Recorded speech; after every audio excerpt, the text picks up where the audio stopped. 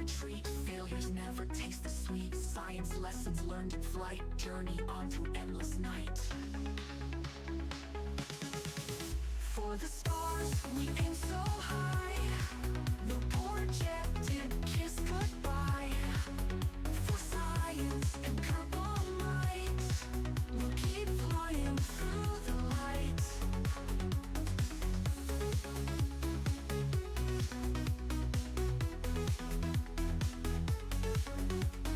Rocket launch with hope so grand. EJ's got the master plan. Thrusters burn to reach the moon. In his eye you see the tune. Orbit dreams won't be delayed. Lessons learned from missions made. Kerbal Kind will forge a path to the stars beyond this path. For the stars, we aim so high.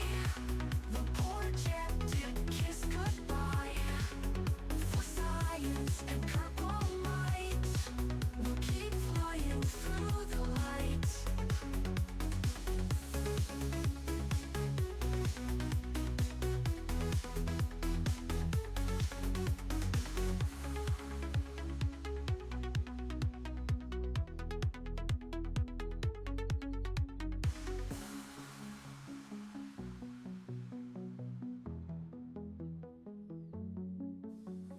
Rocket launch with hope so grand. EJ's got the master plan. Thrusters burn to reach the moon. In his eye you see the tune.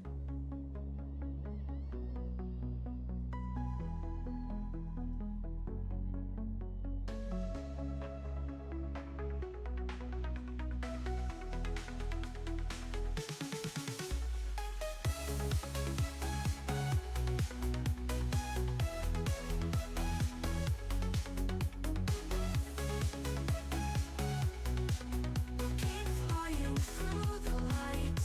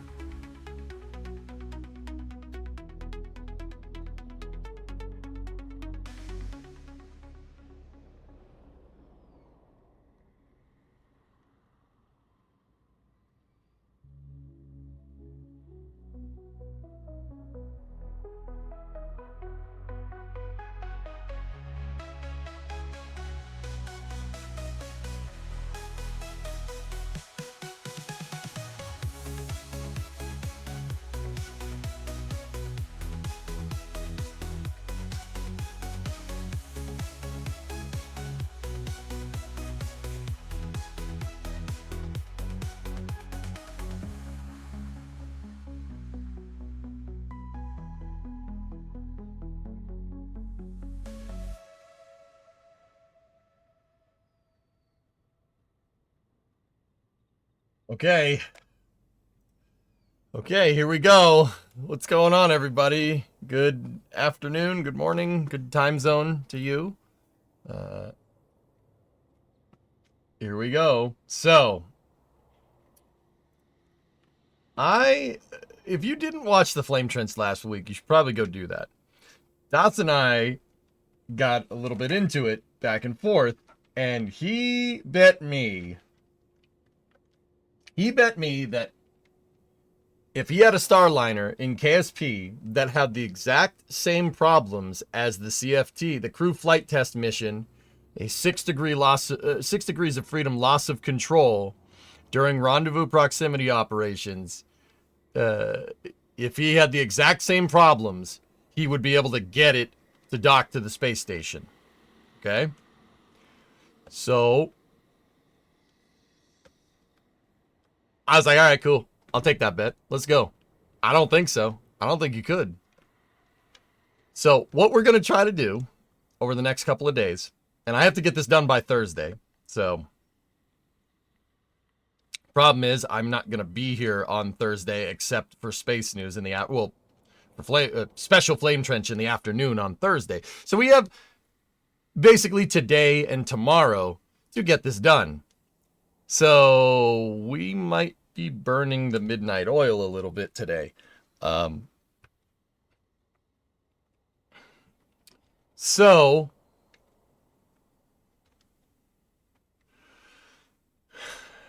we're going to try to build a Starliner capsule, and then after that, try to get it into space in Kerbal, get it to a space station, and we are going to basically put it in a scenario for DOS to play where we simulate the exact loss of control that happened. This is going to be a little bit of a tall order for 2 days. Discovery, go at throttle up. But I think we can do it. Flame Trench not on Friday? Oh no, Flame Trench is on Friday. It's just DOS couldn't be there on Friday, Vargon, so you're going to get 2 Flame Trenches kind of this week. One Flame Trench is a follow-up to last week's Flame Trench, and then on Thursday, and then Friday's Flame Trench is yeah, the regular Flame Trench, which I also will be on. So we basically have until Thursday at 6. But the problem is I need to drive Bree to the airport because Bree's going somewhere. Can't say where. None of your business. She's going to Nanya. And I basically Thursday's stream, early hours Thursday is a wash. So that means we have today and tomorrow to build a Starliner out, replicate the Starliner, make it work exactly like the real one, as close of an analog as we possibly can in KSP. And I think I already have an Atlas rocket lying around in one of my Kerbal saves. I'm pretty sure we could find one, or just find a way to get it into space, and then fly the thing, make sure it flies right, and then somehow figure out through testimony and through watching the stream where the exact thrusters, watching the prior streams, where the exact thruster failure was, which thrusters it was, and then get the scenario up and running basically by Wednesday night. Couldn't you use Jebstone? Yeah, sure. I heard Nanya, this is nice this type of year. Oh, you heard Nanya is nice this type of year as well. People said that in both chats. That's okay. So I have today and tomorrow to get this done. We might have to go all the way through. We might not space news today. Tomorrow, oh yeah, because Jared Isaacman's confirmation is tomorrow, and then we also have the Project Kuiper launch tomorrow. So you're gonna get a lot of Kerbal over the next 2 days here from your boy. Lots of KSP. Oh no. Does that mean that NSF are also streaming it? Streaming what?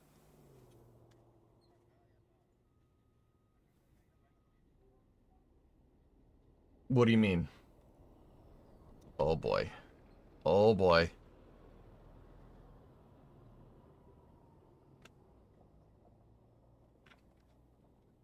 Here we go.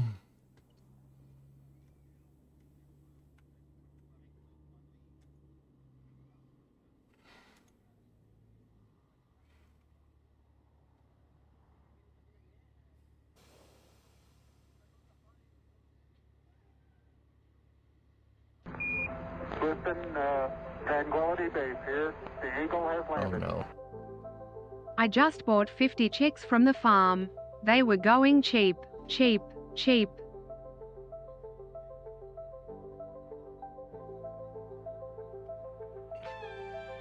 Hi, Geeson.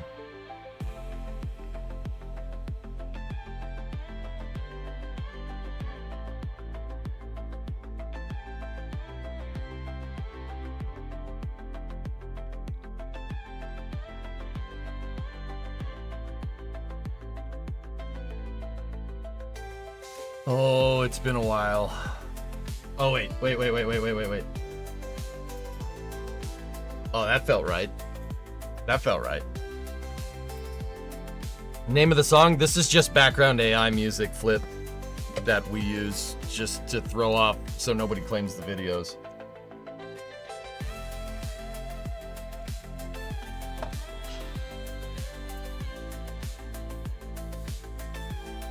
And no, because I said I want to actually make it and have it work, and then make it not work. Actually, KSP2 might be a good idea. No. So how long until someone comes in to talk about KSP? Yeah, test. Yeah, Hillness, I mean, would we expect anything less from Tessa? All right. Here we go.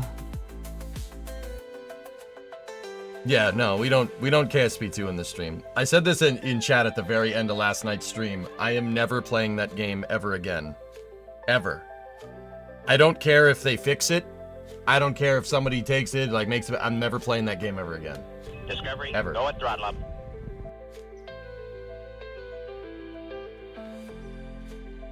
Oh.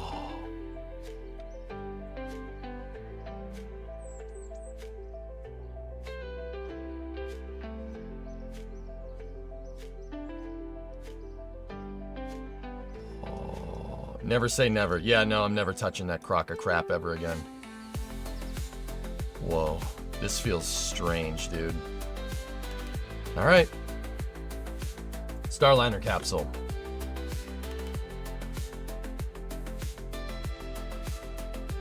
All right.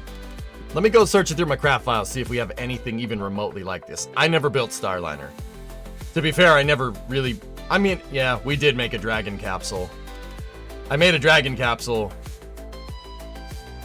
because I wanted to see if I could make like a Super Draco landing capsule. But if you guys know me from KSP, like I don't do capsules. We don't do capsules here. Capsules are lame, all right? You know, capsules be all like, well, here am I sitting in a tin can. No, not tin can. Tin brick, okay? We fly bricks here, sir, all right? Not gumdrops, all right? It's not a candy.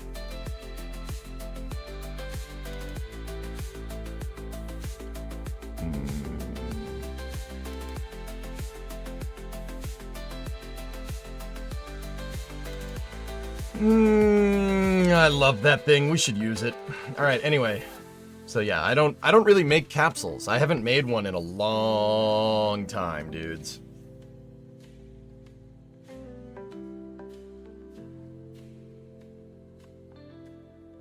Kid in Space Agency. I'd play that. Sure, absolutely. Whenever Dean and the boys get it done.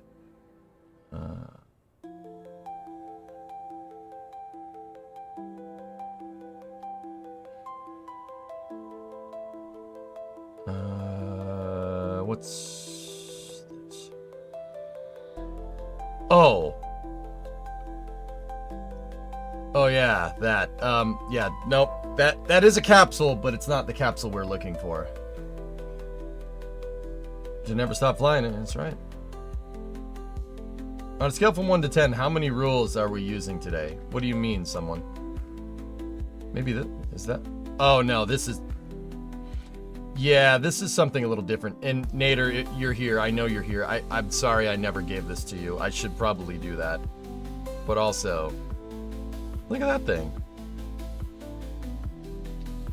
It's got a party hat. Isn't that nice?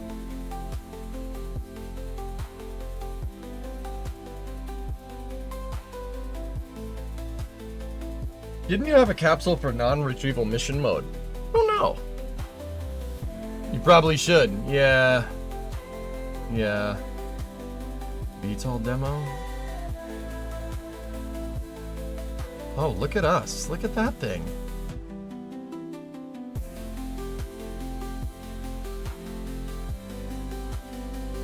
Ah. We did get that to work, didn't we? I don't know how I did that, but whatever. Would a spaceplane smaller than the shuttle like Dream Chaser experience more or less heating? Thinking like square cube law.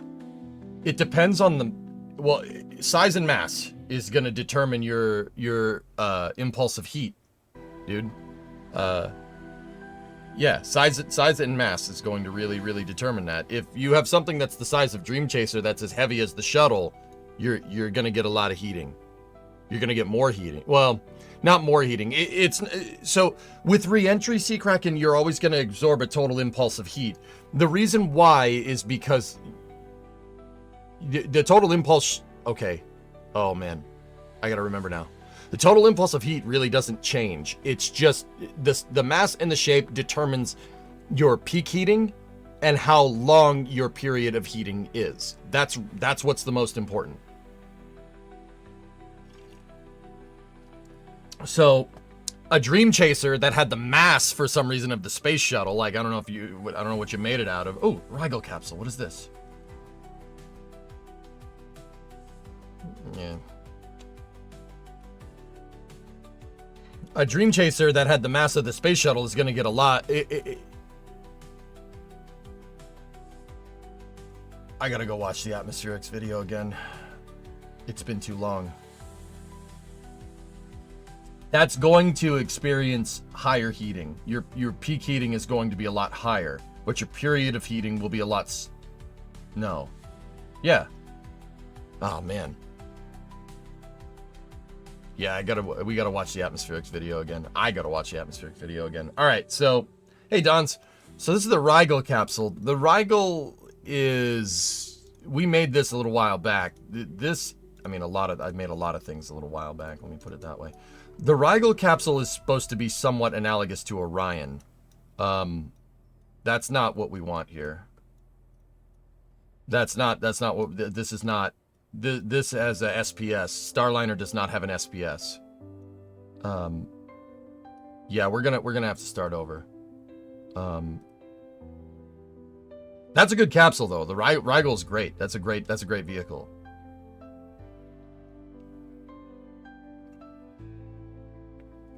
I'm forgetting the atmospheric re-entries, Sea Kraken, and I'm a little ashamed that I'm forgetting it, dude. Your total impulsive heat is right. You're always going to absorb the same amount of energy because you're most things can. I mean, it really is dependent on terminal velocity, but more or less it's the same. It's your peak heating temperature and your period of heating. So let me just go back to your question because I just confused the frick out of myself.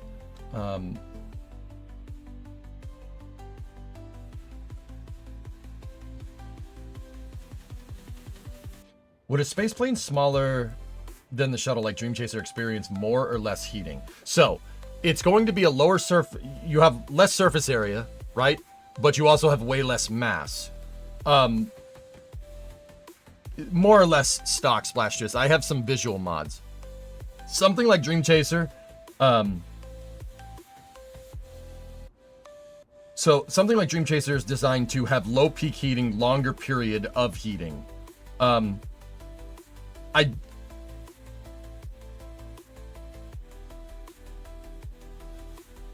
The period of heating would be longer, but I think your peak heating would be a lot lower with something like Dream Chaser, just because it's such low mass. Most of Dream Chaser is empty space because it's got such a big cargo hold, like the space shuttle. Similar. A lot of the space shuttle is just hollow space. You know, so I would say lower peak heating, but the period of heating would be longer. So I would say lower, but I wasn't expecting this question this early, but yeah, I think that's right. That's why the X-37 can do insane re-entries. The X-37 can do insane re-entries because of its tiles. It's using tough rock, the unifibrous tile. This. It's using this. Something like this. This is a Starship tile, but it's the same idea. The unifibrous tiles are very good at absorbing a crazy amount of heat. This can absorb frankly insane amount of heat. You see where I burned it with a blowtorch right there? I burned that with a blowtorch and I had my thumb right there. Now, I don't know if you guys can tell. That's maybe a ½ inch between the edges there. I had a blowtorch right here and my thumb right there. I didn't even feel any heat. That is ridiculous. A blowtorch, not map gas. It was just regular blue can torch. But yeah, the tough rock tiles are insane at absorbing heat. It's actually nuts. What is the density of that stuff? It's got the density of like very thick styrofoam. What flight is that from?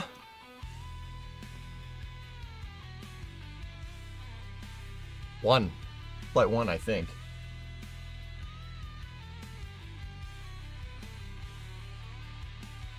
All right. So, let's get back to work. Good questions, though. Quick question. What was your reaction to IFT 7 and 8? The IFT 7, Smart Freddy, you can see that on NSF's IFT 7, the Flight Test 7 video. I'm there. They had a behind-the-scenes thing, and dude, honestly, Starship ruined rockets for me. Like, I don't think I could, like, it ruined rockets for me, dude. Like, that's the truth. We got to start new. Yeah, the freaking thing ruined rockets completely.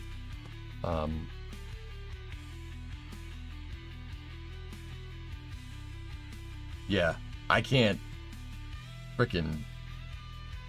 My reaction, dude, I went full tilt. Like, dude, I like having a good time, especially when a rocket launch. Rockets get me fired up. I'm like, yeah, let's go, baby, that's awesome. When I saw Flight 7 go, I was just like,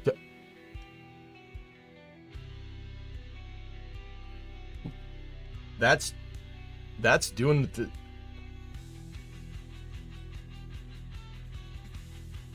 Like, my expectations were exceeded so much, dude. I was just like, that's pretty cool. Look at that. Oh, there it goes. Oh, look, it came back and they caught it. All right. That's all right. You know, Freddie, I was just like, that's pretty cool. The catch is insane. And then what Flight 8, I kind of understood what was going on more. I have the footage of Flight 8, and I'm just like, that's so freaking cool, man. Like, anyway.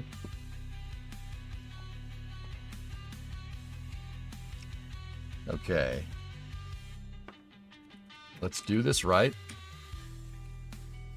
Last modified, 4825.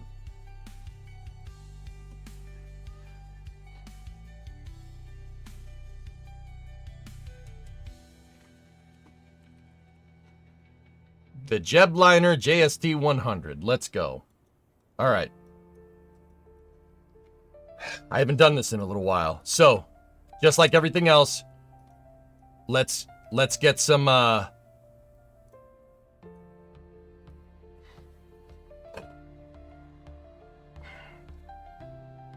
Remember when they said way back, yes, we were going to catch it, and everyone was saying there's no way. Peter, the more when I first heard them like catching the booster, I was like, really? You're gonna? All right. But the more I thought about it, especially after, well, kind of prototyping Starship and stuff in KSP, I was like, okay. I see how they're gonna do this. I made chopsticks. In fact, that was the last thing we did in KSP. So, this is a 2.5 stock capsule, Robert. This should be good enough for our simulations because it has thrusters in the same positions as Starliner. I'll get more into that in a second. So check this out, dudes. We built the chopsticks.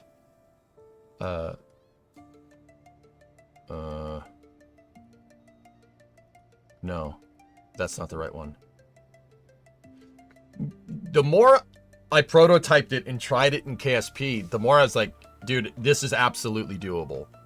Like, it's absolutely doable. And it's actually a pretty dang safe bet, which that's what gets me.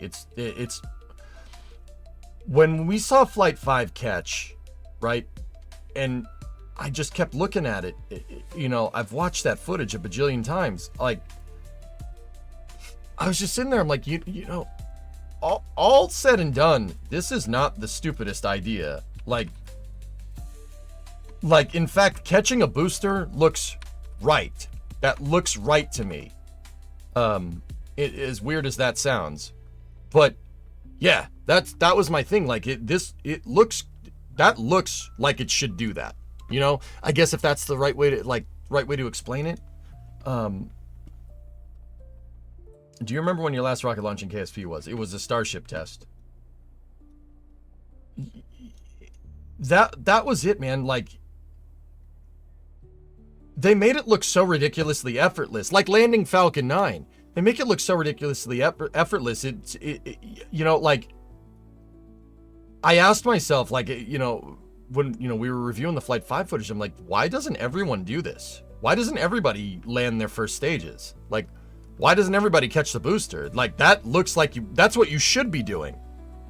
That's what you should be doing. That's what we should have been doing this the whole time. Like, imagine like a space shuttle with like 4 Falcon 9s on the side or something, or like a space shuttle with a super heavy underneath the external tank, like the old school Saturn shuttle style.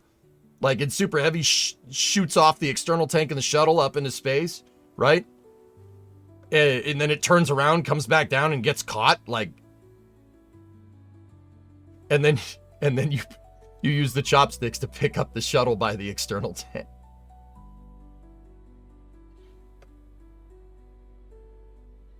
I was afraid this was Discovery, going to go happen. and throttle up.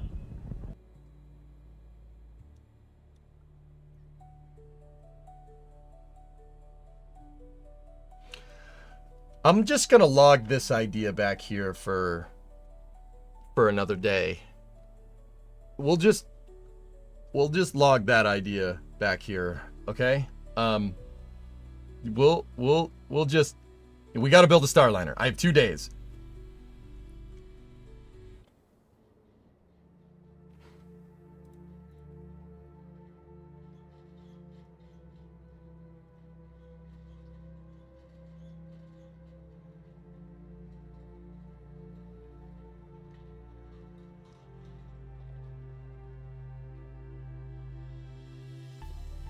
Okay.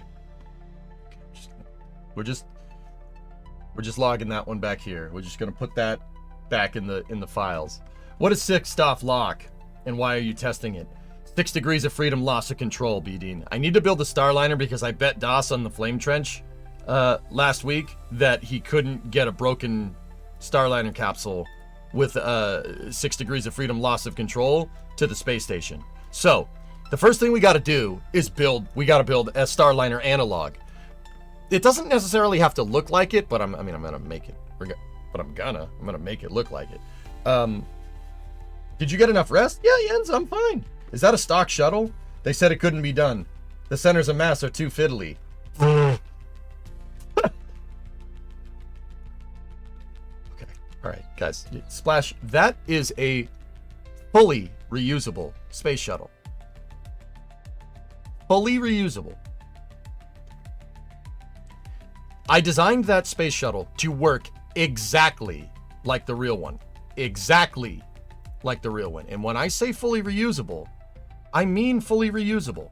You could drag it right back to the pad. You could put you could put new payloads in it if you really want to. It has the Longeron pin connection system. You could put payloads in it. You can move the arm out of the way. If you want to put more stuff in, heck, you could take the arm off if you really want to. You could fly with 2 robotic arms. I have the mounting point over there, just like the real one. This works. This is a stock KSP shuttle that is analogous in function to the real thing. It works exactly like the real one. As real as you can get in stock KSP. Oh, this is a shuttle. Oh, she flies. She flies good. Dude, when I say reusable, I mean reusable. My external tank attachment points are using RCS balls as pilot bearings to hold this thing in place. And then a Kerbal can come in and construct and strut the aft attachment points. The forward bipod strut is your master control point, master point of connection to the external tank, and it's on a docking port. How does that work? Well, how does that work during re-entry? I attach the docking port to something that you can sink a lot of heat in. The Mark III cockpit can take a lot of heat, so the docking port conducts heat into the Mark III cockpit during entry, using the cockpit as a heat sink, and, well, these tiles as well. These panels aren't there just for show. They are, in fact, its thermal protection system. The way this is set up uses the tiles like a gigantic heat sink, which is basically what the tiles are. They are a heat sink. You sink insane amounts of heat into them, and they get warm and they go from there. This has worked. I have this set up and built actually like a heatsink. Go and throttle up. Every row of tiles is on a different strip, so they work hierarchically to disperse the heat correctly. Yeah, that was hard to do. That took a long time to make. Making that shape right there was one of the hardest things I've ever done in KSP, but we did.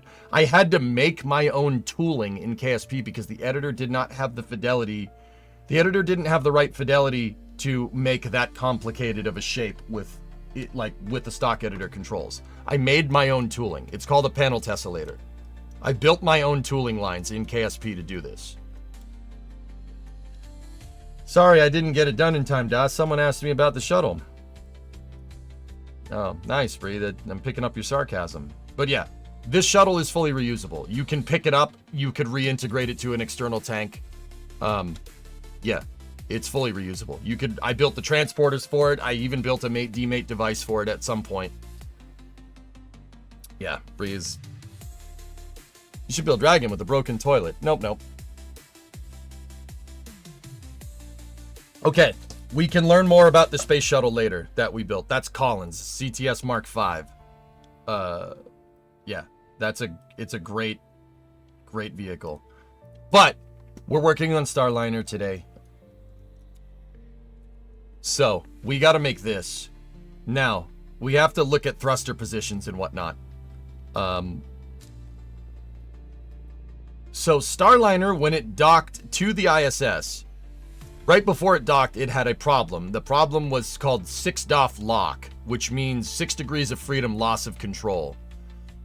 Barry Wilmore had manual control of the capsule because the automatic docking system kept blowing out thrusters. And when I say blowing out thrusters, basically the thrusters got too hot and the computer disabled them as a controls mechanism.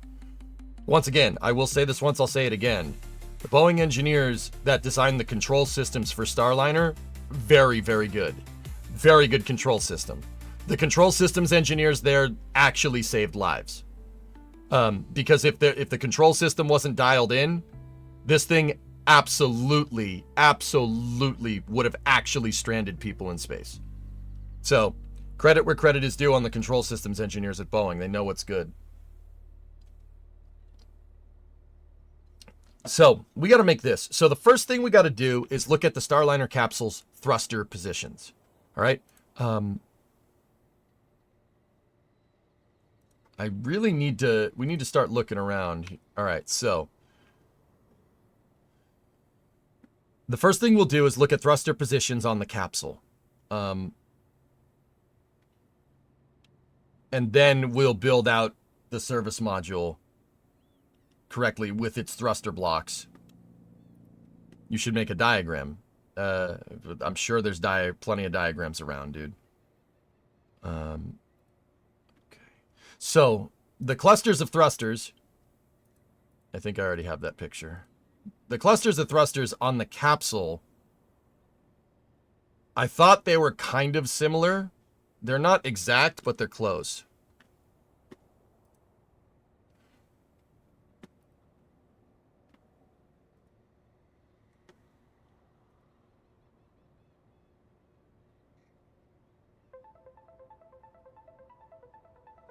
Get the tunage going. Clusters of thrusters. Was the capsule on track to damage the space station when it lost control and regained, or was it bound to sit there? The way NASA does their V-bar alignment, Dean, the capsule could basically fly ballistic for 4 orbits before it has the possibility of hitting the space station. That's why they're very slow and precise during docking, because they always want to make sure that the capsule is in an orbit where it won't crash into the space station. That's why 6-DOF lock, 6 degrees of freedom loss of control, is such a big problem during rendezvous proximity operations. So I'm going to go NASA acronym on you. 6-DOF lock during RPOD is insanely bad. That's like Apollo 13 levels of bad. And that's the argument that Das and I were having. He was like, oh, it's sensationalist. They got the capsule to the space station. It's good. Which is fair. There are a lot of sensational there's a lot of sensationalism surrounding Starliner, and it pisses me off. It's a good capsule, but I'm critical of Starliner because I want it to succeed. People that are sensationalists about Starliner are critical of Starliner because they want it gone. We are not the same. Okay? We are not the same. Yeah, that is that's Egypt right there. Yep, Egypt, Saudi Arabia. That's the Sinai Peninsula right there. Yeah, Libya's over here.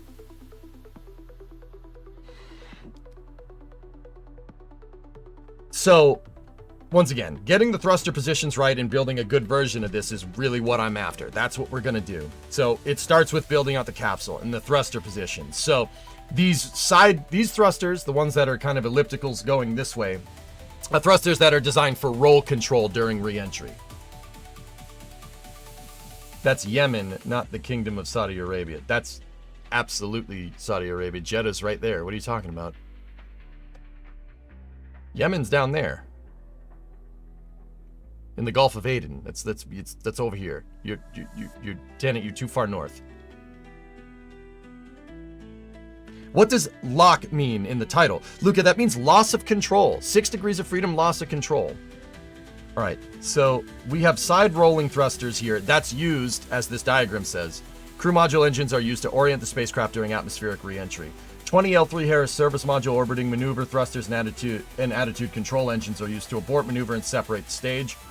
28 service module reaction control systems engines built by L3 Harris, and then the 4 RS-88 launch abort engines. All right, let's get those ones right.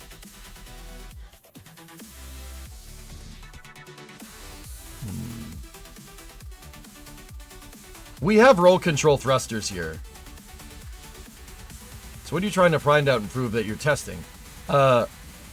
Is losing control of the capsule, can you lose control, can you lose the thrusters that they actually lost and still nurse the capsule to the space station with manual control? That's what Das and I are kind of going back and forth with. Sea Kraken had an awesome 3D model. Okay. You got something for me?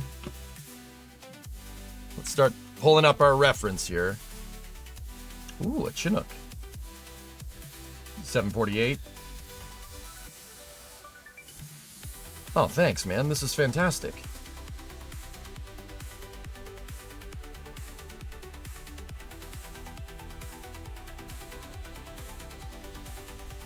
It only...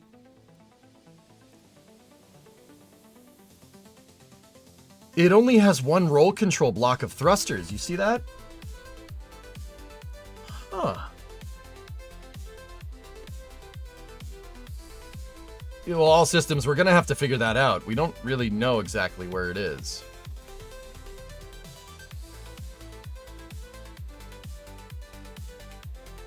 So, the other thing we got to do is figure out what's the up axis orientation on this capsule. You know, we can't.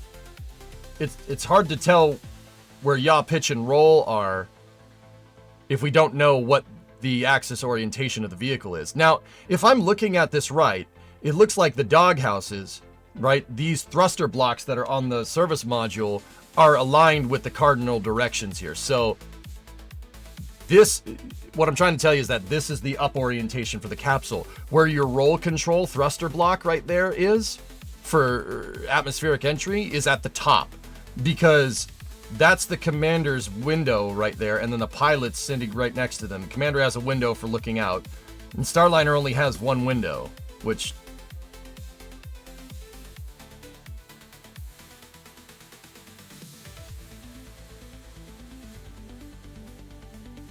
And then the door is on the quote-unquote starboard side, the egress hatch.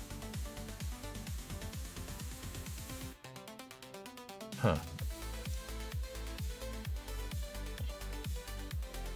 So the center of mass would be on the opposite side. Yeah. Capsule center of mass is biased towards the nadir of the capsule, if I'm looking at this right. Okay. So Is there any other stock capsule that we could use? I think the 1-3 command pod is close enough. Now, what I'm going to do is get rid of the monopropellant on here, and then we are going to disable the thruster controls on this, because the thruster blocks aren't in the exact right spot. The me of the capsule? Yes. So now, all right, where's our center of mass here? Okay. The roll control thruster block is up here at the top. All right, so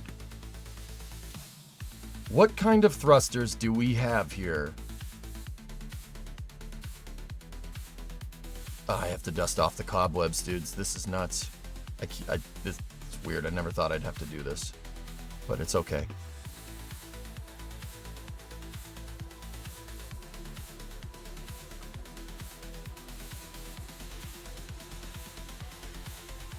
Here we go.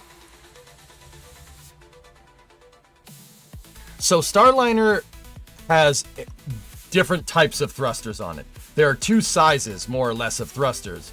There's crew module engines. There's service module OMAC, orbital maneuvering and control engines. And then there's service module RCS. Okay. Let's say they became adrift and reboot failed. What was the plan? Suit up and wally out of the ISS airlock? Does the ISS still have the chair with RCS? It has safer packs, Pogo. If they became adrift and the reboot failed, the first thing to do is to not do something stupid. Figure out why the thrusters failed. But once again, you have 4 orbits at the very least before you're going to have a possibility of colliding with the space station. 4 orbits is 6 hours. 90-minute orbit at ISS altitude. No, you have 4 hours. Figure it out. If you have to nurse the capsule to the space station, do it, because if you're not sure the thrusters can get you home, nursing it to the space station and using it as refuge buys you some extra time to figure out what happened with your thrusters, which is exactly what NASA did. They nursed it to the space station. It barely got there, but it got there. All right. So, like Starliner, we're going to have smaller thrusters and bigger thrusters. We're not going to be able to use the thruster blocks. We're going to have to design these systems ourselves. So, all right. Discovery, go at throttle up. Okay. So I'm going to take the capsule. I'm going to rotate it 10 degrees.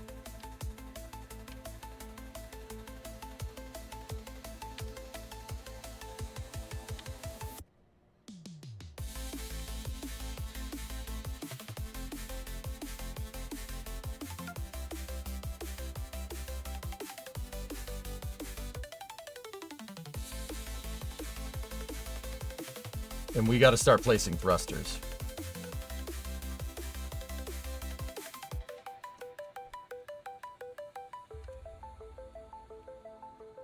First thing I need to do is how we place this. It placed a little strange. So we got to make sure the thruster orientation is snapped to to absolute axis to get the control systems that we're looking for. All right, so now that thing needs to go this way. Hey, Unit B. What's up, buddy? And it needs to be basically right there. Now, it looks like those thrusters are kind of pointed a little bit downwards, and they're pointed they're not like perfectly sideways. They're pointed like this a little bit. So we can recreate that.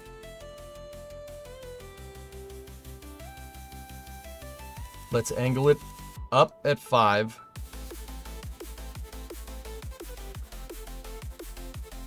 Give me 1 second. Somebody open the door. I'll be right back.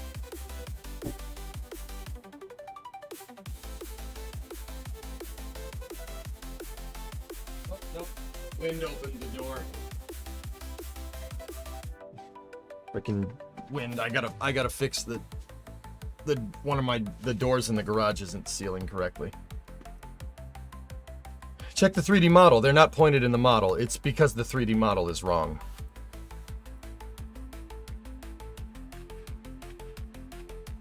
I would trust a promo graphic from Boeing over a fan-made model.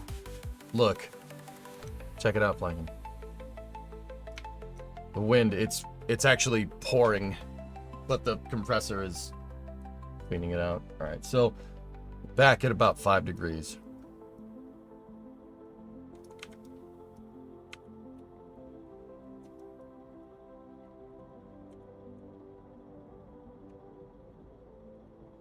Back about 5 degrees and up 5 degrees. Actually, it's definitely more than that. Let's angle it a little bit more.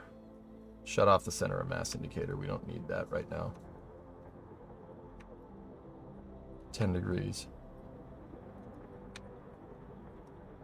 Yeah, that's more or less right. Okay, cool. Now I could sit here, place the other thruster, place 2 over there. I'm not going to do that. What we're going to do here is get myself an octagonal strut.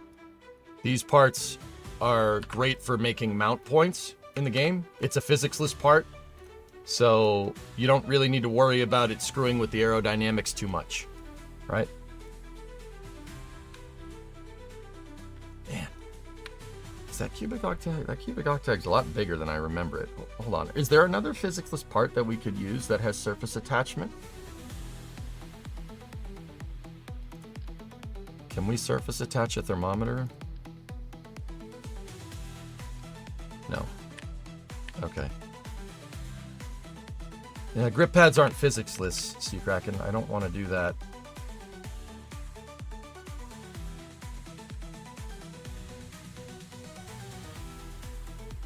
Are those the thrusters that don't work? No, Shannon. I'm just building all the thrusters out. I don't really know which thrusters they lost. I'd have to go back and look in the press conference. If the challenge didn't call for a stock craft, I would recommend downloading Restock and Restock Plus. Yeah, I'm not using mods. I don't use mods in KSP. I like building with what we have.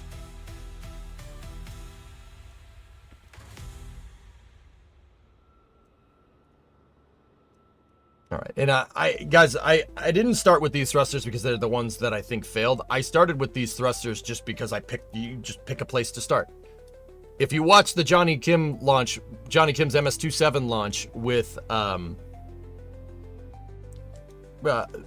2 cosmonauts last night, we stayed up really late and watched him launch. They did Johnny Kim had a promo, and in his like astronaut promo, he said something very, very pertinent to doing something challenging, one step at a time. So just pick something. So I just picked the thruster block. Let's just start with that. Easy. So now, take a look. Instead of placing 2 thrusters here and trying to get them all figured out and trying to get everything right, it's a big pain in the butt.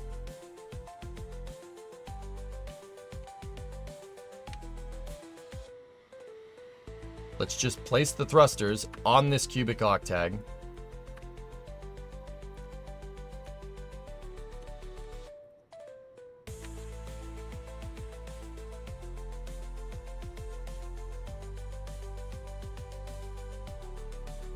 All right, so now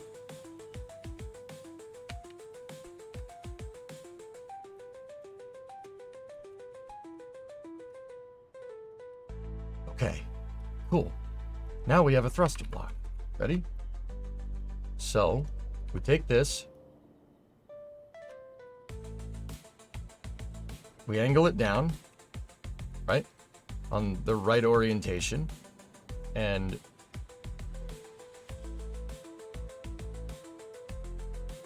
from here, we can adjust each thruster very easily, right? So if we wanted our 10 degrees back, 10 degrees back, and then 10 degrees up.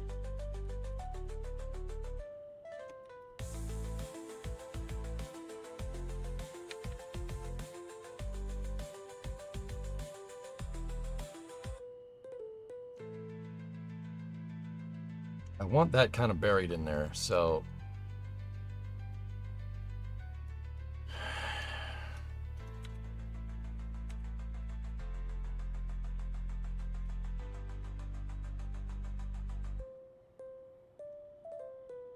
All right.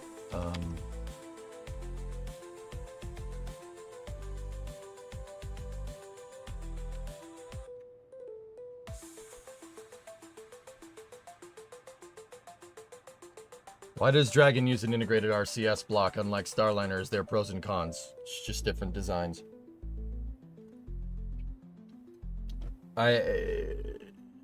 Grim, I gotta kind of cook here a little bit, dude. I could discuss those. We could discuss the finer differences between Dracos and the L3 Harris thrusters that are shuttle derived on Starliner, but that's a whole conversation, and I don't really have a lot of time here to build this thing, you know? Like, I gotta, dude, we gotta cook, man. I gotta kind of sit here and build. All right, I'll ask during space news. ... Okay. All right.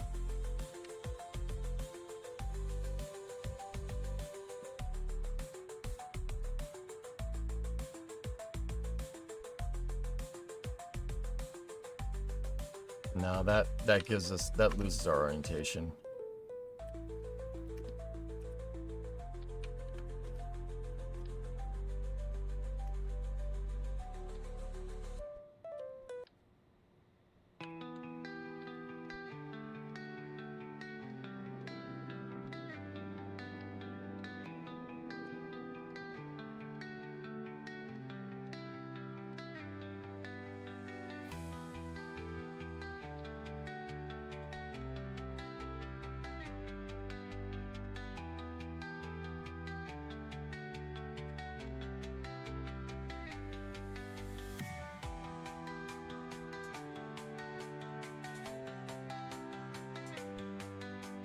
Okay.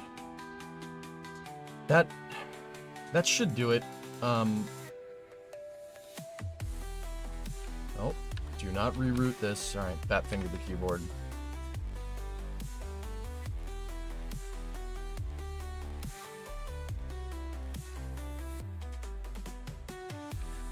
I actually have to get used to KSP's editor controls again, and I don't know how to feel about that.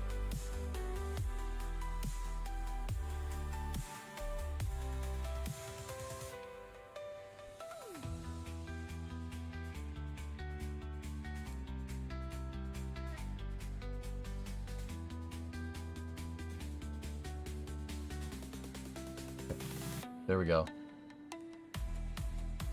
Hey, Red Panda, thanks for the raid, man.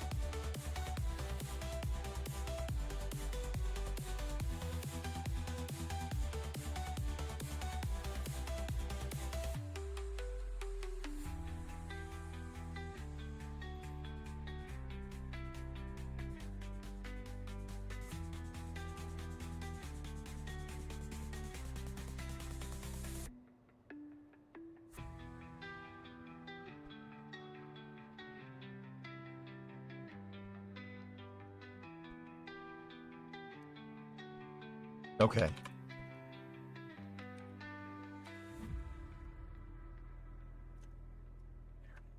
There it is. Perfect. All right. Excellent. I'll put something up here to make it look nice in a second. But what we can do... Watch. We take this. We know its exact position. If we mirror this, right? Move it back into an absolute position.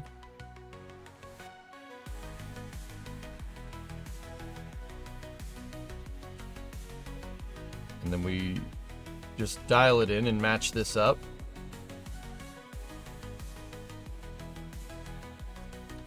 All right, local orientation. That. Get rid of the original.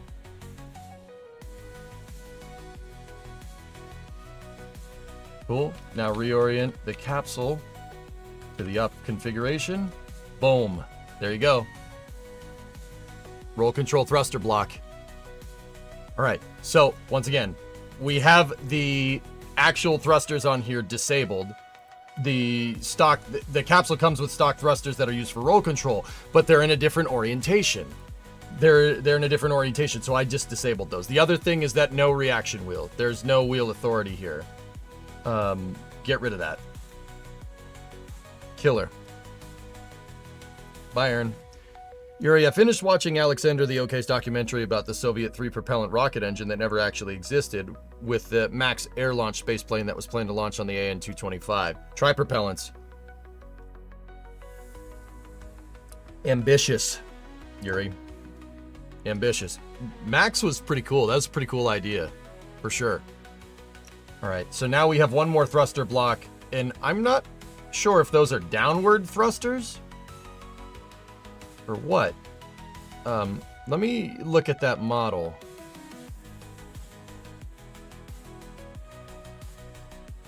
The very interesting thing here is that there's only 3 of them.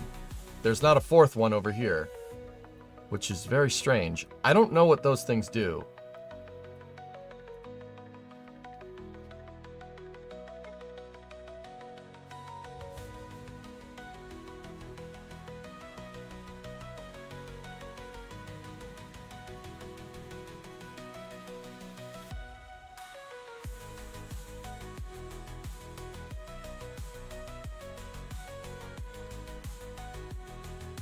Why is there only 3? And then there's another set right there. I don't know what the heck those do. Like, I'm not sure which axis of movement you're trying to control. So, guys, here, let me explain something. So, all right, you know, we have our, look at that. We got our heat shield, right? You got your capsule. Now, interesting thing here with capsules, okay? We'll keep the full ablator on because we're kind of low on struts. All right, so capsules, you see how our center of gravity, this is a center of gravity indicator in KSP. Obviously, it's basically directly on the center line of this capsule. So what I'm going to do here is I'll make a ruler just so it's easier to visualize. There's a really, really nice and fun way of making like straight lines in the editor, so you can use the editor, you can use it to measure things.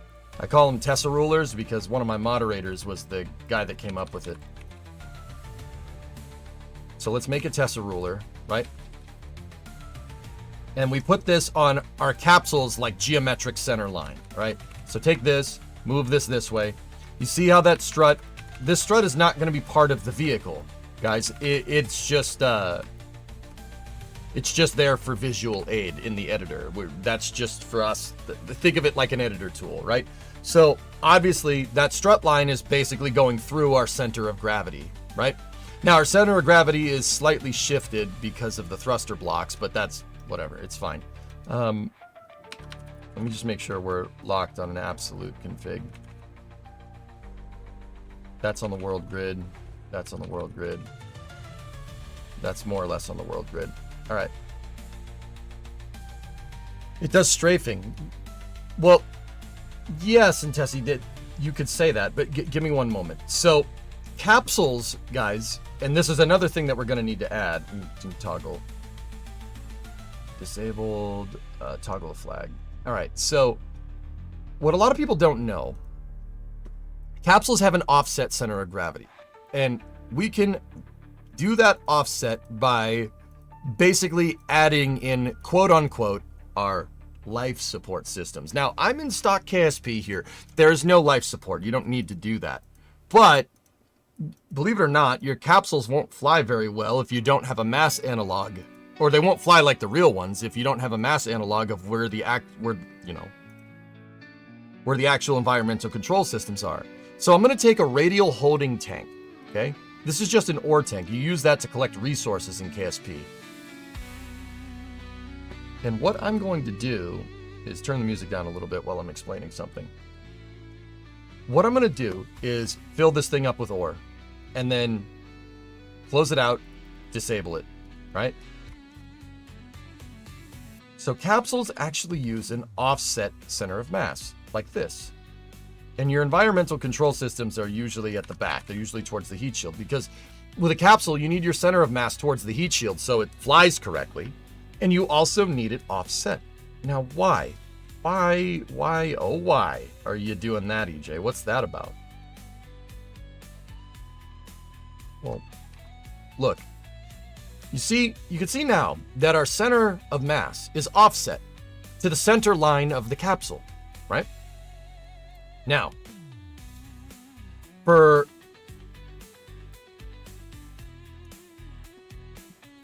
visual purposes, guys, I'm going to show you, I'm going to put a wing on this so we can get the center of lift indicator working, right? So, see that? Center of lift. So that's your center of lift on the vehicle. So now, what I'm going to do is we take this center of lift, right?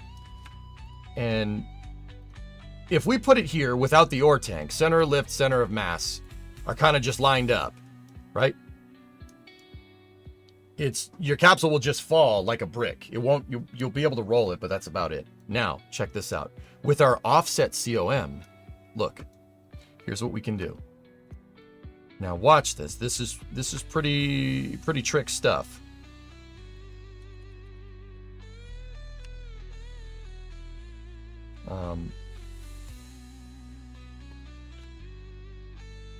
The center of mass actually probably needs to be a little bit lower. So just for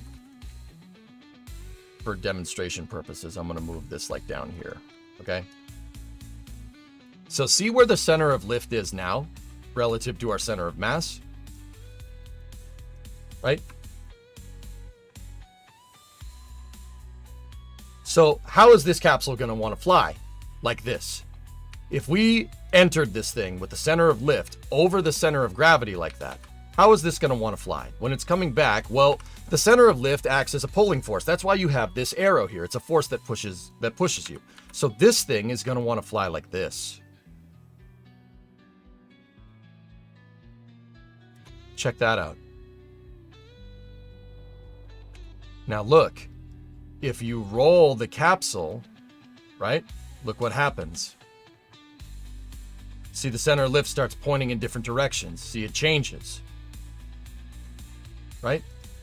Flying like this, right? Flying like that is going with the offset center of mass like this. Flying like this is going to make your heat shield want to face up. Right? So what happens if we rolled it upside down? Look. That's going to make you want to fly like this. Do you see what I'm talking about? Your center of mass wants to go first, and your center of lift's always going to be pulling in that direction. See what direction it's pointed in when I orient the capsule like this?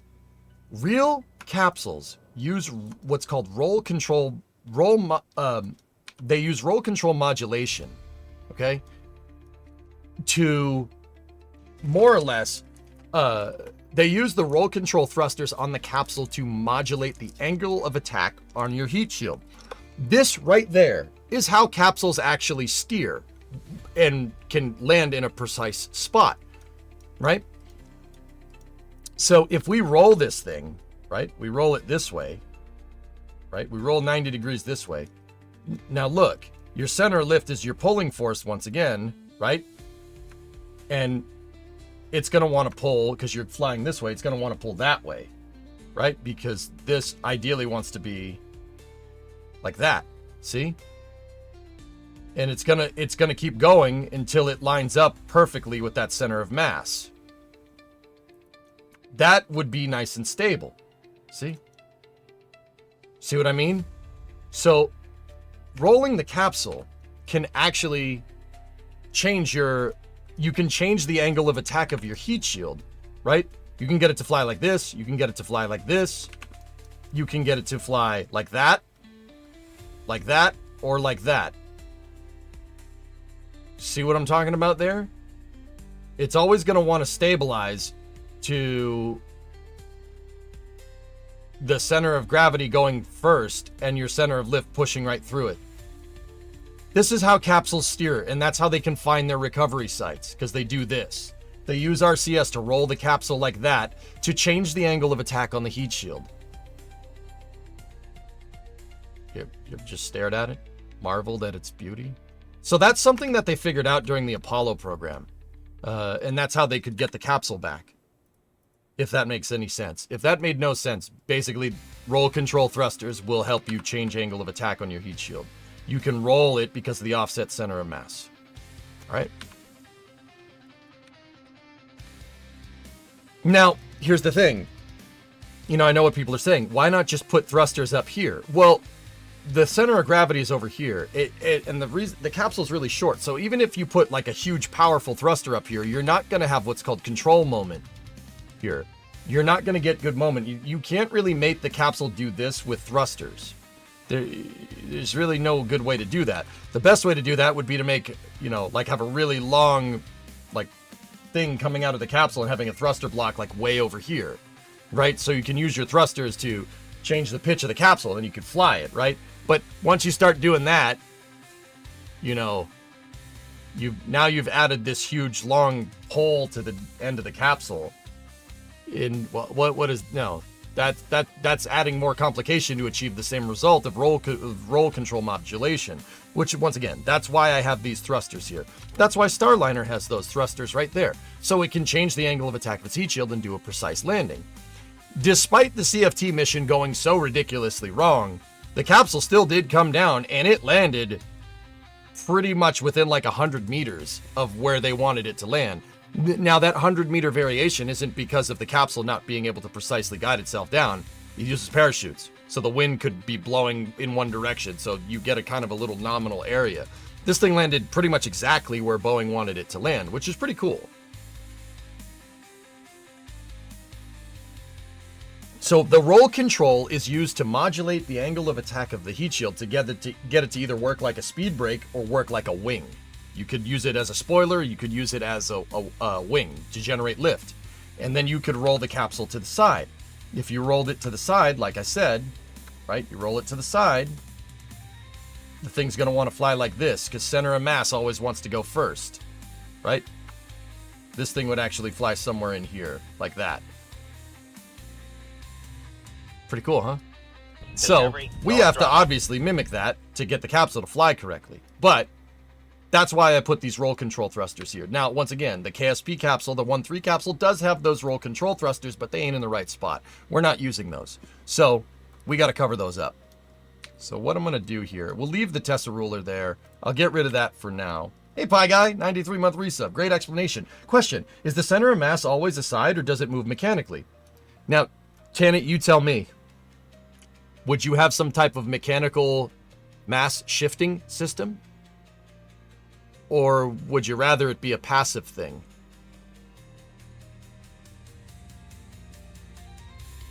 In the case of small interplanetary capsules, we use something simple, spin stabilization. Yep. Spinning is in fact a good trick. Not a spoiler, still a wing, just down. Yeah, they got a word for that, Wartaz. It's called a spoiler.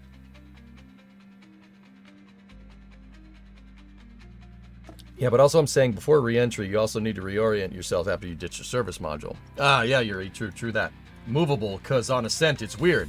Asking. No, Tenet, I'm asking a question back to you to get the gears, to get the, you know, the wind-up monkey going in your head. This is how I explain things. Okay, so what's your trade-off here? What's your trade-offs? Some type of mechanical movement system is going to increase complexity and increase mass. Mass is always in very high demand for a spacecraft. Now, a shifting system, right? A shifting system you could put in makes the capsule could make the capsule a little bit more maneuverable, right? If it shifts in aligns perfectly, or you could change the modulation on your thrusters to compensate for an offset. Now, once again, that ore tank hanging down there, that is a huge... I did that for an example, just to show you guys. In reality, it's more like this. Here, let me show you.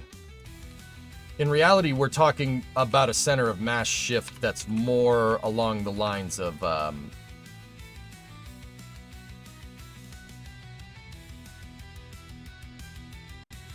it's not a lot, dude. That's what I'm trying to tell you. It's not a lot. I'd say in reality, it's probably something like that. It's not that far off. The point is, a mechanical movement system is going to cost you mass. It's easier just to configure your thrusters to take that into it, to take into account an offset. Fun fact. Check this out, dude.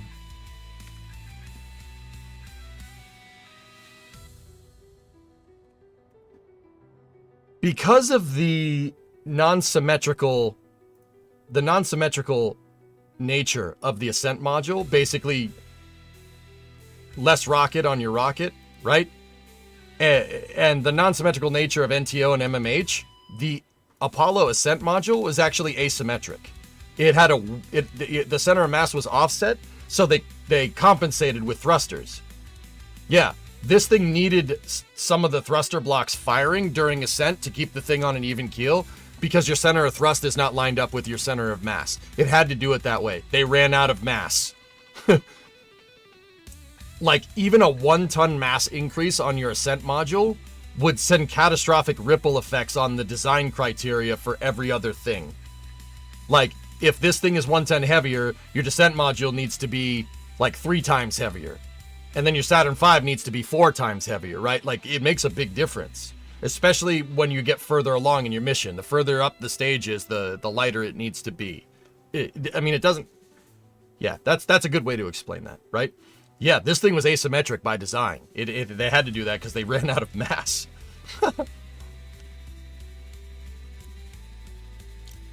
But yeah, Tanit, in reality, it's not offset by a lot, dude. So they just compensate. They compensate for it. Yeah, that makes a big difference. Yeah, Hellfish, yeah.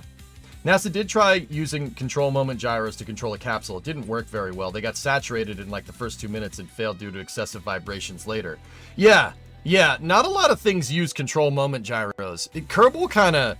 This is something that Kerbal doesn't really teach too well. You have control moment gyros, the stabilizers. Dude, not a lot of spacecraft use these. Seriously. You use the thrusters for your stabilization to stay put. This adds way too much complexity and way too much mass to your design. The shuttle didn't have these. And the shuttle's 60 tons. It didn't have CMGs. Coincidentally, Buran did, which is very interesting to me, but yeah, that's probably because that airframe is designed to have 3 Mack trucks worth of engines in the back, and Buran not having that, they probably had some mass margins to put a CMG in, which is very interesting. Gotcha, thanks. I was thinking about a liquid maze that shifts the center of mass. Silly me. No. So, once again, we're going to build this into this design. The thing is, Tanit, in Kerbal, you don't have to worry about life support, right? At least in the stock system. In the stock game, there's TAC life support and stuff, which is fantastic, right?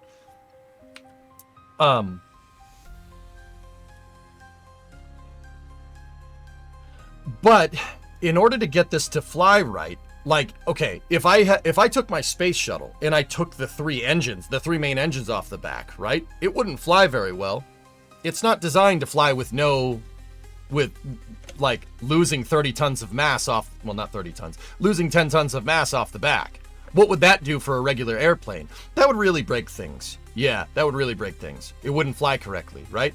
Capsules are the same way. You have to get your capsules to... You have to put in mass analogs into your capsules to take into account that real capsules have life support systems on them. Those life support systems take up mass.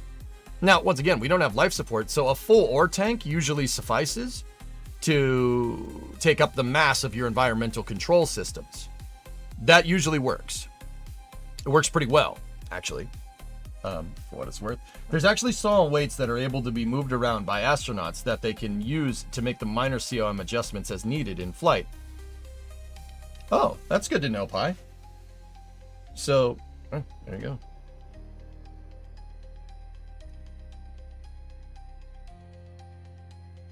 Cool. That's good to know, dude. Kind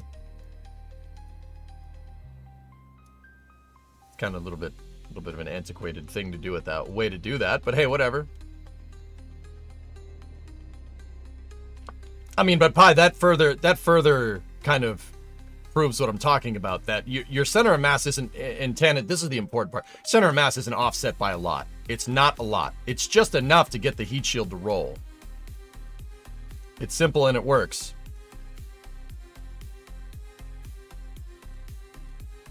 Thruster modulation should be able to solve that problem, Pi, but then again...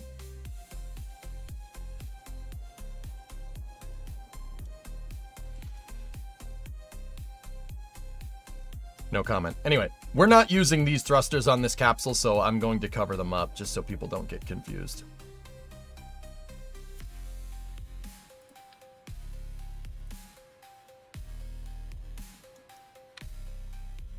I have a custom flag pack that has a bunch of color swatches on it. Also, it has Cyrillic letters too. It's pretty cool. Exclamation point flags in Twitch chat if you would want this. So what we're gonna do is I'm gonna reorient the capsule.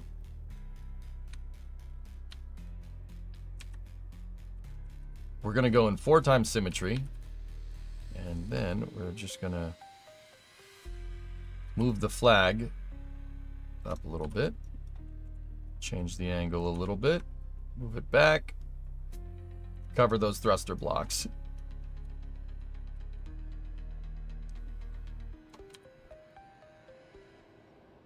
Nobody will ever know.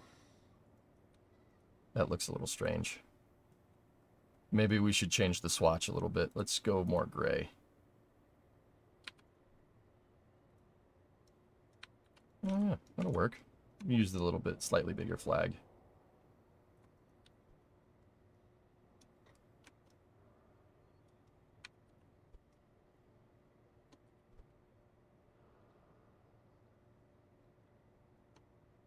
No, we could probably get away with the small one.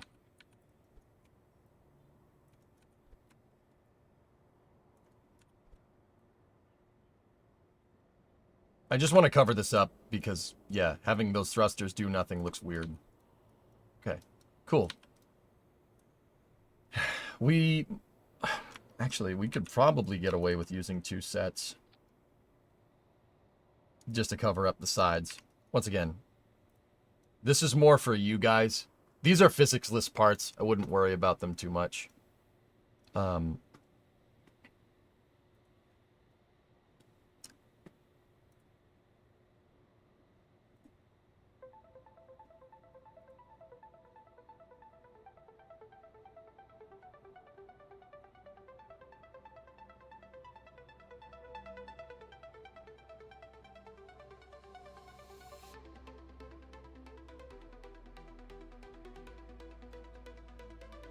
Alright, I'm just thinking about how we could go about messing with these. Yeah, okay, cool, that'll work.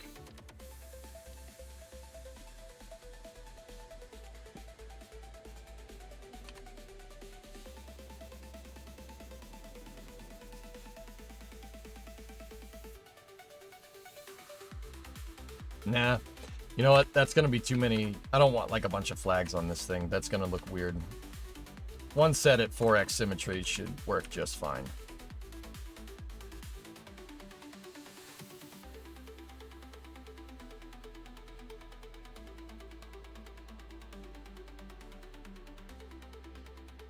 Yeah, and it's covering up the thruster blocks. Once again, I don't want people getting confused when they look at this stuff. Okay, cool. Now, Starliner, that's the LEM. Starliner has another set of thrusters there, and I'm not 100% sure what those are for.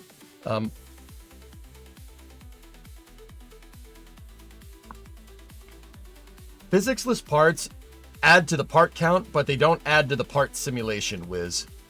Hi, by the way. Long time no see, dude. They add to the part count, but they don't add to the part simulation. What they do, how they coded this, is it takes the mass, and it adds the mass to the part that it's attached to, and that part simulates the physics with the added mass to it. These are not susceptible to aerodynamics, but they are susceptible to physics. You know, calling them a physics-less part is a little bit of a misnomer, but what are you going to do? Are you going to share the finished capsule? We could.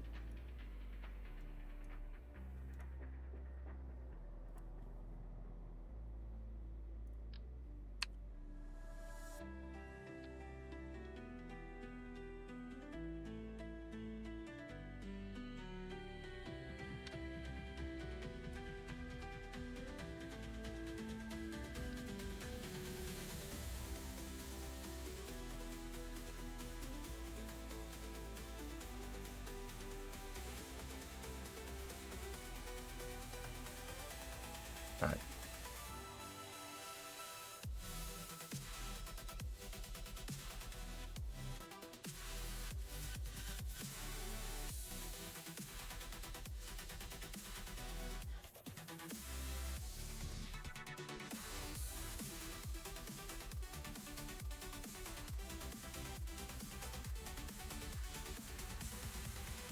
All right, that's good enough to kind of show the indicators where the thruster blocks are. Once again, the thruster, in real life, the thrusters are recessed a little bit, but that's, in Kerbal, that's good enough. Kerbal doesn't know the difference. They're recessed as far as the game knows.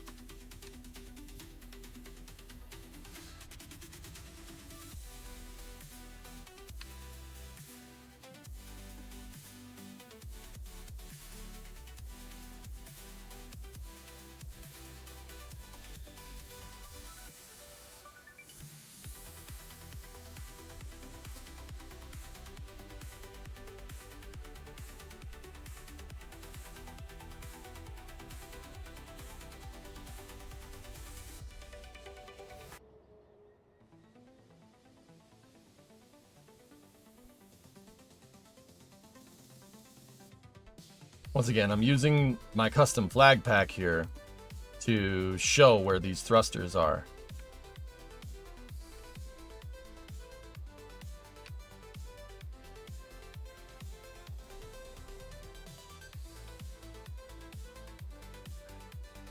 Good.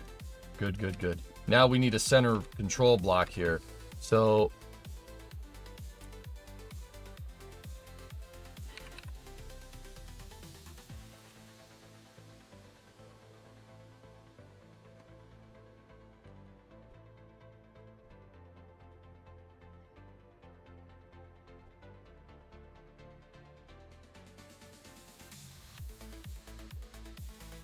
now, hey, Pie Guy, are you here? What do those things do? The only thing I can really surmise here is those thrusters are backward facing? Question?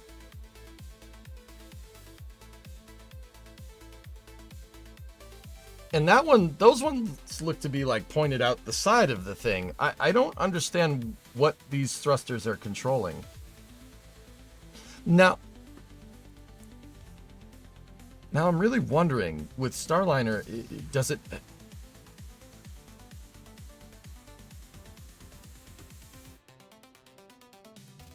I like this model, but I don't think it's... See, it's showing that there's no thruster block over here. That makes no sense. You wouldn't have it on three sides.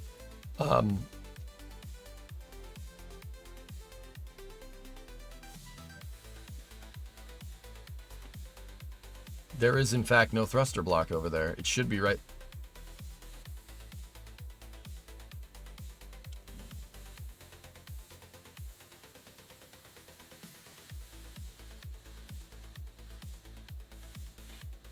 Could the backward ones be for backing away from the station? Yeah, but it's asymmetric. There's one up, there's a thruster block up here, and then there's two on the sides. They're forward firing. Yeah, Patton. Well, why have one at 12, one at 3, nothing at 6, and one at 9? So you have three, like, you have three backward-facing thrusters that are here, here, and here, like that. Where's the fourth one, and why is it not there?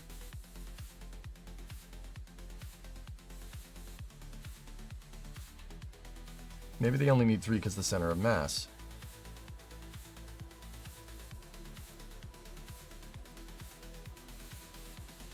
I'm not 100% sure why the asymmetry. Well, Pi, whoever designed this control scheme, right? They only have one block of roll control thrusters that are double redundant, that are 2-fault redundant. You have 2 roll control thrusters for either side. Okay, I get it. You know, other capsules have, you know, roll control thrusters like up here, here, like there's 2 thruster blocks or 3, but they only have 1 up here. You know, like, once again, I understand, but yeah, those thrusters, interestingly enough,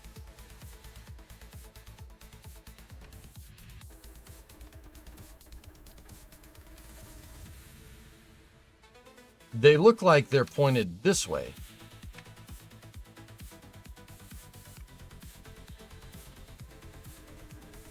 Now, yeah, why you would do that is, I'm drawing a blank. You have this picture for re-entry. Well, I don't have that picture, but I mean, we can add it. Certainly more would be better. Is the one at 12 missing at 6 for some kind of roll during re-entry due to small misaligned center of mass? Yeah, but the center of mass would be towards... Noel, yeah. I was thinking that for a second, but if I'm looking at this right, Starliner center of mass is over here somewhere. The reason why I know it's towards the bottom, right? It's on the opposite side of this block. Well, you can tell. Where's that picture? So see the extra tiles, the shuttle style tiles that are over here? See that? That means that this is going to be the closest to your bow shock during re-entry.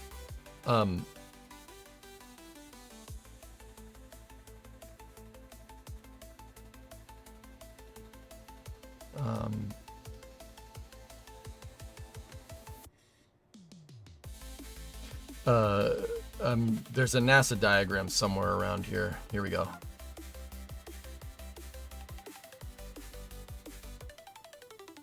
Okay, so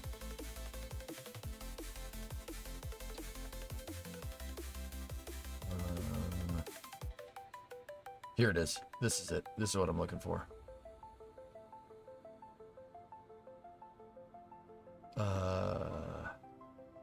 That's with the capsule in skip mode. That's not exactly what I'm looking for. Remember what I said. Long story short, guys, you can modulate the angle of attack on the capsule. So some of these simulations here,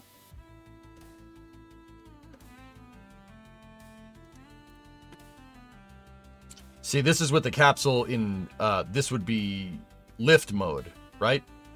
So in this particular case, your bow shock is close to the capsule. See how close it is up here? Now, the other way, if you rotated the capsule 180 degrees, it would, instead of being like this, or like that, how it is right now, it would be like this, right? Your heat shield would be facing up at like 30 degrees. And in that particular case, you would get your bow shock right here. And that's where that extra thermal protection system is. Now, I'd be curious what I'm curious about is there more TPS on the other side? No, there isn't. No. See, they got it built up over there because the capsule's going to spend more time with its heat shield facing up because that slows you down more. The heat shield facing this way is going to push you further down range. This is going to shore you up, right? So we know that our center of mass is down here somewhere, right? It's over there. But why is there no thruster block down there? You still need to control the capsule before entry and ditching the service module, and you cannot do this with only the roll control ones.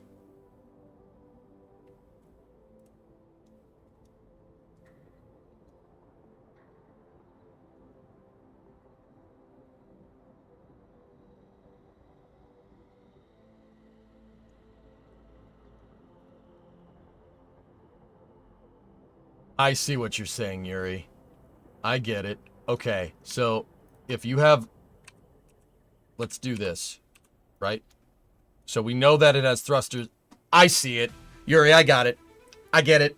All right, I know what this is doing. All right, check this out. So, yeah, these thrusters are not the roll control thrusters that are used during re-entry. It's yaw and pitch control for the capsule to line up your entry. Yuri, you were saying that a second ago. That's right.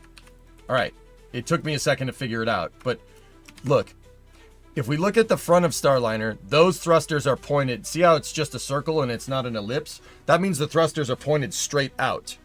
They're pointed straight because there's no cut rocket nozzle, right? These ones, you know, are pointed that way. These ones are pointed this way. They're actually going that way. These ones are pointed down that way.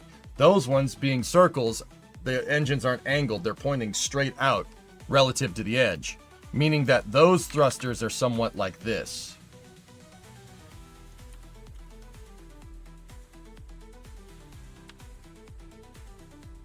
So, check this out. This is actually a pretty trick design, dudes. And this is cool because this is the kind of stuff you learn when you go to make the dang thing in Kerbal. So, look, those thrusters right there. That thruster block. Say you fired that thruster block. That's pitch down. Say you fired that thruster block. That's pitch up. Right? Say you fired this thruster, the thruster block that's behind my melon. Say you fired that one. That's yaw to the right. Fired the other one. Yaw to the left. And you could fire that thruster block and that thruster block and actually slow down. You pretty much have 6 degrees of freedom control here. The only thing you're missing is retrograde deceleration, which you don't necessarily need here. So like the capsule can boost itself. You have yaw, pitch, and roll, all axis, and you could push yourself this way with it. You can push yourself this way with it, but you're not going to be able to push yourself that way with it. There's no backwards facing thrusters. But if your service module, if you've already done your deorbit burn, your service module's jettison, and you're just lining up for re-entry, this is all the thrusters you need. And once again, everything is 2 fault redundant here because you have the thruster blocks are in sets of 2. See? I'll be honest with you, dudes. That's pretty smart. That's pretty smart. That's pretty smart, dude. Credit where credit is due. That's pretty smart. Just saying.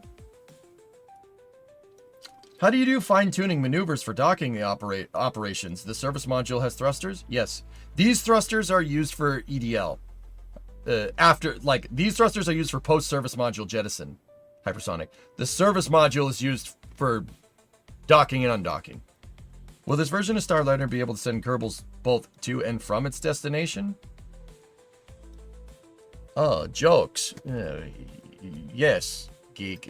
That was a good joke. For now, another joke. What do you get when you cross an owl with a bungee cord? My butt. Is it really 2 fault? Well, you have 2 blocks of thrusters, Viper. So if you lose one, you can use the other one. Makes sense to me. What? I have a joke for you. What is a skeleton's favorite snack? Why must you fail me so often? Ribs! Discovery. Spare ribs! Frick! Anyway, Snow, what's up, dude? What's up, EJ? Hope things have been good. Been busy with work and haven't had time to watch. All good, man. All right, cool. So, and also they were covered when it was docked to the ISS, so they're only used for orientation during reentry. Yes, they're EDL. Absolutely, dude.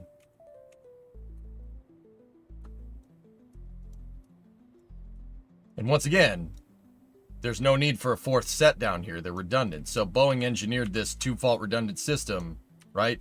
They engineered 2 fault redundant here.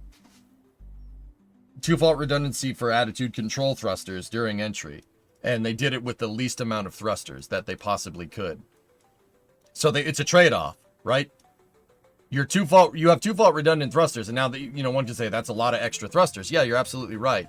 But if you put everything here in 4 times symmetry, meaning you had another roll control thruster block over here, you had another roll control thruster block over here, you had another roll control thruster block over here, not only does that complicate your plumbing, your engine plumbing design for this, right? You're adding 4 fault redundancy when you don't really need it.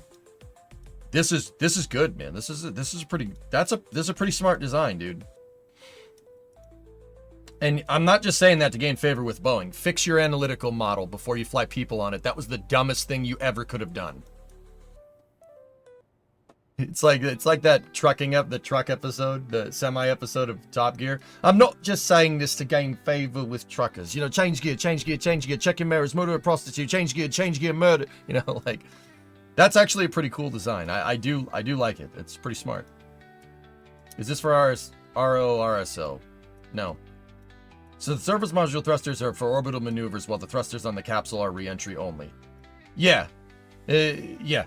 And it's a simplified control system. It's pretty smart, man. Like I said, this positioning system is not stupid. That's actually pretty good.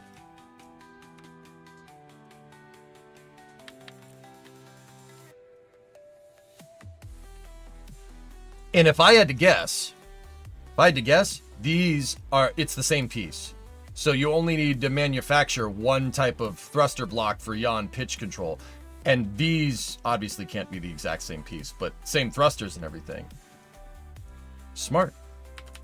And once again, this is the stuff you don't really figure out until you go and do it, right? Like you don't figure this stuff out until we actually go sit here and build one to figure out how the thing works.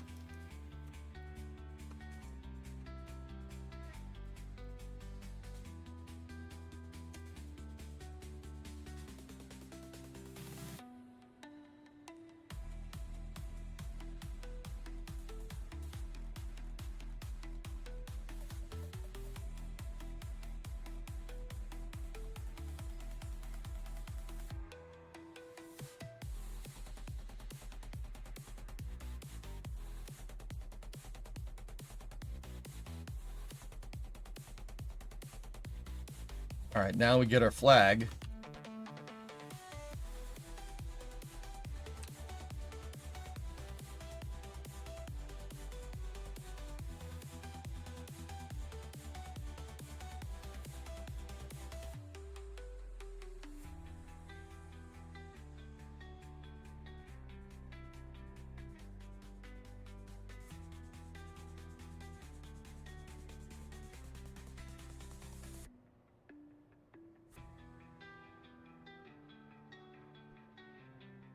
There we go.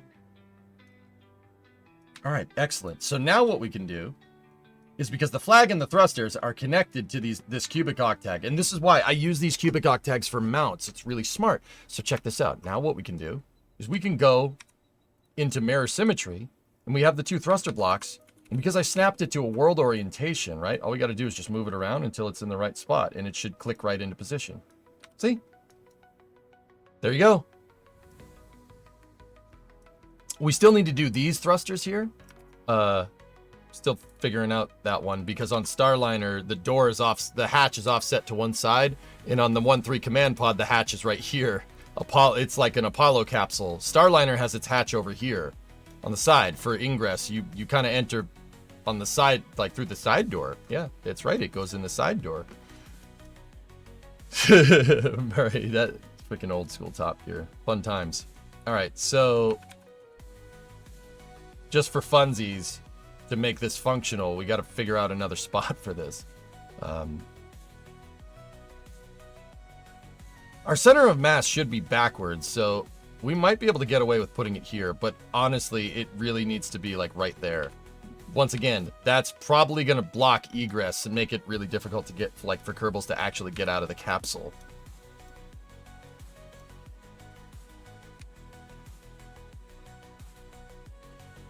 If there aren't roll thrusters 180 degrees from that block, won't it impart lateral motion as well as roll, since there's no opposite thrust to counteract? Center of mass. That's, well, Nader, yes, that's what you want, right? And this is what I mean. That's a very smart design for what it is. Like, and once again, I'm saying that to give favor with Boeing. Frick them, make a capsule that works, right? That's actually really smart, because that works with the natural center of gravity of the capsule. your roll control thruster block is as far away from your lower biased center of mass in this design, right? We have your eclipse is down here, right? And that gives these thrusters the most amount of control moment. Because remember, you're right, that's going to impart a little bit of an extra lateral motion, right? Because you don't have thrusters working on both sides. But that's what you want. That's what you want to get it to modulate angle of attack of your heat shield. That's why that's really smart, man. It's a really good idea. It works with the physics of roll control heat shield modulation. That uses the physics to your advantage doing that. And it's simpler. It's a simpler design. You definitely made the monkeys agitated. Good. Question. Those thrusters must be aligned or perpendicular with the axis of center of mass. And depending on the distance and angle, you're supposed to tweak impulses. Will you do that? Yeah, we'll mess with it, Tanit, for sure. Hey, ARJ with the $10 super chat. Thank you.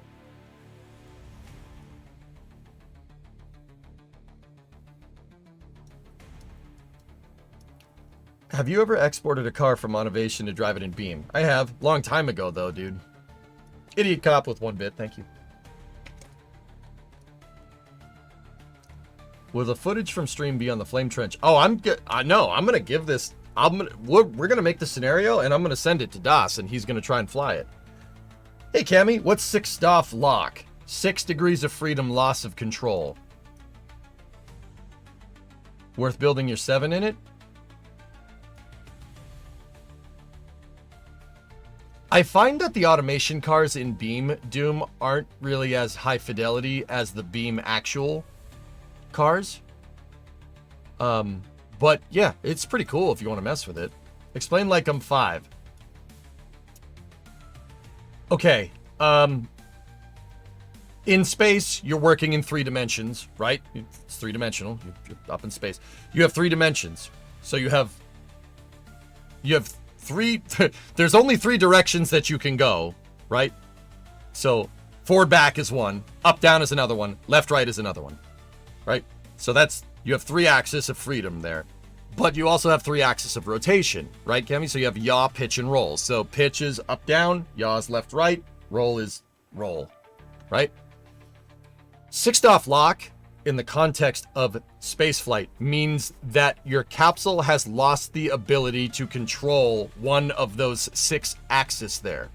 6-DOF lock is exactly what happened when Starliner tried to dock to the space station last summer. Well, actually, it was spring. They lost control of that capsule and had to kind of fix it on the fly. You know what their fix for it was? Shut the thrusters off and turn them back on and see if the computer accepts the conditions.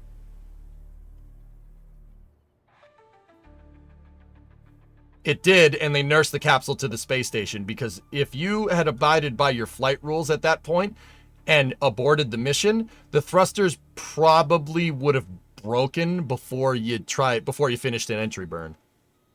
Whoops! ARJ with $50 super chat. Thanks, man.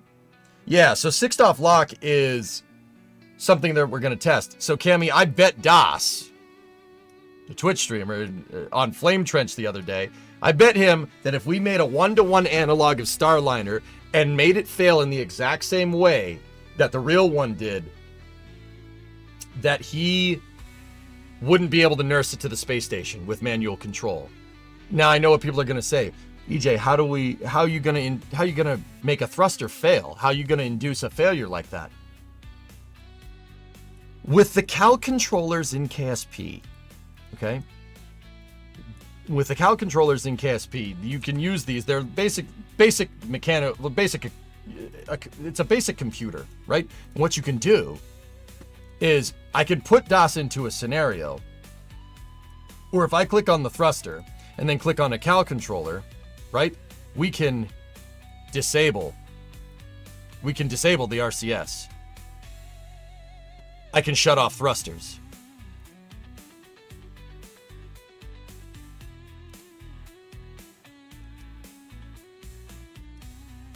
We can make a scenario where we can disable these things. We could shut them off, toggle RCS thrust. So I can make it so you know, if he goes to try and dock, the cow controller on a cow controller on a timer will blow out the thrusters after like 30 seconds of use or something. Well, not of use. Like, we're gonna have, that's gonna be a little bit harder to figure out, but can't you turn off the RCS with the UI? No need for the controller. Well, yeah, we're trying to make an induced failure. Booster, V2 booster aft section rolled out overnight. Say hello to harmonic resonance. I don't think you're gonna get it with the booster, Baron. The booster is much less susceptible to that same problem that Starship has because it has the header tanks. You would get that problem like in the final phases of landing, if at all, and I don't think that's gonna be an issue.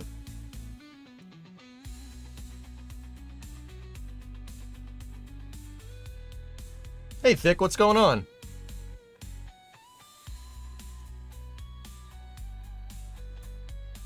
Alright, so now we got to figure out where this final thruster block is, but maybe we can just tweak these just a smidge. You know what? I'd prefer that.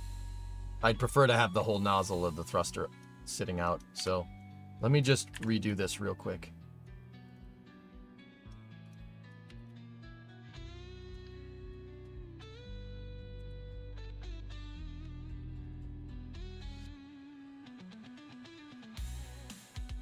Hey RJ, with another $20 super chat. You're too good. You're too good to me, man. You're being too good to me. The dream.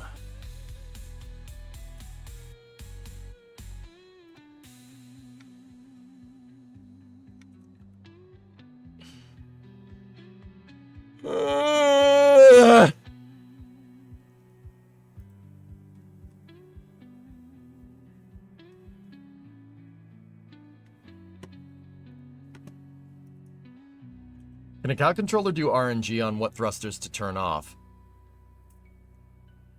No, Doom. Yeah. I hate that so much, dude. Like, yeah. I hate that a lot. Oh, here it comes. Oh, it's going to be a rot. Yeah, I hate that a lot. We can have the cow controller. So what we could do is bind a cow controller start to like hitting a thruster or something. Like if you hit translate up down, right? So you're using IJK and L, right? If you hit up, like Das will be using the IJK and L in WASD to fly this thing, right? We can make it so if you hit IJKL, like if you hit up RCS control, that it'll put it on a 10-second timer and disable something. You know, once again, we can't induce a failure in real time, but we could make this work. Hope you got some rest today. Nah, screw that.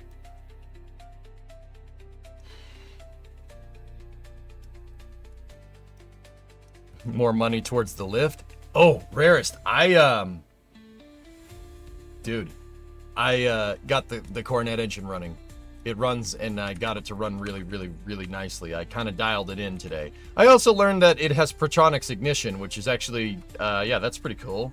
Just on a side note for the car people. Protronix ignition is pretty neat. If people are wondering, it's a more reliable way to make sure that your engine spark plugs work on older cars.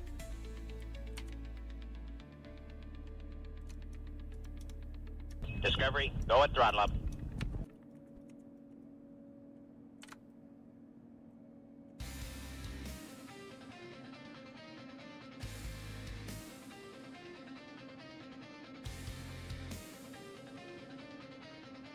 Hey, Idiot Cop.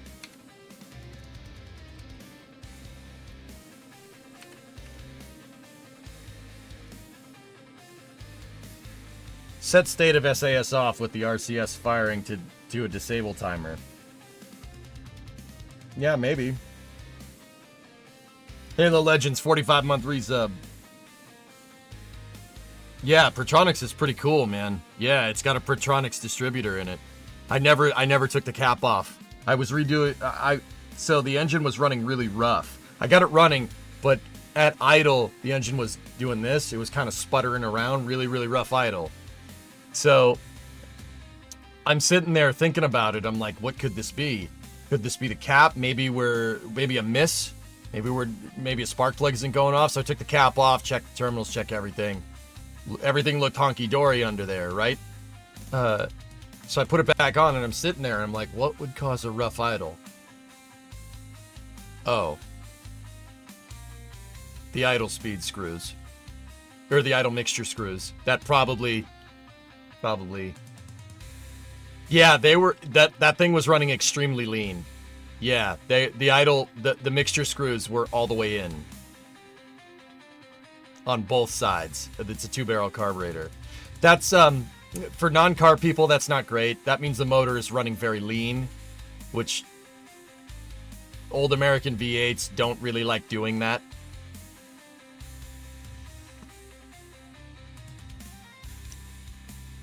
Nice, Doom. There you go. Yeah. So I fattened up the mixture a little bit. I made sure the things were tight with a screwdriver, right? And then I backed them out a turn and a half, smoothed it right out. Yeah, no, dude, it runs really good. Here, I can show you real quick if you want. Quick detour. I mean, we gotta keep making time here, but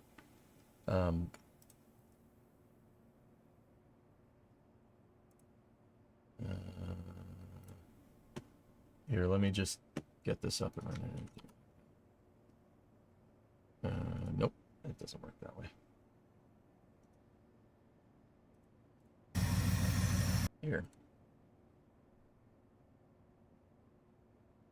Here, check this out. This was this morning. Looks pretty smooth now.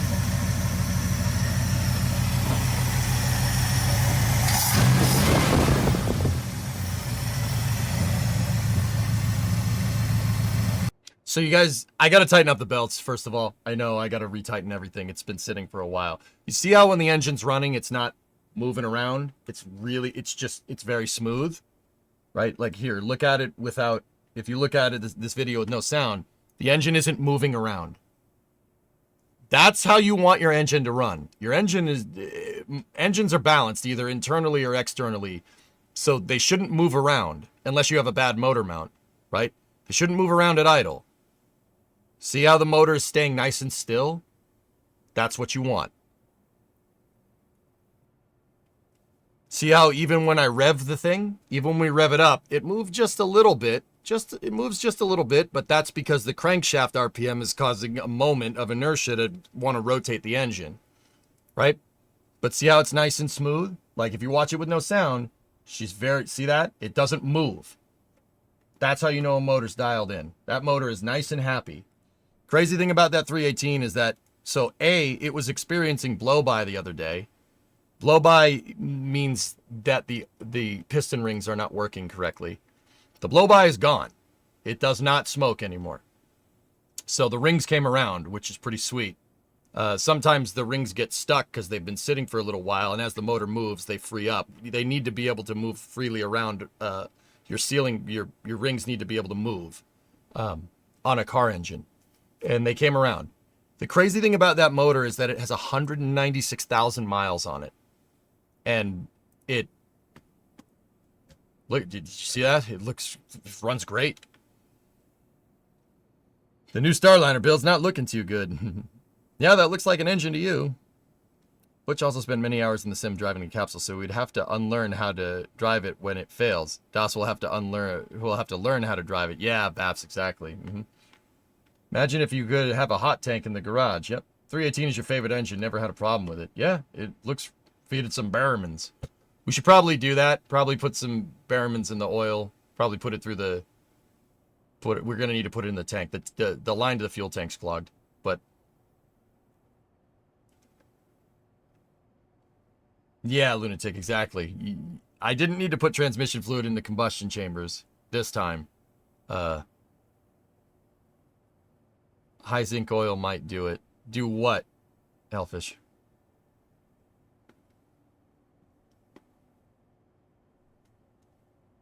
Yeah, it's a mystery, of course.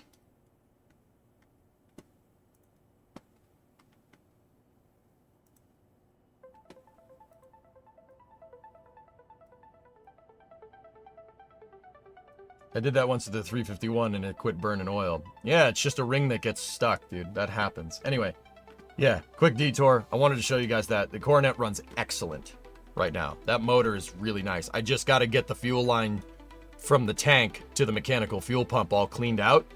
And I'll probably drop the tank just to inspect what's in there. We can do that on a stream sometime. I'll probably do it after we're done with this. But yeah, dude. That motor wants to live, which is crazy, because it's like 56 years old and it has 200,000 miles on it and it doesn't care. It's just like, man, oh, you want me to do something? Yeah, all right, I got you, fam. It's good. Doom, you're the one that told me about Evaporust.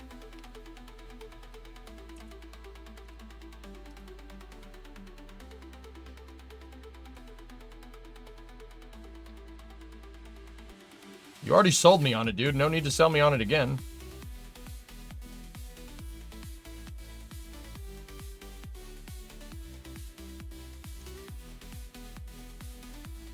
What do you want me to do? Kill him again? The foot thing? Oh yeah, that happens. Discovery, go at throttle up. Is there something you can do about it? What do you want me to do? Kill him again?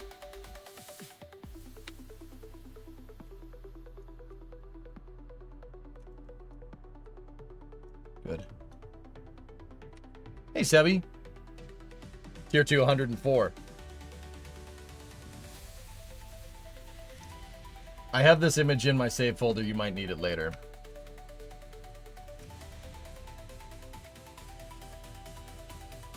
I'm getting to it.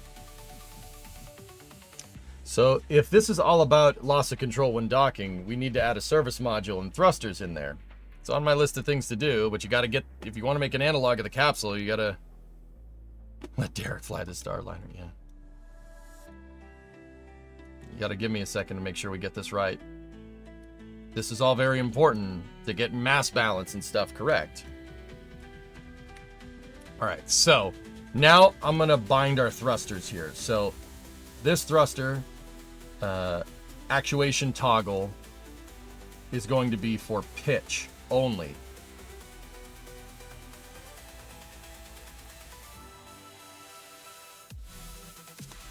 Okay, now these ones right here are also going to be set for pitch only.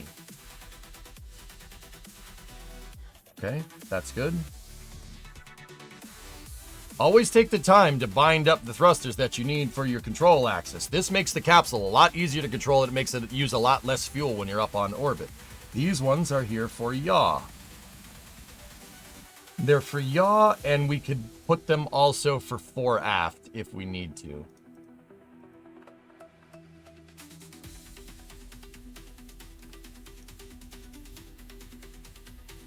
And we are, once again, in symmetry. Go. Good. Save.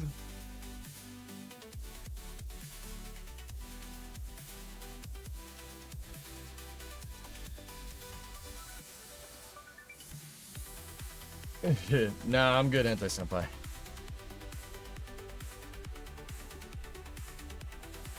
You know what? I don't want to put fore aft controls in there. I don't think they use them for fore aft controls, so we're not going to.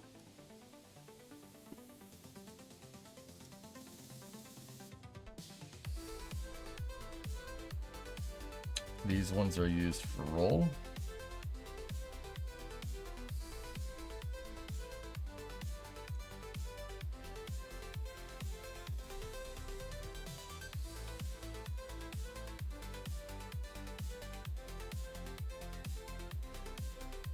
Can you use the KSP mission builder? After you build the craft, you could build a scenario to have thrusters fail at certain times. I made an Apollo 13 mission once. I have never used the mission builder, in KSP in my 15,000 plus hours of use for it on. I have no idea.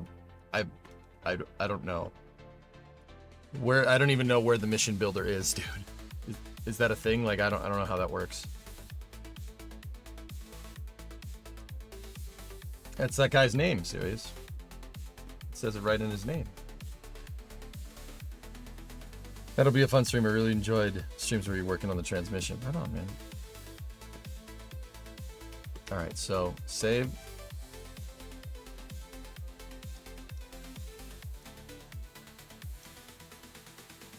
Now, I need to figure out where the fuel tanks are for Starliners, for these thrusters.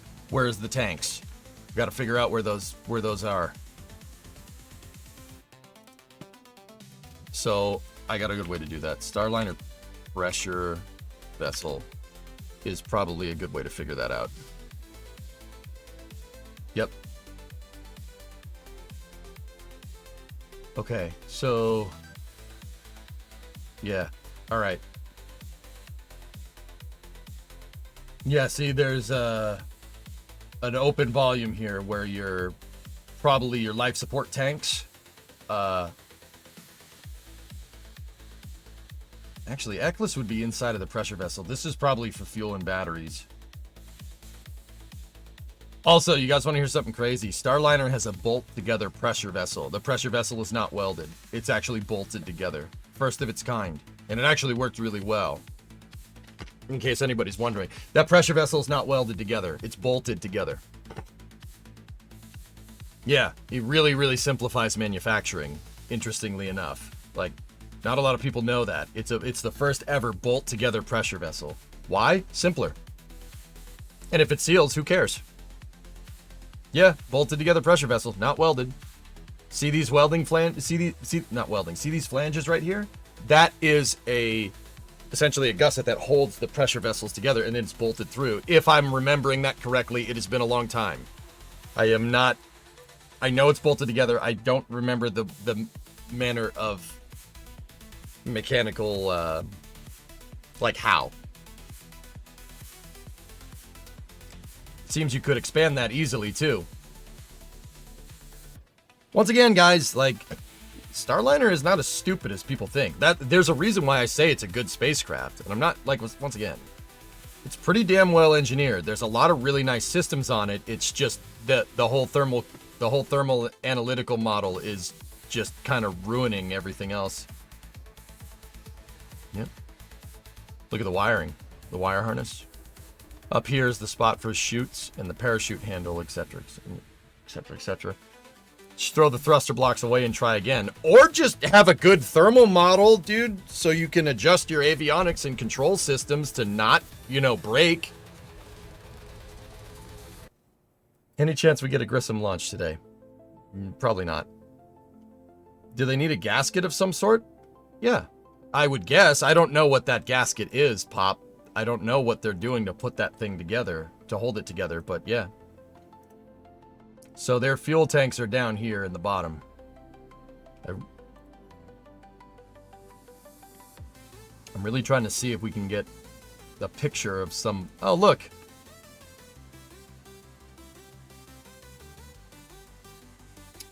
The thrusters.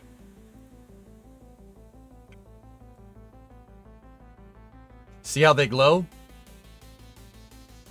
If you introduce too much heat, the thruster can't glow hot enough to radiate all the heat off. Interesting. I wonder why this picture is up.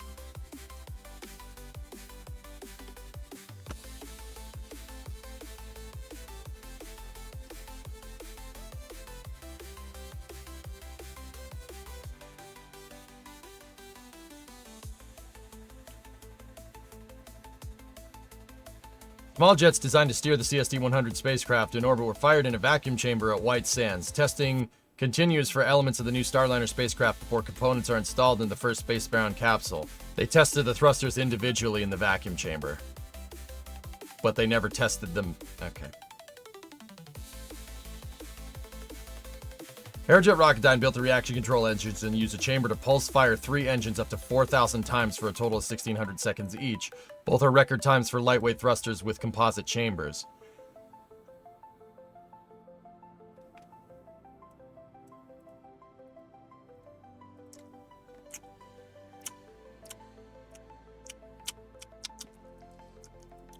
Okay. Yep. Hey, you guys got any of that milk from, like milk from 2016? I wonder how that tastes. Probably not great. Ooh. This is a US launch report video. I need to see where the, well, we could probably extrapolate where the fuel tanks are on this design, but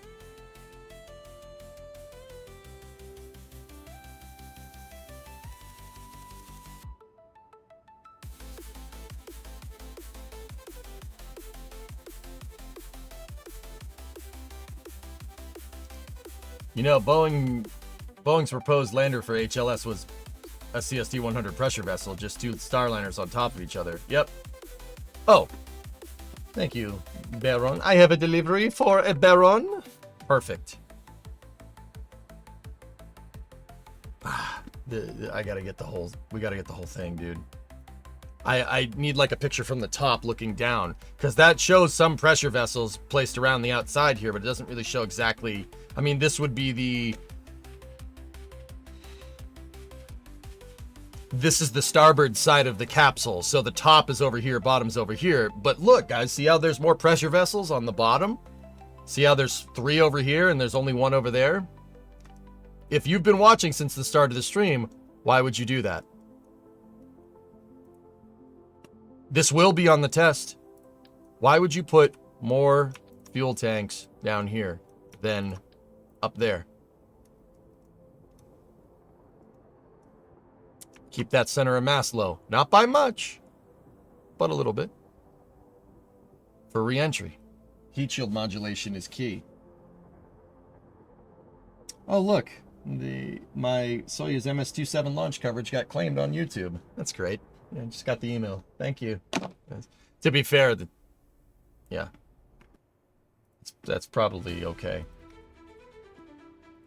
Perfect, Baron. Thank you. You're saving my balls here, Baron. You're saving my balls. My fuel balls. All right. So, what's that down the bottom there?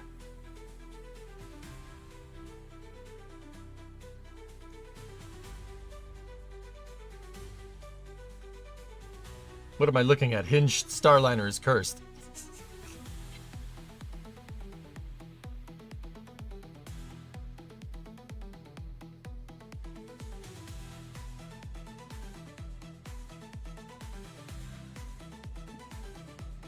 So you have different pressure vessels over here than you do over here, interestingly enough.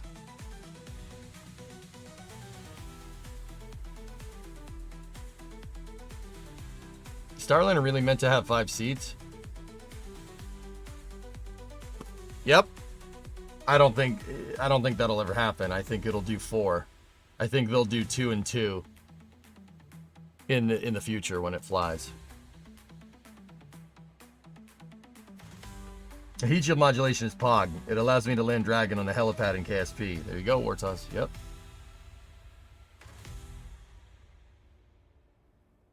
Yeah, I think in the future they're gonna fly 2 and 2, 4 people total. I think either that or 3 up there and 1 down there. But I wouldn't fly that way. I'd put 2 people down here. Hinge Starliner is the version built for the CSA, buddy. Oh yeah. Hey guy, I'm the Starliner capsule. Look at me flying to space. Every time I fly into space, it's good for Canada, therefore the world. Ah, bomb's ready, buddy.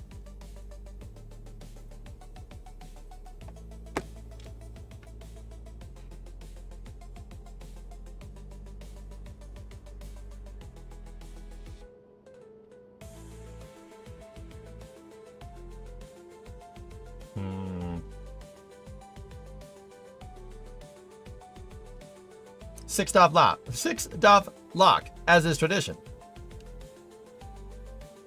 It makes a lot of sense that Boeing uses bolts on a pressure vessel. All aircraft fuselages are riveted together, which works great. It's simple, lightweight, enough to get the job done. Once again, there's a lot of cool stuff about this dang thing, which is really annoying because it gets overshadowed because some bonehead didn't do the analysis correctly, but... And you know what the thing about Starliner is, dude? It's not even, like...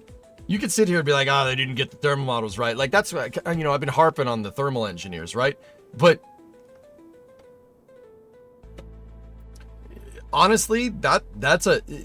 I'm not going to say that that's like an easy mistake to make, but, you know, every capsule is going to have some teething problems in one way, shape, or form, right? The thing, what's annoying about this with Starliner is that it was allowed... this teething problem was allowed... that was not addressed, and it was allowed to happen during a mission with people on board. That's what pisses me off so much about that. That's so stupid. Like, how did you even let it get to that point? Shouldn't have even let it get there. It's ridiculous that it did. Sixed off lock sounds like a 90s rapper. Yeah.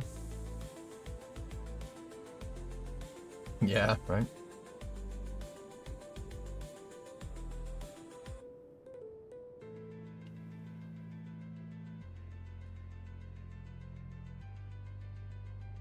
Yeah, Baps, yeah. The iterative design allows for teething problems. Yeah, that's right.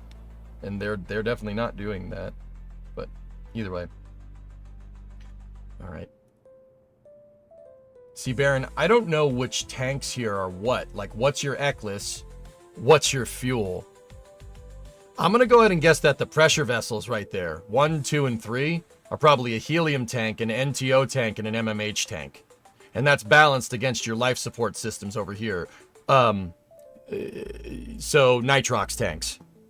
But then again, you got some up here. Now, what the heck do those do? I don't know.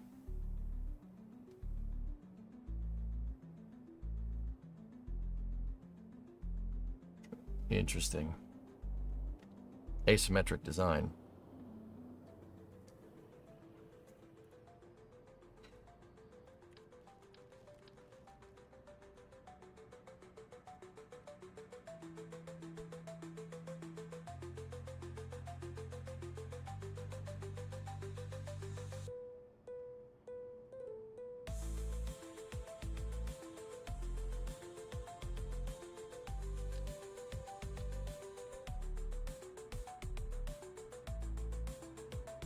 Why does Starliner look like an 80s capsule despite being made in the 2000s? It wasn't made in the 2000s, it was made in the 20-teens.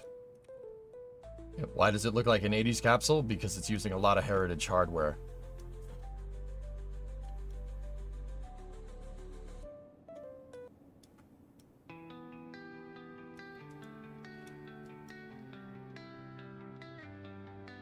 Good.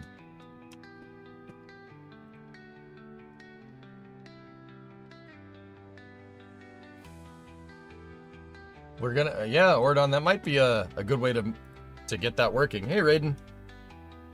Okay. So we're gonna have to start figuring out the balance here.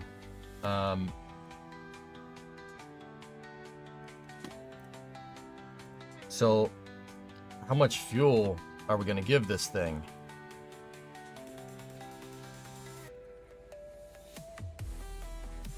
Oh, there's another thing you got to do with KSP Crafts, guys, that,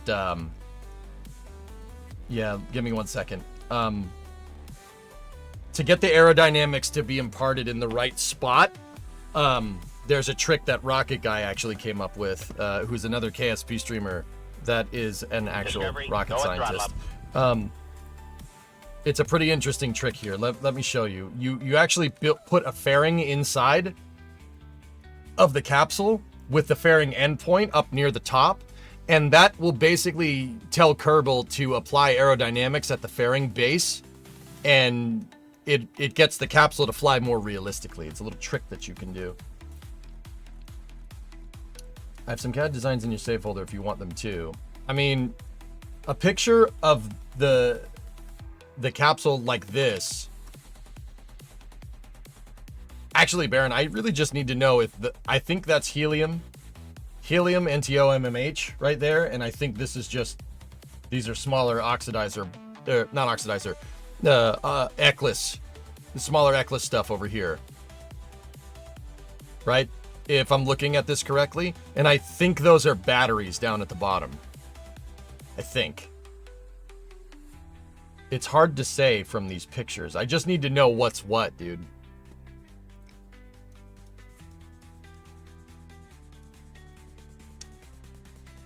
So why a helium tank? In case anybody's wondering. So,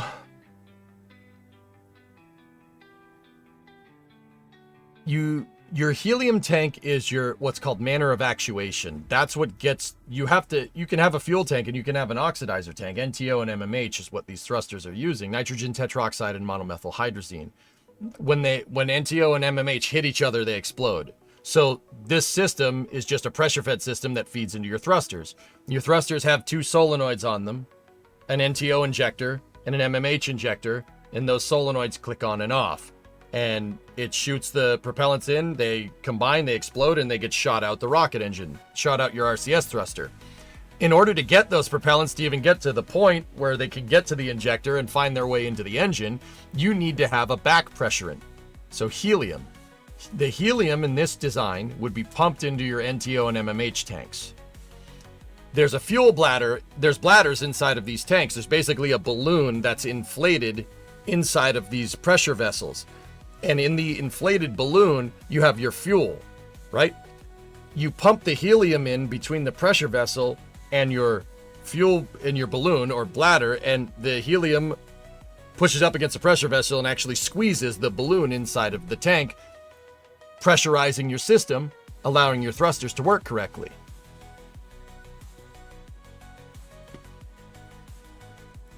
Hope this helps.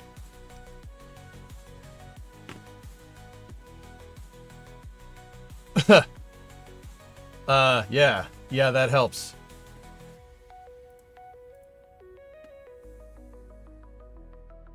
I have that picture already hired, but yes, it does.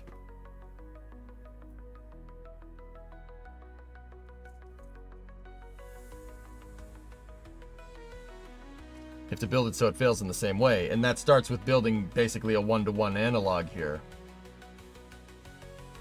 This very much helps. Baron, yeah.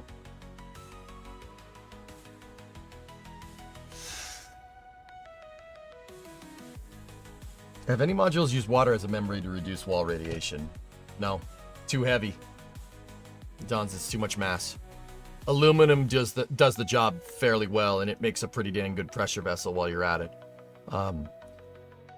Dude, using water as a way to shield yourself from radiation would be like trying to make a boat hull out of sponge and then seeing if it floats. You're not going to float. What you're going to end up doing is absorbing a lot of water and then sink.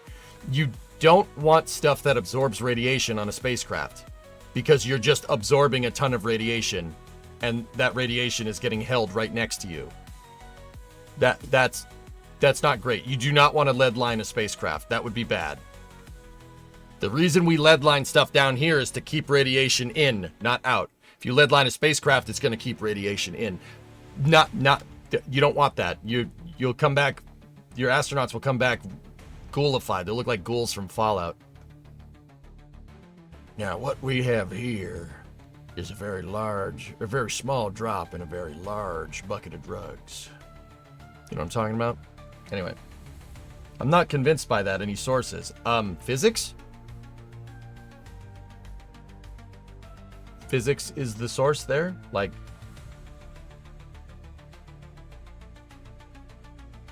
Joe, where are you getting confused? Because what I just said in terms of like how radiation works would be like me dropping a rock, like, and having the rock fall on the ground and being like, gravity is doing that, and you say, oh, what's your source? That's what you just said, like in terms of radiation. So is there any way I can clarify this?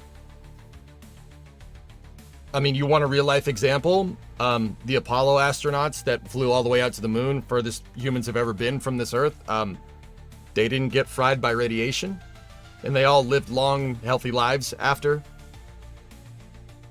going to the moon and back. I mean, that's a pretty good example. They had a capsule that was made out of aluminum. It reflects most of the radiation. Now, not all of it. You're still gonna get X-rayed up there pretty hard, but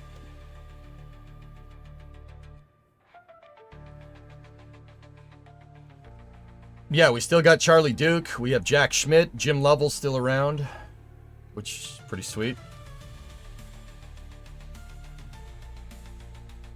Yeah, but Sir Isaac Newton was relatively wrong. No, you know, I'm not trying to be a jerk. Like, Joe, do you want like a source of like this, or like, because the source is that's just physics. Like, it's like asking, oh, why does gravity happen? You know, like physics has a lot to do with that. Yeah, Buzz Aldrin too. Yep. Like, I'm not trying to be a jerk. I'm not trying to be a dick. Like, you want their studies on, like, from the Apollo program about radiation deflection and stuff. Yeah, Fred Hayes is still around. I actually shook Fred Hayes' hand, LS. Yeah, cool dude. Anyway, Baron, these are super helpful. But, see, now I'm getting confused because there's a helium tank right there. So why do we have 3 tanks here? I really am trying to figure out what these tanks are used for. Obviously, we know they're environmental control systems. Your life support systems is often right next to the capsule. My confusion about something absorbing the radiation still being problematic. Once absorbed, I assume it's fine. Yeah, but that means you're holding something radioactive like right next to you, dude. That's not great. This is why we don't use like lead pipes for water.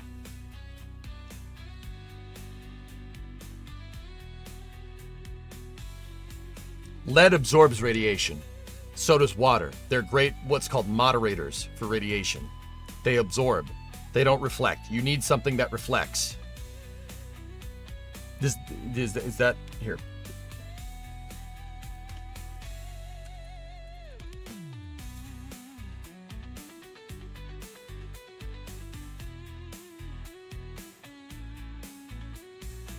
So there are different types of radiation here. Here, I'll show you. This should show you everything you want to know. Check this out.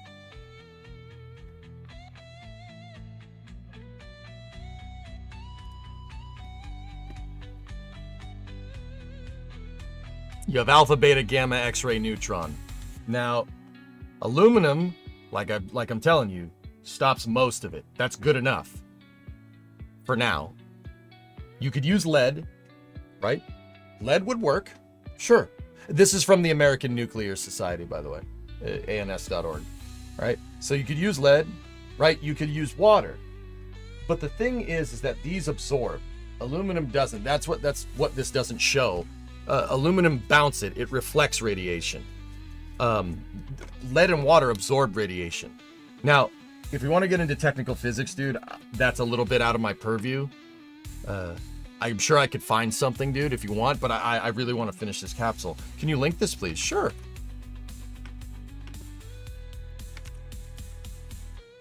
But yeah, the radiation stays inside of it. Like, that's what absorbing means, right? At least, I'm pretty sure I'm thinking about this right, dude.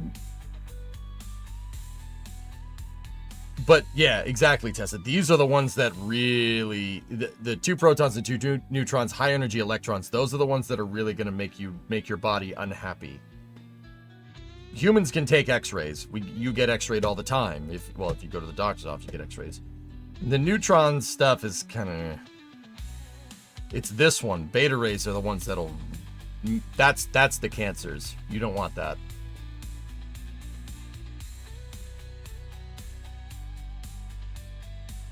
Anyway.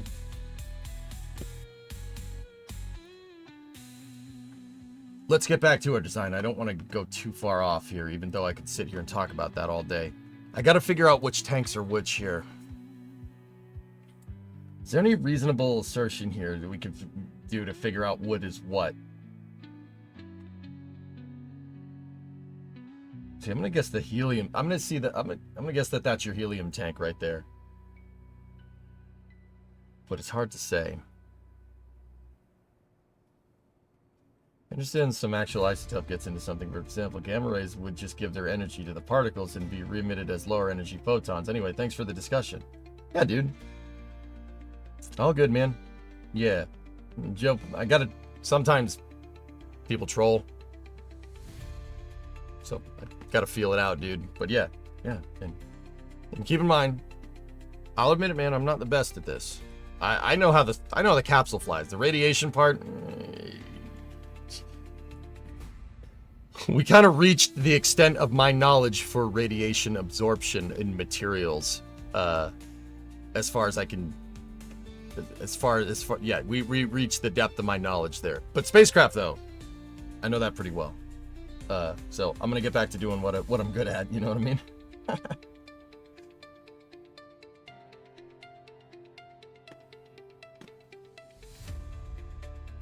3.6, not great, not terrible.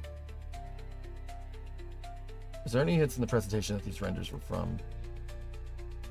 I don't know, man. I'm trying to see if there's any type of indicator, like pipelines, plumbing, in all these dang pictures of where the thruster blocks, like, so Hawks, if we see a hard line that goes down to the tanks, you know that that's the fuel tank. If it goes from the thruster block to the hard line, you know.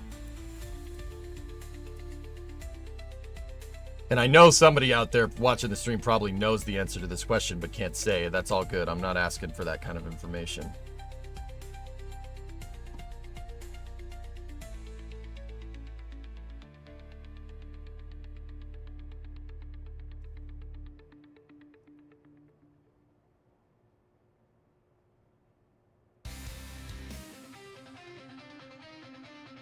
Are those sleeping bags? No. They're protective covers for your pressure vessels. You don't want to like be working on this and drop a wrench and have it hit the pressure vessel. You could crack the COPV.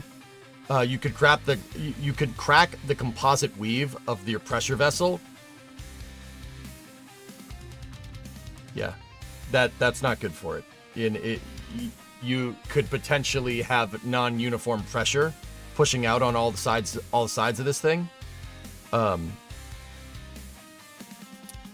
Because the crack is obviously going to be a weak spot, a chink in the armor, if you will, and that could make the thing explode. Yeah, so you put covers on your your COPVs. You don't want those, somebody dropping something on those things.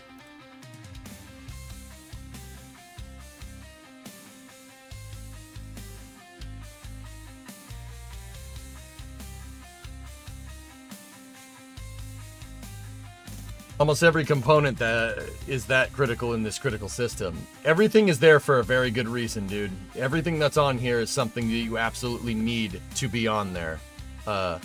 Yeah, nothing is there for show.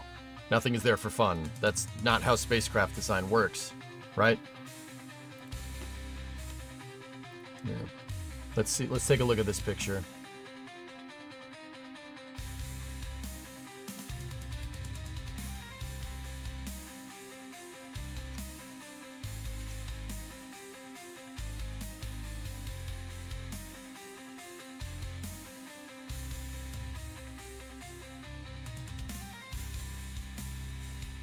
All right, which side of the capsule are we looking at?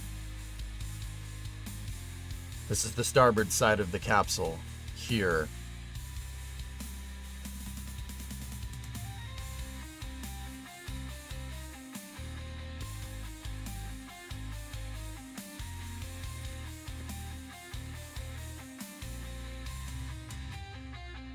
Okay, guys, I'm looking at this picture here. And I'm trying to follow see these hard lines right here? So hard lines on a capsule are usually used for thrusters. They're the fuel lines. They use stainless hard lines with stainless lines with AN fittings.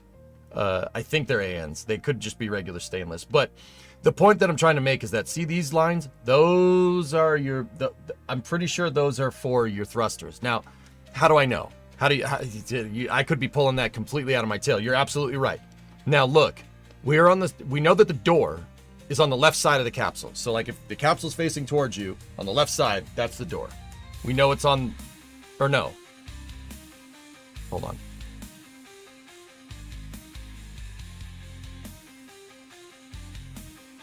The door's on the starboard side, so it's on the right-hand side of the capsule. Okay, so in that last picture that we had, we're looking at the right-hand side of the capsule, which means the top of the capsule is over here. Okay.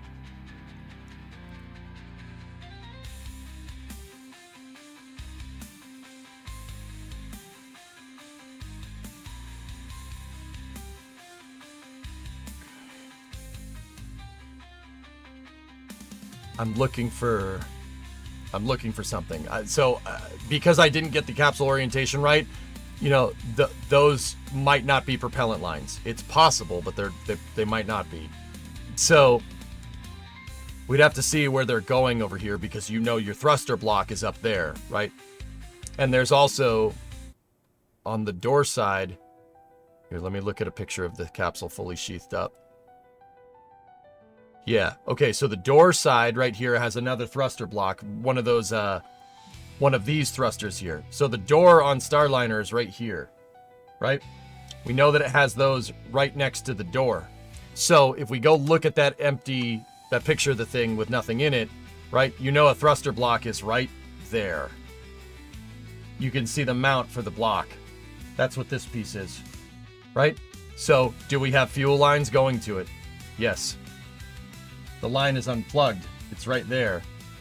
But the lines go right to this block right here. Those are your pressurization solenoids, if I'm looking at this right. And then there's the manifold for the thrusters right there.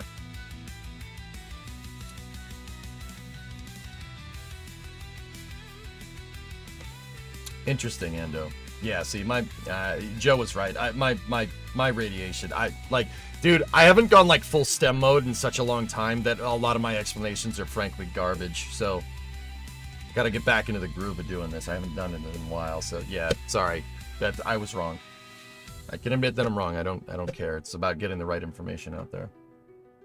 It's about getting the facts out there. You know what I mean?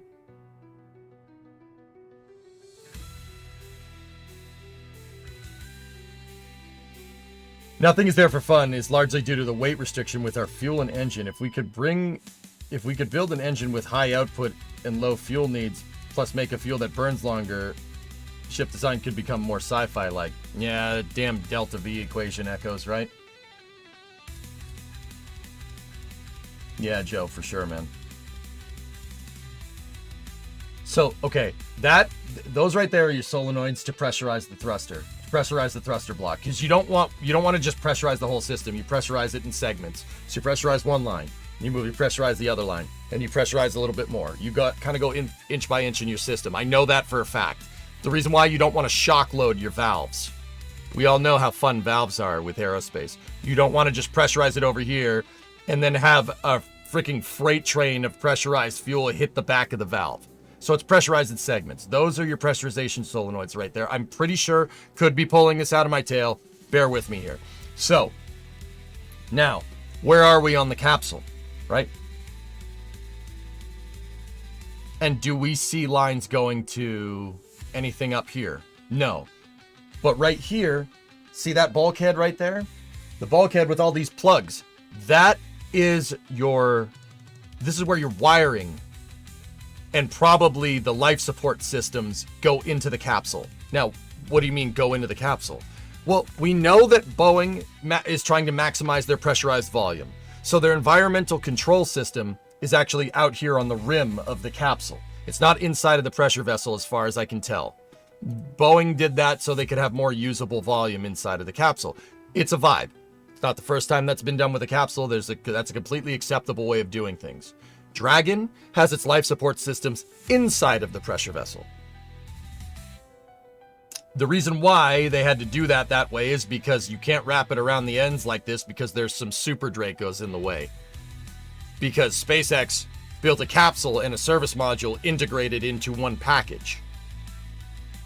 So you can't really do that because there's already thruster quadrants, the Draco thrusters and Super Draco thrusters around the outside of the pressure vessel anyway. So SpaceX has their ECLS inside, as far as I can tell. So, if that's the case, in this picture right here, you have all of the ways for your life support systems to get in and out, right there, right? guys, and you guys tell me if I'm wrong here. If you're seeing something that's a little different, let me know. I would assume that that's the way to get everything inside, right? So your oxygen, your nitrox is probably going through that. Obviously, electrical is going through that. But see, actually, another thing that I'm thinking about here is that the electrical harness is up there, so maybe not. Yeah, your power is going through there, and your coolant tubes are going through there because your radiators are in the service module. That all of this stuff goes through the claw umbilical on Starliner. This thing, see that? It's not a coincidence that this thing, which has all of those things that I just mentioned, anything that needs to be an intermediary between the service module and the capsule needs to go around the heat shield. Holes in the heat shield are bad. So all of these connections need to go out and around. Dragon has something like this too on the trunk called the claw. I don't know what Starliner calls it, but that's why that bulkhead is right below the door. See? Because that's where all of your commodities that are going to and from the service module, data, power, power in, coolant out, it's all going right there, through there. So, I don't know. See, the bulkhead's covered in that picture. And like I said, it's important to talk through this, guys. You have to do this. To do this kind of stuff, we want to make it a high fidelity simulation. We want to get it to fly and work like Starliner. See, its solar panels are on the back. So everything goes through that thing right there because it goes around the heat shield, which is basically being cradled inside of the... See, it's cradled inside of the service module there.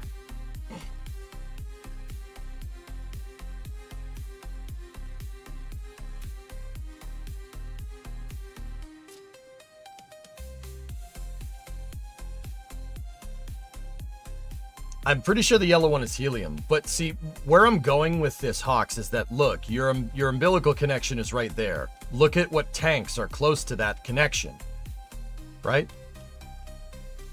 But that just raises a lot of questions here, right? So I don't think it would be unreasonable to think that these are your nitrox. That's your oxygen, that's your breathable air. That's what these blue tanks are, right? I don't think that's unreasonable. Right? Because look, everything goes in right there, which means you need pipes that go all the way around to these tanks here, which are put over there for balance. So you're trading overall vehicle balance for increased mass because you have a longer pipe, right? That has to go all the way around, right? But you also need the capsule to fly correctly. So it's a mass trade-off for controllability, right? So that means that these, as previously indicated, it's quite possible that those are your fuel tanks. Now, here's where I'm getting confused. If that's your helium tank up there for your pressurant, why would you make a helium tank run all the way down here to a bladder, turn around, and then go all the way back? That's a very that's a very inefficient way of doing that. So now that raises another question. What is that? What's that pressure vessel used for? I'm not 100% sure. Could be a waste tank. Because you have 3 tanks down here. I'm inclined to believe that those 3 tanks are helium, MMH, and NTO. NTO being the heaviest. Helium being the lightest. Right? Starliner surprisingly has bigger internal volume, but it looks smaller inside. Yeah. Very, very interesting, right? Let's see, there's your plug right there.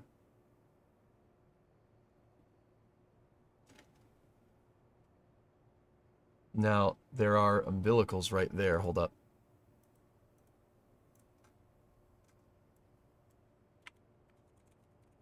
Let's try Starliner fueling. Let me look at this thing in the scape. Or in the pressure vessel. Where are they attaching the fuel lines to?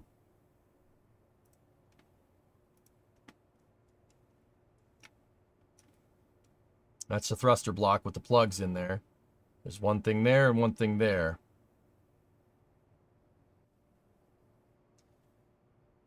That's the fueling service panel for your service module. Oh no, that could be it as well. Interesting, interesting, interesting, interesting.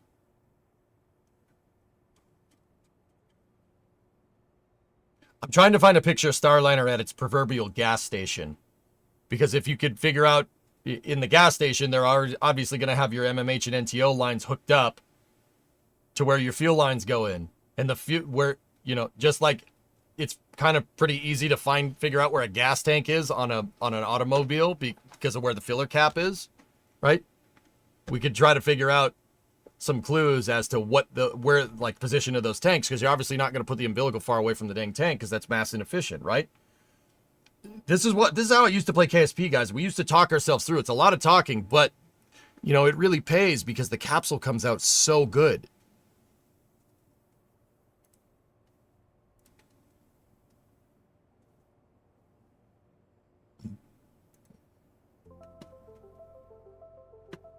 Last, please. Discord DMs.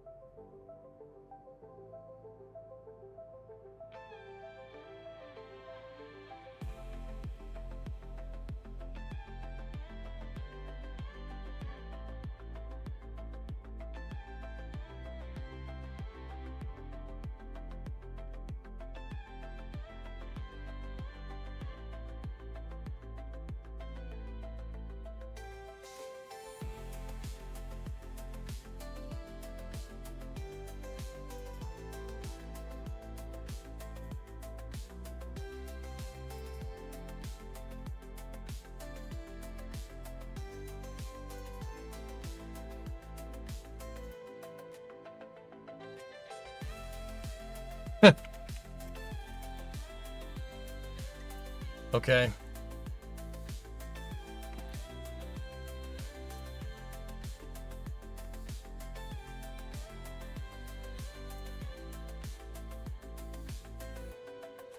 Rules of this build is that you must certify it before testing. We're gonna be here for a while, aren't we?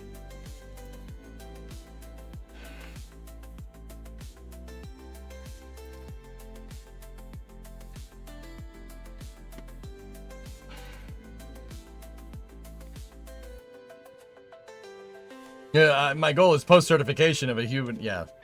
Oh, boy.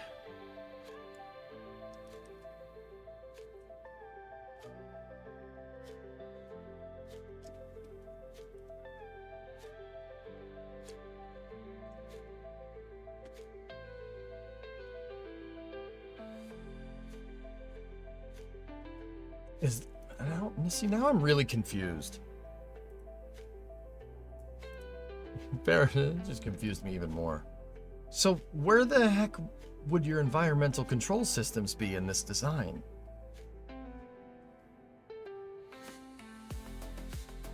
Maybe it is inside of it. Will the yellow tank be fire suppression? No, Nickpod, it can't be a helium tank. Like, it's too small. It's way too small to be a helium tank. Are you familiar with Railroad Tycoon 3? I know of it. I don't know anything about it. That's too small.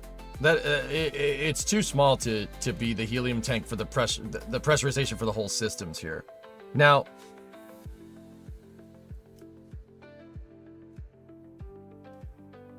let me think.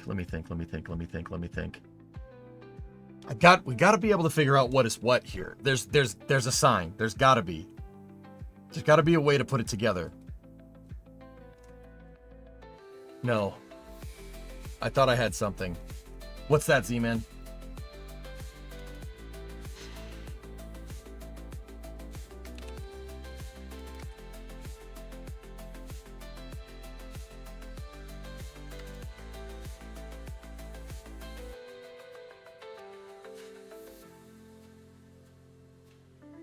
I think that's exactly what I have here.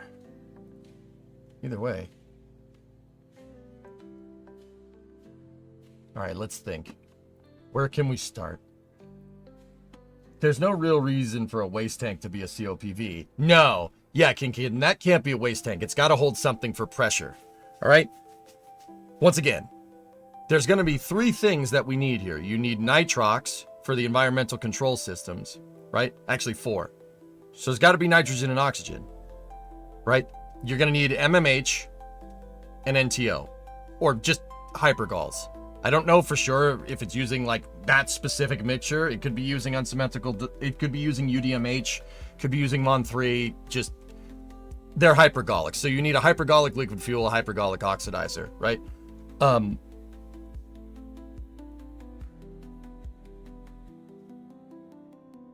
Command module thrusters are hydrazine monopropellant, so the dark brown tanks are probably nitrogen pressurant and the blue tanks are probably hydrazine. Yeah.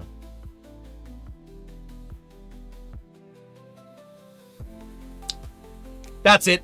Okay, I got it. All right, look. I theorized that that's helium, NTO, and MMH. Okay? That can't be right. That's it. That can't be right. You know how I know? NTO and MMH are stored in different quantities. I said at the beginning of the stream that the LEM had this problem. We mentioned it kind of for a different reason, but the ascent module on the LEM is actually asymmetric. The reason why is that it's literally a bunch of fuel tanks just kind of strapped together with some aluminum sheets over it, right? But Raptor side chat's going. Ascent propulsion fuel tank. See that? Where's your ascent propulsion oxidizer tank?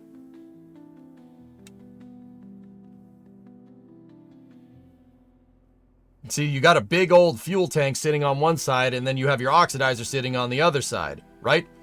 NTO and MMH, or most hypergols don't mix at a 1-to-1, okay? You have way more MMH than you have NTO, right?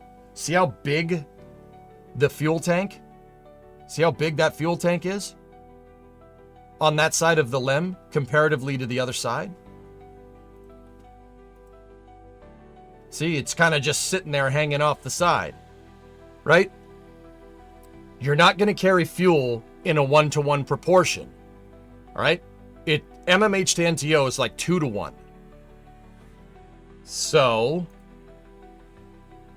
what's in 2-to-1 here? The blue tanks. The blue tanks are 2-to-1. That's your oxidized. Those are oxidizer tanks. Those are your fuel tanks right there, because they're in 2-to-1, not 1-to-1. Mixture is very important with hypergols. You don't get the right mixture, it doesn't work.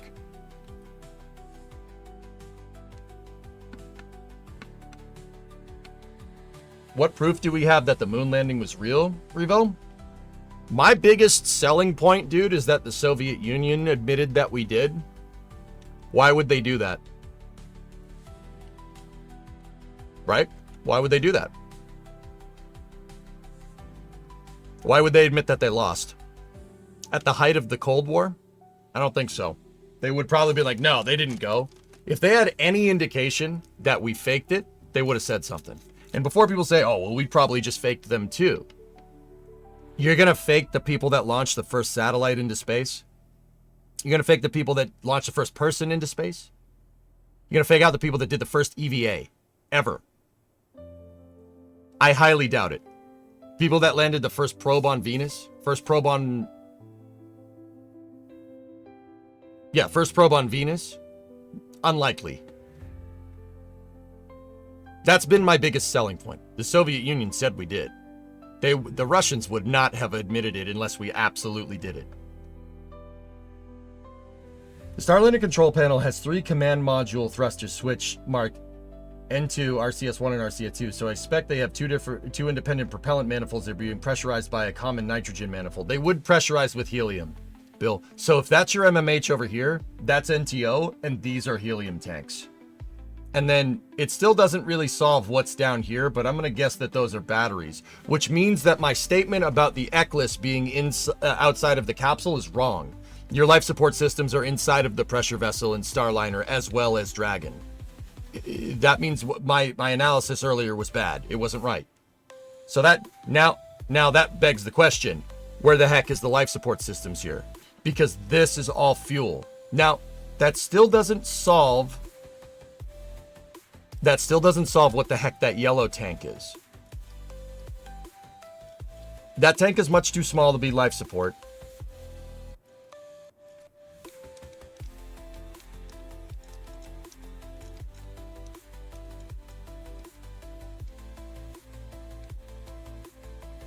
Yeah, Revo, that's been my biggest selling point, dude. Why would dude, if there was any indication that we faked it in any way, shape, or form, the Russians would know. They had almost just as much dexterity in space as we did. There's no way we would have fooled them. Like, that's highly unlikely. You know? They were beating us in the space race until we landed people on the moon. They were beating us into the space race well into the late 1960s. Just saying.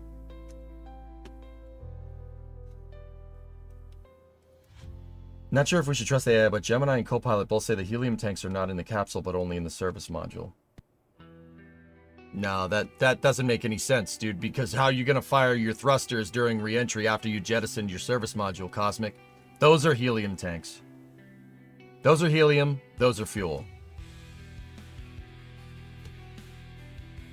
So that means the life support systems are inside of the pressure vessel. So that rules that thing out for being some type of system, a pressurant, because you have your pressurant, you have your fuel, you have your oxidizer.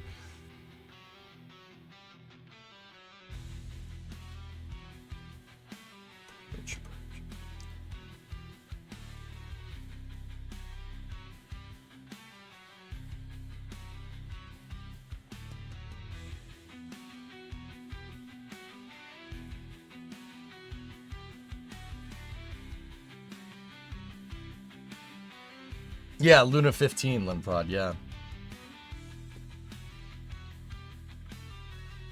Thinking.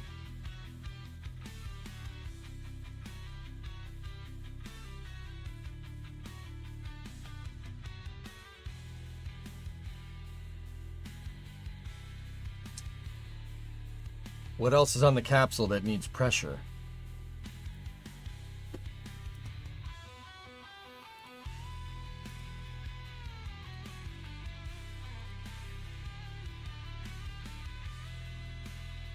Hydraulics? You wouldn't use a pneumatic tank to pressurize hydraulics.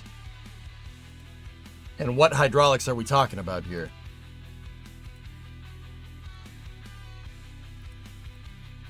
I'm an idiot.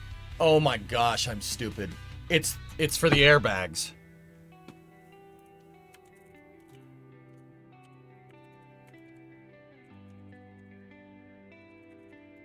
I'm dumb. It's the airbags. It's a pressure vessel to inflate the airbags on landing. I'm stupid. I should have known that. I should have known that.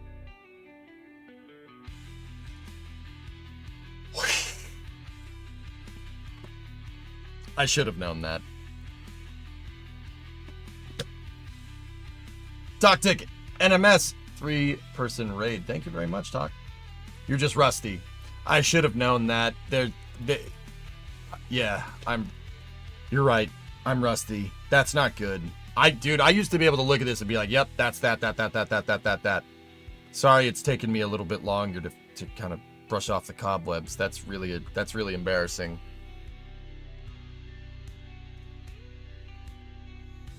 So, okay, we know the environmental control systems are on the inside. I'm going to go ahead and guess that those are batteries down there, but I don't know for sure. Maybe there's a way we could figure out what those things are.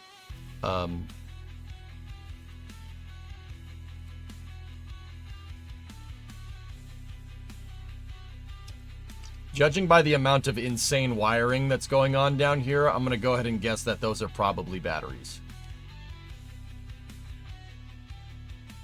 Avionics.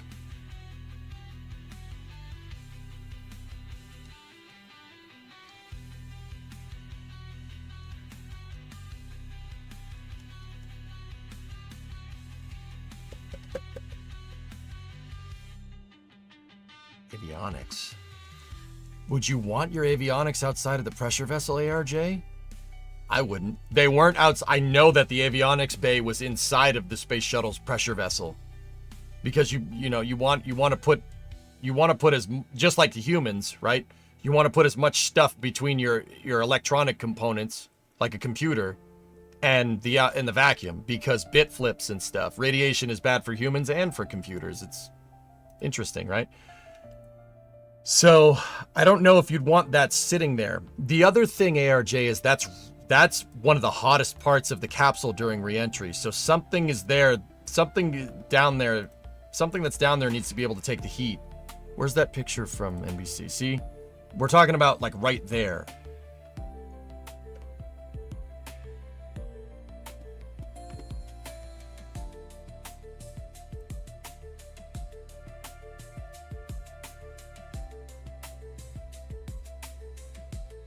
Give me 1 second, I got a message.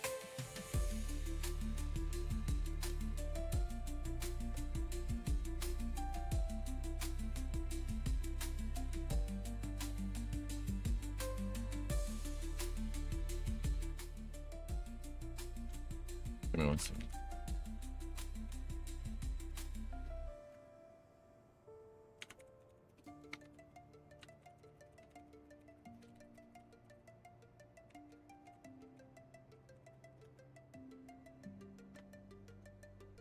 Literally every source I could find say the Starliner command module uses monopropellant hydrazine thrusters, and the control panel labels say the pressure in is nitrogen, not helium.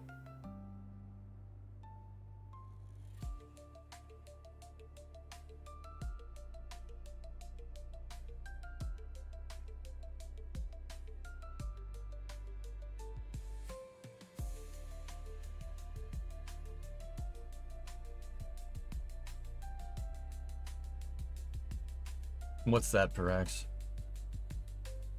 Yeah, that definitely helps.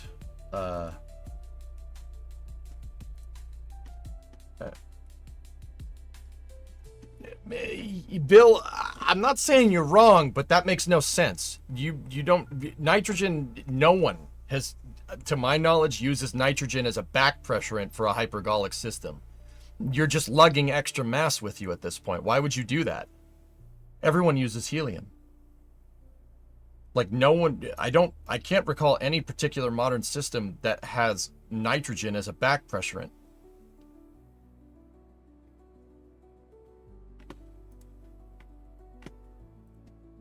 Toctic, hey, thanks for the raid. You love these deep dives? Thanks, man. This is from Bill Harwood.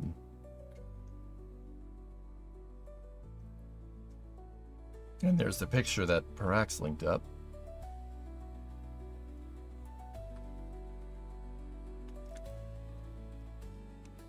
Okay. The thrusters are powered by an extremely toxic fuel known as monomethylhydrazine, along with an oxidizer known as nitrogen tetroxide. The propellants ignite on contact, simplifying thruster design. They're used widely across the space industry. Pressurized helium is used to push the propellants through complex plumbing, is routed through another 16 valves. Yeah, I mean... Yeah, okay.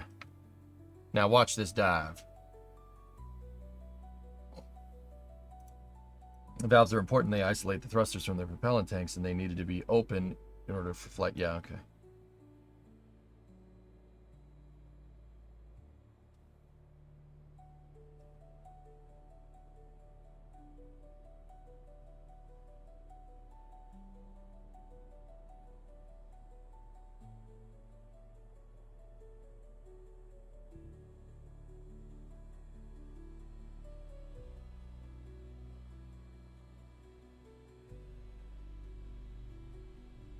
Go look up a picture of Starliner's control panel. Dude, this is right from Steve Stitch. Like, I highly doubt that he's wrong. That must be another system, Bill. Service module uses bipropellant thrusters and helium pressurant, but the command module is monopropellant and uses a helium pressurant.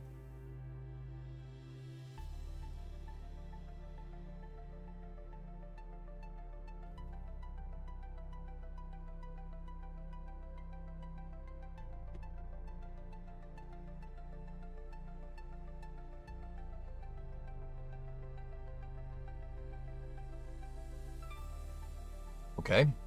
We can figure this out. We gotta find a... Starliner... assembly. Let's look at those thruster blocks. See if we can get a picture of this thing with the thruster blocks installed. If I can get a good view of those thrusters, I'll be able to tell you exactly what they are.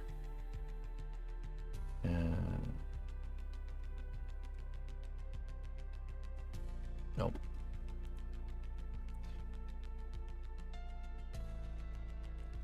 Because a thruster with a catalyst, monopropellant thruster, is going to look very different than a bipropellant thruster.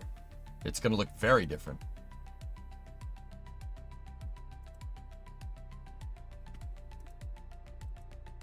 Let's see if this US launch report has any good footage.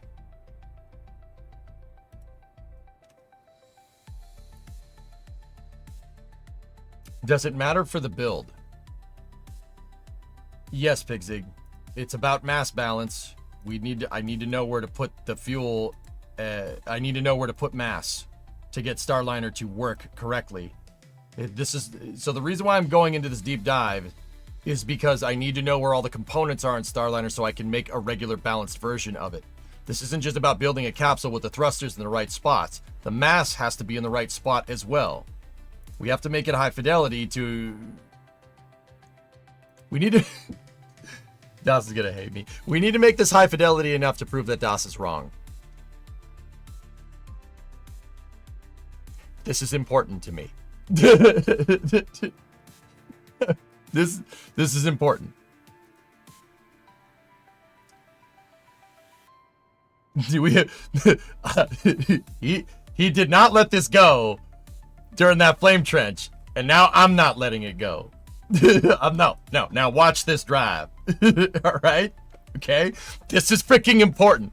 When we go to do this flame trench, this special flame trench on Thursday, man, I'm coming with my A game. All right?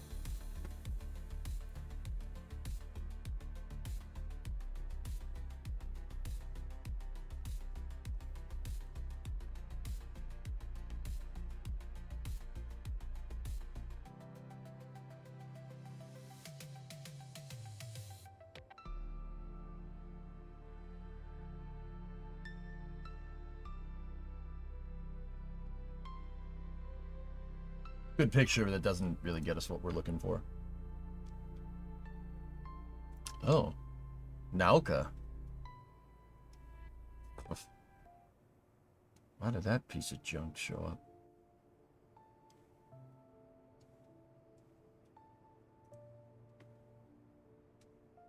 Alright, let's try this.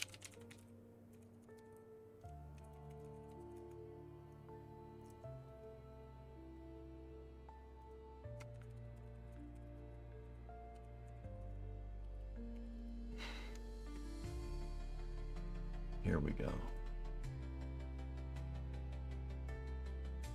That doesn't have the thruster blocks installed.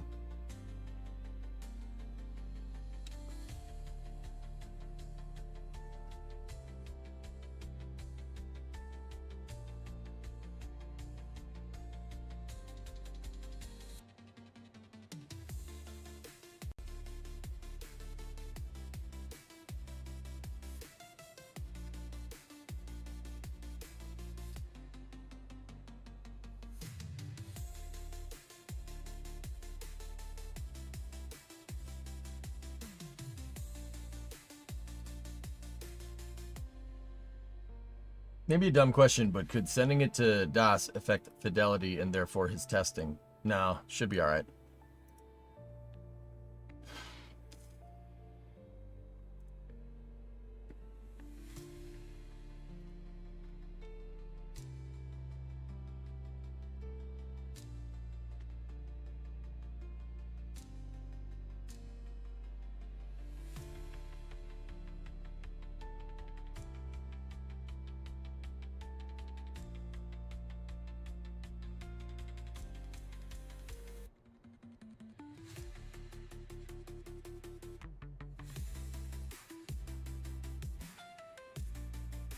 There really isn't any freaking pictures.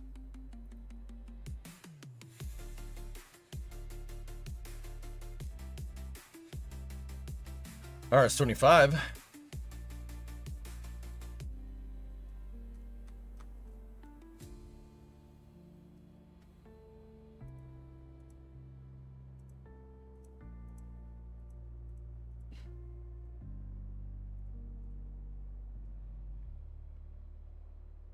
Sorry, Bill. I'm just pretty dang skeptical of these being all MMH tanks and using catalysts with helium back pressurized.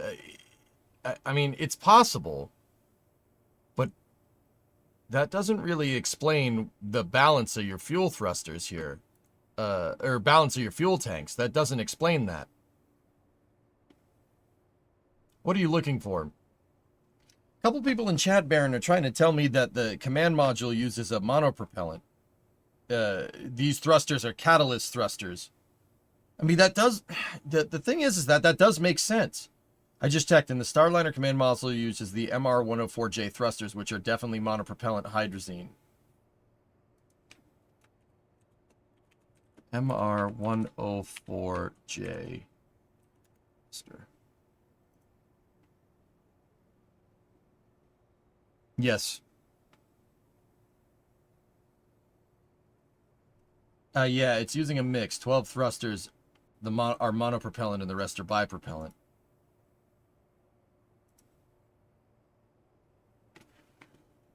Oh, okay.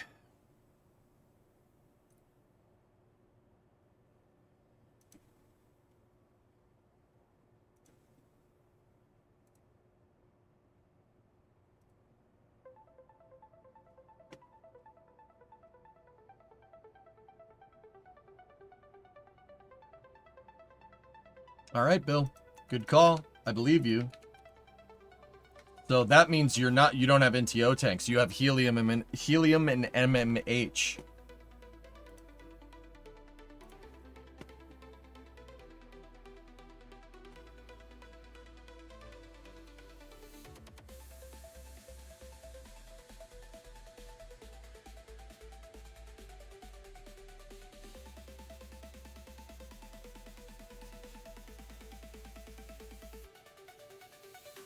Okay, sold.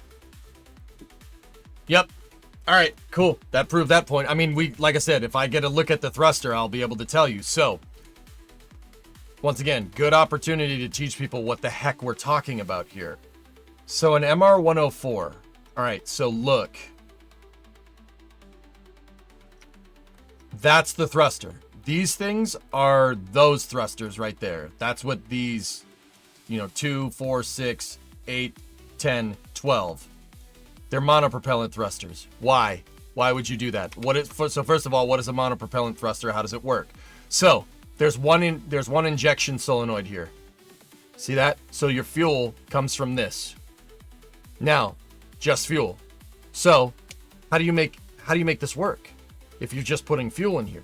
Well, inside of this hold area is what's called a catalyst. Okay? The injector shoots fuel through the catalyst, okay? And when that fuel reacts with the catalyst, it makes heat, and it makes a lot of heat, heats up the gas shoots out the thruster. That's how this works. So your oxidizer is actually a catalyst and a reactant that's inside of your combustion chamber already, and you shoot fuel into it. Fuel hits the catalyst, heats up, makes a lot of hot gas. Hot gas shoots out your rocket nozzle. That's what a monopropellant engine does. Comparatively to MMH and NTO, right? Which you need two of, right? You need to have an injector for NTO and MMH. Those shoot into a combustion chamber. When they react, they explode. Catalyst style thrusters are used when mass is a huge requirement here. Mass is a huge requirement with the capsule. You don't want that thing to be heavy. I'll put all the heaviest stuff on the service module because you're jettisoning that. You want to make the capsule as light as possible for entry, descent, and landing because of that whole parachute thing. What is the catalyst made of generally?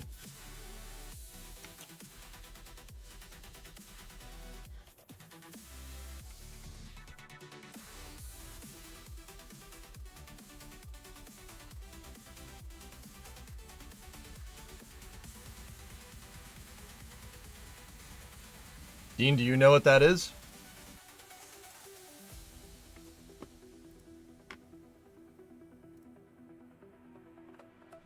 Anybody know what that is? I mean, it says it right there, but you get the idea. Catalytic converter. You know what a catalytic converter does on a car? It takes the exhaust gases, right, and flows them through a thing that's full of platinum alloys. The certain elements in the exhaust gas react with the platinum alloys, and they get rid of the harmful exhaust gases and converts them into heat. Your catalytic converter is more or less a very, very dumbed down monopropellant thruster. Catalytic converter in a car does the same thing. I call that thing a paycheck. Same idea. So yeah, what's in them? Platinum alloys, because they chemically react with MMH in this. So whatever is a reactant with MMH, whatever is going to react with MMH naturally and heat it up. So in this particular case, their catalyst is S405. I guarantee you probably are not going to be able to figure out what that is. It's probably proprietary. In fact, Googling that might make people upset with you, but we're going to do it anyway. Found a paper here from NASA. It's off of NTRS.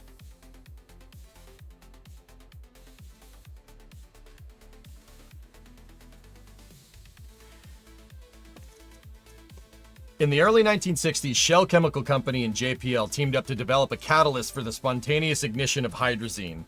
This effort culminated in the development of Shell 405. Shell made the damn catalyst. Okay. This granular catalyst material is extraordinarily active for the decomposition of hydrazine and reacts in milliseconds at bed temperatures as low as 0 centigrade. This ability to rapidly and reliably ignite hydrazine has led to widespread use of catalysts in thrusters and control of spacecraft and launch vehicles. The catalyst is unique among heterogeneous catalysts in several respects. Shell 405 is an extremely high metal loading, 31 to 33% iridium. In contrast, most commercial catalysts have 0.5 to 5% active metal loading. Also, S405 is designed to be used at the highest possible reaction temperature, up to 1150 C, in order to maintain high thruster performance. Oh, so these things are good in high heating situations. High heating. Okay, math checks out. Conventional catalysts are usually employed to reduce reaction temperatures and are usually limited to 700 C or less. Follow-on efforts sponsored by United States Air Force Research Laboratory looked at catalysts for higher performance hydrazine propellants and increasing catalyst life. And in fact, Shell 405 is currently used in the development of reduced toxicity or green monopropellants.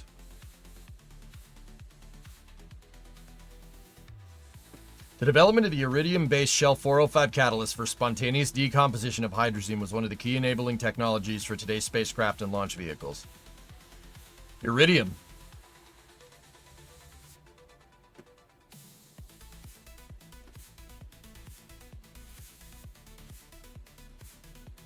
The general approach was to duplicate as closely as possible the materials and processing equipment used by Shell in Houston. There are two major raw material components in the S405 catalyst: carrier and active metal. Several drums of carrier were provided by Shell. They consisted of 3 drums, net 360 pounds each. So that's like 145 kilos of nuggets, and 4 drums, 1,000 pounds, so 450 kilos of in-process material that had undergone preliminary grinding and screening.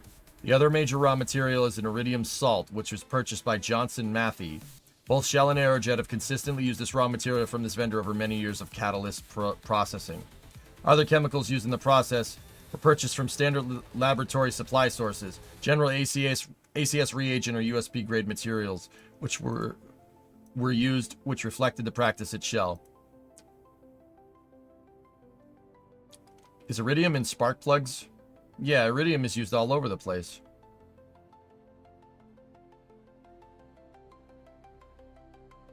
Yeah, carrier. They're not going to say what the carrier is, I don't think.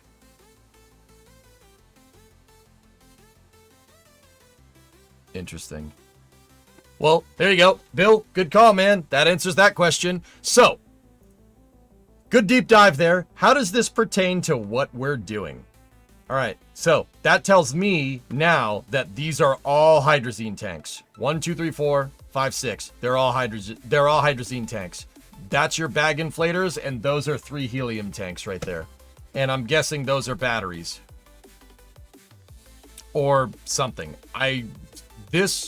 We have basically, from snooping around, we've basically been able to extrapolate what most of this stuff does. I still am on the fence about this. I don't know what this is. Whatever it is a high mass component being at the bottom of the capsule. That's very important.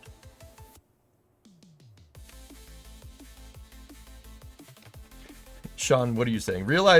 Oh, hey, Luca, what's going on? Sean, realized yesterday I have enough scrap tube and sheet lying around to make a rather large pulse jet. Hearing you talk about all manner of fuels has my brain wondering things. Like, if propane is good, wouldn't CAM 2 110 be more good? And if CAM 2 is 110 more good, wouldn't RP1 and liquid oxygen be even more gooder? Thoughts? Map gas, if you want to really chooch. Map gas would be what you would want. You could use propane and butane mixtures. That will go. But Sean, you really want to make a pulse jet? You know what you do? You take a 4-cylinder cylinder head, right? And then you attach a convergent, divergent. Actually, you could just put a pipe on the ends of the cylinder head, intake manifold, right? And find a way to spin the camshaft. You want to make a 4-nozzle pulse jet? That's a good way to do it. The head from a car, particularly one with overhead cams. So you need something to turn the camshaft, and then you need something to mix in a throttle body to mix in your intake manifold. So you need like a carburetor. Oh yeah, that works. I've seen people do it. Don't blow yourself up. You should do this? I don't think that's a good idea, man. I'm pretty sure that would be a battery. Look at the thing on top. Well, we know all the wiring is going down there, dude, so that's gotta be it. I'm gonna go ahead and guess that those are the batteries. I'm pretty sure those are the batteries. Now, which begs the question, still, where the heck is the life support systems on this? I still haven't figured that one out.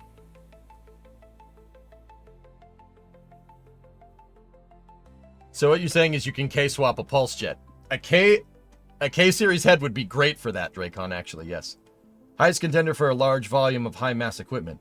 Considering Starliner is solar-powered, would be batteries. Okay, cool. I think we're all in we're all in concurrence there. So now, here's what we do. We don't have helium tanks, right? So we can't really do that. So our design might come out a little bit unbalanced here. So let's get our center axis line, right? Actually, we got to make our quote-unquote pressure vessel here. So give me 1 second.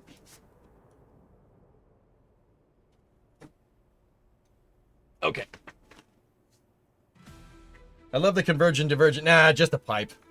You could make it convergent divergent, but it's a detonation wave, so a De Laval nozzle is probably not what you want. You just use a straight pipe. Yeah, straight pipe ahead. Why use cylinders? We don't need cylinders. That's too complicated. No. All right, excellent. So I got to make the pressure vessel there, and yeah, we'll go from there. So what we got to do is give me a 1.25 shell. Now bring this back up here, our ruler. Make sure the ruler is on our center line. It is.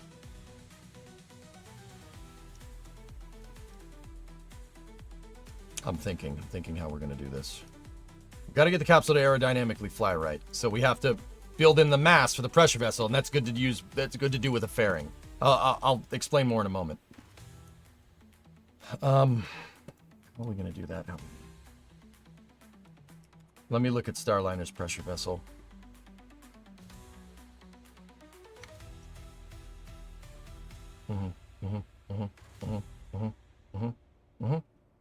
Okay. Real quick, how much did you pay for your snail? $100.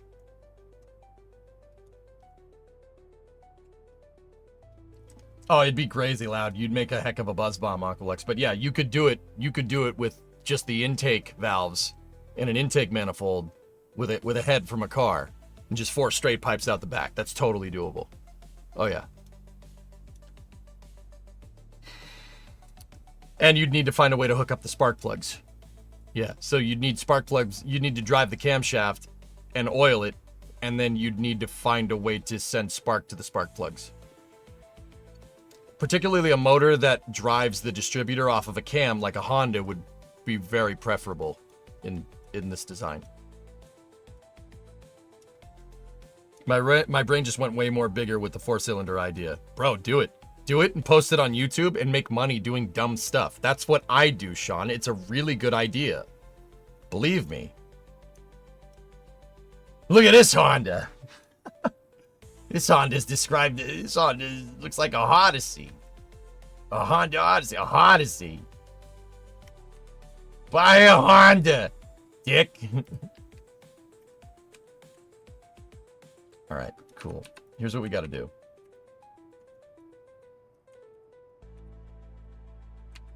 So I'm going to make the outline for the pressure vessel, and we're basically going to do it exactly where Starliner's is. So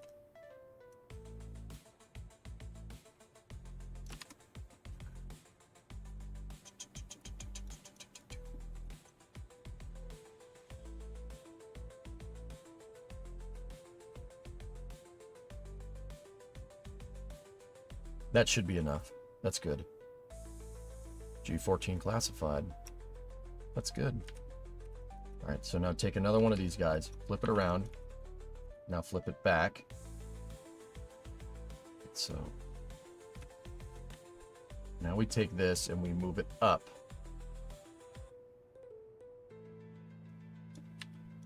I'll show you what I'm doing in a second. It'll make sense in a moment.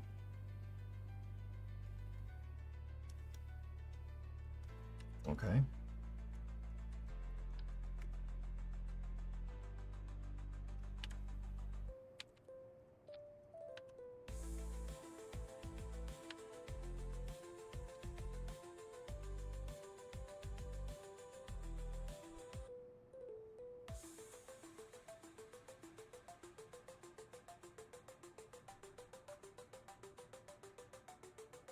Right there. Okay. Now this should give me the shape that I'm looking for if we take this piece and we just move it this way. Oh, I got to do one more thing real quick. One more thing, Jackie.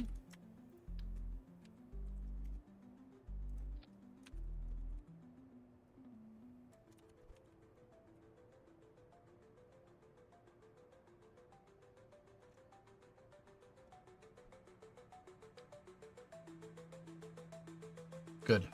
All right, cool. Now, take this thing, move it over here. Do you see it? Do you see it, chat? Do you see? You see what you get, chat?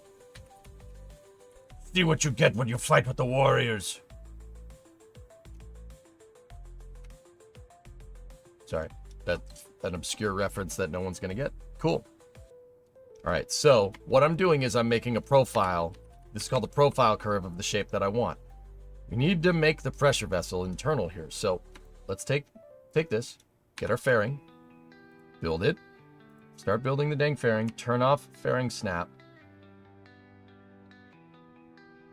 And because they're struts,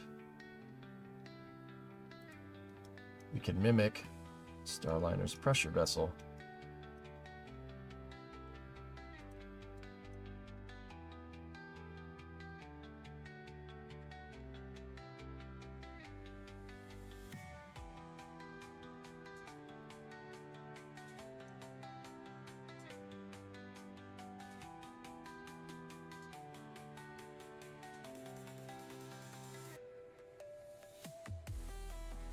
There you go. There's your pressure vessel. That's that, but in Kerbal form. Obviously, I can't put the recessed piece up there for where the parachutes are, but parachutes don't take up a lot of room in this game anyway.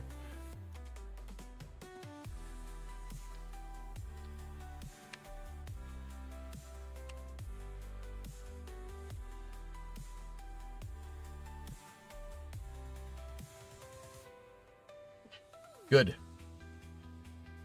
There's your pressurized volume, so to speak. Now, that should get us a good spot for all the other components here. Now, I know what people are saying. Why'd you do this? So I get the masses right. That's really important. Mass has got to be correct, or else it's not going to work very well.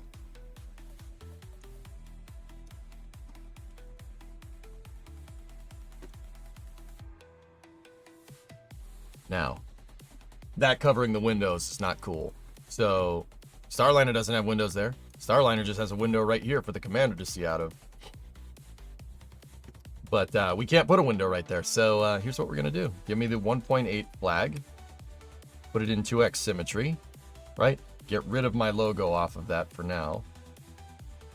Find a color that's very similar to the palette. Capsule. Switch to local orientation. Move it in like that. Set local orientation again. Make sure we're planar to the window frame.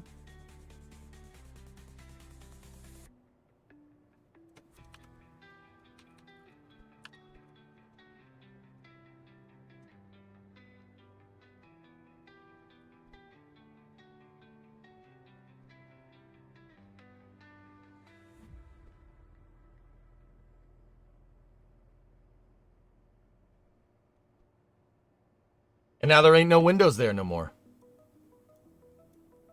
See?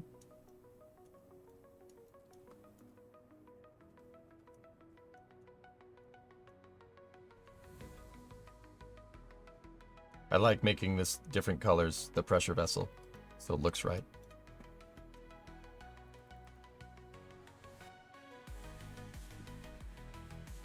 Okay. So now what we have is really, really nice spots to put our tanks. Easy peasy. So we have our thruster block up there, and now we could figure out the exact spot where we need all of our tanks to be.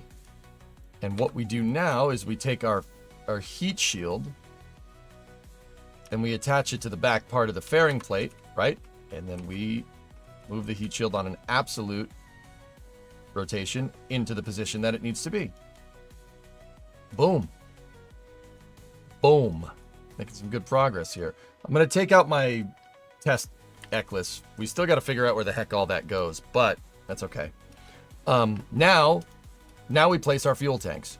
I'll leave the profile curve lines there out up front in case we need to screw with the pressure vessel again, but I'll move that back into the center line indicator here.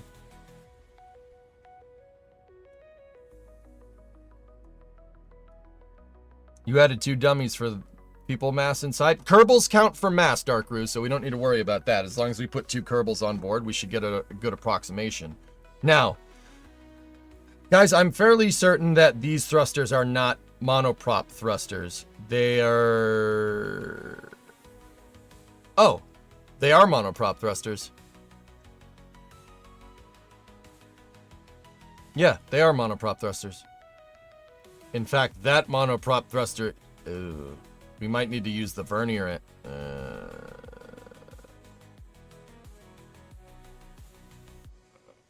Okay. We might need to end up using the vernier engines there. Yeah, we could probably get away with small and big RCS. That's not a problem. Okay, so...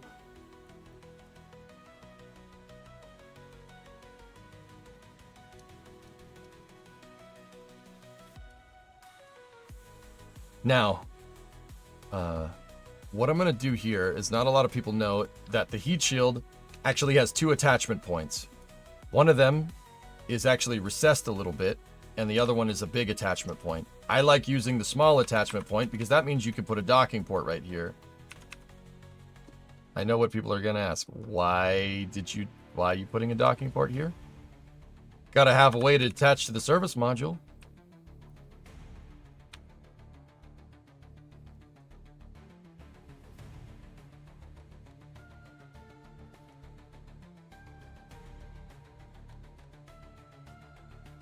Perfect.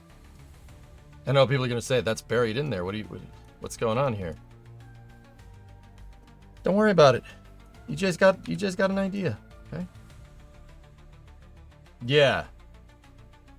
See, check this out. You could just see the rim of that docking port. And because the docking port is attached to the heat shield, any heat that gets introduced into the docking port, it's going to immediately conduct it right into the heat shield, and the heat shield will ablate it off. So if you want to make a reusable capsule, there you go.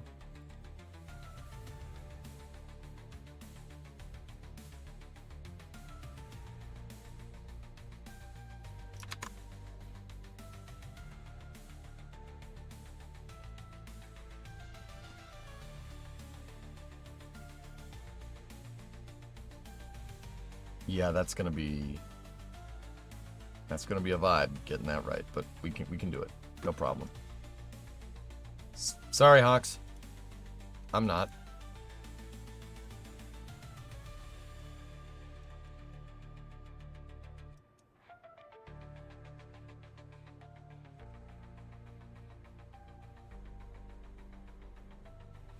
Okay. Can you explain the two nodes thing? The other node is there for if you need a shroud. That's the shroud port. This one is there if you just want to attach something without the shroud. That's why they're there. I don't want the shroud. No, I'll make my own. Because that's how I roll. Any chance you can create components in Fusion and import them into Kerbal? Yes. I made them in Maya, not in Fusion. You need something that's more for games, but see these hinge, this gusset piece that I made here to make really, really strong hinges. See that, Sean? I made this part. I never finished texturing it, but yeah, it's this. I put this part in here to make launch pads, so I could have something that pivots, and you have a pilot dowel that can take an insane amount of force before it breaks. Before I was making hinges out of leftover spacecraft parts. That does work, but that works better. There's plenty of tutorials on how to do it out there. It's not too hard. You can always just disable the shroud, can't you? Yes, Dink, but that gets the heat. That makes the heat shield aerodynamics all screwy.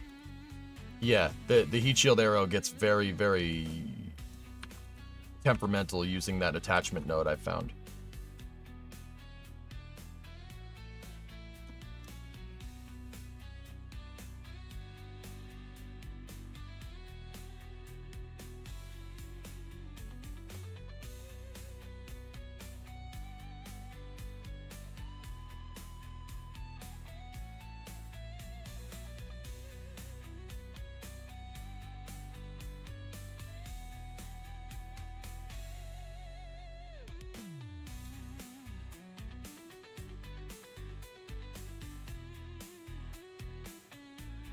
There. Blank the windows out. What's up, Yargles?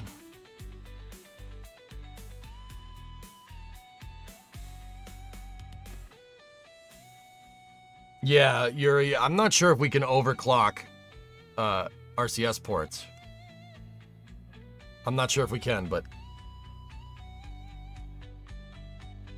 like if we take a cal, right, and we attach it here and we go into our AGs, right? And we select the thruster and we select cal. No axis field toggles. There's just same vessel collision and RCS and toggleable thrust. That could prove to be problematic. Not much. So has the thruster failed yet? No, I'm still designing the capsule. After a lot of looking about, Starliner stated to have 12 batteries.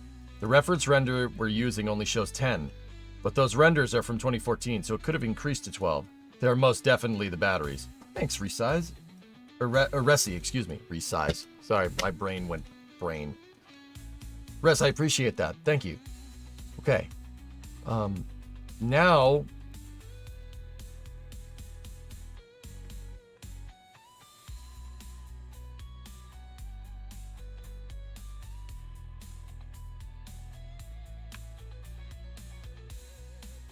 Now we can move this out right here. Take a look. There's your pressure vessel. And because of this, now we can replicate Starliner's design structurally between the fairing plate and the heat shield. Take a look. Starliner has 4 main struts that basically go down to the flange that holds the heat shield. Right? See what I'm talking about? They go all the way down. Those are primary structural carriers, and I'm guessing those are the clamps that hold the pressure vessel plates together as well. There seems to be 4 of them. I'm going to have to look around a little bit more.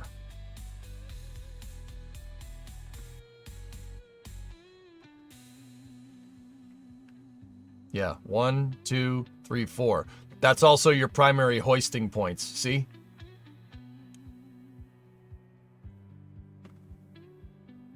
See what I'm talking about? See the shackles that they have hooked up to this thing? And then they have specialized shackle to Starliner adapter points. Hey, thanks, Redbeard. Yeah. Isn't there a straight up monopropellant engine? Yes, there is. That thing. I'm most likely going to use those overclocked as our launch escape system. The RS-88s. Everything else, yeah, I don't know. Aqualux, you're going to have to figure that out. All right, so what I'm still going to do here, and I'm going to need another profile line here. Let me move this back into position. That's its final spot there.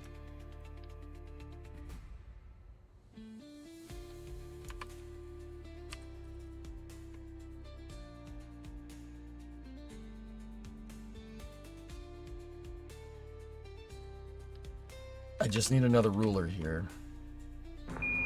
Listen, Tranquility Base here. The Eagle has landed.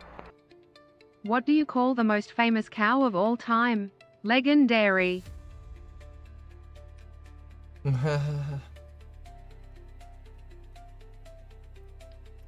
That's funny.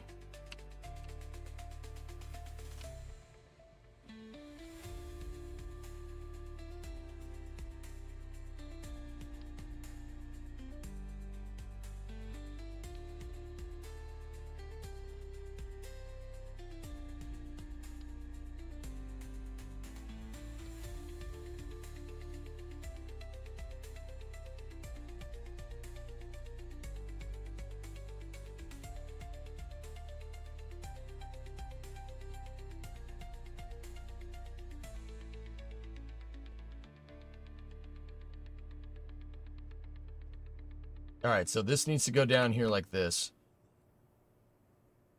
What I'm trying to do with this ruler is just get ourselves the outer edge of the outer edge of the capsule, and just provide a little bit of space so we don't have COPVs like sticking out the sides. Now, if we take this.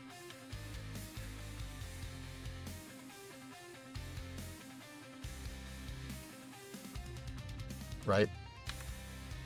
Set this down like that. Flip it around.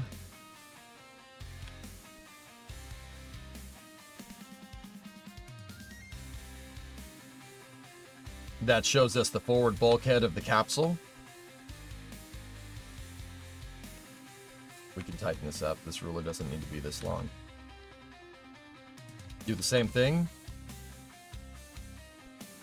So we could flip that around.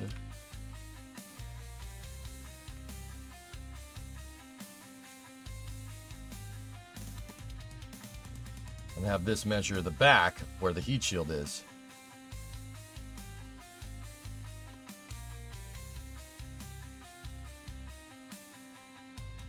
That's basically where we run out of room.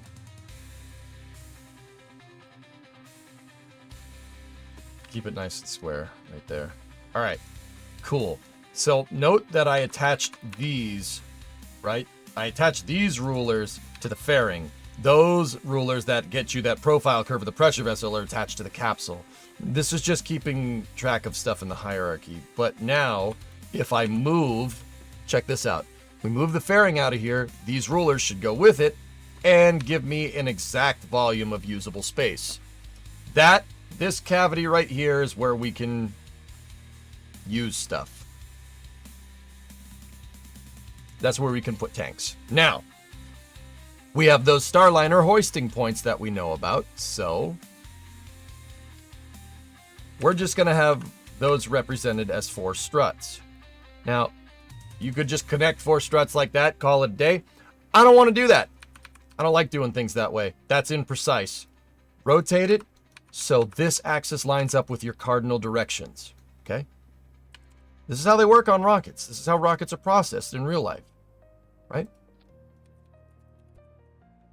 You rotate so you're working plumb with gravity. It makes stuff easier to install. This is why a lot of rockets and capsules are on rotisseries. Like Falcon 9. It's on rotisseries and processing rings so they can flip it. So they can turn it around.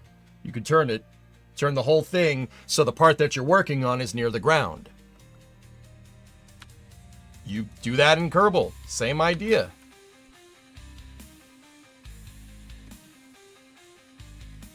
These are going to be representative of the struts, the hoisting point struts that hold this whole thing together. When I say I want this capsule to work like the real one, I mean it.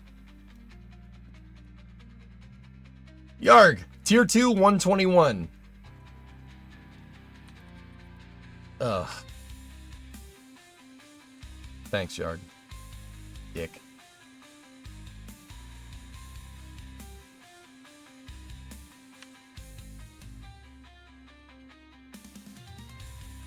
There we go.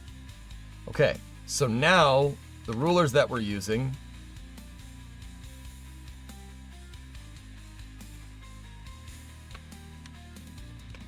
we can use these to locate our tanks.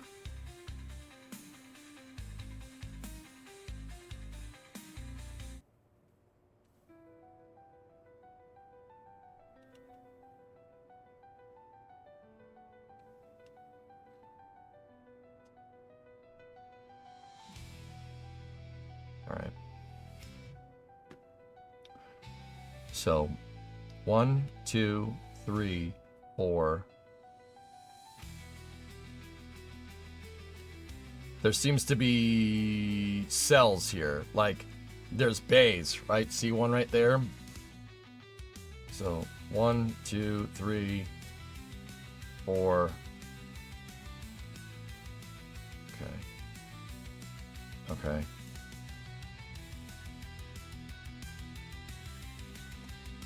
Interesting. So that would put us 1, 2, 3, 4, 5, 6, 7, 8, 9, 10, 15, 16, 17, 18. Interesting. It's not asymmetric, but all right. Well, here's how we're going to do this. Let's go into our fuel tanks. We obviously need monopropellant tanks.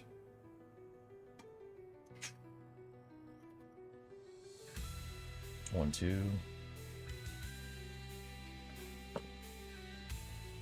Now, we can't approximate between helium and monopropellant here because we don't need a pressurant. Kerbal supplies the pressurant for you. So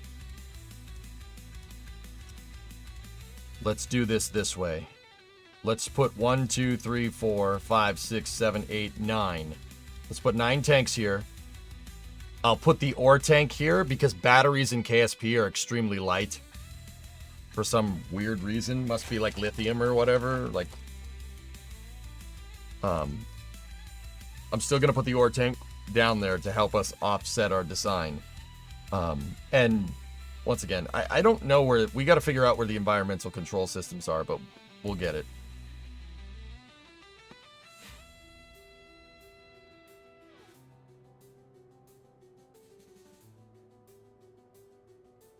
Hey, read it.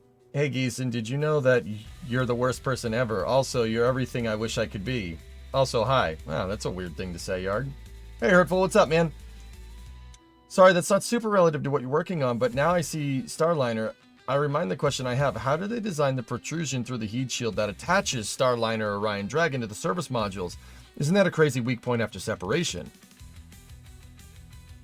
You mean holes in the heat shield? Yes. Absolutely. Purple, what would you do to solve that problem?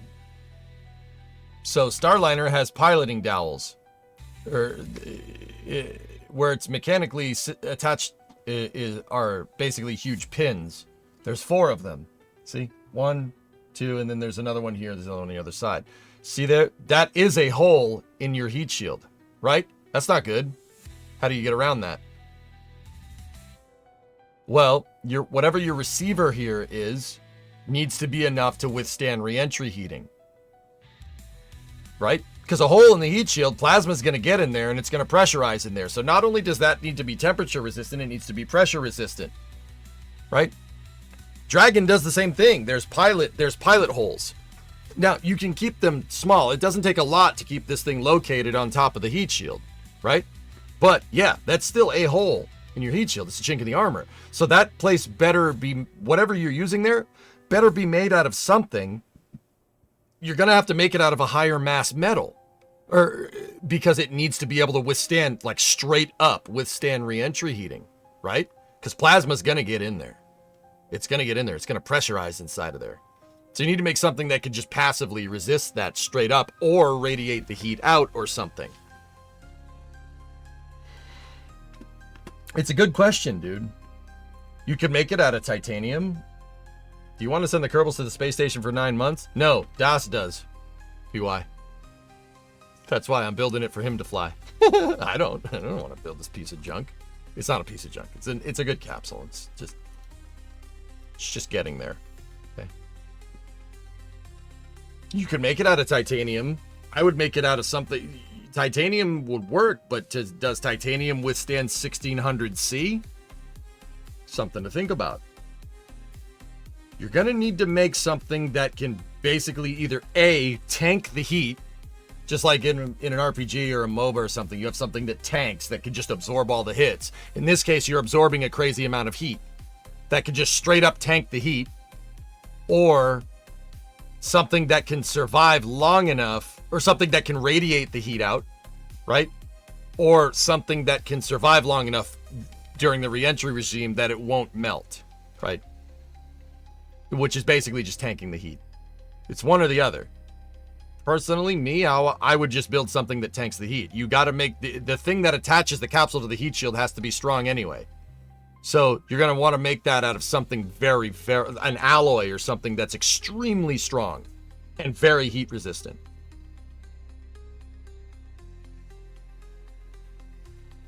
I wouldn't know, Baron. So Starliner can be delivered to space from their satellite propelled with 20 to 30,000 speed. I don't think so, Sam. 718 Inco. I was thinking Inconel Article 5, that would probably be a good idea. Inco would probably be my bet, or some type of alloy that you'd use for a rocket engine, because those do that. But you got to remember, the rocket engines do not burn nearly as hot as plasma. Plasma is way higher temperatures. Pandaru is a user over in YouTube. Good points. My quest will continue on, and if I have concrete facts about this, we will share them here. Well, Hurtful, it's one or the other. Material science is kind of your limiting factor here for converging on what's actually happening. I don't know the exact alloys. That information is going to be really difficult to find, but it is a hole in the heat shield. We know that hole is going to pressurize because the stagnation is going to pressurize it. Now, what's stagnation? Give me 1 second.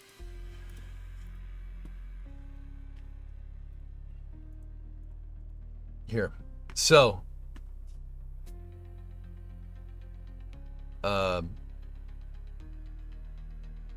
Breeze here. So, right here, there's a stagnation point, and that basically the plasma is holding air up against the capsule. Yeah, you get a stagnation point here, and that pressurizes because the capsule is basically holding it up against it. So whatever, we know that because of Orion. Orion's heat shield was cracking because of the same phenomenon, right? We know that because of the way that it is. Because of the way that it is. What's up, Bree? Nothing. There's a boy. I figured boy hadn't come seen you in a little bit. I don't know when the last time boy saw chat was. Oh. Listen, Tranquility Base here. The Eagle has landed. Why are some tree branches so much heavier than others? It's because they decided to stick around. Titan is not amused. Titan is not amused. Hello, buddy. Hello, is that your ball? Yeah, that's your ball. That's your ball, Taito. Hello. How you doing? Remo and Doggo. Hello. Hey, what are you doing? I want it. Ow. Okay. Shake on it. Thank you. The noise that he makes when he gets the ball, when he catches it, is like, oh. It's the funniest noise ever. It makes me laugh every time, dude. Okay, we gotta go make dinner. All right. I'll let you know what's done. Okay. I love you, babe. Love you. Good to see you. Good to see you. I love you. I love you. The compressor cut it out. It's like, ah, you know. All right. Anyway, dog. Last since Titan distracted you. Hey, I just wanted you to know that for whatever reason you missed a trick. Today is International Beaver Day. If every day's a holiday, Megas, no day is a holiday. I choose to celebrate beavers every day.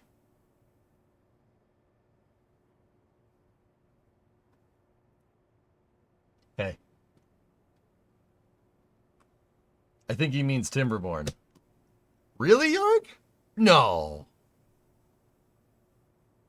Unit 23, that license plate belongs to a local Spurberry police vehicle. It does? Oh my god!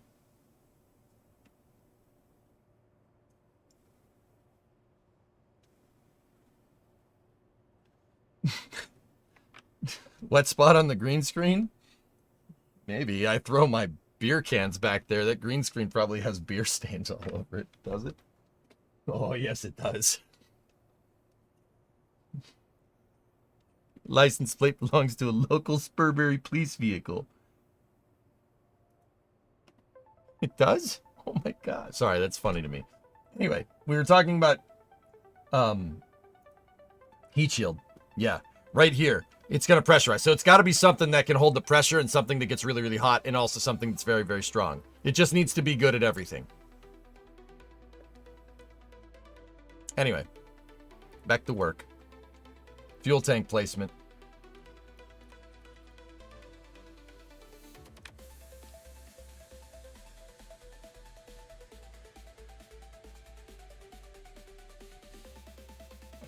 Walls.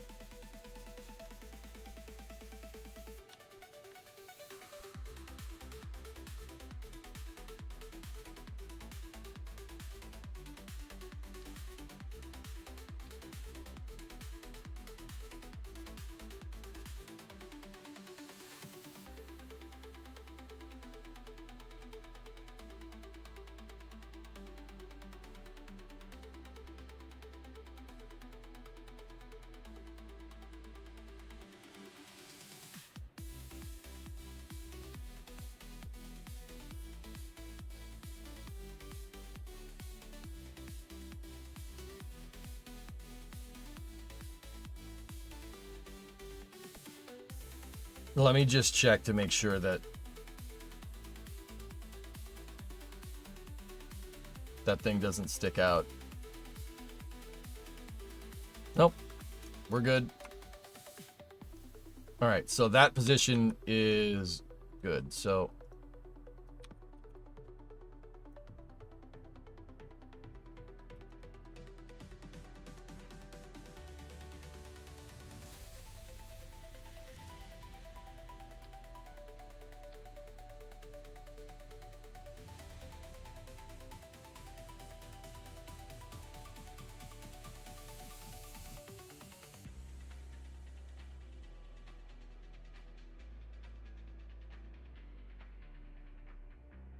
doesn't make sense.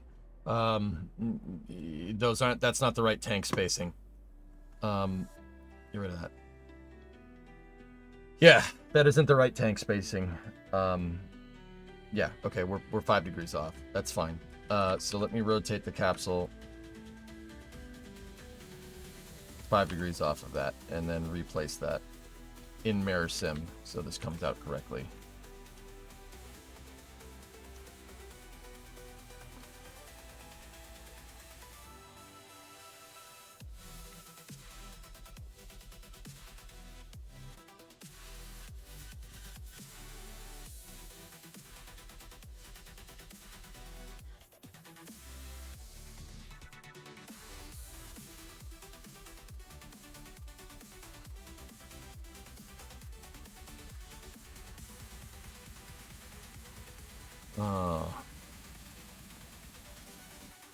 I was thinking the heat shield does detach, so we're going to need some type of separation mechanism for that thing. Which means the pressure vessel most likely needs to be redesigned to an extent.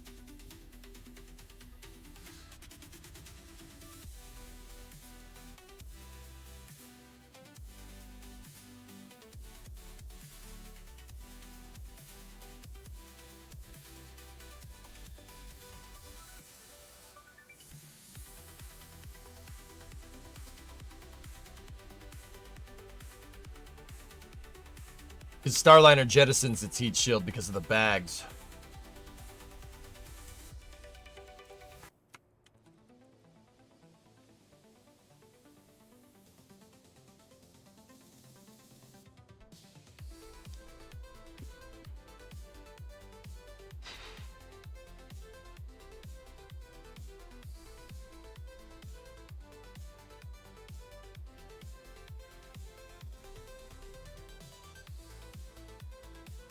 Yeah, it does jettison the heat shield.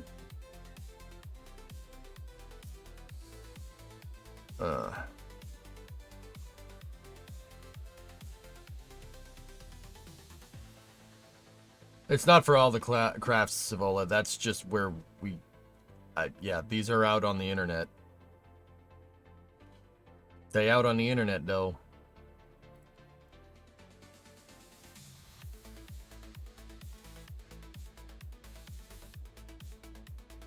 Discovery, go and throttle Hey, up. RT, 88-month resubs. The SD100 is go.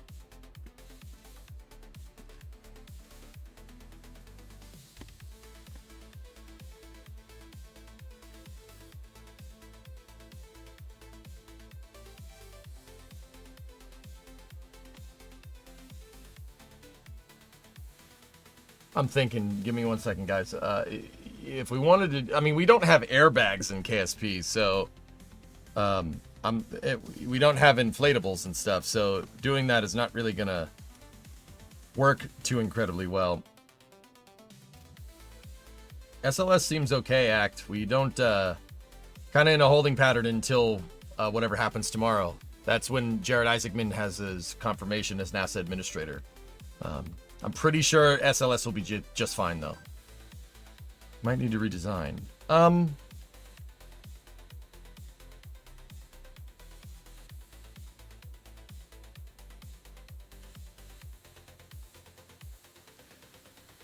What was the bipod mount on the shuttle made from? Aluminum.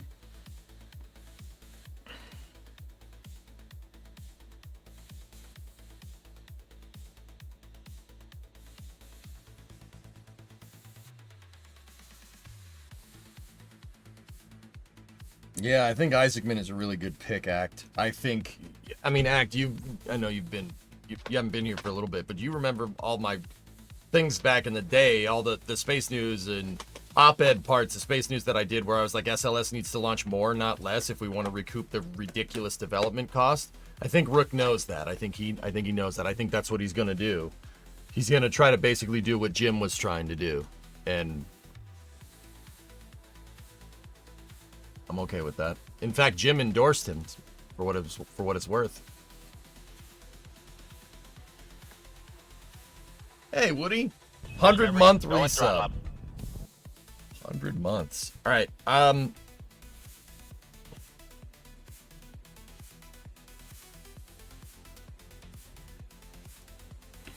Let me check something.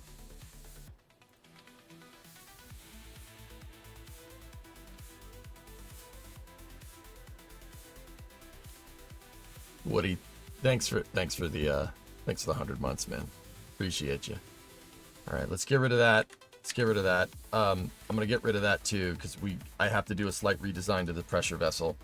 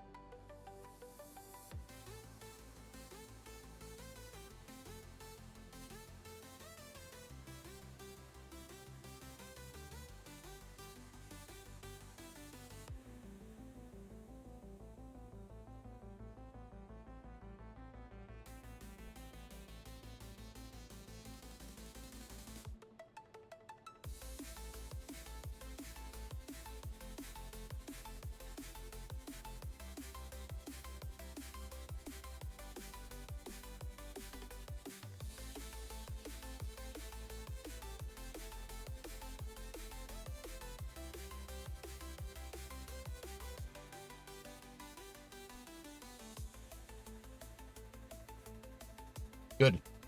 Okay.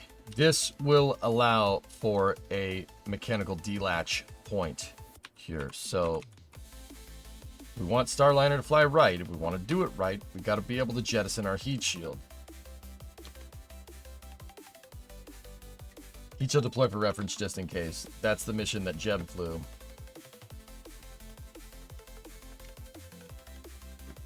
Boing. Sick.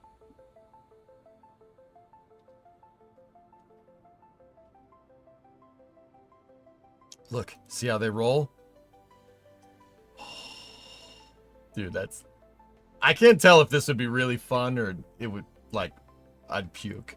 I'm thinking more puke, at least on the first time. I'd be like, oh god, no.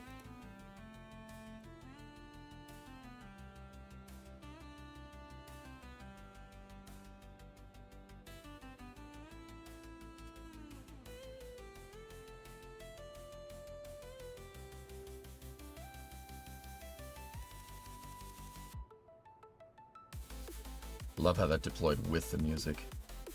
Yeah, see. They jettison the heat shield so the airbags can deploy. No problem. We can make that. Easy. We're gonna need a heat shield pilot dowel. Oh, and I'm not sure how that's gonna work.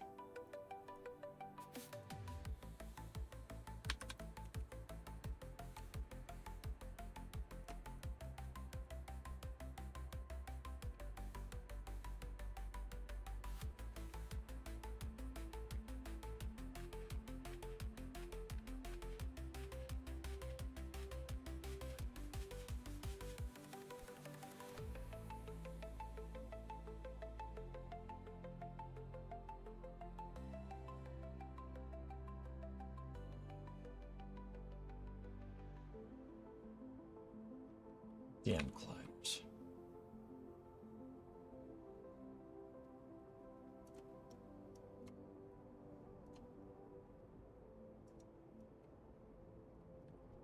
Okay. Could Starliner dock to Dragon in space if both were doing an orbit Earth as a test run? You could dock them to each other. You'd have to do it manually, Mike, but you could do it.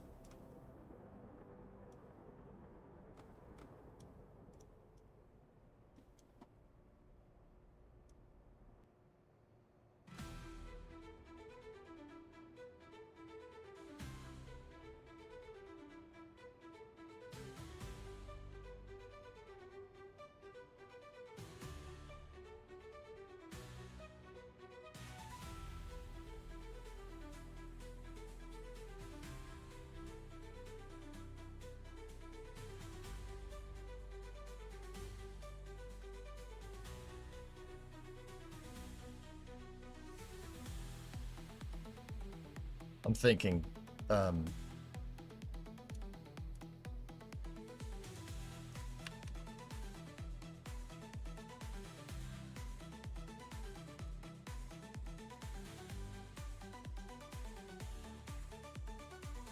this is why I use rulers, to get everything to measure up and look good. That's where that needs to be. All right, so that isn't exactly... I'm going to change some parameters around on this. This...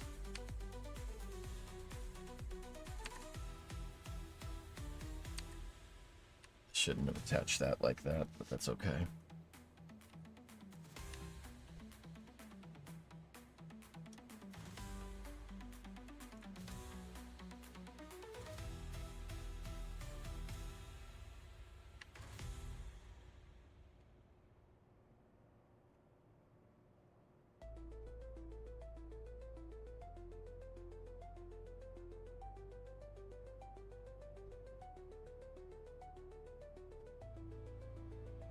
I need to get this to match the outside profile. Gonna have to do slight modifications to our heat shield shape here. Or the pressure vessel shape. To account for the disposable heat shield.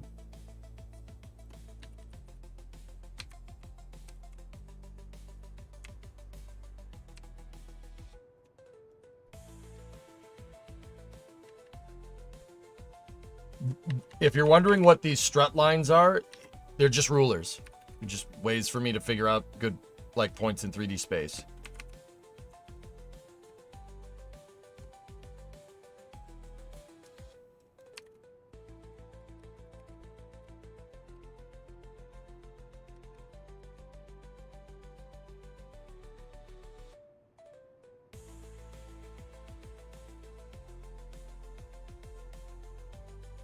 That's where the beginning of the fairing is. And then this is where the shell of the fairing needs to end for the most part. Old Apollo thrusters on both the command service module and the service module. Question from John on similarities. Thrusters on the command service modules are backup for the... No, the command module thrusters are there mostly for attitude control during re-entry. The Apollo one, though, worked with the thrusters on the service module. You could only get 6 degrees of movement with the Apollo module by firing the thrusters in the front and in the back. Well, I mean, that's... Yeah, because that's the only way you could have done pitch control. Well, no, you could have done pitch control other ways. I think they work together. I forget. I don't remember. I'm pretty sure they do. Oh, well, I wish I wasn't... Oh, well, I wish I wasn't muted. Thank you for teaching us everything.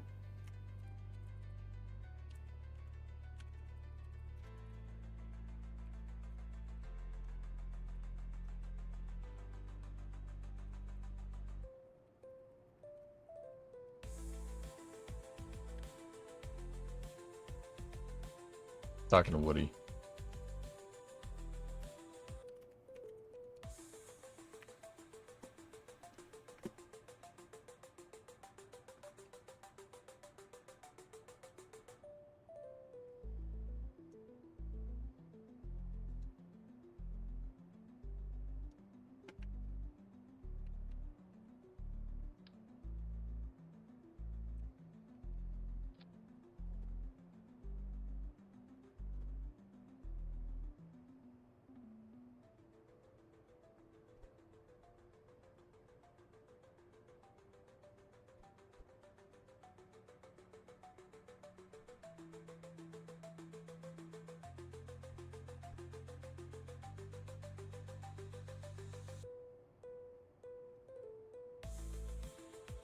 Okay.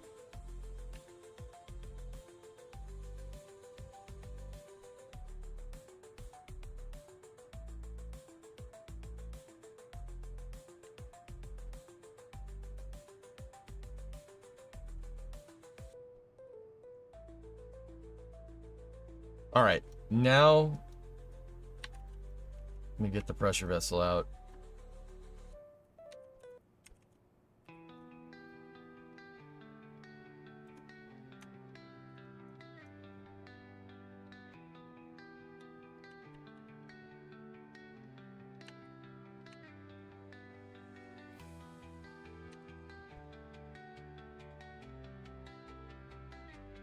Okay, that's the space I have to work with.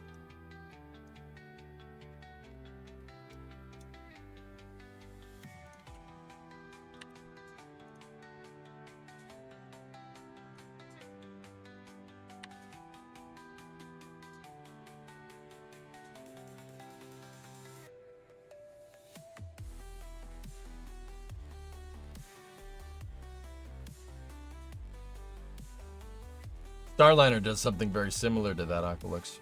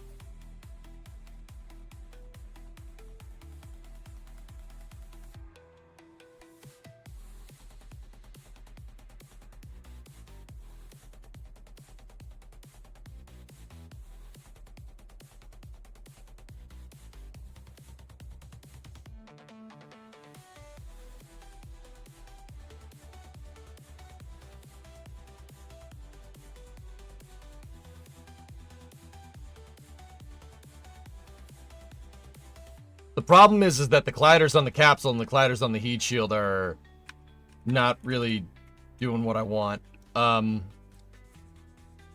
Guys, for the sake of time, I might make the heat shield not jettisonable like the real one. This is gonna take a second to figure out.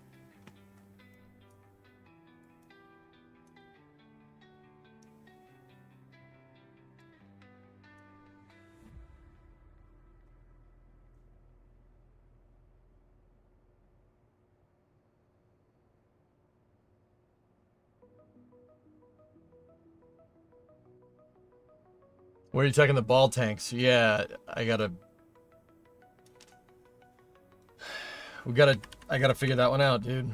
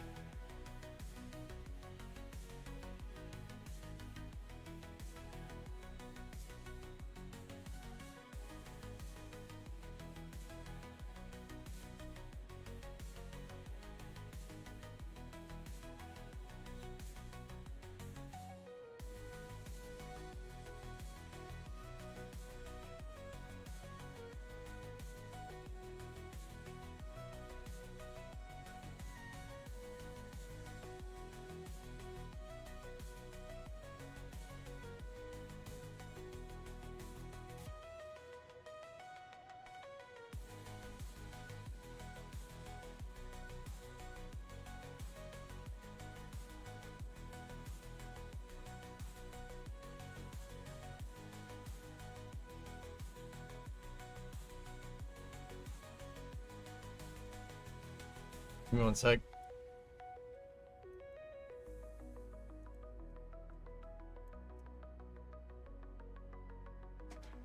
I'll be right back 1 second.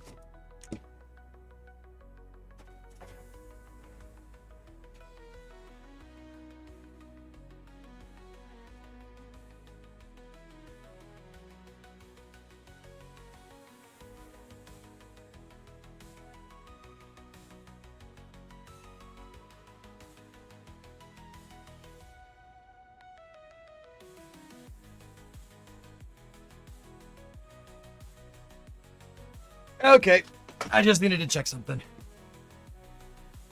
Cool.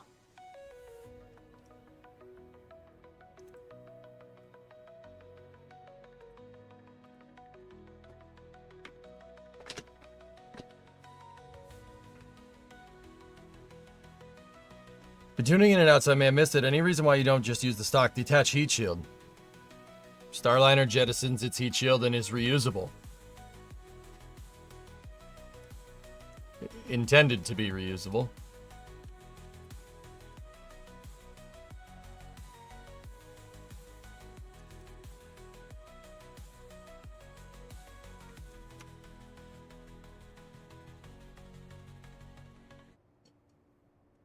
Don't heat shields have a built-in separator?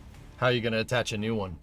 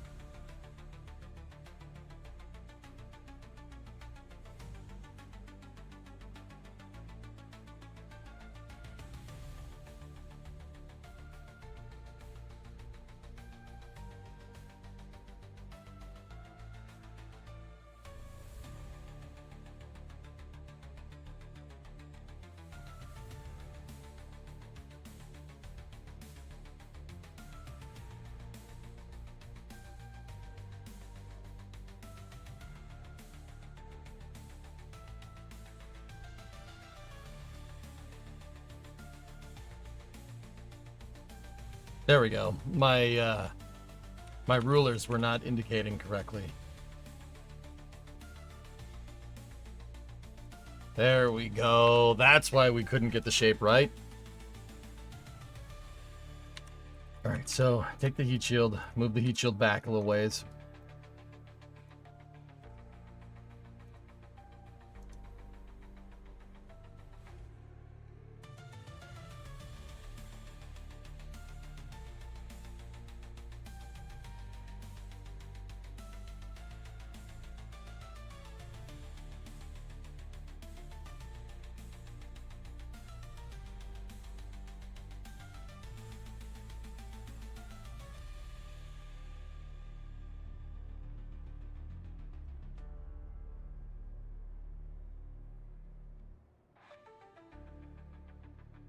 I know that looks a little bit silly, but I'm doing this for two reasons.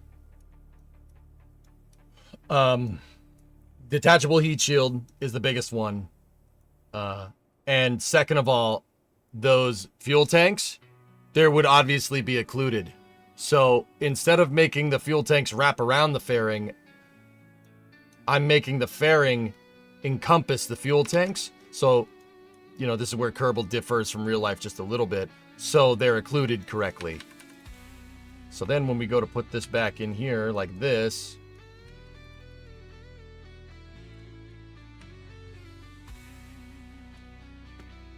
now the heat shield isn't exactly big enough, but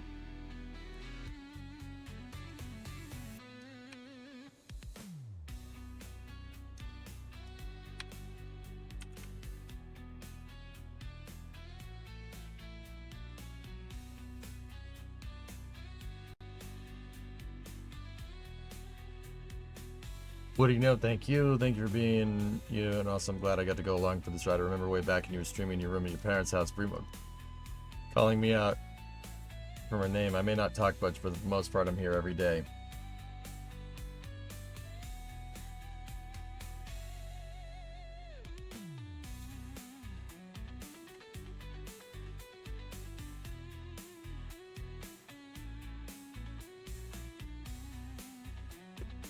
You just got back from an errand. My brakes are doing something funky. Whenever I brake, I'm at a slower speed, and the car brake, it's like jerk, feels like a flat spot. Do I need to worry about that? You got warped rotors. Bingo. Your rotors are warped, dude.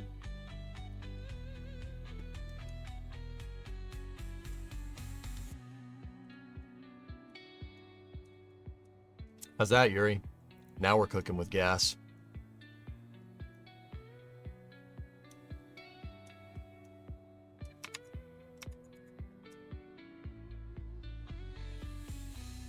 This is about the Dallas Challenge, right? That's right, Ethereal. Yep.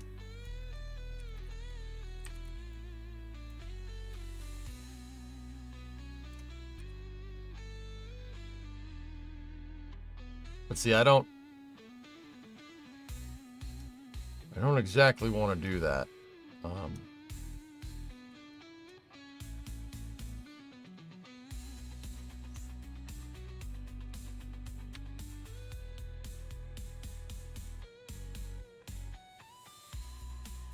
I just hate that the heat shield is just slightly smaller than the damn capsule. That's very frustrating.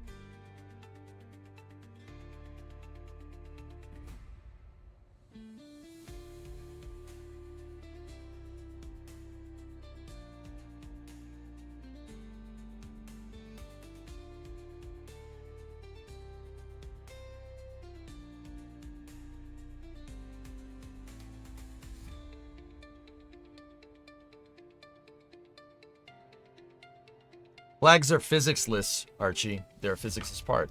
They will not affect aerodynamics.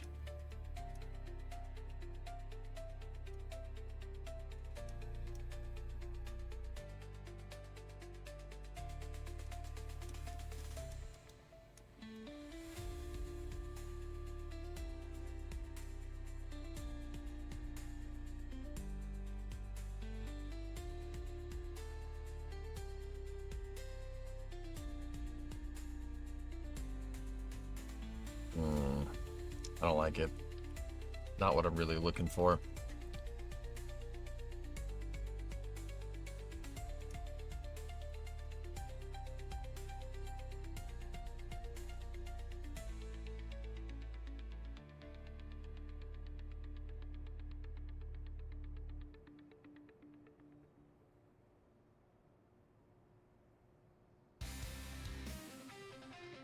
Space boat.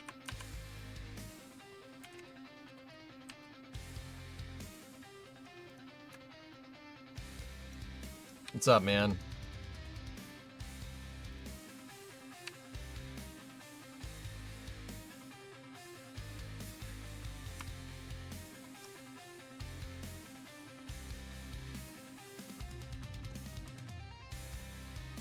That's good enough. Not exactly what we're looking for, but it's close enough to where it covers the shield and it looks okay. All right, so now what we need to do. Okay, I'm gonna save R1 and we're gonna get rid of the rulers. The pressure vessel is finalized. New save.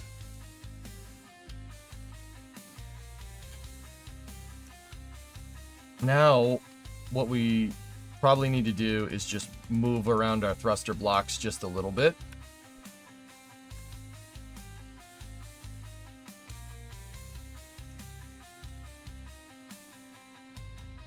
For them to be in the same spots that they are in real life. We just got to modify them a little bit.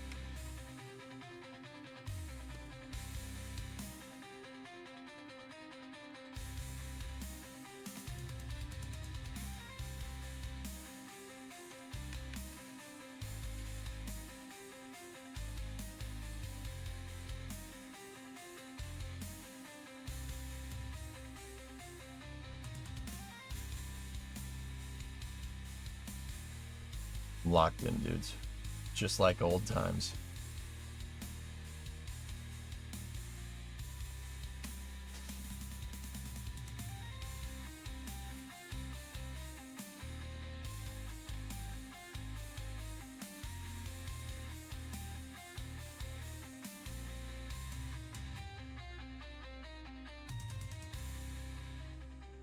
Hey, Alexis, what's up, dude?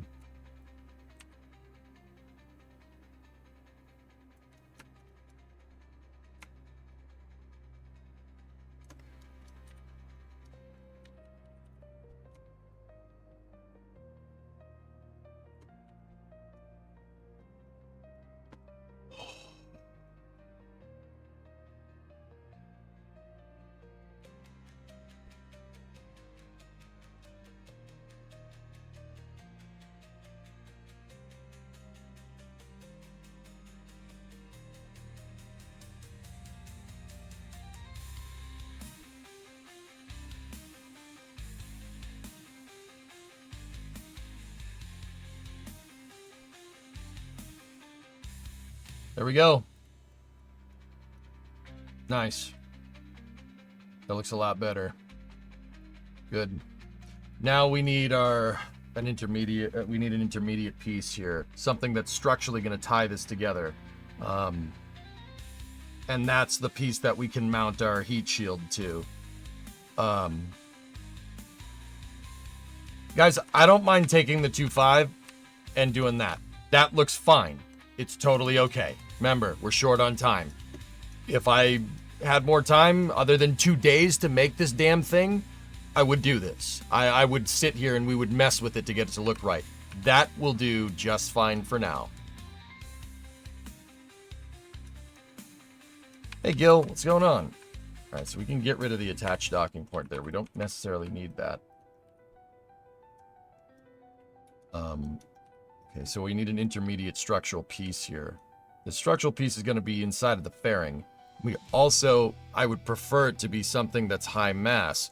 That's 170 kilos, that piece right here.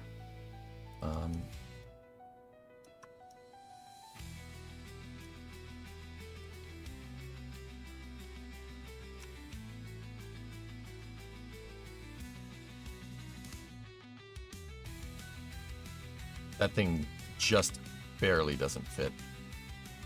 Not really what I'm looking for. Why 2 days? I'm doing a special flame trench as a sequel to last week's flame trench with Das on Thursday on NSF. And what Das is going to do is he's going to attempt to dock Starliner to the station with thruster loss. He's going to try to do what Barry Wilmore was trying to do during the CFT-1 mission. He's just like, I can dock this thing. I can get this thing to dock to the space station without I can get it to dock to the space station without thrusters. Yeah, whatever. It's fine. It's not a big deal. That was his whole argument. And I'm making a super high fidelity version of Starliner to prove that he's wrong. It's a big deal losing control of a spacecraft next to a space station. So that's why I'm like being anal retentive about where the thrusters are, how they're working, everything. I'm being very specific about my design here. This is how I would design something. I'm using kind of my mission mode design rules here. No SAS. Starliner doesn't have a control moment gyro. The capsule, no. I'll put a probe core on the capsule with a heading lock. That's about as good as you're gonna get. Don't worry, I will put that in.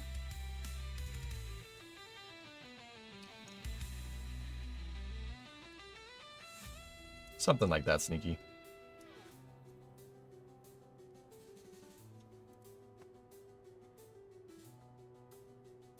I need a very lightweight structural piece that can tie the rim of the fairing together.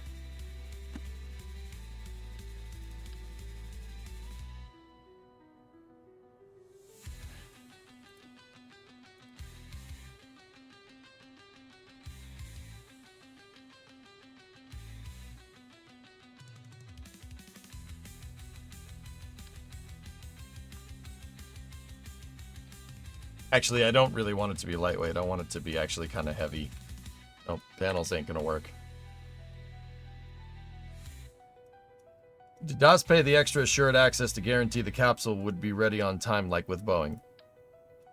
I don't know. How what's the mass on this? 80 kilograms.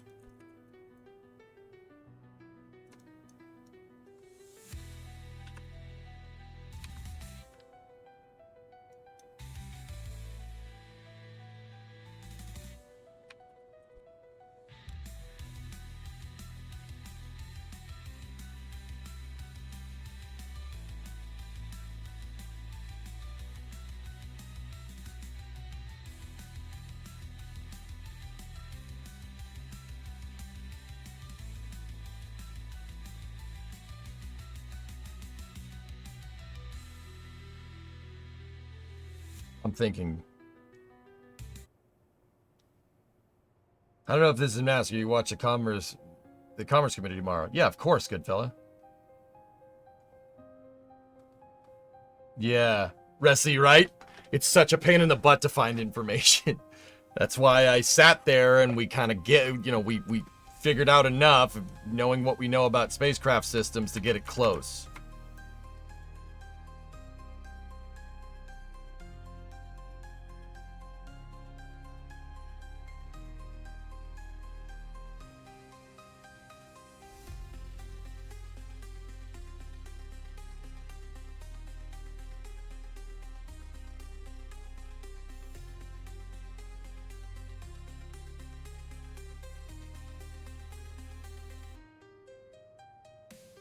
What will you be docking this to? Go and throttle up. I have a space station that we can use for docking and another save, Jack.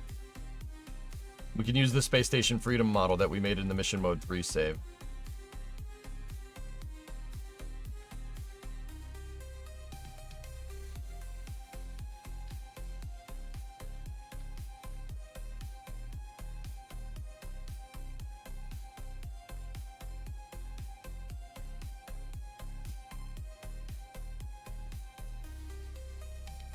Okay, because this is our structural tie-in, I need to figure out a pickup point here. And I like using absolute snap to align things. Here's the thing though, if I attach a docking port directly to this, right? And then we tried to absolute snap it into position, because I had to make a custom movement on this, they're never gonna come out exactly the same. See, it's kind of moving around the other docking port, right? So what we gotta do, that is the set point, right?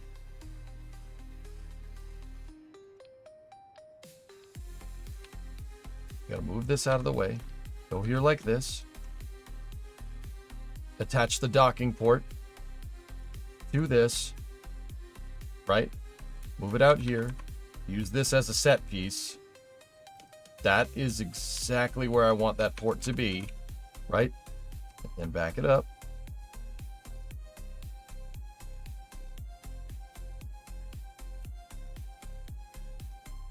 Move that exact port into position. Now, what I have to do here is just rotate that out of the way temporarily so I can get rid of my set port. There. Okay. Save. Go here like this. Make sure we grandparent part. No docking. No docking there. We don't need to worry about that. I'm going to use local orientation, see if I could snap this back one more. Nope. Nope. That's where that has to go. All right, so that's where that lives. Hey, Linux, what's going on? 56 months back to KSP. Yeah, dude.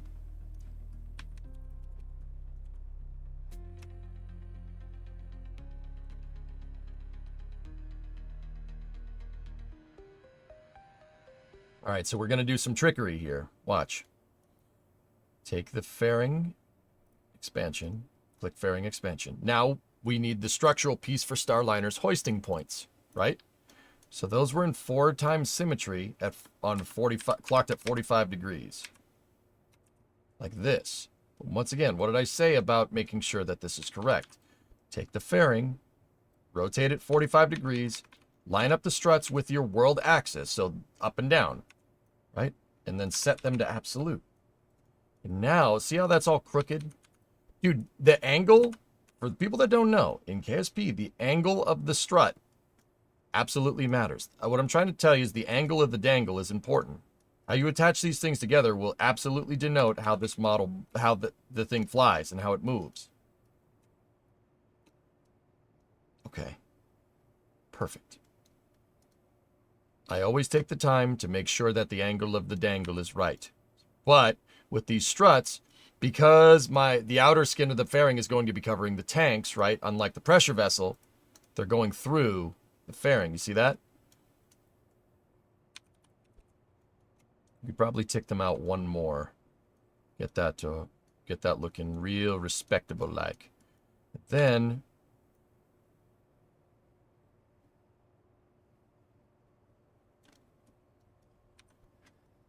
they'll treat you real respectable like. There's nothing to worry about, big fella. All the people at the zoo are very nice, Penguin. They'll treat you real respectable like.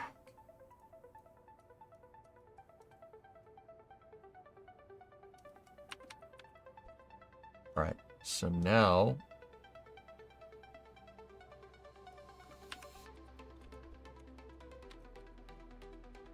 move the heat shield out of the way. Save our work. And now the fairing is holding on to that Rocco Max adapter. Rocco Max adapter, oh, it's only 80 kilos, which is not great, but with the tanks and everything, that should help. That is acting as the bottom of our pressure vessel. Now what we do is if I take a docking port, we take the heat shield, right? Take the docking port, snap that on absolute. Take the heat shield, snap it on absolute. And then get one more docking port and attach the docking port to... sometimes you got to put a piece on this to make sure it doesn't attach to that node specifically.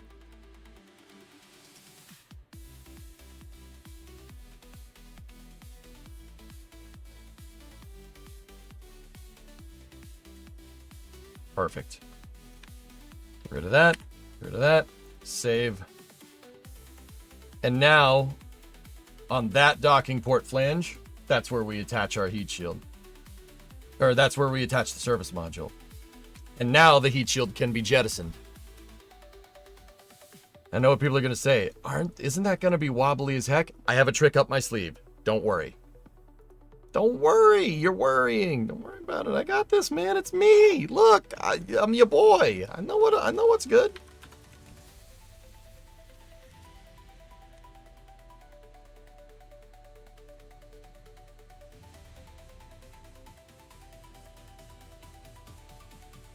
Super glue? How'd you know?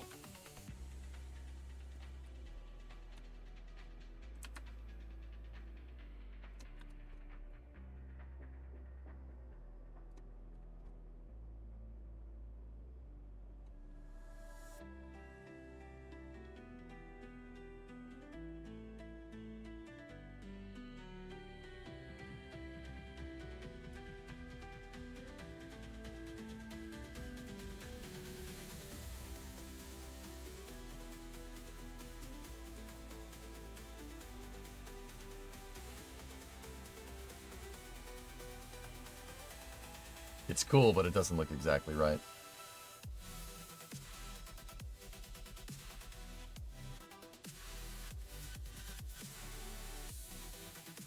Yeah, that's fine.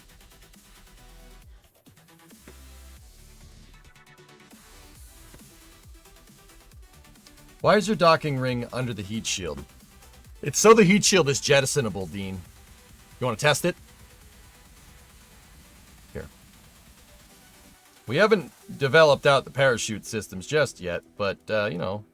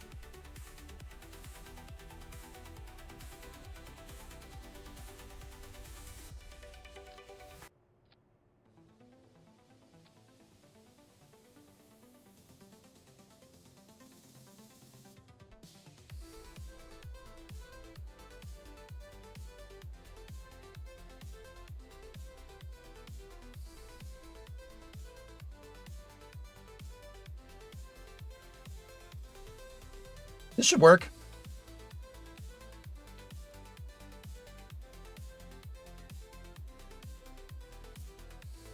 We also should check to make sure that our thruster blocks are working correctly. It'll be fine. Why the SRB?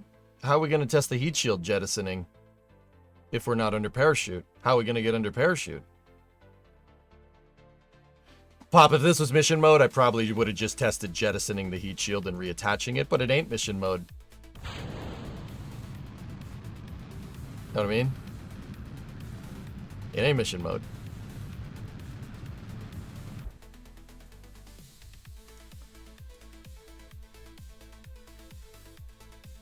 Huh. No, the SRB's still attached. It's fine. Whatever.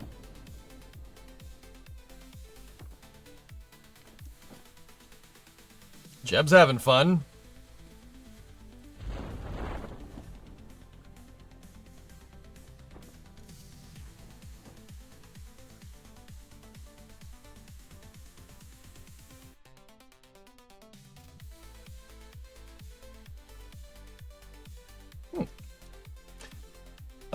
That might get loud when it hits the ground, so I'm just gonna, headphone users, just in case.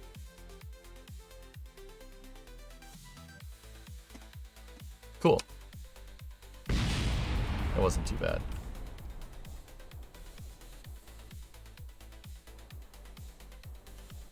Thruster blocks are operable. We have yaw, pitch, and roll.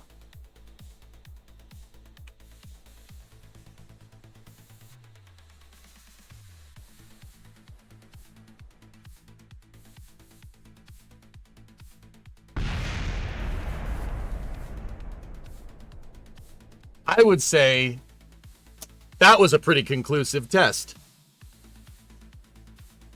Dinner's almost ready, like 3 minutes. Okay.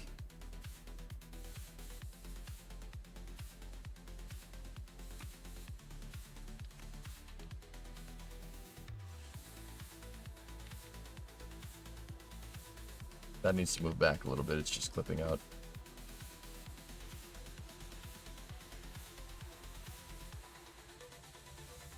Wait, I thought thrusters were on the part that was jettisoned during re-entry.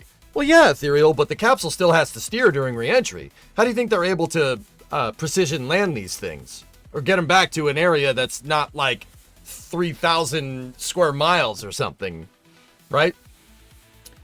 You still need to have some control over the vehicle during entry, descent, and landing. So this is actually footage from Boeing. So what they do, Starliner has small monopropellant yaw, pitch, and roll thrusters to make sure the capsule is in the correct orientation for the heat shield. And then during actual reentry, they roll the vehicle with an offset center of mass to modulate heat shield angle of attack so they can steer the capsule. Basically, the center of mass is heavier on one side of the capsule, and that makes it fly through reentry like this. So if you roll, it's going to modulate the angle of attack of your heat shield as you roll. And that's how you get cross-range capability with a capsule. So you can, don't get me wrong, capsule doesn't have as much cross-range as the space shuttle, but fun fact, the space shuttle does the same thing. Only it's yaw because it's the space shuttle and not a capsule. Space shuttle does this. The S-turns for cross-range capability. It does that. Same idea, but with a shuttle and not a capsule. That's how you get cross-range. That's how you can precisely land this. You could do this in KSP. Why do you think I'm taking the time to develop this right, to make sure all the systems are mass balanced correctly? Because I want this to fly like Starliner and work exactly like Starliner. That gives us the best probability of success for what we're trying to do. Bree, I saw the dinner thing. I might just take a... Bree, if you could put it in a takeout box, I might just come back up here. We gotta cook, man. We gotta get this done. I thought they just used reaction wheels, not thrusters. See, Ethereal, this is something that Kerbal kind of gets you into a crappy habit. You control moment gyros in real life, so CMG, right? reaction wheel. A control moment gyro is heavy, and it's technically complicated. And it uses up a ton of power. Gyros in real life are power sinks. Quite actually. They take up tons of power. You only have a limited amount of power on here. So, believe it or not, adding a thruster block and all the lines for the thruster block in the fuel tanks are a better way to A, balance the capsule for better re-entry qualities, right? And B, do away with that. You don't need that. In fact, most spacecraft do not have CMGs on board. The shuttle didn't. The CSM, the Apollo Command Service Module, did have reaction wheels on it. The reaction wheels were not used for stability assist. Fun fact, the reaction wheels were used as a very primitive inertial measurement device so the capsule could use localized acceleration to figure out where it was. It is a very, very, very, very primitive form of the missile knowing where it is, so it knows where it isn't because it picks up on accelerations in different directions. So it can figure out where it is based off of that. That's called inertial guidance, which is, the Apollo program kind of pioneered that. That's kind of important. Inertial guidance is something that almost every airplane, that's worth its weight in gold, uses. You have to, in fact, any pilots here that are flying 737s, 767s, Airbus, whatever, any jetliner has an INS in it. Yeah, so the MFD can tell you where you are correctly.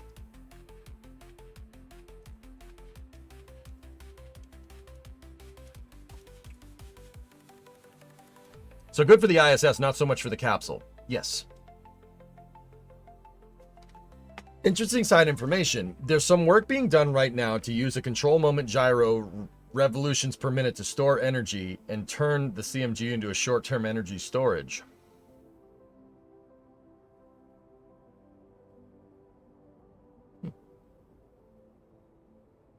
GPS-aided INS is the thing lately. For sure, Gil.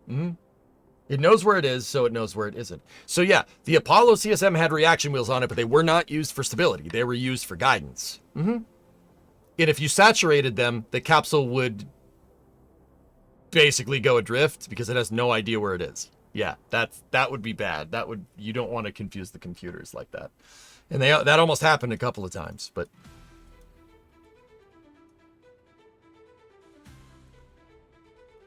over time, they get out of sync, though. The inertial guidance, like an alternator. Yeah, exactly. There's a reason why they don't do that anymore. Your phone has something like that, though. The accelerometer in your phone kind of works like that. Interestingly enough.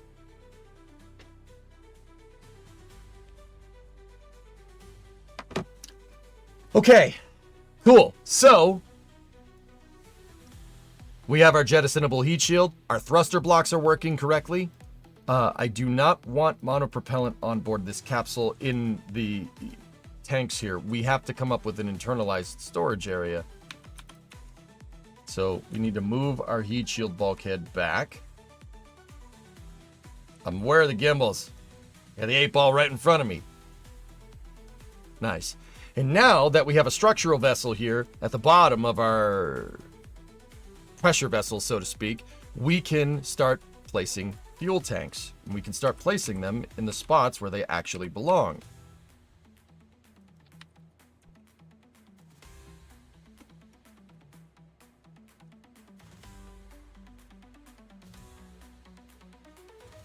The right way to do this, because the tanks are not in the same spot as the thruster block, the right way to do this would be to rotate the entire capsule and then still use mirror symmetry, but use mirror symmetry that's 90 degrees removed. So find the cardinal direction that we want, move it to 85 degrees, and then adjust mirror from there. Remember, we want to also keep our center of mass as close to the bottom of this thing as possible. There it is. Okay, now that's one set of tanks.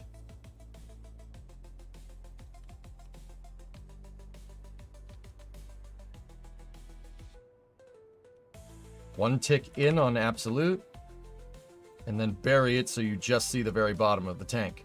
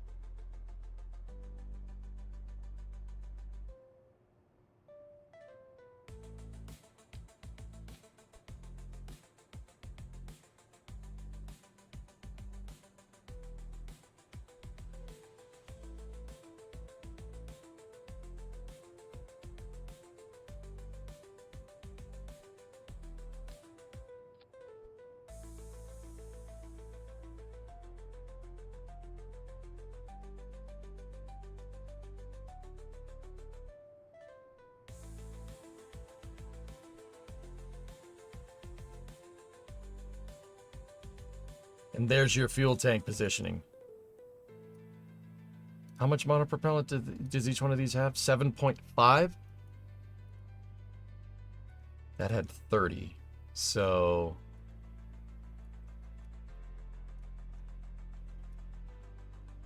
why are the tanks mirroring strangely? So Mowgli, that has to do with capsule orientation. What I like to do when I place something, okay, here, let me show you. Say you have something that's cylindric, right? And say in Kerbal, right, you need a strut that's 45 degrees off of your center axis line. So what's your center axis? Your center axis is where that I-beam's going, right? Like that. And then you have this guy right here. That's your center axis, you know, side to side. So you have up, down, left, right? Say you need something that's equidistant in between here and a strut that connects into there. Now, you know, if you're a casual Kerbal player, that works just fine. That's fine. It'll work. It'll be fine. But if the needs of your vehicle calls for something that is a little more on the complicated side, right? Like say you're doing something like that, right? And you need this thing to hold together. Here's how you would do this. Watch. Now, say you need the strut is precise. Like you don't just want it to be like up there like that and it looks ridiculous. It needs to be like right there and it needs to be perfect, right? You could place that. That works. Good enough. It depends on what you're trying to do. However, you want to get this really nice. You want it to look really good. Look, so if you hold shift, you can rotate on 5-degree increments. We're calling for a strut at 45 degrees. We're moving on 5-degree increments. 9 times 5 is 45. So 5, 10, 15, 20, 25, 30, 35, 40, 45. Now, our world orientation is still up, down, left, right. I didn't rotate the hanger, I rotated the piece of equipment. Struts like snapping, it's easier for a strut to work in a cardinal direction. So forward, back, left, right, up, and down. So rotating the entire thing and getting it to attach to the right spot. Now that the axis that I want the strut to go in is aligned to the cardinal direction of the hanger. So when I go to place the strut, it doesn't come out all finicky. It comes out perfect. See, you just use absolute snap. Now you're good. Now, if you really want, like I said, you say you need them in 4x symmetry, right? In between these I-beams or something. Check this out. Now you rotate the vehicle. Local orientation, the red ring is up. So now you rotate that into position. I was in 3 times symmetry, so it didn't really work. Sorry. You got to set it to 4x symmetry, idiot. See, now you sit here, absolute snap. You absolute snap on the world axis, so axis relative to the hanger. Now check this out, dude. Those struts are perfect. They are perfectly aligned, perfectly straight. Hey. Hey. Thank you. Yeah. Brought me food. I did. I love you. I love you too. Where are my cookie pans? Under the stove? I looked there. There's one. I don't know. I wouldn't have touched them otherwise unless they're in the linen closet. It doesn't make any sense. I've had like 5 of them and I leave them on the counter and now they just disappeared. Check the pots and pans drawer. Could be in there, like up against the back or under or something. Did you put them in there? I don't remember doing it, but that's the only other place I can think of if I was going to. Okay. You alright? Yeah, You're pissed that you can't find your cookie pans. and I'm a little bit stressed, but it's fine. Anything I can do? I don't think so. Want to talk about it? Maybe for 5 seconds. Sorry, chat. Give me 1 second, guys. But yeah, hopefully that helps. That's what I did with the tanks and mirror symmetry, because the mirror symmetry works around the world axis. So if I wanted a tank to be here, here, here, like just on the bottom, like that, you use mirror symmetry to orient it and then align it to the cardinal directions in the hangar, and that gets every tank perfectly equidistant, because you can't place in this kind of symmetry with radial. You can't do that. Does that make sense? Anyway, 5 seconds. I'll be right back 1 second.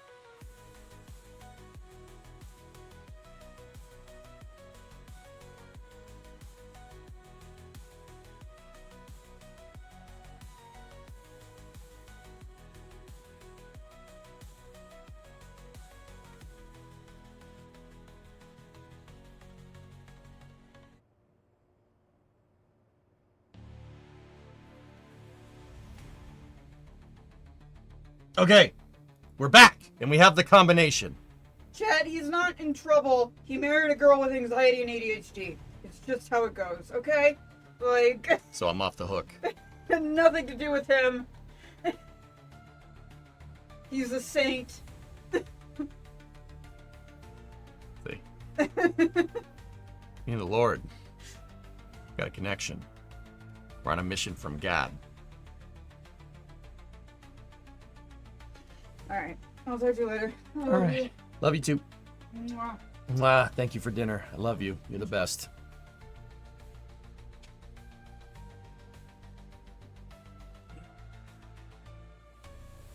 Did you find the cookie pans?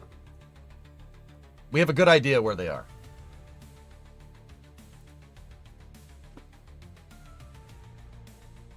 Anyway, all right, let's roll. I'll eat this in a moment. So yeah, Mowgli, that's used for orientation. I used mirror symmetry because you can't use any form of radial symmetry to get this exactly right. So yeah, little word on KSP hierarchy. That's my specialty, building crafts. That's what I'm really good at in KSP. I could build a craft that can do anything. What are those bruises on your neck? I'm gonna need you to practice your guitar a bit more if you want to compare yourself to the Blues Brothers. Thanks. The Blues Brothers didn't play the guitar. Matt Guitar Murphy did. And Steve, the Colonel Cropper. Without your dry white toast, without your full fried chickens.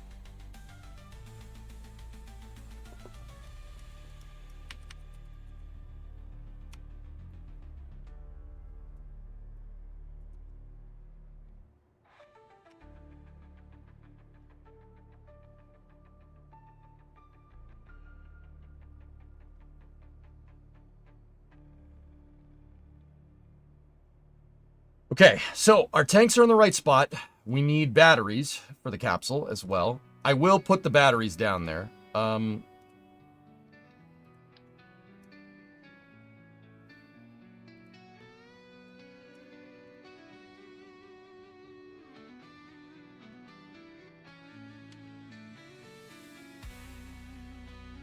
0.2. What's our fuel tank mass here?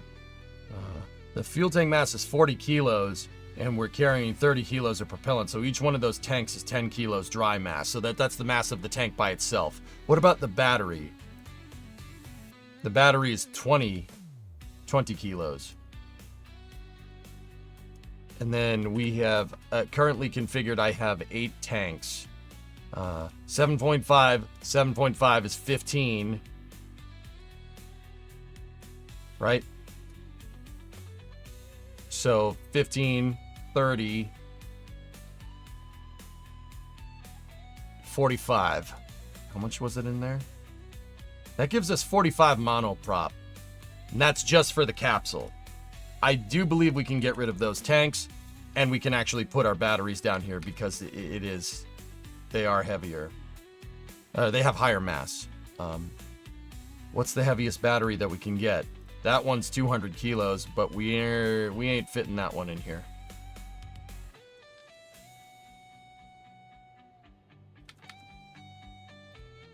So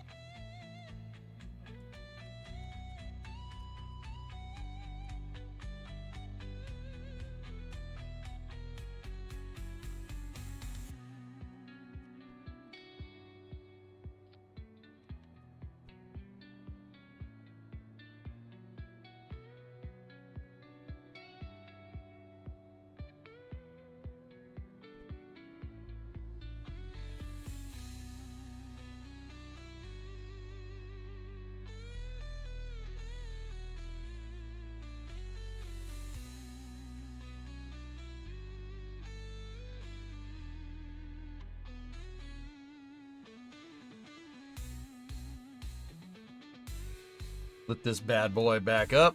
There we go. We might be able to get away with moving them down a little bit more. I just don't want them to clip. Yeah, that's not gonna do us right. Maybe, perhaps if we move them around like this. Yeah, see, the back plate, the mounting plate of the batteries is not collidable. See how if I put my mouse over it, it doesn't highlight the part? That is not collidable. That is the best way to keep the batteries low and the most towards the bottom of the craft. Perfect. And that gives us, combined with the onboard batteries here, we got 150 plus 800. We got 950 battery. That should be well more than enough for this phase of the mission. Because you got to think, do we need a lot of battery charge here? No, you shouldn't. Look, if you don't have the service module attached with solar panels on it at this point in time, and you're not going through just re-entry, which takes about, I don't know, what do you think? Re-entry in KSP, 15 minutes, right? And then like maybe factor in a deorbit burn, you know, service module jettison, right? So from SM jettison all the way down to the surface, you can't run out of electrical power. You really need, you don't need a lot for this phase of the mission. So you don't need a lot of battery here, right? I might switch us down to 1 battery.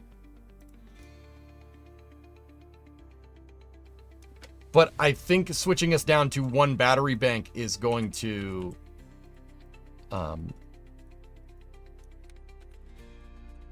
well, we can always flip the battery bank on its side. And that enables us to mount it a lot lower.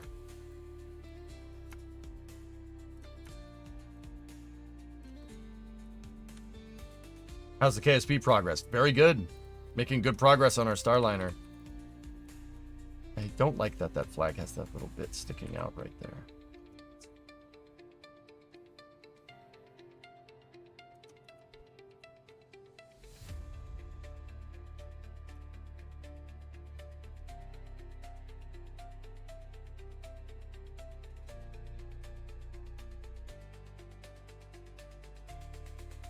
There, I'd prefer that. Make sure nothing clips through, the batteries go boom. Yep.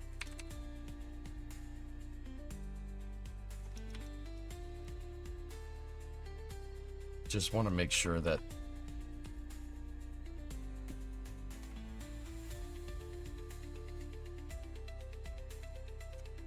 There we go.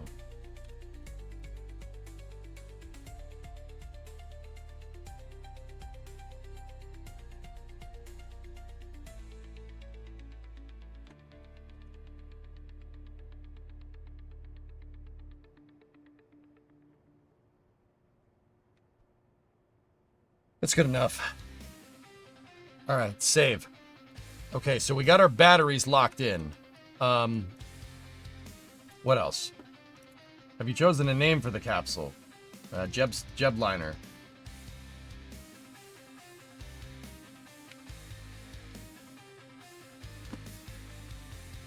Jebliner. It's the Jebliner.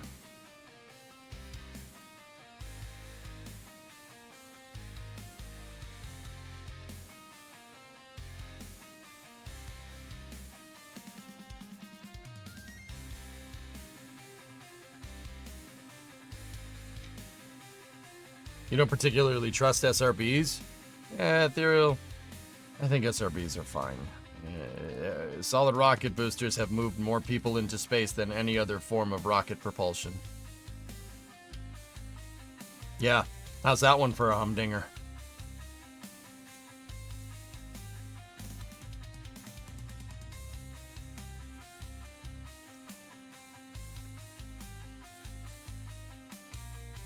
So we have to take almost all of the ablator out of the heat shield too. Gotta be true to real life. Why am I doing that, Creation? What does that even mean?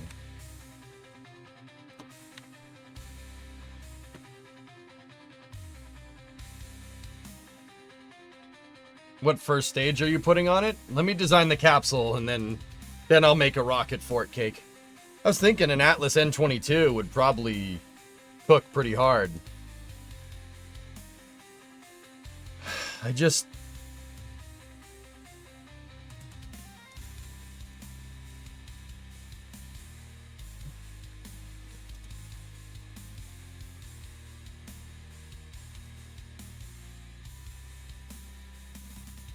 Yeah, I could make that work.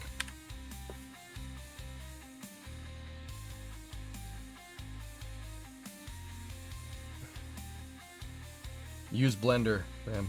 Or Tinkercad will work pretty well.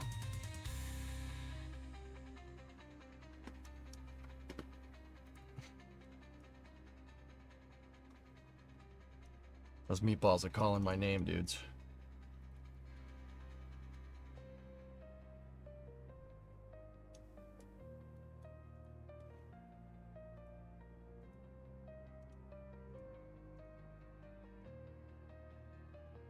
An overclocked Bobcat should get us some RD 180 action, I think.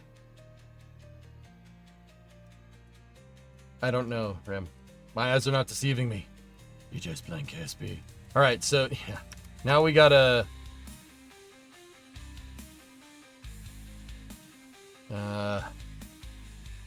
we gotta get the hat. Starliner's hat. That thing. I am fairly confident we do not have that shape in Kerbal at all.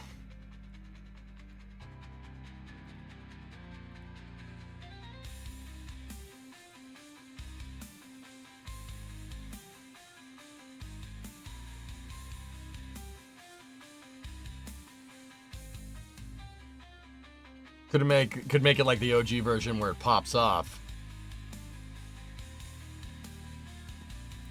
Yeah.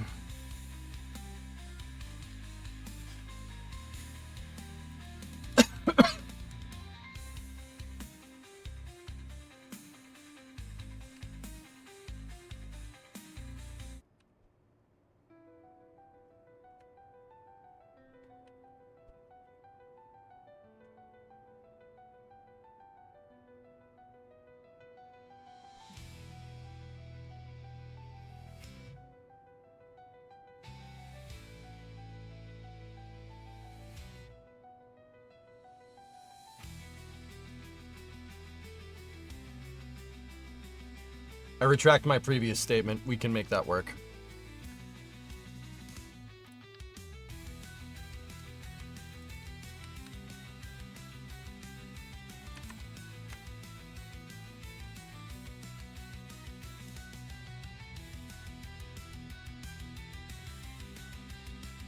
The one thing that we're not going to be able to get right is the parachute ring. See this ring right here from the where the blue stripe is up to here? This ring piece jettisons and the parachutes shoot out of that compartment. We're not, I can't make a jettisonable ring right here. I wish.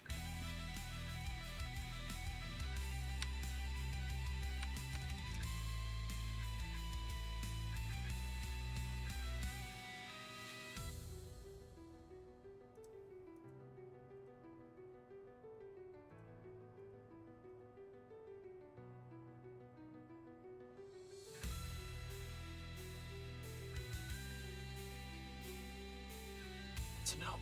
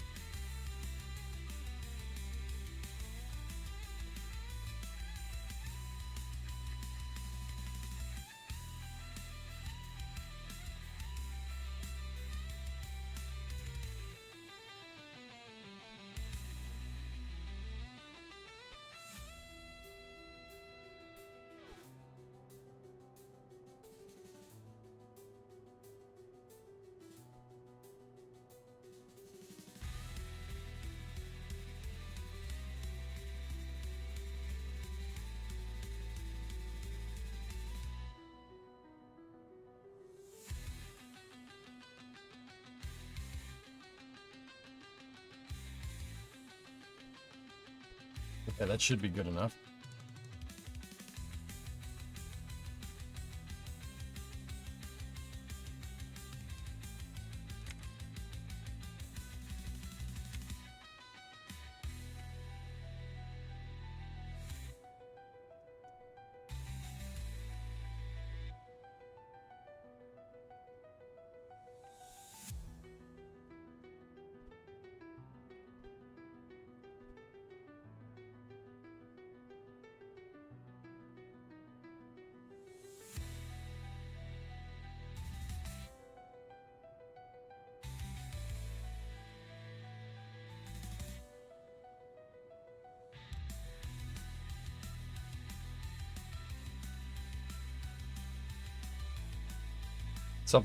I did something weird to that nose cone. I don't want it.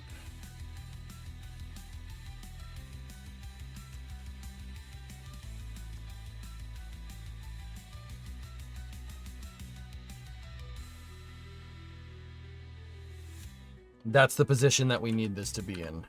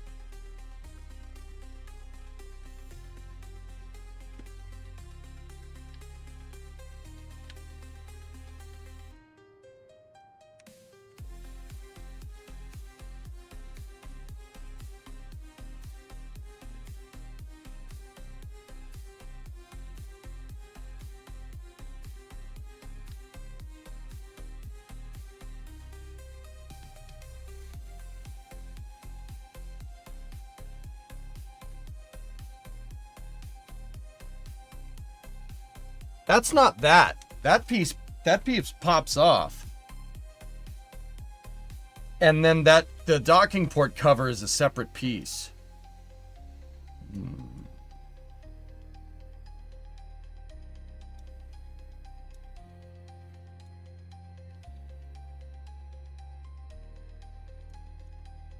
I'm thinking.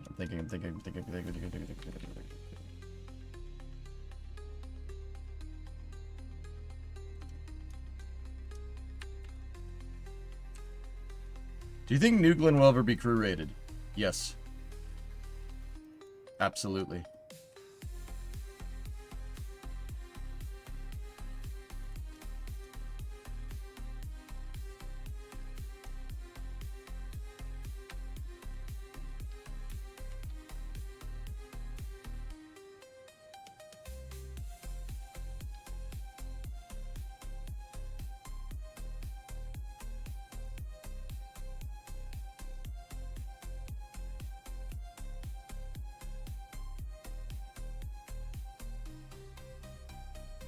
There is a cover.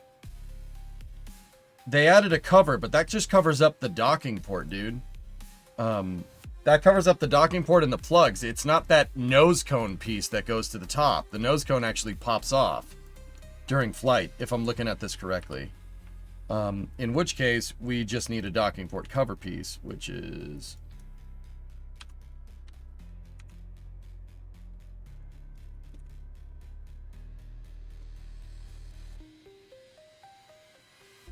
not the right diameter.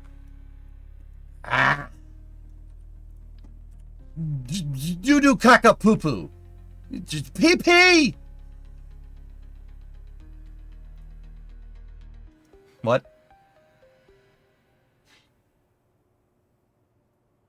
I'm thinking you need a rotator hinge. I'm thinking you're wrong. No, a rotator hinge? What do you mean?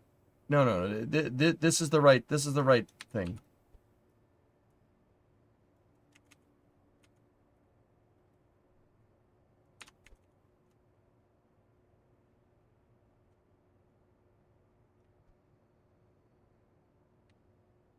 You do caca poo poo. Pee pee. Sorry. I'm sorry, Chatty Murphy. It was an accident. It's having too much fun.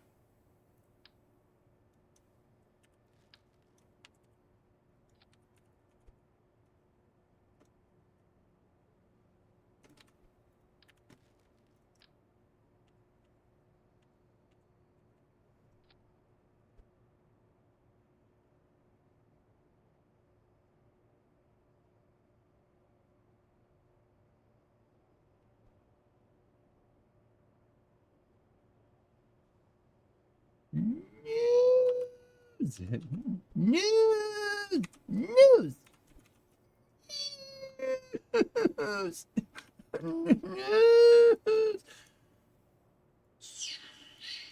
Nice.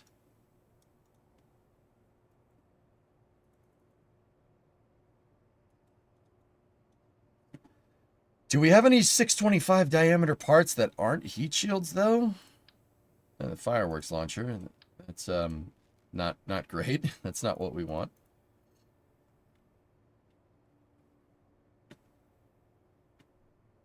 EJ is mature, clearly.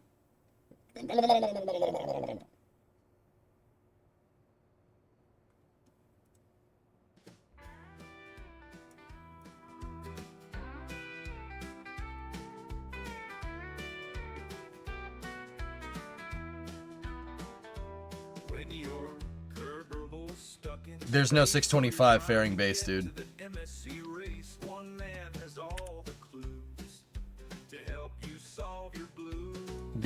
The Ascent cover separate. Yeah, oh, it does that? Oh, it's a clamshell.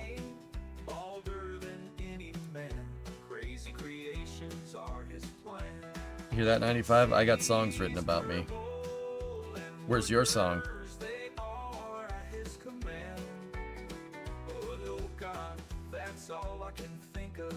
Chat bothers him all day and night, but Deej always puts up a fight. Weird impressions, internet memes. EA is always so extreme. I'm not a good songwriter, as you can.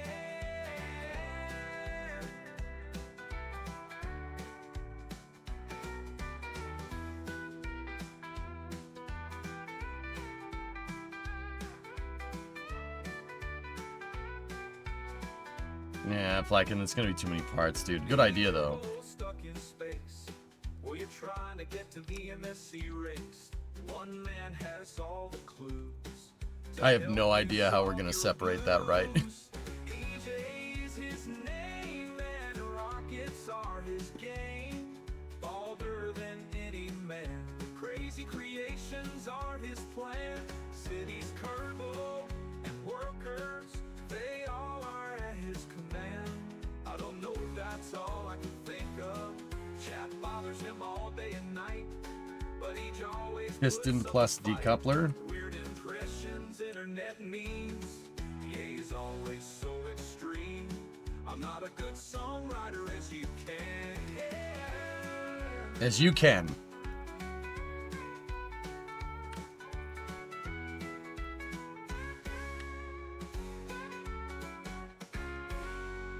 This is how I make stuff, Redbeard. That's how we roll, man. Kraken tech time.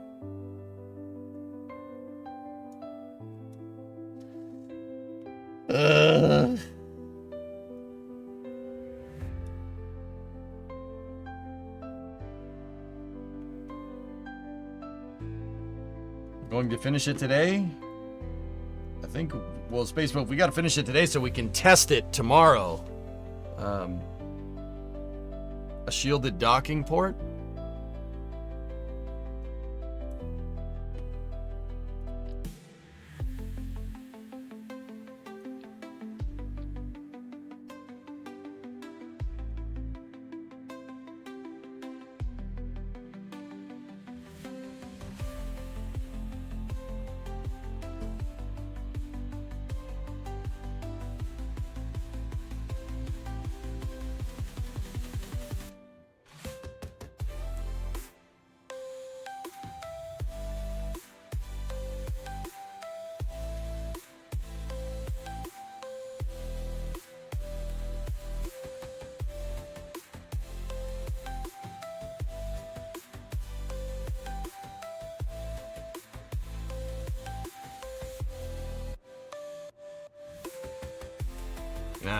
It's close, but that's not exactly what I want.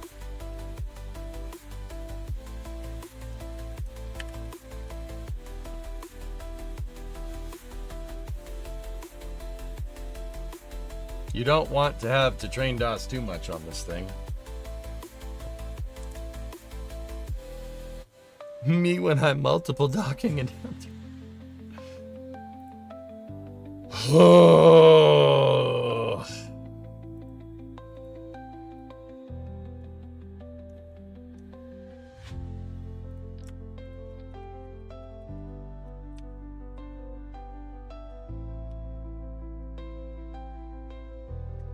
A fairing would be good, but it wouldn't be very reusable. We'd have to somehow jettison the entire fairing assembly after every flight. I don't want to do that. I might just do a jettisonable nose cone and call it a day. Like the first Starliner flights did that.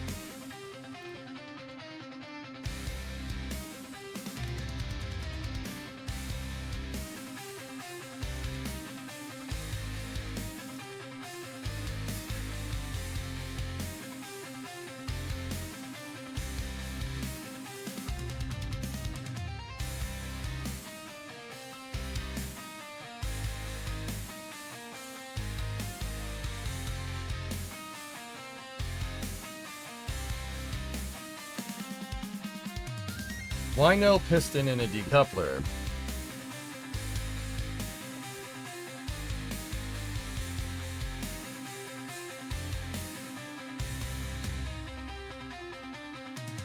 Uh, 95, if the center of mass of an object during decouple is in front of another object, we should just be able to hit the pop button and it should automatically separate, like that. See? You can use the clipping as your separator mechanism.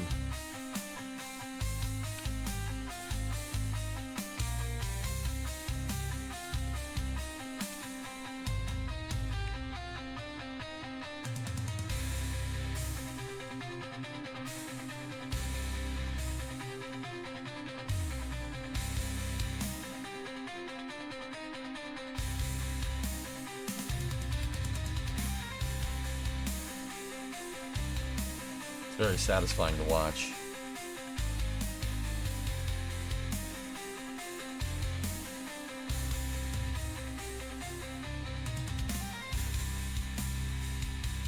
Is the small separator SRB stock KSP or not?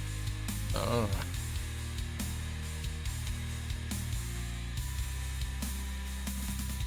Use a tiny decoupler and make a flag on one side for the cover.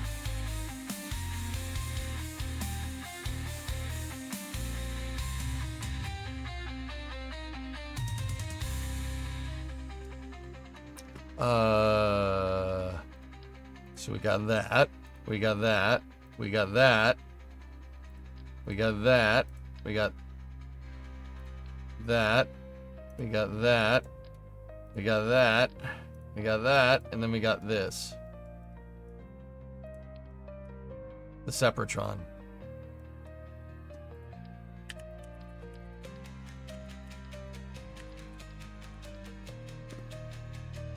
I don't want to put Sepatrons up here, dudes. Not doing that.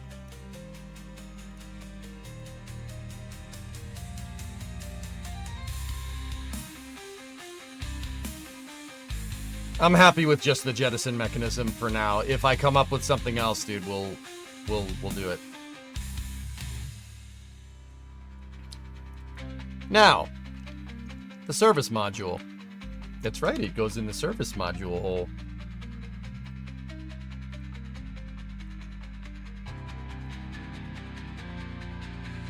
Actually, let's go over here. Provision 2. Also, I must say, good capsule design. There is one thing that I forgot. Let me go back into R1 real quick. I didn't put a heading lock on the capsule. You need heading lock, at the very least. No stability assist, no SAS, no CMGs, none of that crap. Real capsules don't use that. You can use it in Kerbal if you want to be a scrub. I'm just kidding. You play the game the way that makes you happy. That's what Kerbal is all about.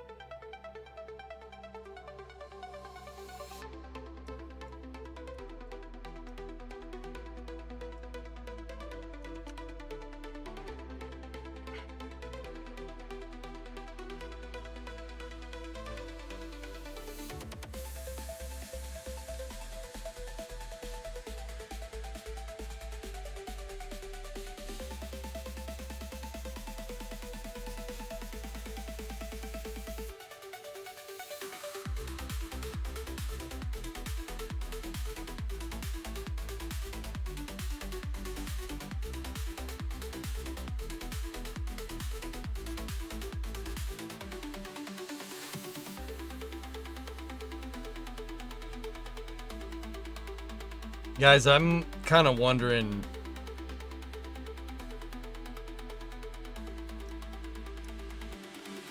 That's on the Japanese GP. I didn't watch it. That, dude, you know it's bad when the highlight reel is actually kind of boring.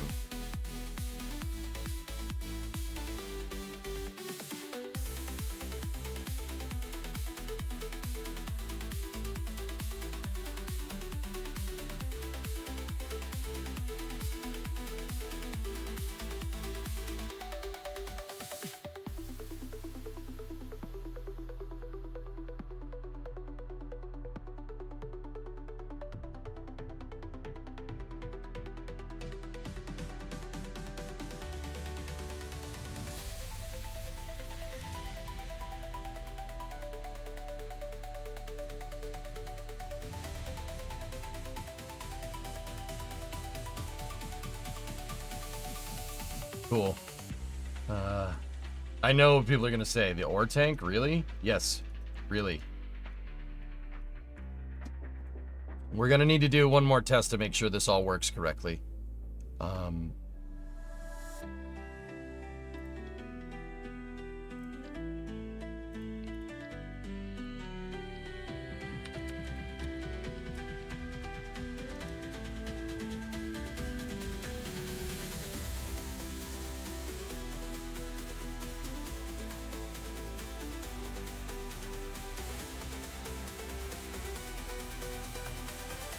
Hey, Fleet.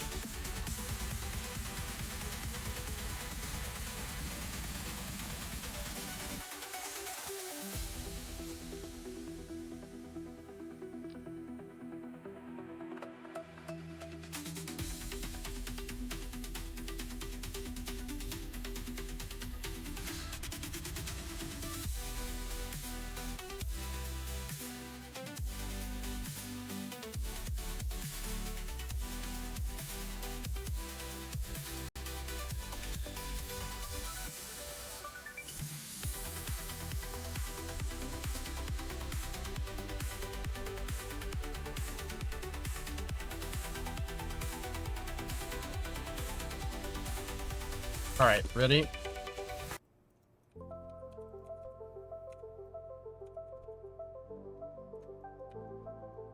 Okay.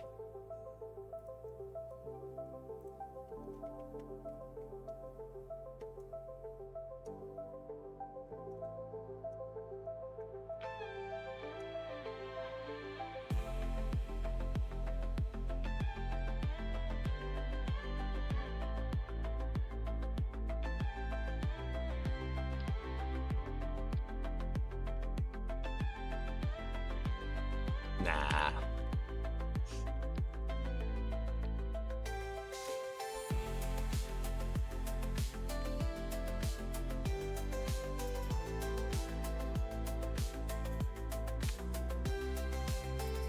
I did mean to stay on R1. R1 is my capsule command module master file. Did you forget to add the wire mesh around the service module to add drag stability in case of an abort?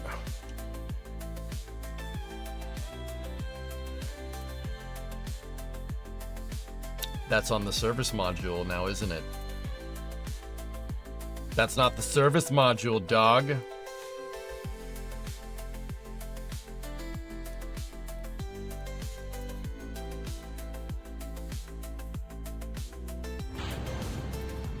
Oh yeah. Offset center of mass. Yeah, probably should have taken into account that. Nice. Task failed successfully.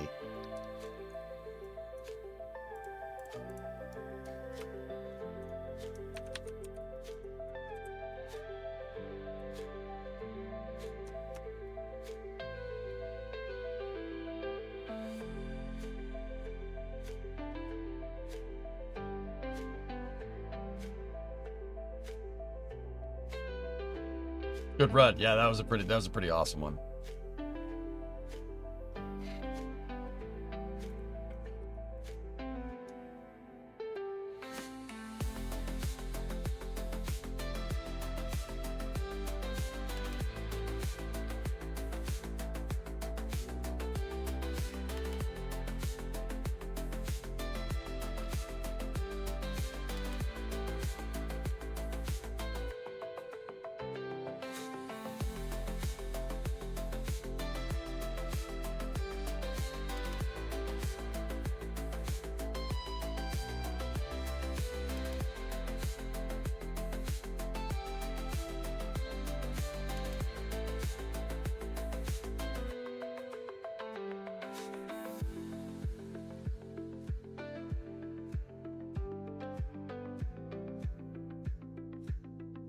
Can we call it Shark? Sure. Armada's still working on KSP1? Absolutely, Bob. We've had an anomaly? You gotta clear the area? Crew suffered a horrible death. High five! I test capsule, he test capsule. I had air brake, he had air brake. I test capsule third time, he cannot afford great success.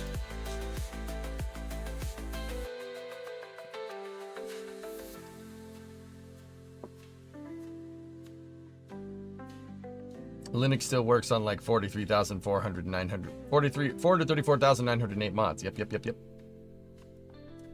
All right, ready? Just verify our pitch control actuation.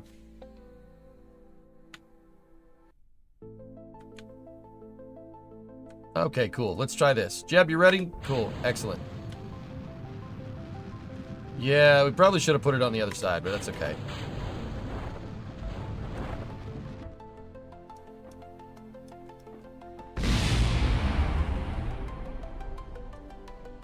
That didn't do what I want. I think I put the air brake on the wrong side.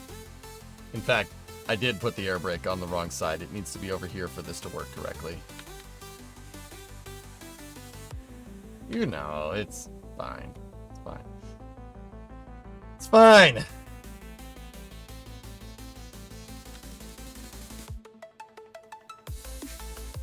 Okay, this is Rocket Skates, take 3.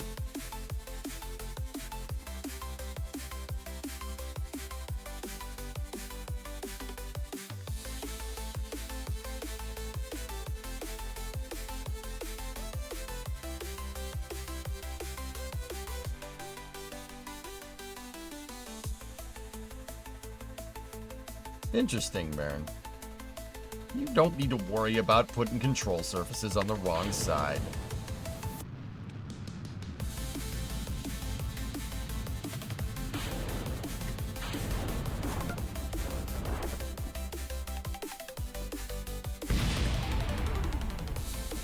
And...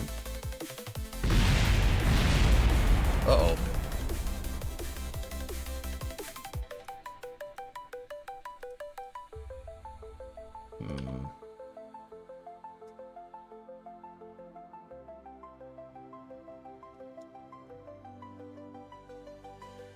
You know what? Screw it. Just send it that way. It's fine. So we jettisoned the heat shield just fine. The problem is that the ore tank and everything else kind of crashed into the ground as well.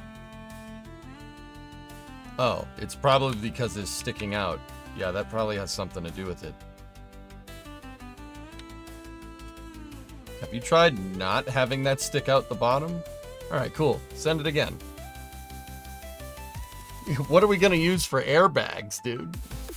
There's nothing like that in this game. No, there's nothing like that in this game. I could use little mini landing legs. That could work.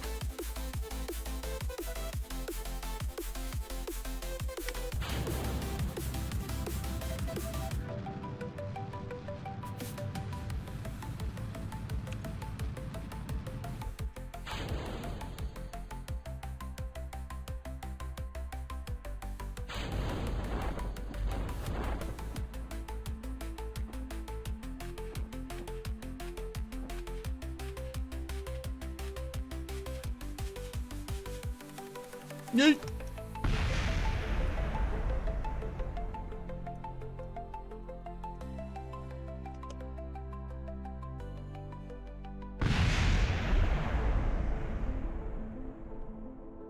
The inflatable heat shield is way too big, dude.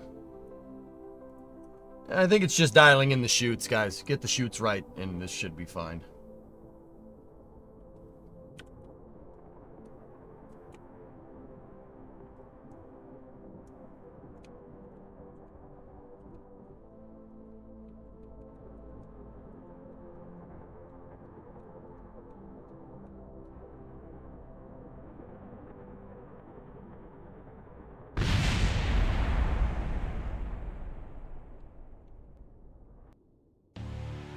Yeah, that's not what we wanted. We don't need our balls rolling around. We can't have our balls rolling around like this, chat.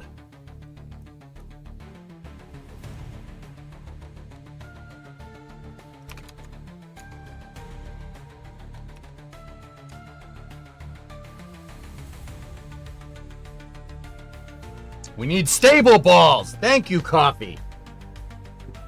Can't have just them all flapping around in here. It's ridiculous. Ridiculous.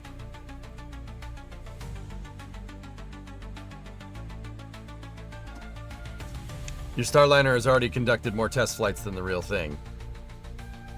Ugh.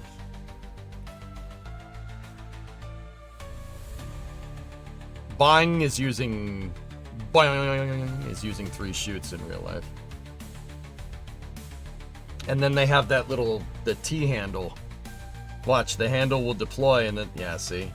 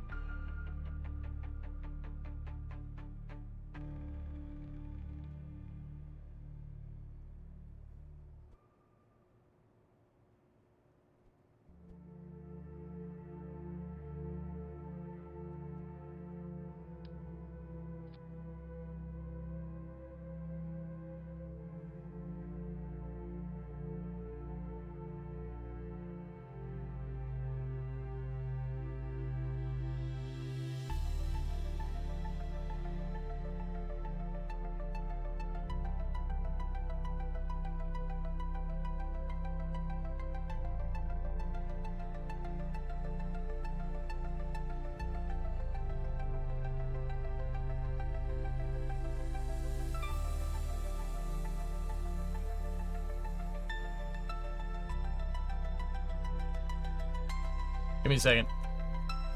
Shut up, chat. Hold on.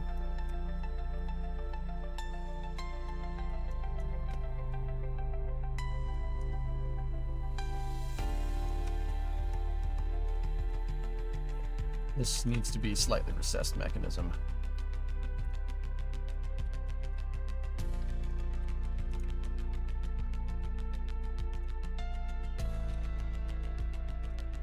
You're doing it wrong. I am doing no such thing wrong. You're doing it wrong. 9.5. Technically, your model isn't far off. Look at the pad abort test. They even roll the capsule to align with the offset center of mass. 7, 6, 5, 4, 3, 2, 1, 0. Oh, that's sick. I remember this. I'll let you cut off. Bruh. What a ride. Hold that cut off.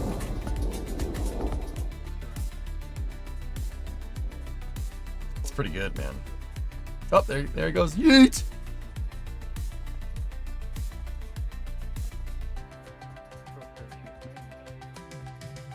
That's awesome. Yeah, the discs in my back just went, you don't want to ride on that. And I'm like, I kind of do. EJ's locked in.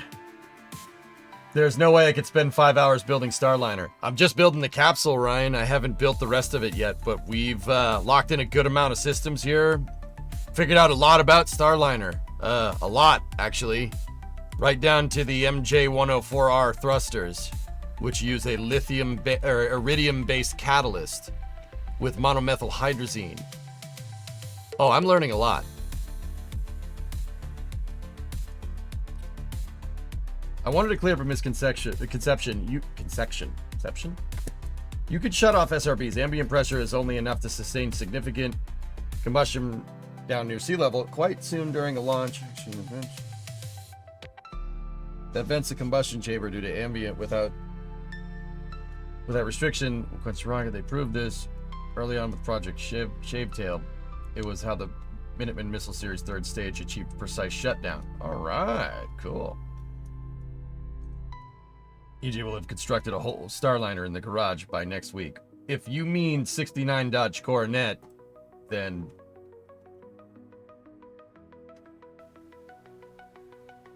yes. But no. But yes. But no. Interesting, Oglex. That's cool, man. You would ride Starliner? I would ride Starliner if it had a proper N10 certification from NASA.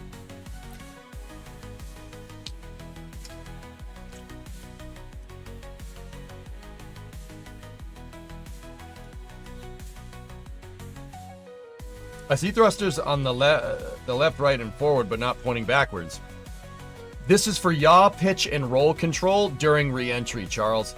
You don't need forward and back thrusters, dude, when you're going through re-entry. That's not needed. You don't need any translation control. So these are the bare minimum 2-fault redundant thrusters to give you yaw, pitch, and roll control authority to orient the capsule properly for re-entry. Yeah, that's what they're there for. That's what these MJ104Rs. That's what these things are. They're working as my monoprop thrusters, like actual monoprop thrusters. Anyway. You know, Ryan, you know what the messed up part about this is, dude? You know, we've taken a deep dive into Starliner, and I'm making a lot of parts for this thing, and I'm actually learning a lot about its design. Dude, from a mechanical standpoint, like physically how this capsule is put together is actually pretty snazzy. It's pretty good. Yeah, I hated, no, I don't hate admitting that. I like Starliner. I think it's fine. I want more capsules. I'm critical of Starliner because I want it to succeed. Other people are critical of Starliner because they want it to fail. We are not the same, But, yeah, dude. Be it how the pressure vessel goes together structurally, hoist points, orientation of parts, it's not a bad design. It really isn't. I like what I see here. See, look, they put fuel tanks and batteries on the bottom of the capsule to give them that offset COM. Their Eclipse is inside the pressure vessel, just like Dragon is. That's pretty good.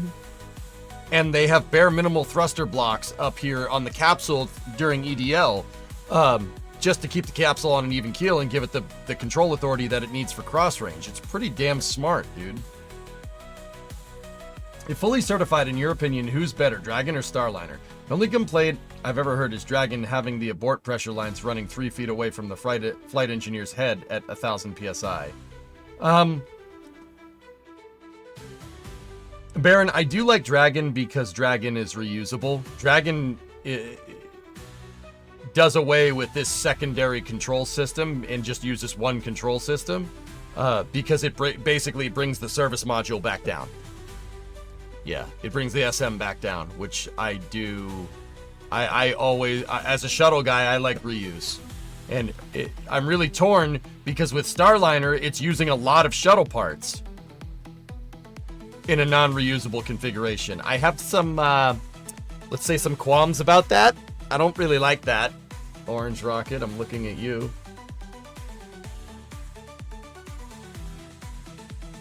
That's right, Dean. Yep. I want all space flight to fail. Shut up, AirJ. Real question. Why not have a light model Euro module and use Orion? Is that possible? Well, we had a program, Bob, a little while back called the Constellation Program that called to do just that. And then we didn't do that because somebody decided, we should spend it on SLS instead. That's fine. I'm not bitter about this.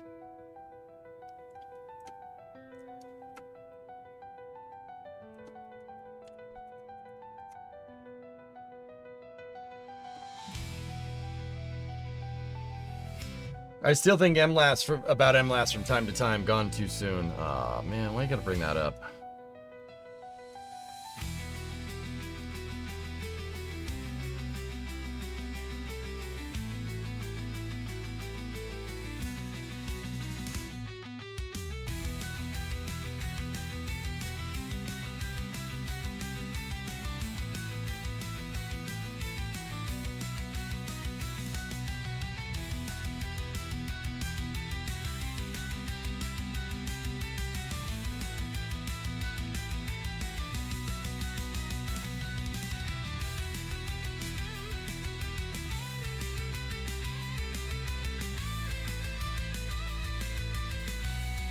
Dragon support system was inspired by it.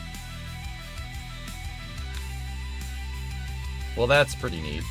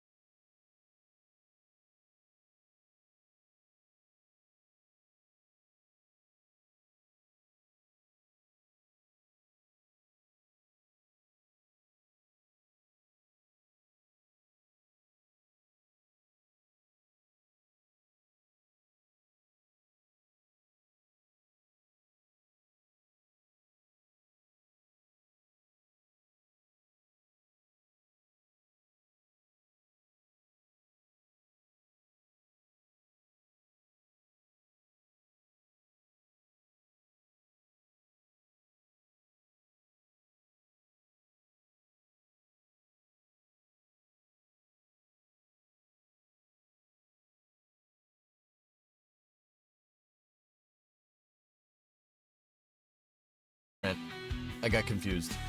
My bad.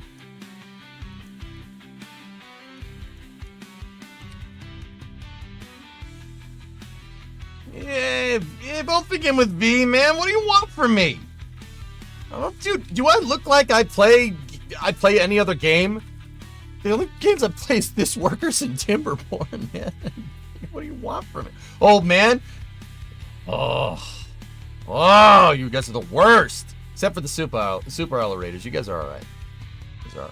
Except for that one guy that was like, yeah, he did. No, not you. Yeah, I saw that. Don't think I didn't see that.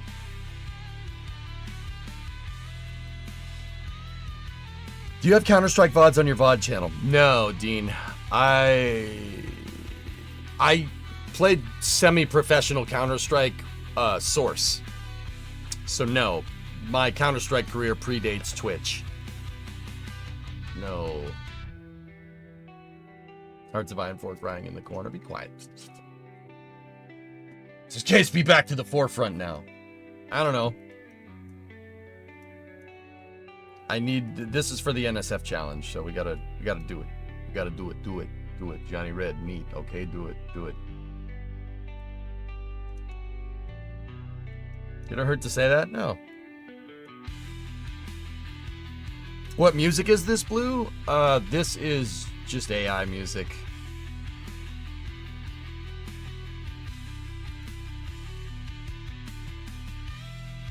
It's pretty good tunage, right?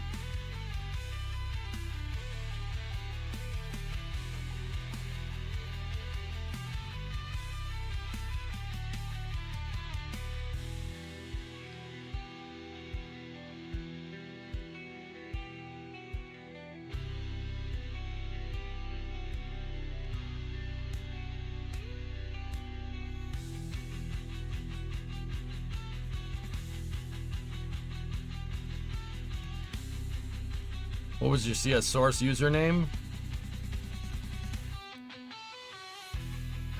Eric Johnson for a long time, dude. I don't remember. I don't remember what I called myself. I really don't. You have to go back and look, dude.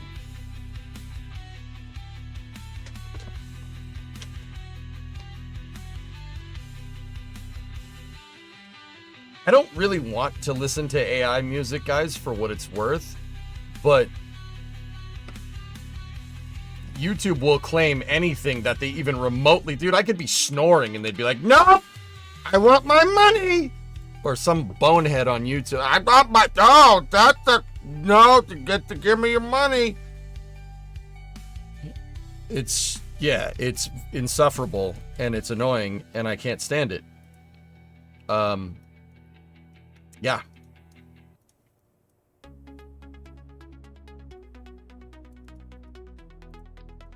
Space Bro's like, "I like money." Well, yeah. But I want, you know, like, I don't want people claiming the damn videos, dude. It's really annoying. So you get good songs like this.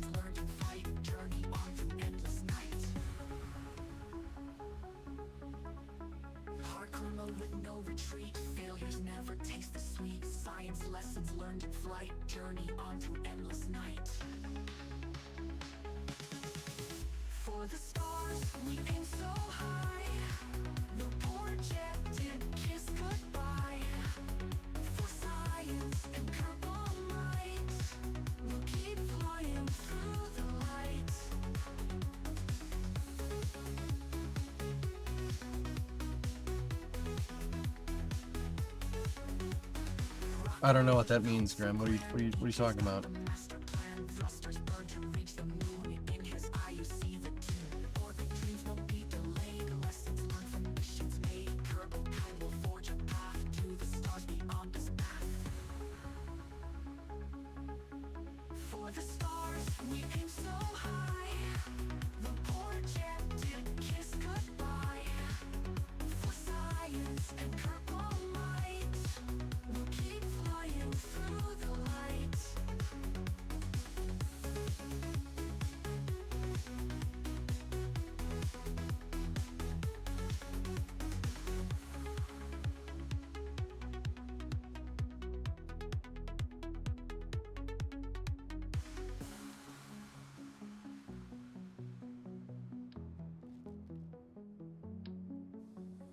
Rocket launch with hope so grand. EJ's got the master plan. Thrusters burn to reach the moon. In his eye you see the tune.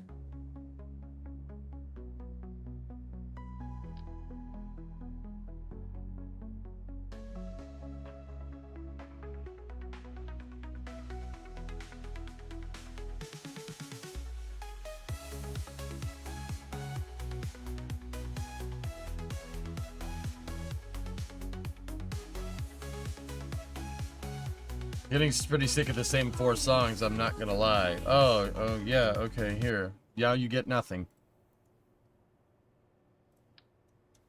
I have to listen to these songs so the VOD doesn't get claims. Yeah, but I'm getting kind of sick of them. Alright. Okay. Sure. Enjoy nothing. Or Starbase. There you go. Like, dude, I don't want to listen to the same 4 songs, bro. Bring back the music. No! It's too late. Dude, Chrome, you don't understand. Royalty free gets claimed. Everything gets claimed. You could snore and it gets claimed. I've had space newses where it's nothing but me talking and it gets freaking claimed because we watched some promo footage from Boeing or Lockheed or something, and dude, that's it. It freaking gets claimed. Like everything it doesn't claim the AI music.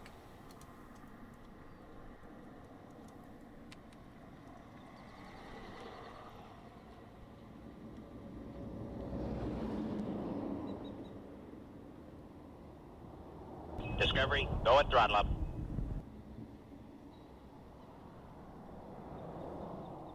Like, for some reason, the AI throws it off.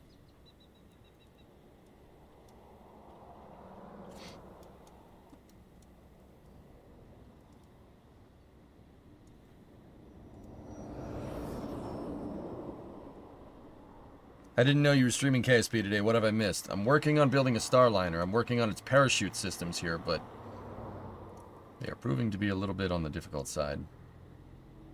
Are you just building Starliner for the rest of the day? Yes. Believe me, Trey, you know good and well there will be a lot of space news tomorrow, dude, so I'm not too worried.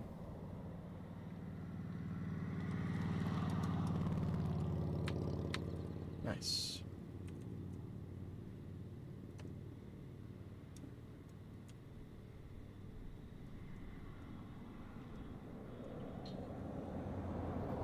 Twitch isn't as bad as YouTube, Bob.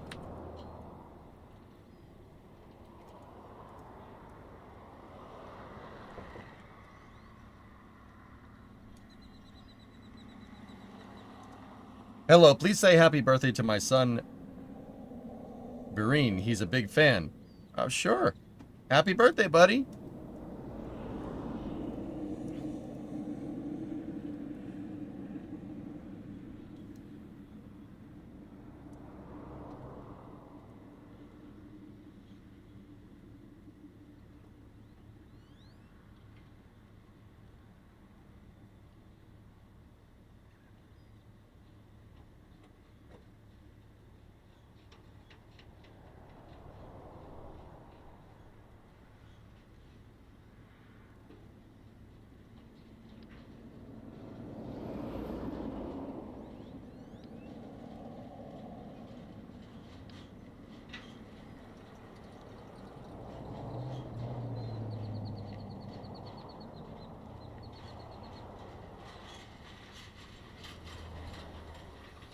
Alright. Let's, I don't really have a lot of space left to put these parachutes.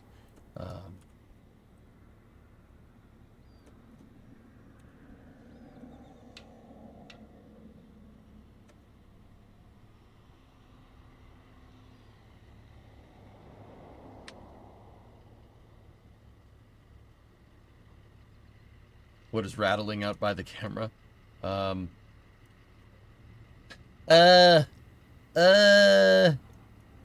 I don't know. It's probably a truck going by, dude. And the drogies need to be up here, so let's rotate this.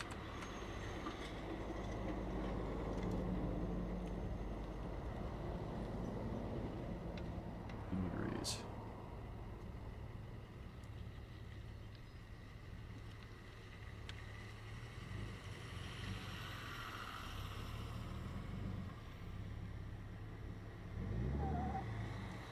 Somebody peeled out there.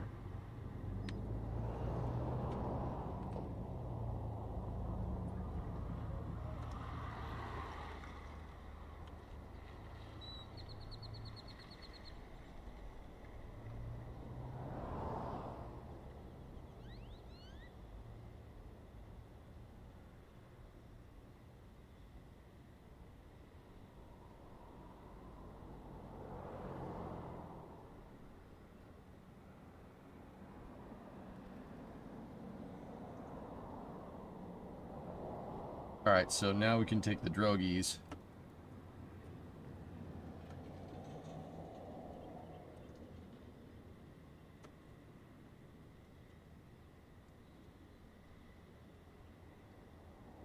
And then There might not even be a... Actually, I have another idea. No. That's... Yeah, that's good. We can get rid of those flags. We don't need them.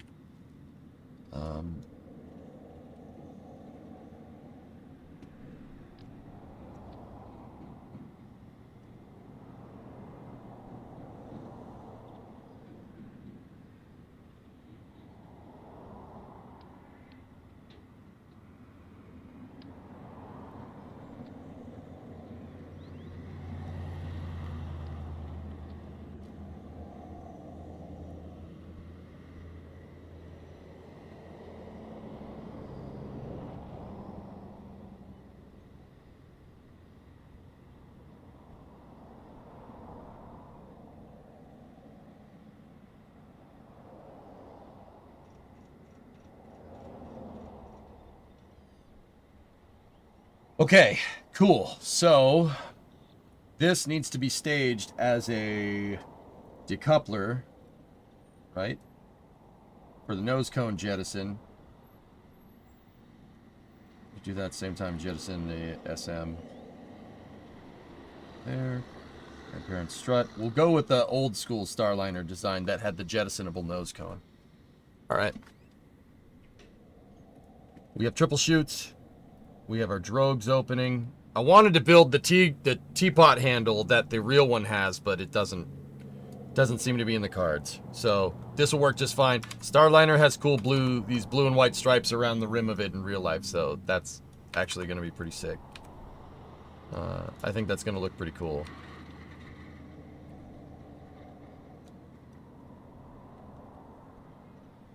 I just got to make sure that the parachutes aren't fouling the docking port, and I don't think they are, so we actually could probably do with fine-tuning this a little bit and making it look a little bit more flush with the design.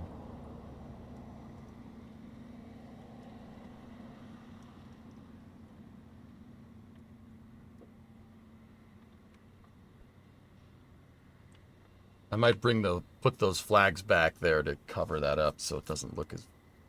Looks a little strange, but that's okay.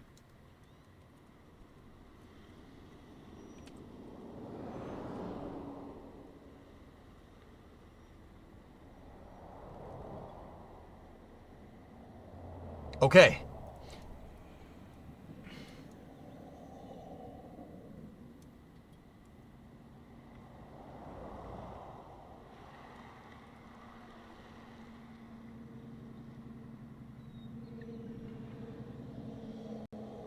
Okay, let's test this.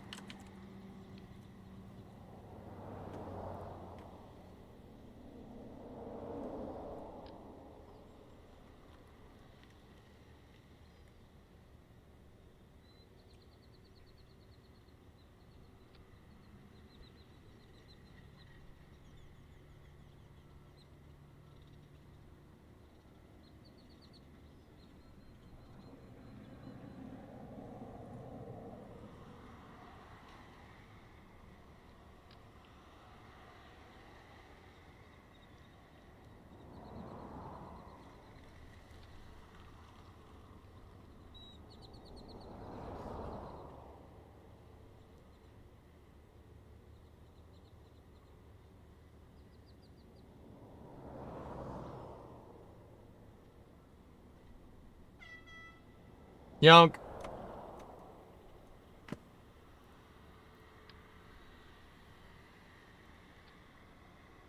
There we go.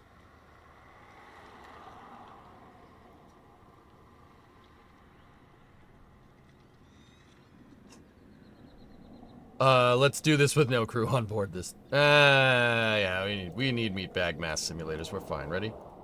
Boop. I want the music for this. I've decided.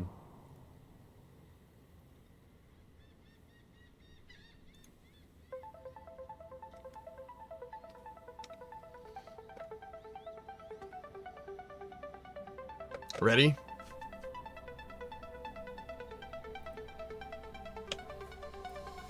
And boom goes the dynamite.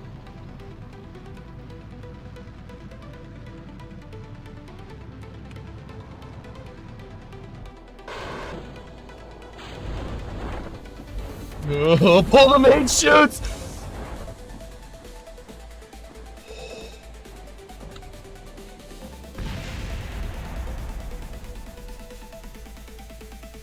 That got a little sketchy baka real quick. A little sussy sketchy baka. That was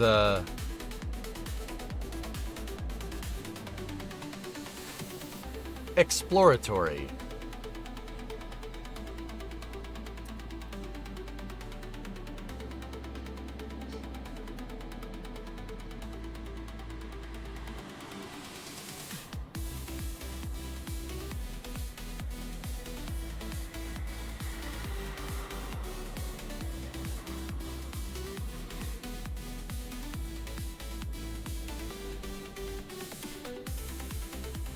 That should fix that problem.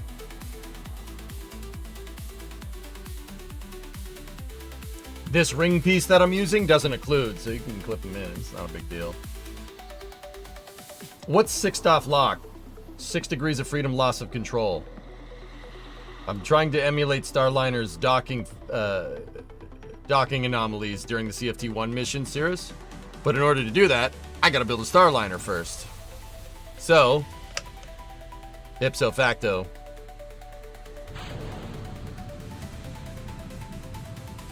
Discovery, go at throttle up. Much better.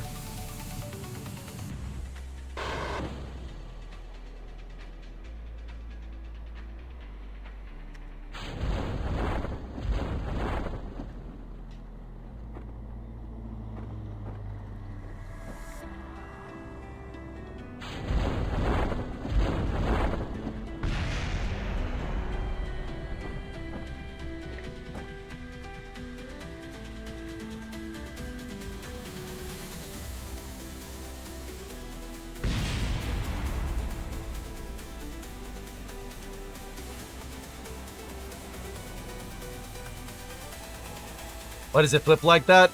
Capsule center of gravity is offset. That's on purpose, Dean.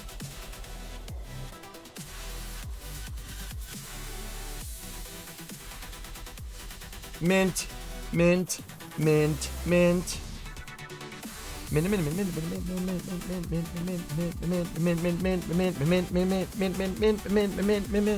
mint, mint, mint, mint.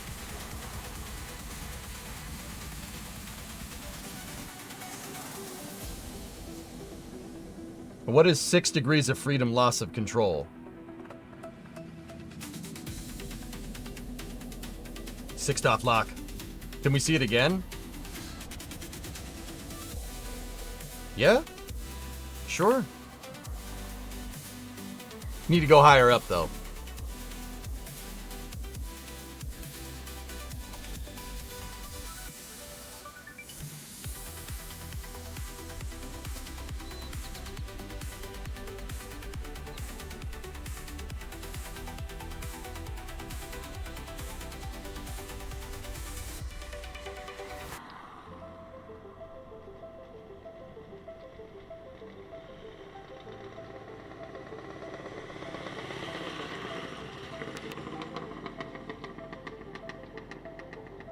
That noise did not sound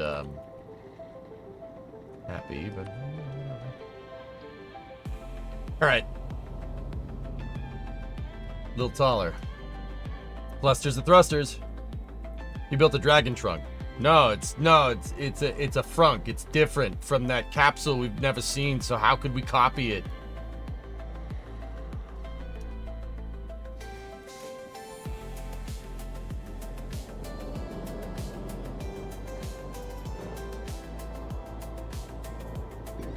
Das's argument is that a loss of control is not a big deal, and that getting Starliner to the space station wasn't a big deal. I am going to show how big of a deal that is by building a Starliner, disabling the thrusters that we think didn't work, and then giving him a scenario on a special flame trench on Thursday to see if it works.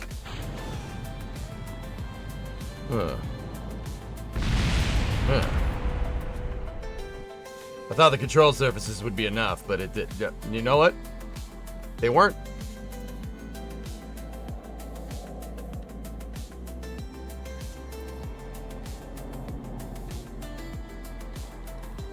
There we go. It's fine. We have two. You guys get 2 flame trenches. You get flame trench as follow up to last Friday's flame trench on Thursday, and then you get Friday's flame trench on top of that. It's pretty nifty.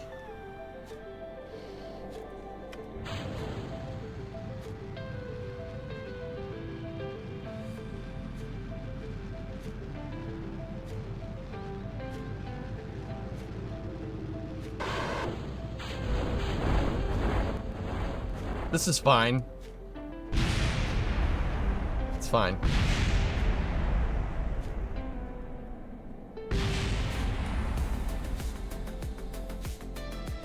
That would have saved you. I'm also noticing some hierarchical things. The fairing really likes to move around a lot. We got to strut the fairing to the capsule.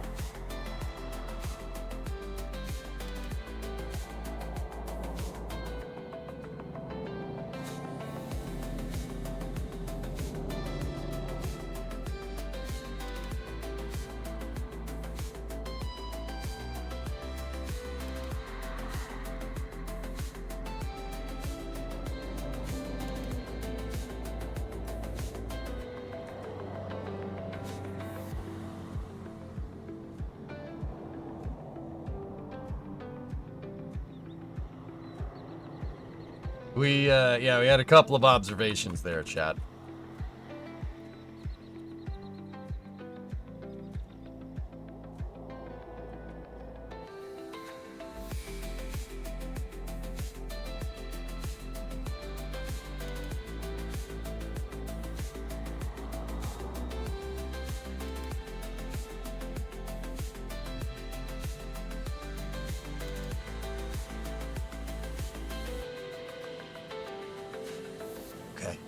That should help us a little bit. Are there going to be any specific rules like no stopping time warp to drift? I would hope DOS is better than that. I'm pretty sure he is.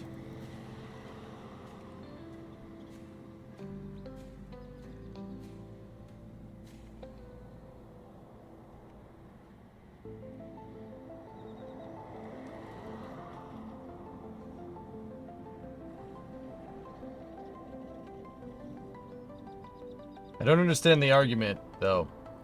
Clearly nobody wants to be dependent on if the RCS maybe will work. You're supposed to have like 4 backup plans, but they had 0. Yeah, frankly, I don't understand the argument either, Kirok, which is why I'm trying to make an exact replica and show how stupid of an idea that usually is to try and, ignore your flight rules and stuff. Dodge's argument is that people are making a big deal out of it. It's not a big deal. It's not that big of a deal. People are just saying that because they don't like Starliner. But, well, the thing is, dude, I'm not going to sit here and pretend like there aren't people out there that have an axe to grind with Boeing and Starliner. But, see, this is what I've been saying all stream. Kirok, the difference between me and them is that they're critical of Starliner because they hate it. I'm critical of Starliner because I like it. We are not the same. But yeah, that's the argument. So I'm making DOS a Starliner. And I will show how annoying and how much of a pain in the butt loss of control is. Does that make sense, dude? No, we need to KSP through it, guys. This project is due on Thursday.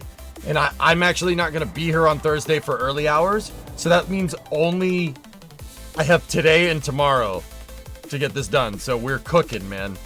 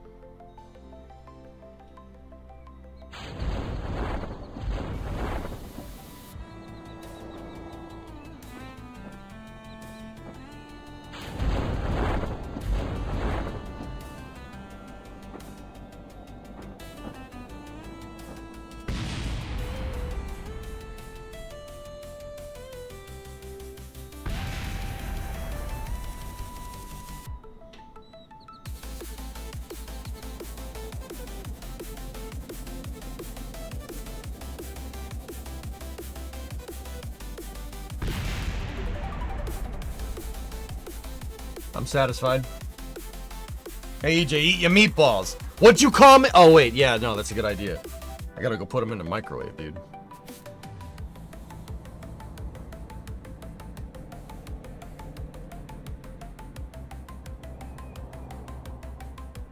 How's your mother? I don't know. How's your father? All right, so guys, let's watch to make sure the fairing doesn't move around when we touch down.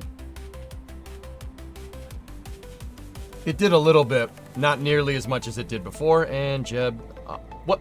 No, no, no, it's not.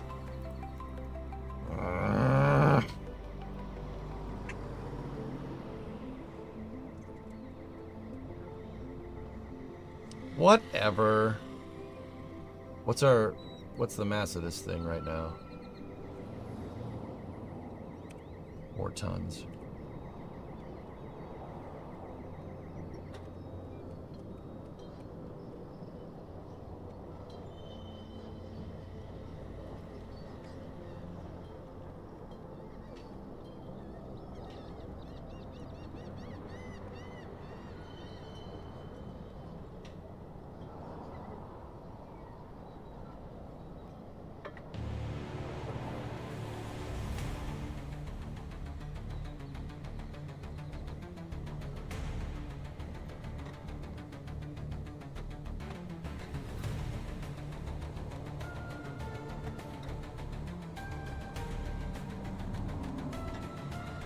I'm just, you know, a propellant dump would probably be a smart thing to do. You're going to overheat the thrusters. Phil, look, they're glowing. Actually, hold on. Let's go into physics, thermal, display, thermal action and data menu.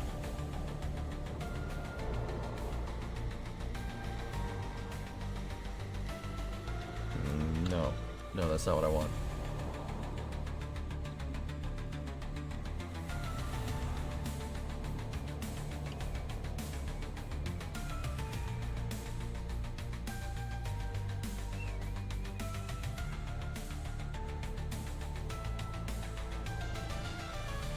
Oh yeah, no, it's there.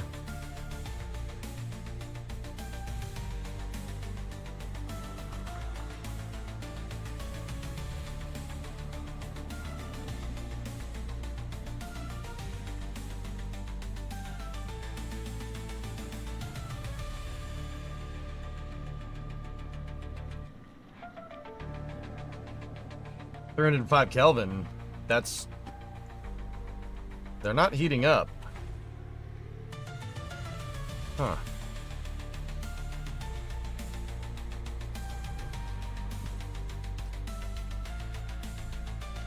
I just want to see if we actually can overheat the thrusters. I don't think that's a thing in Kerbal.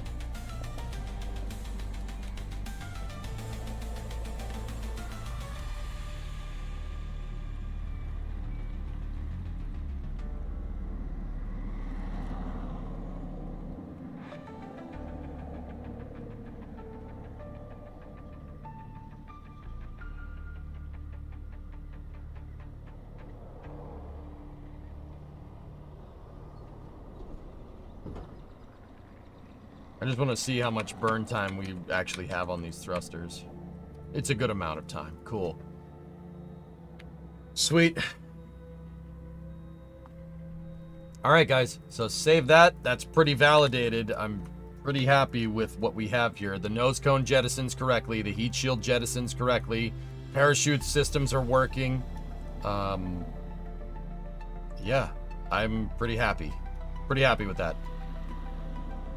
Cool. EVA doesn't work, Zero, but Starliner is not designed for EVA in the first place. Most capsules aren't. Dragon is not. Soyuz is not. The shuttle you could, not without its airlock. If the shuttle flew without its airlock in the trunk or in the payload bay, you cannot EVA from that. So, I'm not too worried about it. I don't like that. Yeah, I mean, whatever. There isn't a hatch there on Starliner anyway. So now we got to build the service module. So I'm going to save this and we're going to overwrite R2. the revision 2, which is the service module. Overwrite. Cool. Just needs Ares 1X. Start. Hello?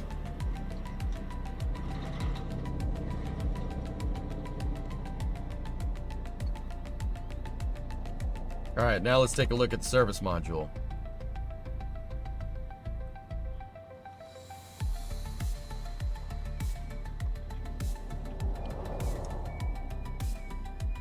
Okay, bipropellant.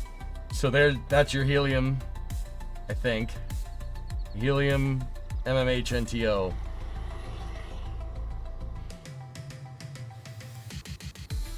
There's your abort motors. And I'm not sure what's in the center of that thing. It looks like an unpressurized volume.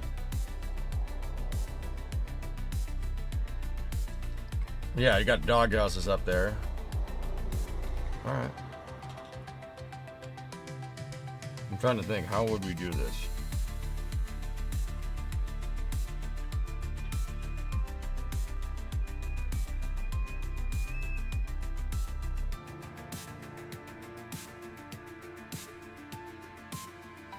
Dragon is, but only with the Skywalker attachment. Dragon is not designed for EVA operations. SpaceX hot-wired it so they could test their suits once. And even then, they depressed it because Dragon uses an open-loop system. They only depressed it for a couple of minutes, and then they had to immediately repressurize or they would all die. It's not designed for repeat EVA operations, dude. That was just a one-time thing. You need an airlock to do that.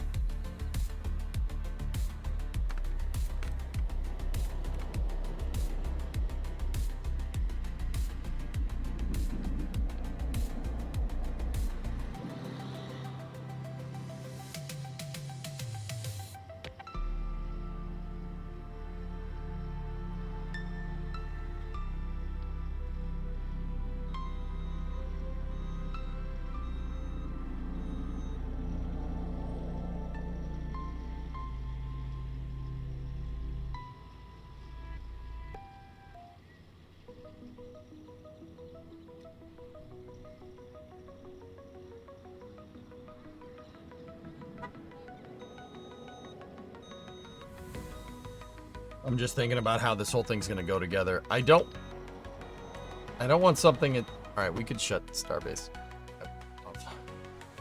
I don't want something attached to the heat shield shroud piece, so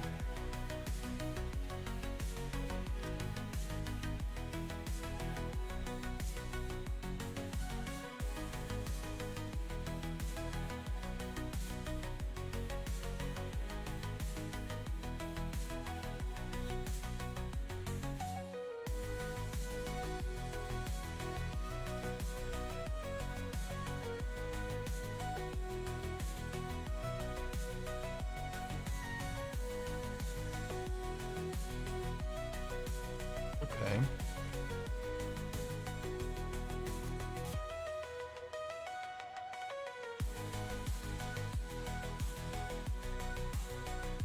I'm designing it in my brain that works good.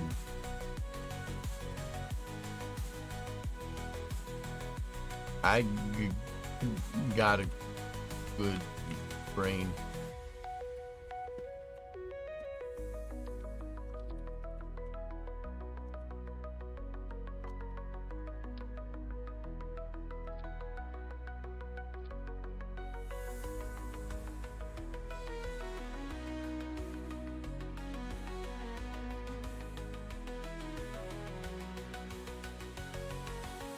Okay.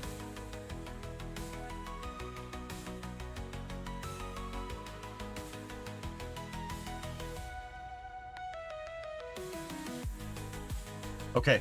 All right. There's a trick that I use for making like service modules and stuff. Here. So, I'm going to take one fairing, right? Pretty cool. It's a nice fairing. That's more or less where I want the bottom of the back of the service module to be. It's not very big. It's maybe that big at best. Now, a couple things that I want to check. Can we fit the big tanks in there? If that is the back half of the capsule, can the tanks fit? No, they cannot.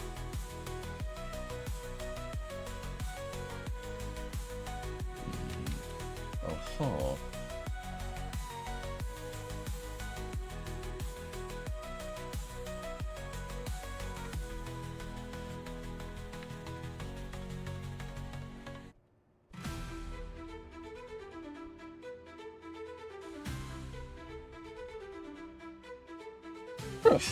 Okay, that's gonna get a little complicated, but that's okay.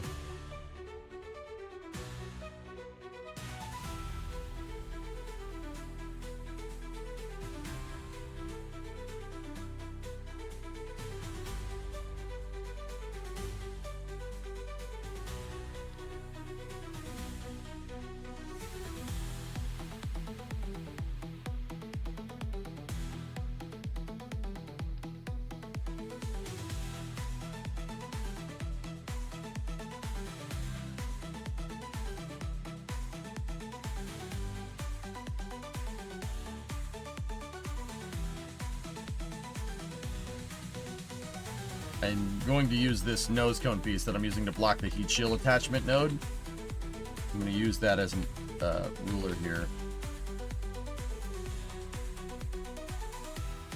Okay, that's where I want the first one to be.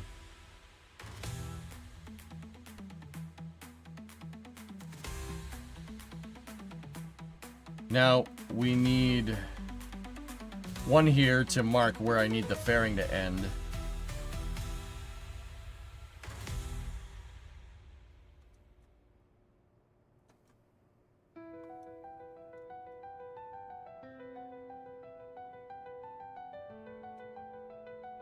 That should be pretty good. Right there. Cool. Now I need one more.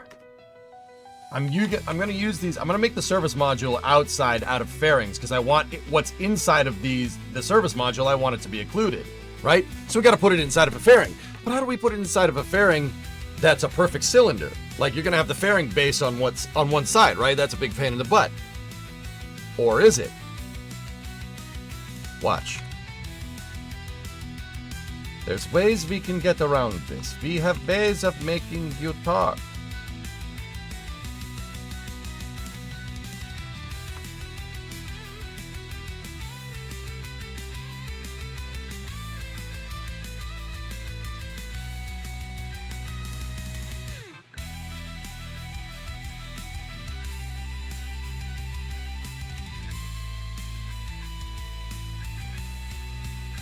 All right.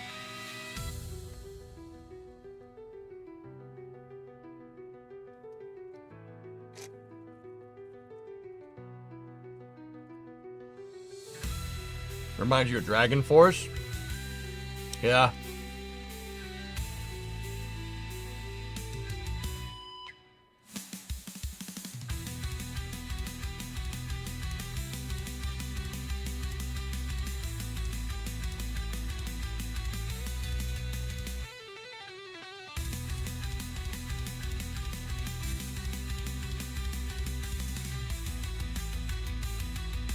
Okay.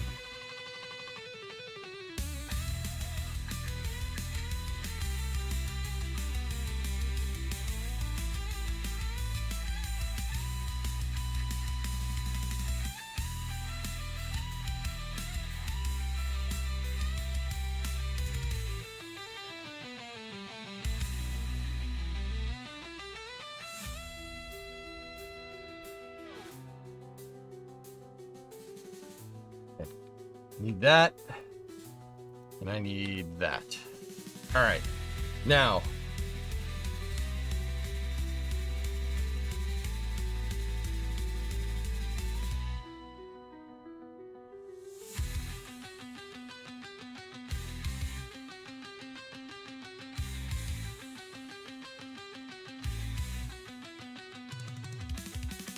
All right. So here's the trick.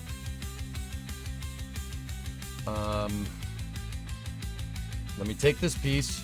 We're gonna go back 1, 2, 3, 4, 5, 6, 7, 8, 9, 10. We're gonna go back 1 meter. Okay. Now take this piece.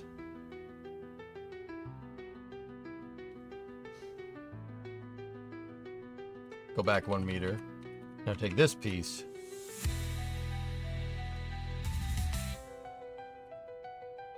We need to put that on local.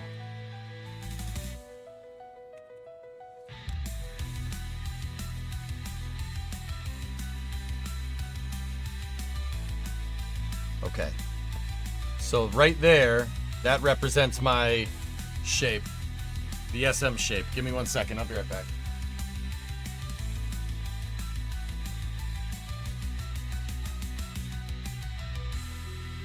The wind keeps blowing my door open.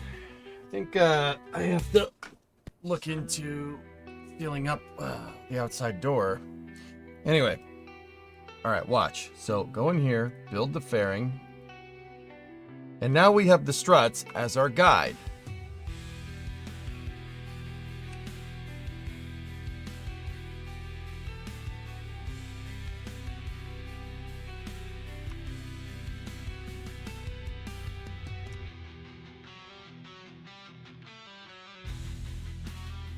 Oh, hang on 1 second.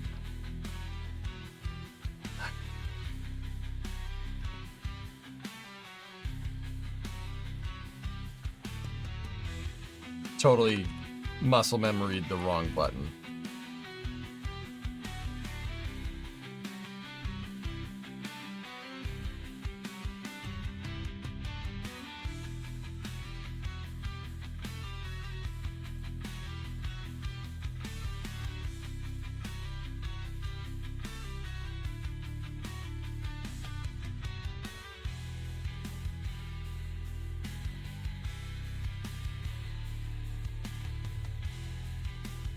I have to redo the movement operations.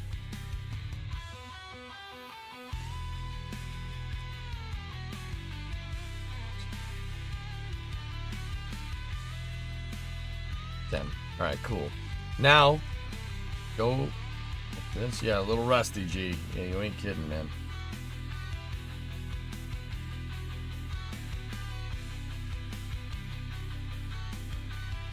Now go to there, terminate the fairing.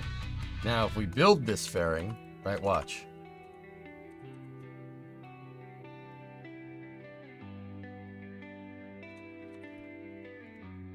Huh?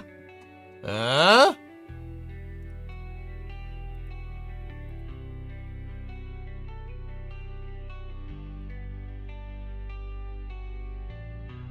Yeah, that's what I was gonna. Yeah.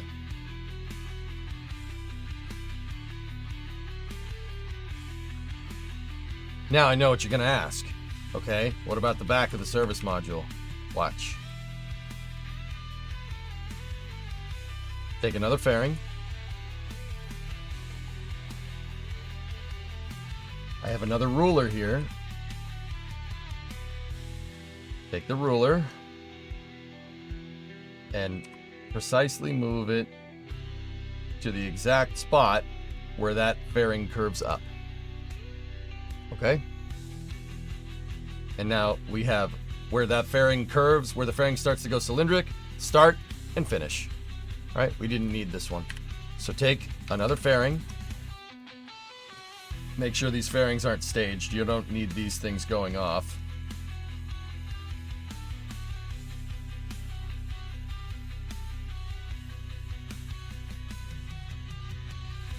Hey, Soy, what's going on?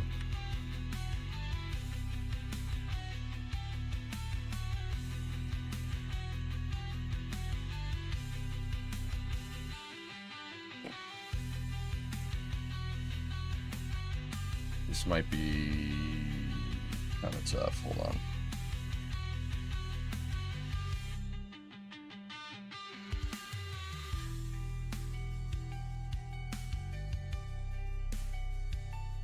Gotta redo this fairing. Discovery, go at throttle up.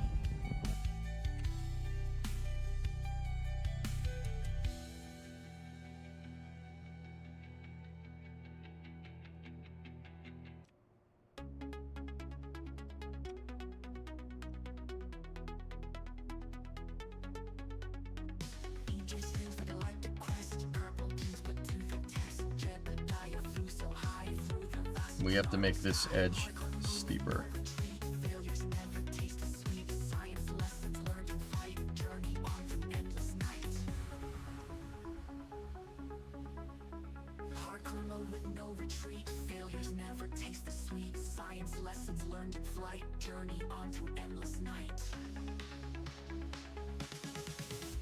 For the stars, we aim so high. The poor jet did kiss goodbye.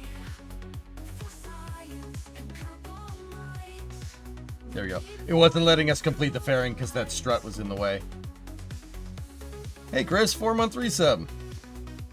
KSP 2, yes or no? Hell no! Game sucks. Rocket launch with hope so grand. EJ's got the master plan. Thrusters burn to reach the moon. In his eye you see the tune. Orbit dreams won't be delayed. Lessons learned from missions made. Kerbal Pound will forge a path to the stars beyond this path. For the stars, we aim so high. The There. poor jet Cool. did kiss Now, set this fairing to fairing expansion, right? Take this guy. flying through the light.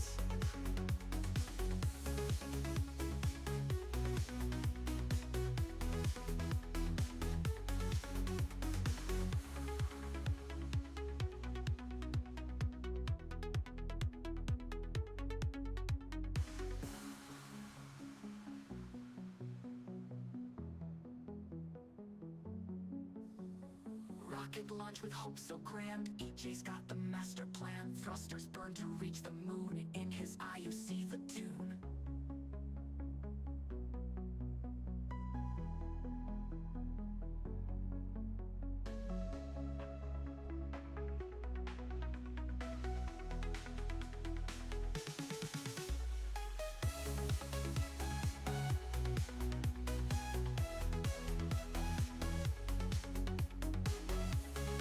Discovery, go at throttle up.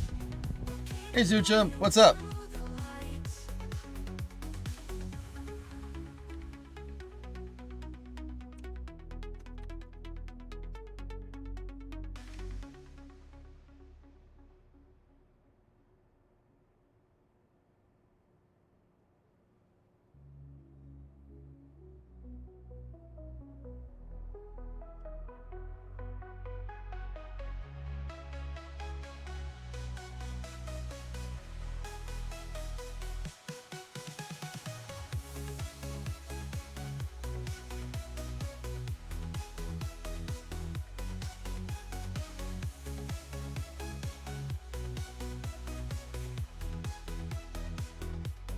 There we go.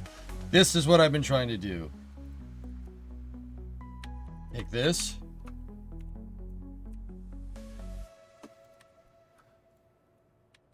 And I'll take that.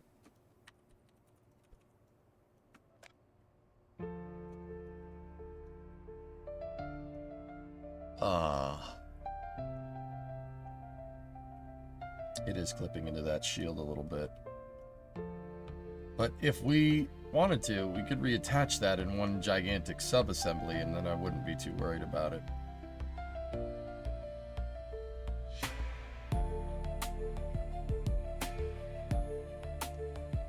Yeah, that's fine. Yeah, if we attach sub-assembly with a heat shield, it's good. As long as we can get a good separation here, we're fine. So, get rid of the rulers. We're gonna save. And how much thrust does that thing have? 11? How much thrust do these things have? Oh, a lot. Okay, dud service module engine test jettison amazing golf ball whacker guy.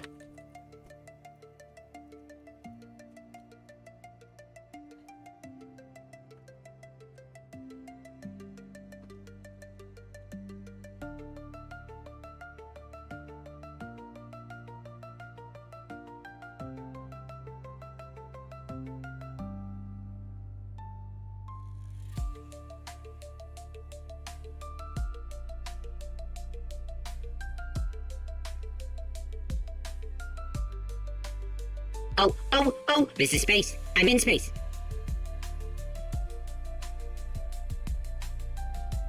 Whoa, Woody gifted 20 subs. Thanks, man.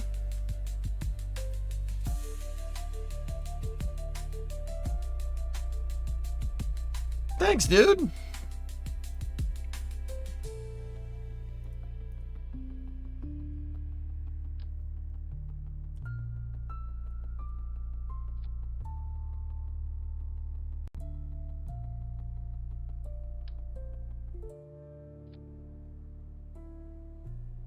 We'll have a little bit more fun with this time.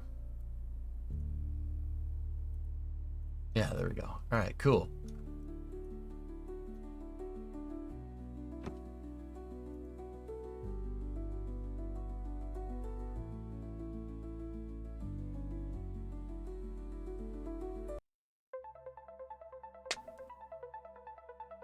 Thanks, Woody. Consider it my thanks for providing great streams. All right, man. Well, here we go.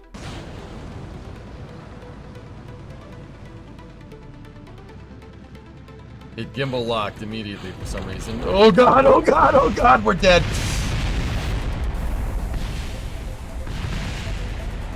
Why did the Verniers gimbal lock? Why did they do that? That shouldn't have done that.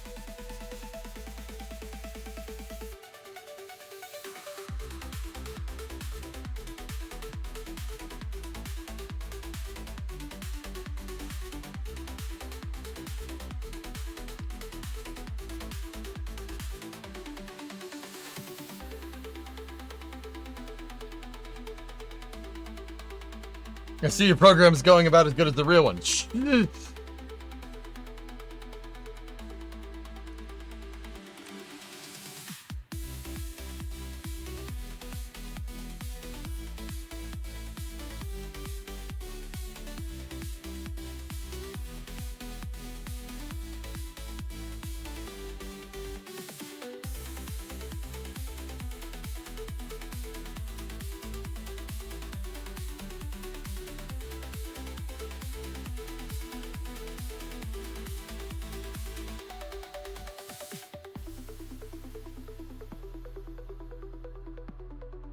Capsule looks mint though.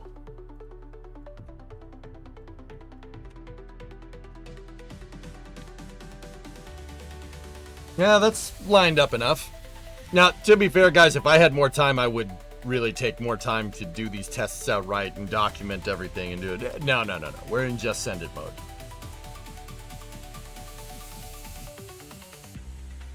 Did you press the wrong button again? Or push the mouse button on me? What?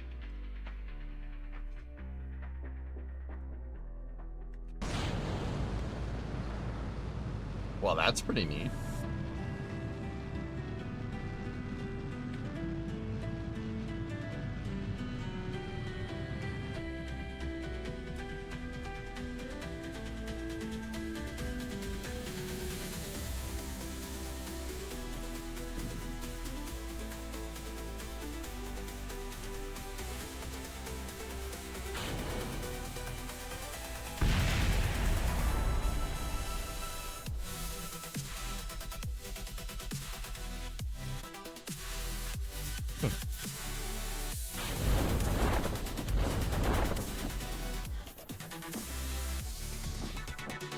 I've seen it, sweet, yes.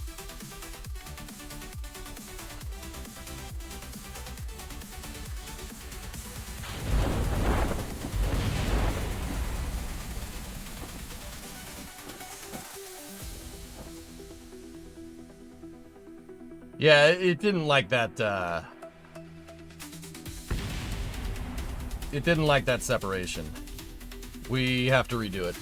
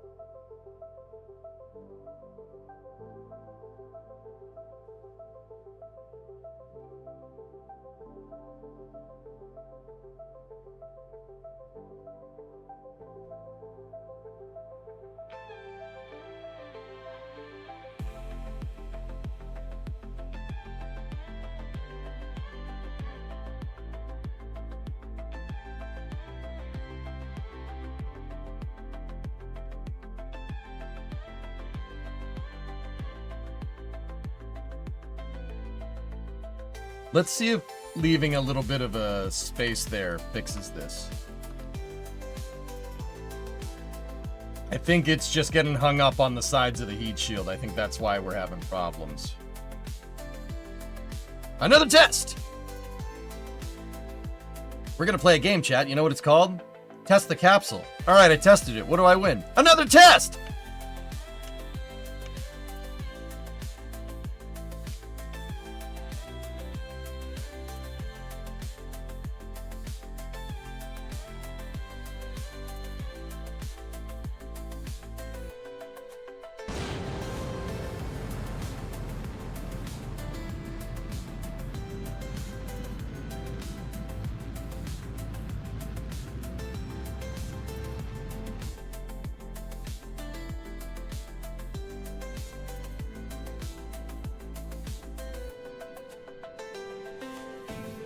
Stand by for Dud SM Jettison.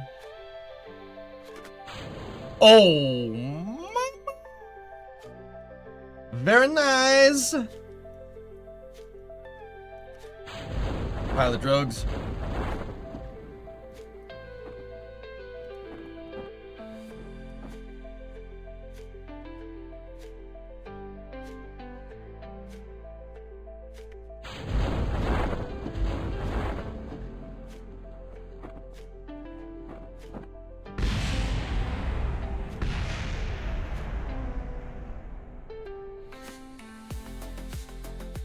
And yeet. Ah.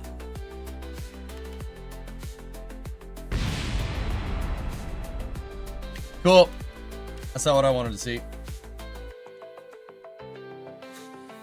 Maybe if we just don't test it, we can launch it sooner. Yeah.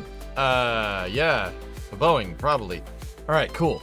So leaving a little bit of space, you must leave this space in the heat shield there is actually pretty good. And that ends up making it look very similar to the real one. The real one, you can see the heat shield kind of peeking out. Perfect.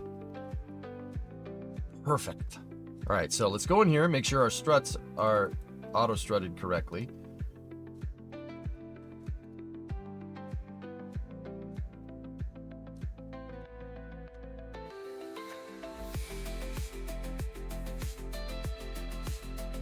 Cormac retrieved add time. All right. You retrieved add time. We roll. Each one of us rolls D20, right? If I win, no ads.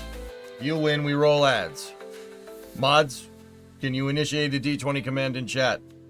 8. 1.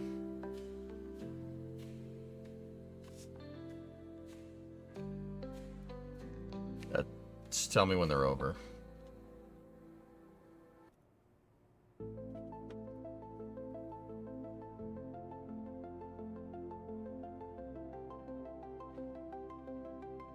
Ormic, why'd you do that? Why'd you do that?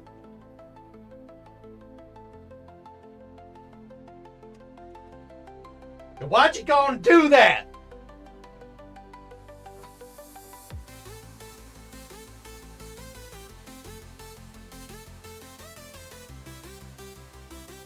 Never seen anybody look so sad. I am sad now. Because there are so few Lamtors in the world. What's your favorite Chimpokemon, chat? I think Chimpokemon's Chimpokerific. I got Shoe.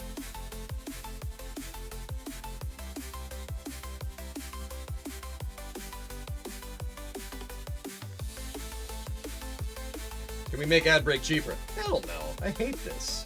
Can you tell?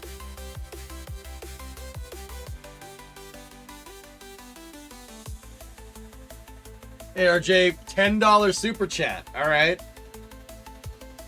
When did you get the Secret Lab chair? A viewer donated this to the stream. Brand new. Not donated. A viewer gave it to me a little while back, and the garage was so messy it got piled under a bunch of clutter still in the box. So when I cleaned the garage, I took it apart. I took the box, I took it all out, and I assembled it. Turns out it's a really, really, really nice chair. It is leather. Oh, look at the leather. Yeah, the leather part. What? How's it compared to Marcus? This is more comfortable. This is also way more expensive than Marcus. I looked up the price of Secret Lab Titan chairs, and I was like, yeah, Marcus. Back from the ad. Thank you, Westigator. Secret Labs makes a fantastic chair. This is great lumbar support. And no, I'm not sponsored. A viewer straight up gave this to me. Yeah, it's a really nice chair. You got a Herman Miller? That's also a very nice chair. Okay, so we have our structural vessel for the service module. Now,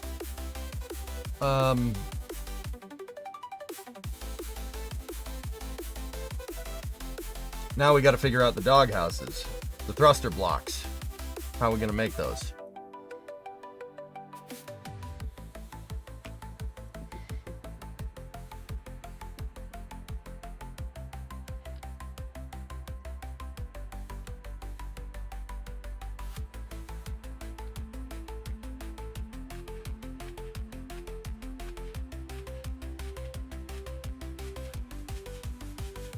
Too small, believe it or not.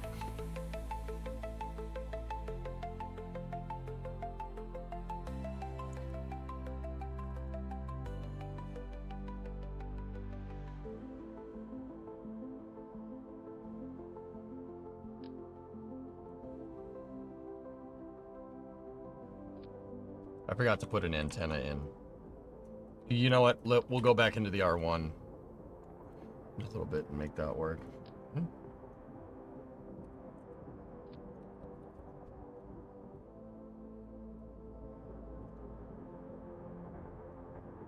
Nah.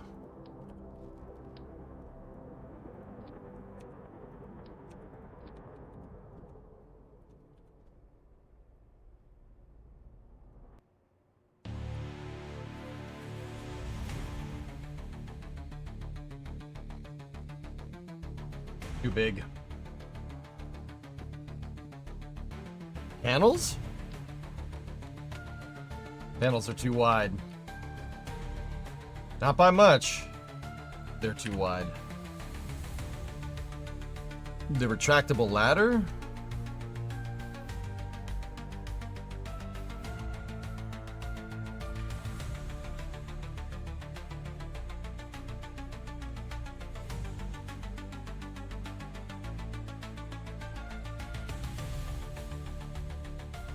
Julian, not a bad call, dude.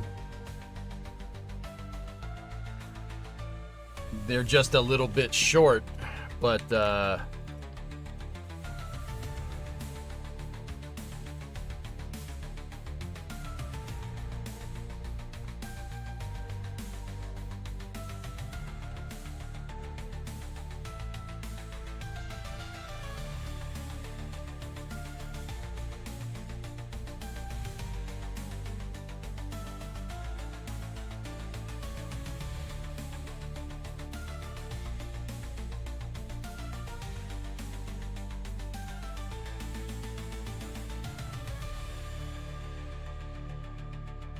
okay, I feel we can work with this.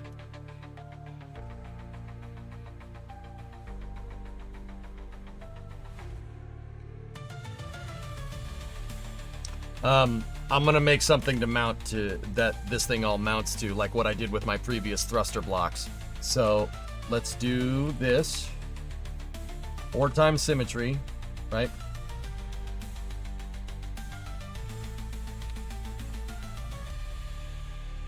Just make sure we never deploy the damn ladders or else this thing is gonna look ridiculous. That was a good call, Julian. Very nice, man.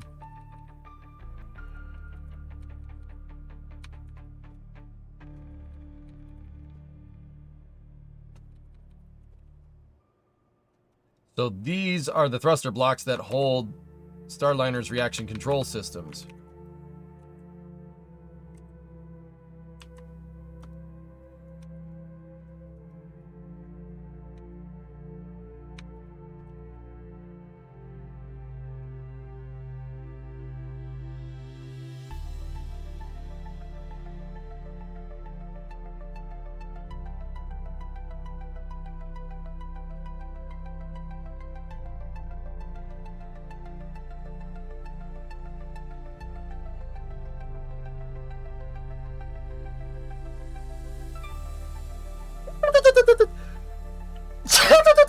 just a turbocharger. Turbo's working. There's at least like 30 psi there. I don't know if you guys heard it.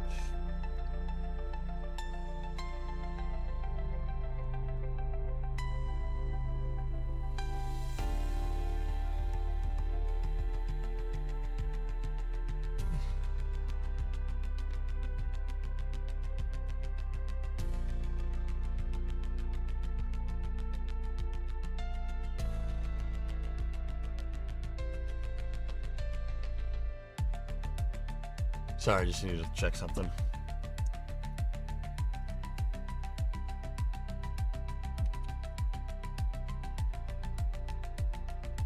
Okay. Got some pretty nasty Z fighting going on there. There. That's good. Okay, so now let's start looking at the thruster blocks. Oh, do they have lights?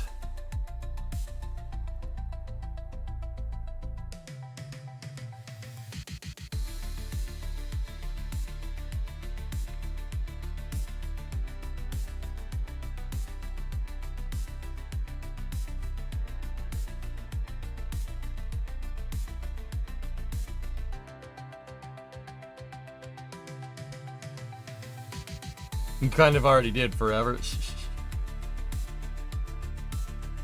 Alright, well.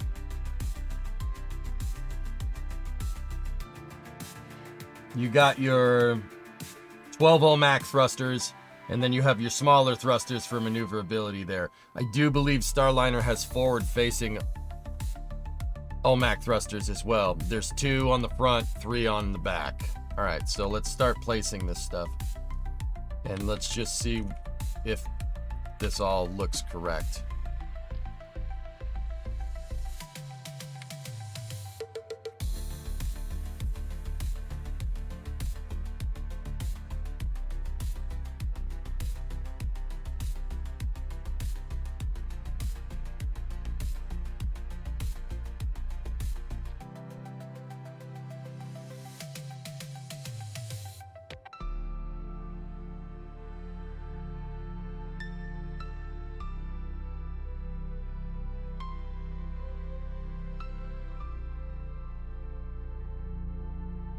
It's just a little too close.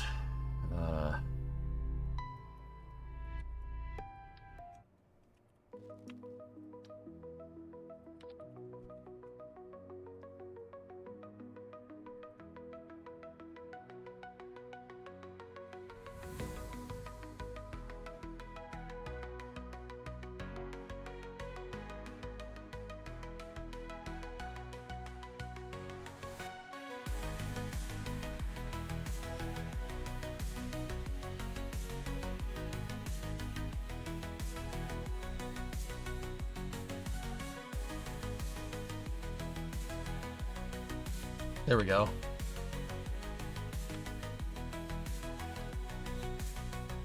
Now we have 2 of these up at the front.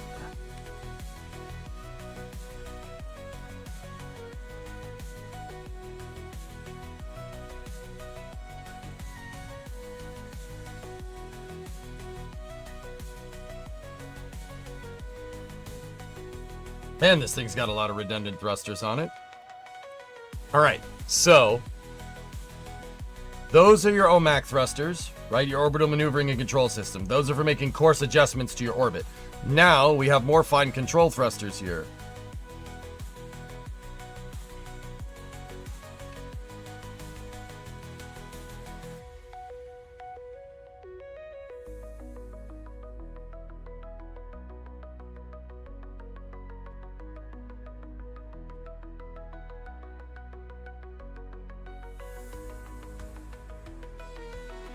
There's a set of 2. Yeah, okay. They're just like kind of above it. All right, there's a trick here that we can do. Get rid of this for a second.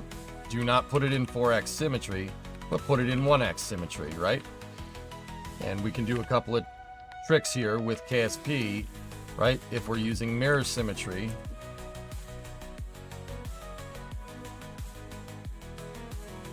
Right? Use mirror symmetry on a single doghouse, right?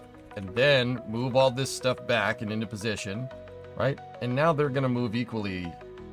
They're going to move equally relative to each other. Cool thing about that is for our forward control thrusters, we can get rid of those.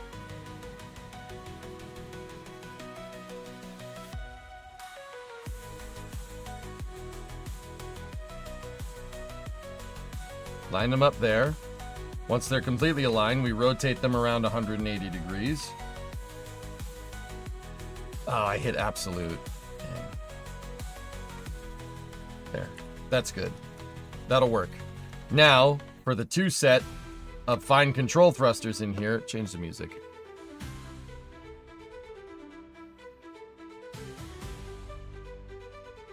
We've heard this song way too many times today. Where's Chill E? I want that one. There we go. There we go.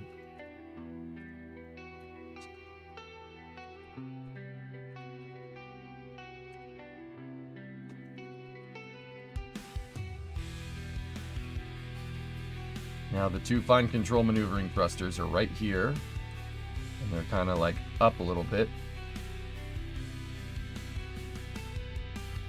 Like that.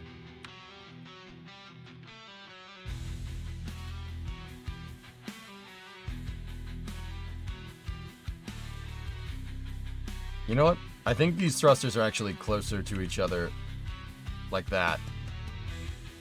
Maybe not that close, but that's the idea.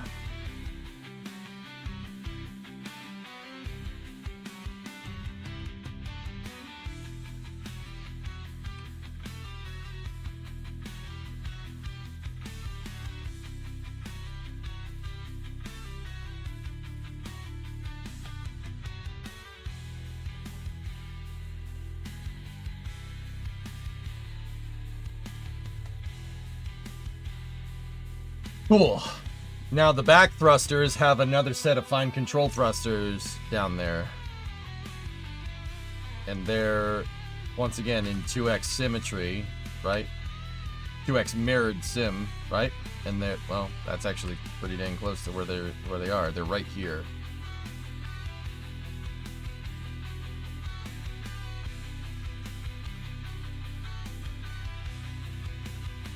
Now, there are side-mounted thrusters, 1 and 2. Wait a minute, what is this? What's that thing? And why is there only one of these pointed in one direction?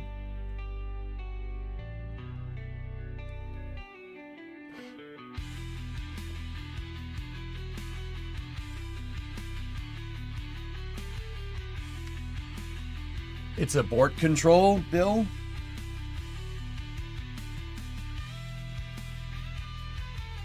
Because there's another one over there, and I noticed that on that doghouse, that one is pointed to the right, this one is pointed to the left, that one's pointed to the right, and that means that one over there is pointed to the left. That's weird. There's 2 little thrusters above it. I see the 2 little thrusters right there, Space Pope, and then there's your translation thruster right there, the one that's pointed right at us, right? So, let's get the majority of our fine control thrusters figured out. So this thing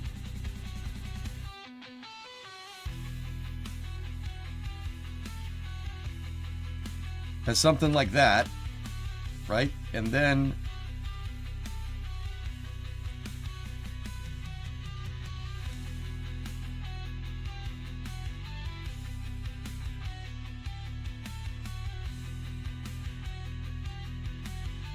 there. It's used for controlling roll during aborts. There are 4 in total. That must have been that roll program. Here.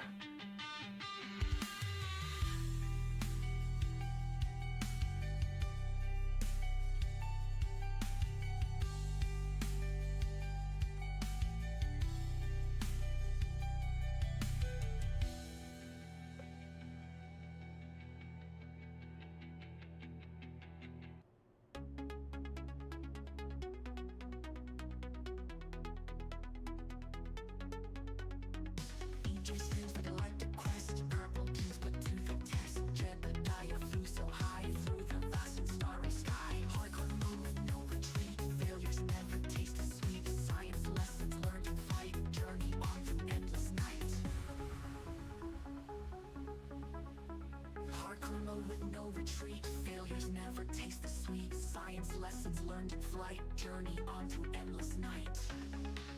Pretty sick. For the stars, we aim so high. The poor jet did kiss goodbye. For science and purple light. What thrusters failed on Starliner? I haven't figured that out yet, Trey.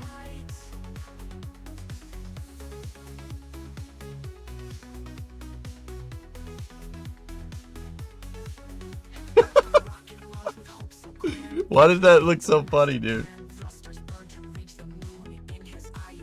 That's pretty good, dude.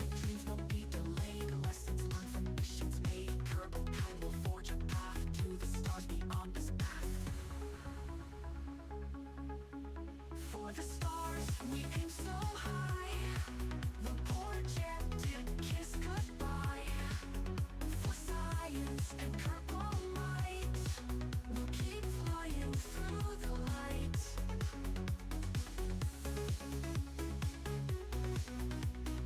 No, dude, look.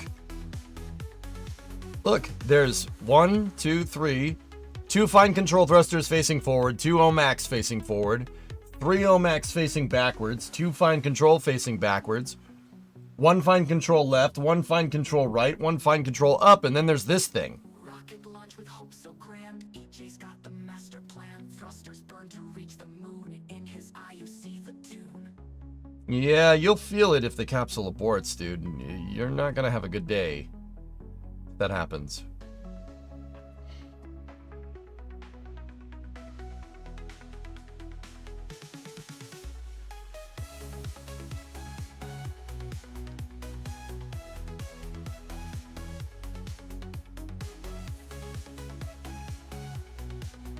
Keep flying through the light. That's what it's calling for.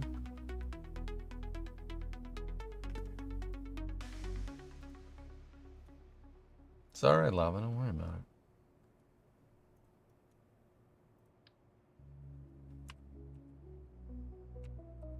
Now that we have 1 thruster block made, we put it in 4 times symmetry. But we can't put it in 4 times symmetry exactly because it's got to be in radial.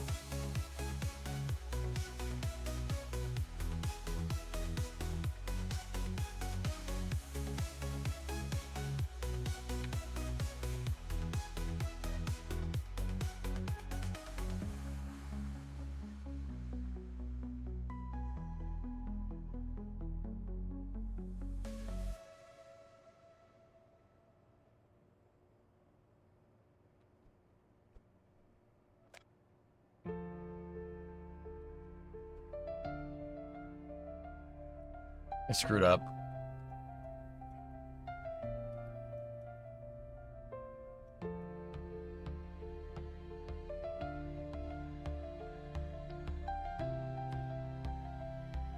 Can't adjust the thrusters after you place these in a radial symmetry, or else it's going to screw it all up.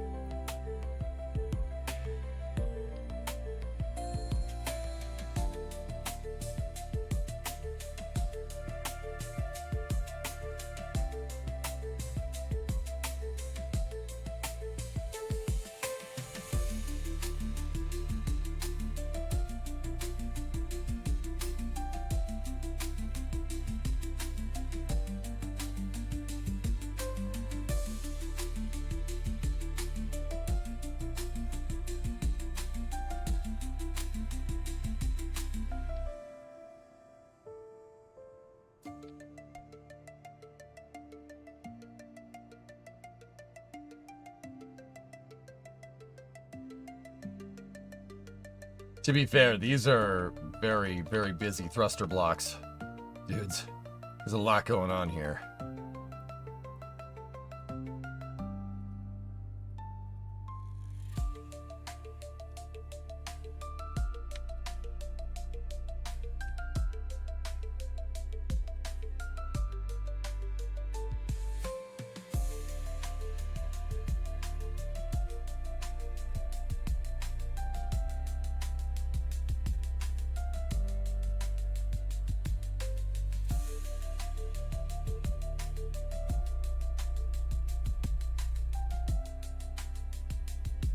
So some of them are on the left and some of them are not. Like, look, see, that one was on the left side, and then there's one on the over here on the right. So this is the top of the capsule. The one on the top of the capsule is going to the left. And then the one on the starboard side goes to the right.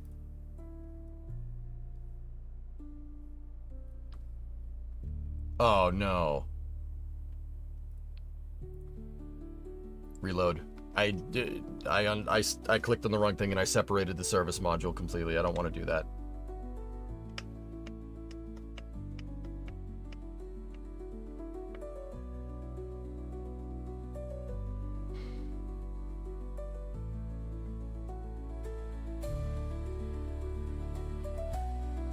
Just Control Z. Yeah, Control Z and memleak can break the game, which invalidates all your testing. Yeah, no, I'm good, dude. Undoing in this doesn't work.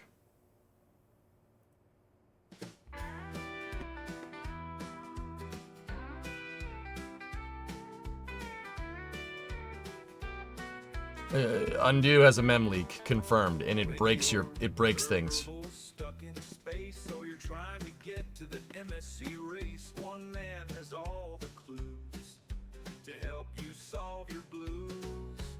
EJ is his name, and rockets are his game. Bolder than any man, crazy creations are his plan. Cities, Kerbal, and workers, they all are at his command. Oh God, that's all I can think of. Chat bothers him all day and night, but Eej always puts up a fight. Weird impressions, internet memes. EA is always so extreme. I'm not a good songwriter as you can.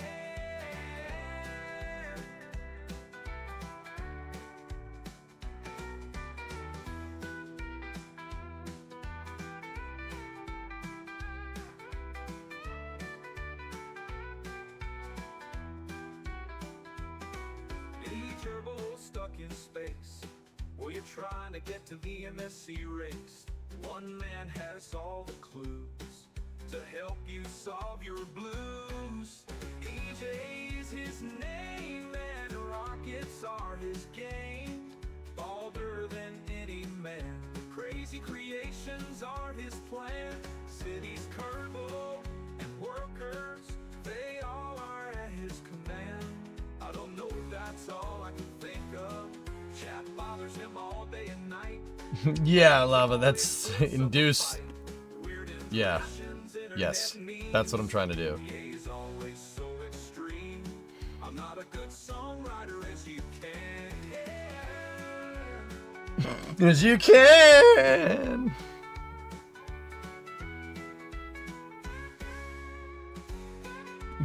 This is a great song. It's a great song, Bandit. You know? It's a great song. I'm not a good songwriter as you can. As you can.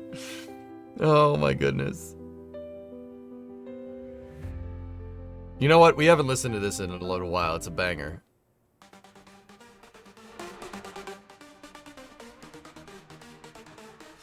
It's streaming live today. Because he dreams he's on the way.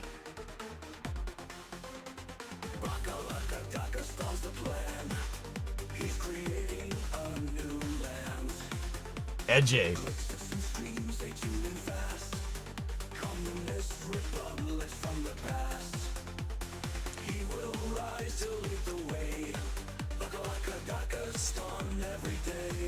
Greatest ever, he's the man. EJ's got the winning plan.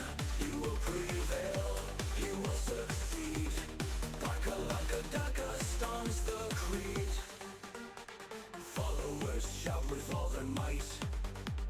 EJ's vision shining bright. From the east to every coast.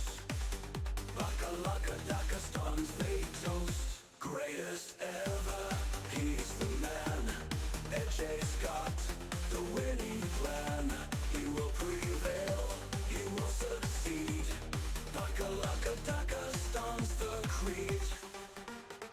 Followers shout with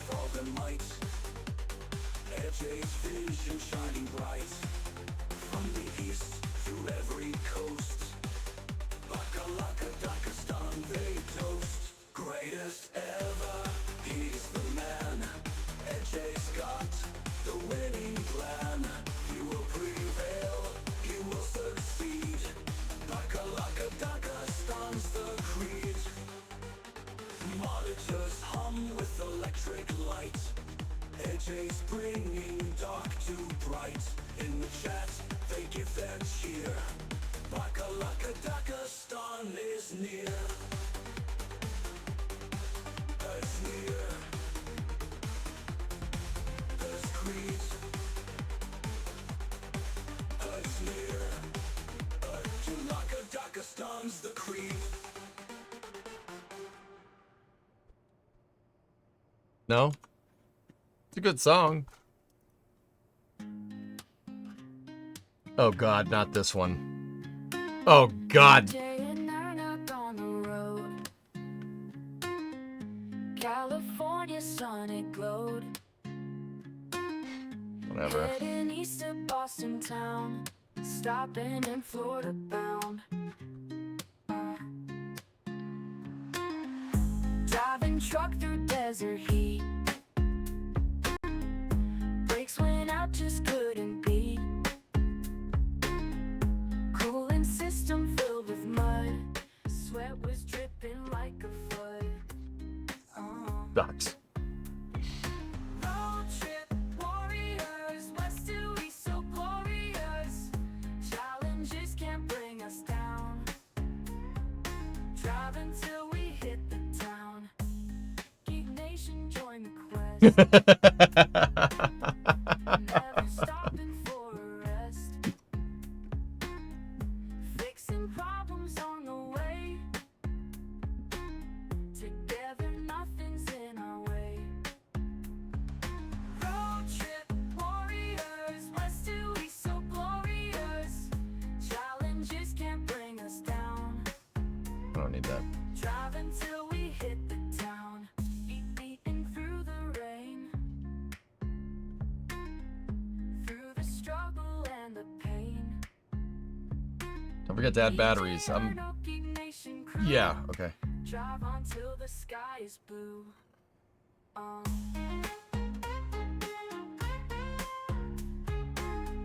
Kazangu, 81 months. As of April 8th, 2025, at 10:11 a.m. Eastern Time, the stock price of Boeing is $146.97, up $8.11, or 584% from the previous day's close. It's got to be the NGAD contract. How long are you going to stream? Coming up on 2 a.m. We're going to be streaming a little while, dude. I really want to get the base design of this ready to go so we can mess with it tomorrow. Together nothing's in our way. Road trip warriors, west to east so glorious.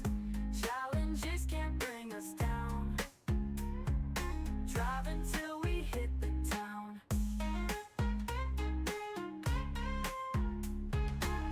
Through the heat and through the rain. Through the struggle and the pain. Mm-hmm. EJ Erno, Geek Nation crew. Drive on till the sky is blue.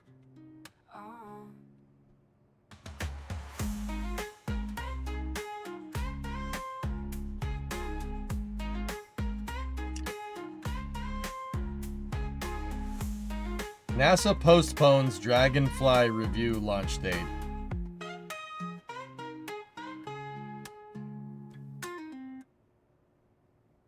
Oh, that's good. Yeah. In a desert land so grand, EJ's got the master plan.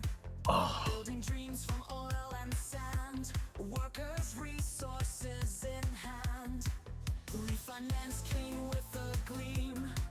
Making cities from a stream. Sweat and grit is how it seems. Living out his wildest dreams. Heat is on in Pakistan. We're building oil towers like a man with EJ at the helm. It's all in hand. In Pakistan we stand. There's your border engines. Night and day. We're gonna have to do a little bit of modifications. Concrete rising to the top. Mighty power in a drop. EJ hitting jackpot non-stop. streaming live. His empire grows in every borough, every close. From dusty plains to finance shows, EJ's name everyone knows. He is on I'm sorry, this is funny, dude. Oil towers like a man with EJ at the helm, it's all in hand. In Bakalakadakistan we stand.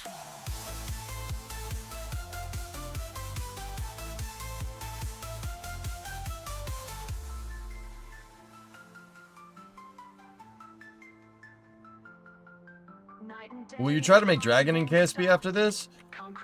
Oh, I don't know, homie, maybe. EJ hitting jackpot non-stop, streaming live. His empire grows in every borough, every close. From dusty plains to finance shows, EJ's name everyone knows. He is on in Bakalakadakistan. I got actually a better idea on how to do this. I need to use the monopropellant thrusters because we don't have verniers, right? I don't have verniers that can mimic the fine control systems here, but that's fine.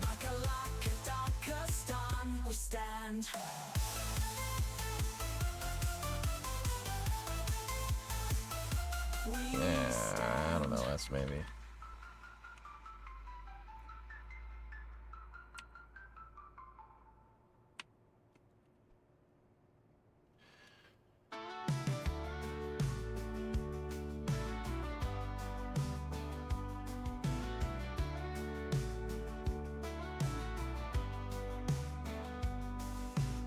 EJ in a digital land, building up a Bakalakadakistan, clicking through the endless sand with oil in his hand. Heat is on the desert globe, workers working fast and slow. I can't do it. That's stupid. EJ's got a show. Refinance king, making things right. In the day and night. Streaming on his epic plans, Bakalakadakistan. So stupid. Desert winds and beating drums. EJ's empire never slums. He's chasing all the songs. Okay, the thrust transform is basically on the rim of the nozzle. Alright. Every task getting done. High scores in the battles won. EJ's having Discovery, go at throttle up. oil mixing free. The game's economy. EJ rules with strategy, building this dynasty.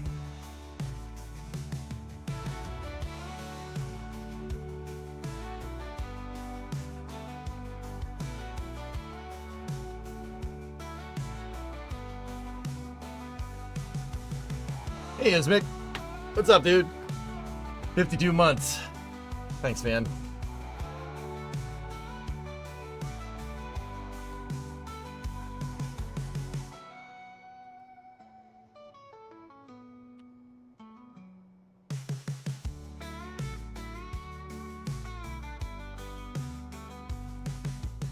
Yeah, that thrust limiter though. How much do these make? City grows machinery homes. They make 9 kilonewtons of thrust. EJ's empire never slums. He's chasing all the songs. That's not enough. Oil rigs in the midday sun. Every task getting done. High scores in the battles won. EJ's having fun. That's right, I am. Sand and oil mixing free. In the game's economy. EJ rules with strategy, building this dynasty.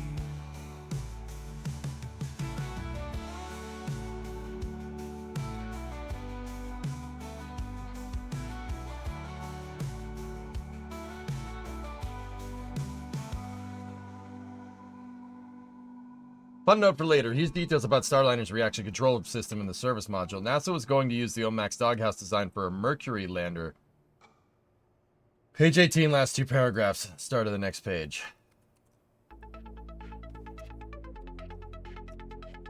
Discovery, go at throttle up. What's up, Thron? 71 months. Building up with all his might. He's on under desert light. Buckle like a Dagestan in sight. Sand beneath construction signs. Workers forging oil refines.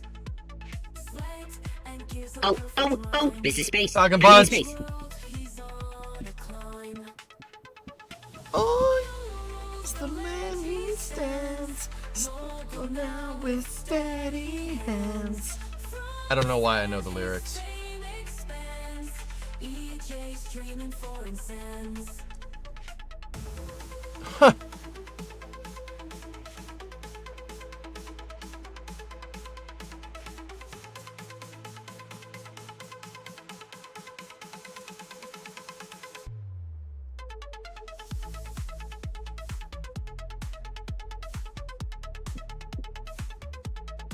We got both kind of music. We got country and western.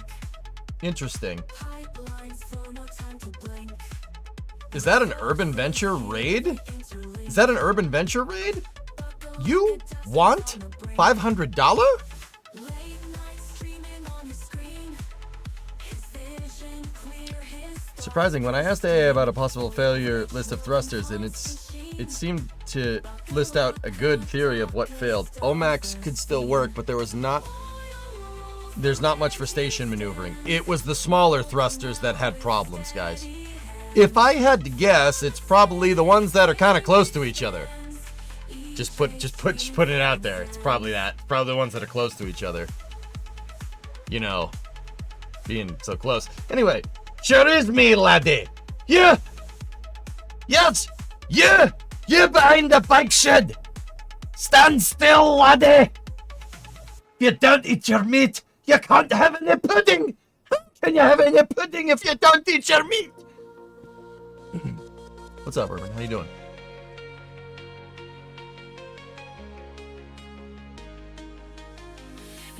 There you go, Ismic. The little aft-facing ones failed.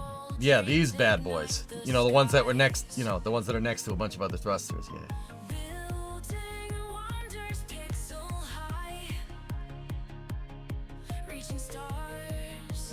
Forged? What? Don't worry about it. Doing good, buddy. How's the build coming? Capsule's pretty dialed in, dude. I've learned a lot about Starliner and how it works. It's a lot. It's pretty good. It's pretty, like, from a hardware standpoint. All right, hold up. All right. Shut up. So Starliner, from a design standpoint, with the exception of, you know, your thrusters overheating, I really like the capsule. The service module is take it or leave it. The capsule design, though, pretty dialed in. I actually really like it. I really like the way it's set up. So Urban, like, they're roll control thrusters, right? You know good and well, the roll control thrusters are there to modulate heat shield angle of attack during reentry, right? For cross range capability. The block of thrusters is all the way up here at the top, right? The fuel tanks for said thrusters are all the way down here at the bottom, right? See that? They have one roll control block in two fault redundancy, right?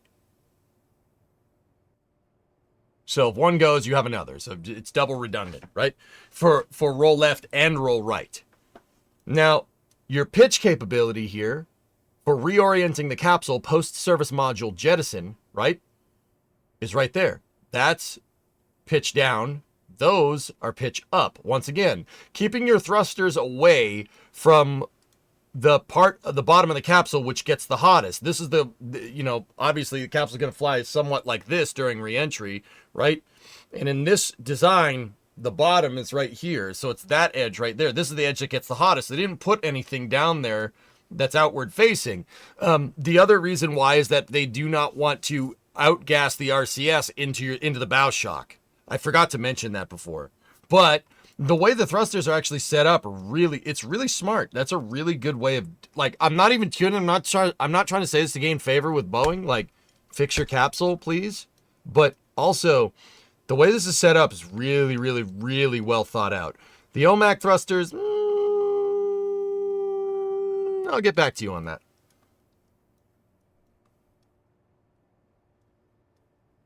Yeah, it's actually pretty smart. EJ, your thruster block should not be in four-way symmetry. It's not in four-way symmetry, Yuri.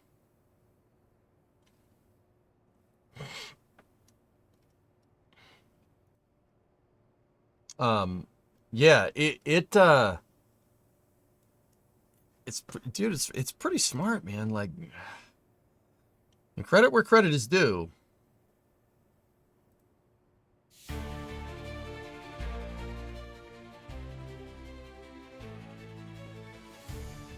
It has 4 in the front in only 2 places and 2 in the other system.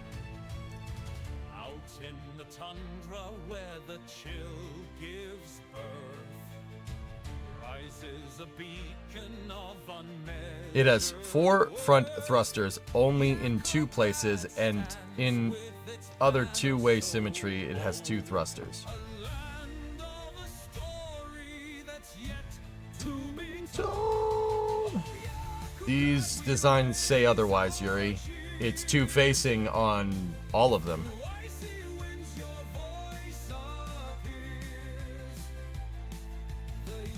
Look at it dock to the ISS.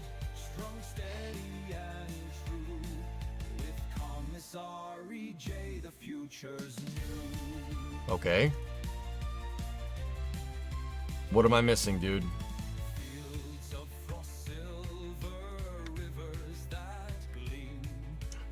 Thanks, Falcon. So there's a cluster of 4 there.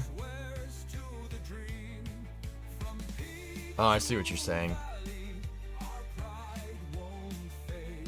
I think they might just be covered up, Yuri. They might be covered under the block. Let's find more pictures.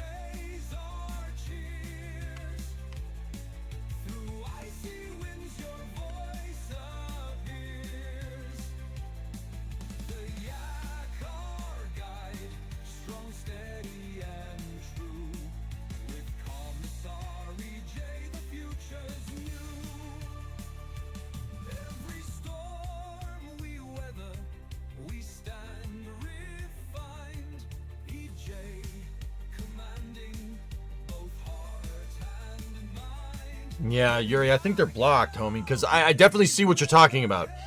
In this picture, even though it looks blocked, it doesn't look like it's there. See what I'm talking about? But I think that's just the cover.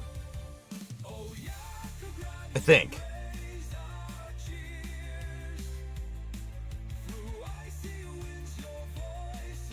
Look at the other photo of the ISS you had earlier. It shows more clearly that there aren't 2 OMAC thrusters on all 4 pods. Every picture that I'm looking at definitely shows otherwise. And we don't need that one. We don't need that one. We don't need that one. Look, in this shot, there's definitely 2. That's got the same covers on it. And why would it have 2 on this side and not 2 on the other, Bill? I don't know. Maybe but on the other hand, maybe they changed something.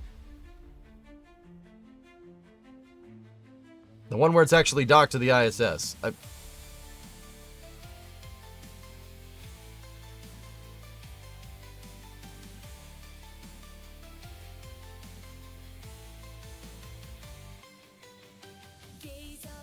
Maybe those block ones are the ones that failed? Maybe.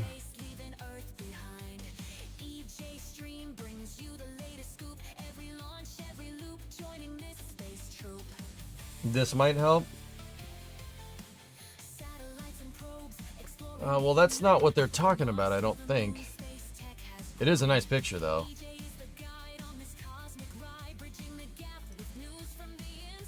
Killer.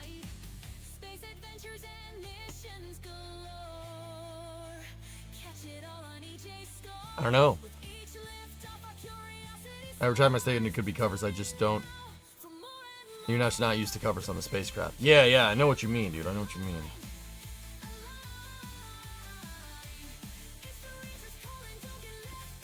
Yeah, Kuju, I don't...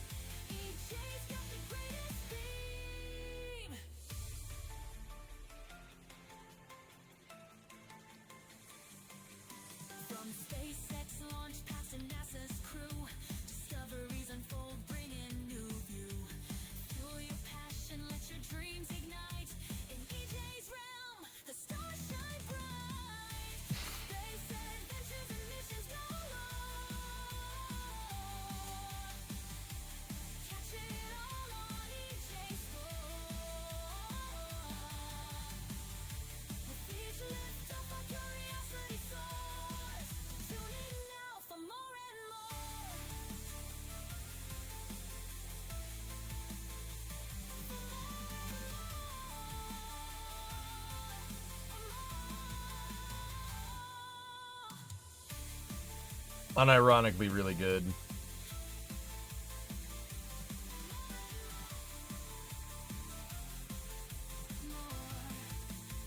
Check DMs covers maybe. I'm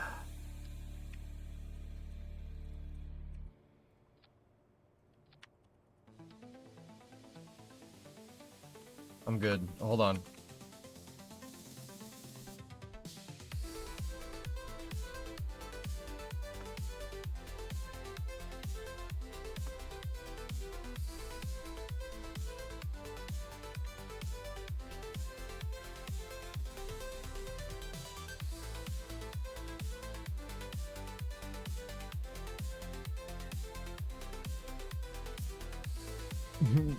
I had a little bit a second ago. Actually, come to think of it, we know the total number of thrusters, so why not just count them?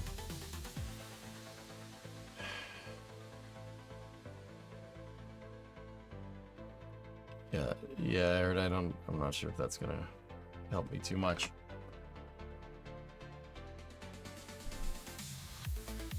Ugh.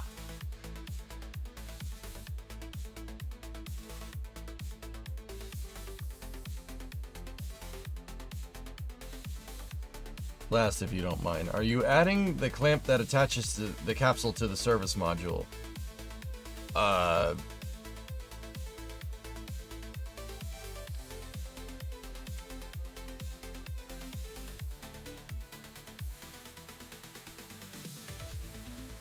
Yeah, I got you, dude.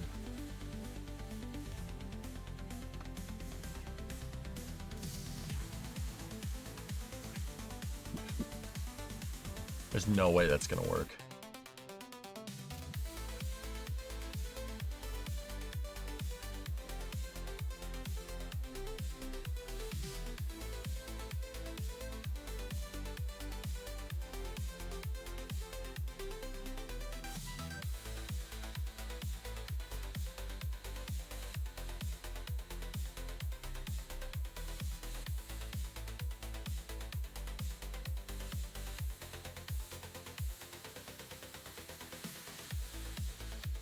Two of them don't have them.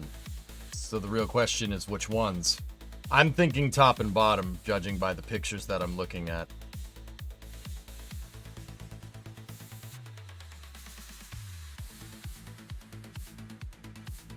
Yeah. Yeah, okay, it is the top and the bottom. I got it, guys. Yeah, so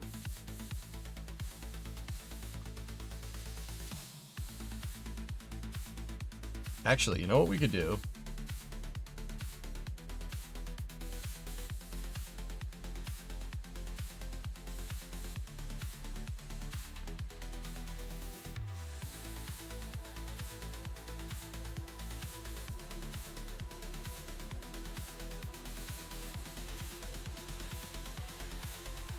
Just flip them around.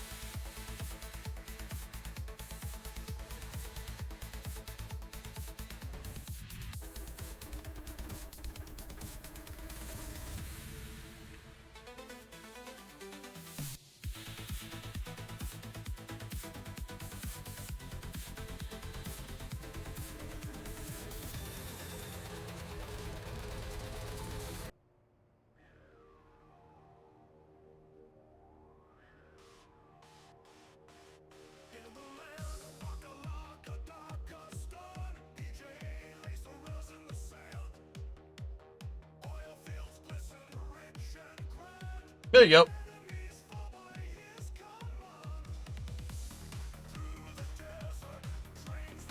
We still gotta worry. I don't know how we're gonna do the umbilical attach, dudes.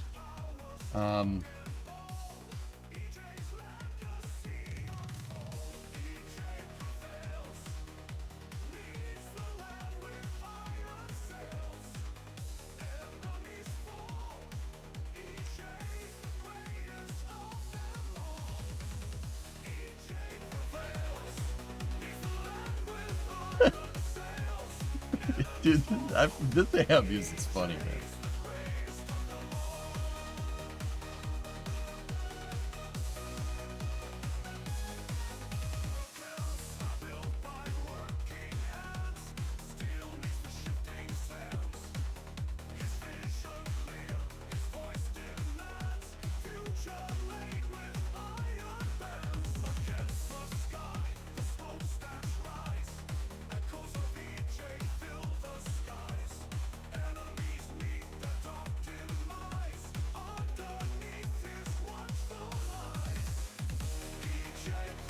Can we get Bakalaka metal?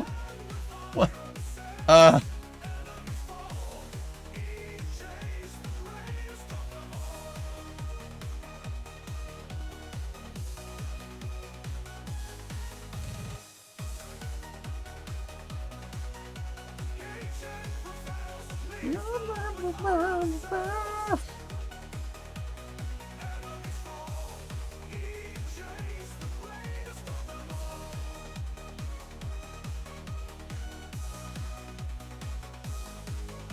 You're still going? Good grief. I've been going almost a full workday now. Ethereal, I'm not sure. I'm not sure if you're familiar with my game. Right? No, dude, I stream routinely 10 hours a day. Even the streams when I do the Flame Trench. Yeah.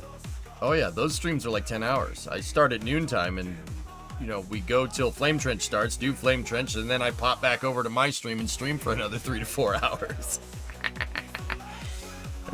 I'm sorry, sir. I don't think you're familiar with my game. Dude, yeah, I can play Kerbal. I could sit here and play KSP 8 hours a day, no problem. Easy peasy. Dude, if we flipped games right now and played like Workers or something, I'd probably stream for another 12. See, some of you who don't know me looked at me and said, yeah, okay, yeah, you could, yeah, sure you could do that. The people that know, you know I'm not kidding. I mean, dude, how long was the stream yesterday? Stream yesterday was 13 hours. I went from noontime till about 3 in the morning the next day. Yeah. Dude, I don't screw around. Unlike this song.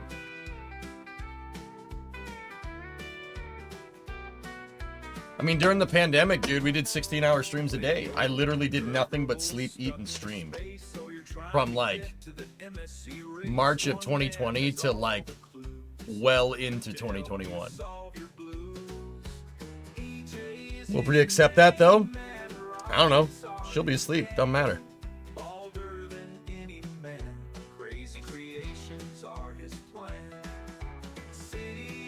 I believe you, but that sounds like a concerning sleep schedule. Nowadays, I don't stream for 13 hours a day. I usually go to 10, and that's good enough. 8 to 10 hours. That's usually what I do. Yeah. I'm not a good songwriter as you can.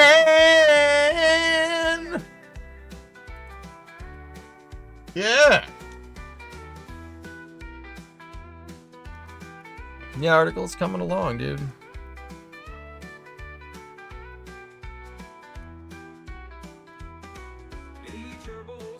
E-gerbils. Alright, let's figure out.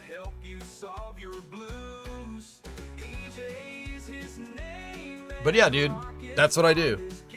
I love streaming, dude. This is my thing, man. Dude, one time, Ethereal, I don't know if you were there, like the Flight 6 stakeout stream at NSF for NSF, I did that for like 6 hours straight. I did the whole thing. And then I went back over here and covered Flight 6 on my stream for like another, I don't know, 6 hours or something. Like, dude, I like working. I don't know what the hell that's about. It ain't normal. Okay. I like working. I get a lot of personal fulfillment around streaming that long or working that long. Dude, it isn't just streaming. I do this with everything. Like, I needed to cut down a bunch of trees. I need to cut down a bunch of trees on one side of my backyard because the dirt's getting all soggy and gross. So I need to cut a bunch of trees so I can get an excavator back there. Dude, I went to town with a chainsaw for like, I mean, ask Bree, I don't know. It was a long time. I cut down like probably, I don't know, like quarter-acre trees. Not big stuff. There's just small like saplings and stuff. Like not like huge trees. I'm not trying to get myself killed, you know. And I do that, dude. I do this with work and like. Why did you pause the music? So I can talk to you guys. I'll keep the music just going just for you.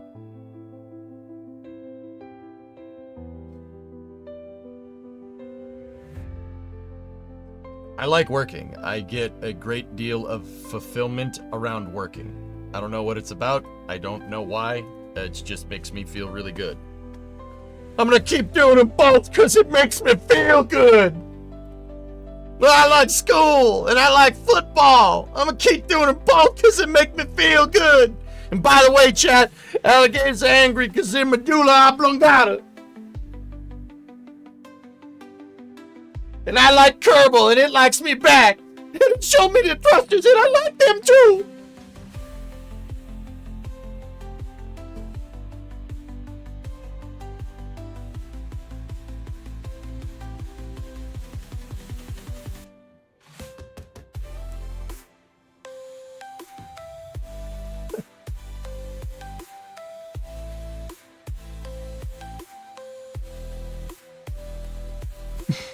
Sorry.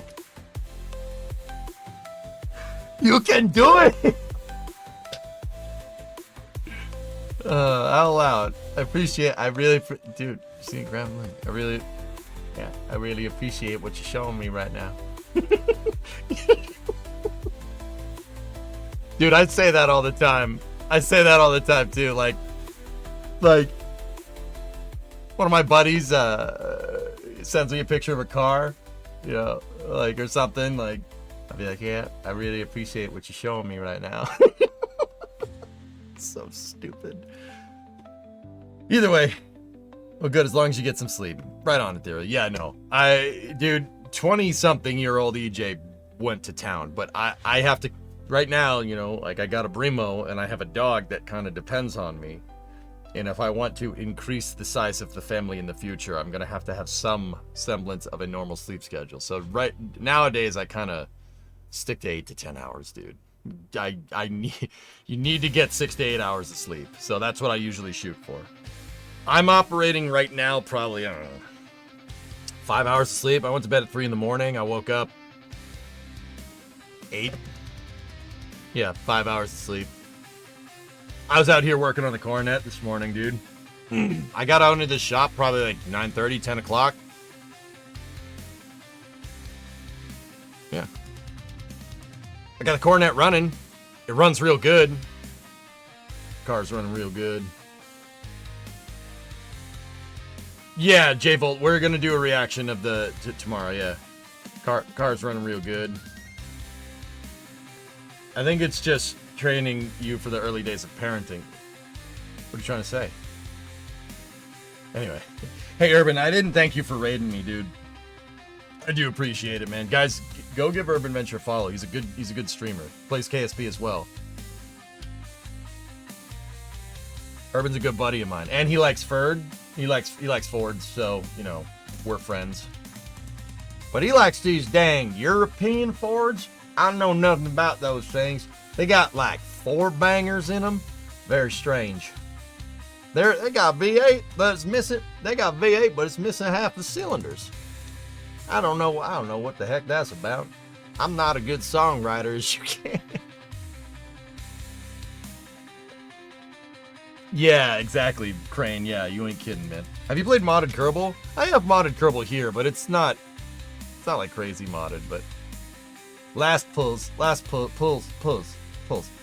I was talking with some coworkers earlier when you were doing the capsule design, and today I learned that Dragon has a kind of design flaw with its shape. Due to the Super Draco pod design, there's a buildup of plasma in under them. Dragon has to do constant rolls so it doesn't overheat that area. CFD is for the public, and it's scary. I can share it if you want to. It's not scary, dude. You just roll the capsule. You gotta roll the capsule anyway, dude.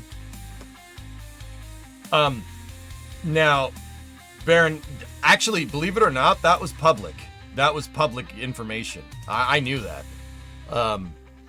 That is also the reason why there's no port and starboard windows on Dragon.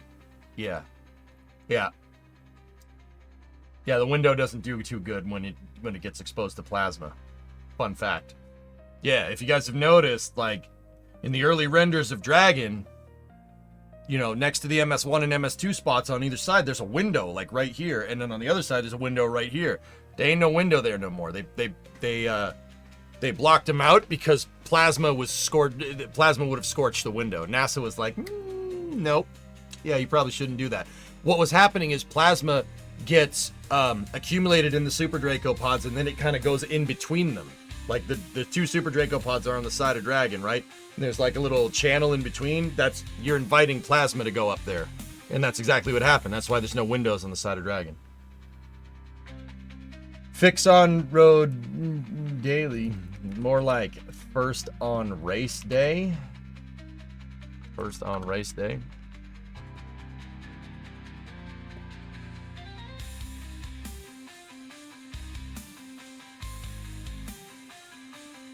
Yep.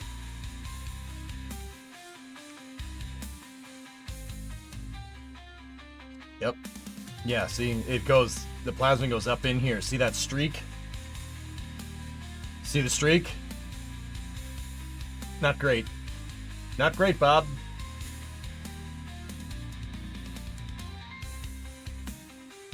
Dude, these new track all systems are quite good. Yeah, see? See that? That's not ideal. See that little guy? I wouldn't worry about that little guy. I would worry about that little guy. You know what Ford stands for, Hank? Fix it again, Tony. That pocket of plasma under the Super Draco is nasty. Trade-offs for reusing your service module, dude. Federation of Recycled Datsuns?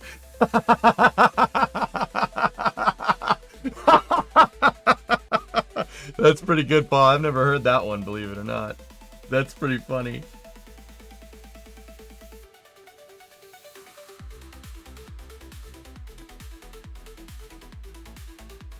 Not all aspects of flight or vehicle features are captured in the independent databases. Targeted analysis allows for quickly quantifying aerothermal.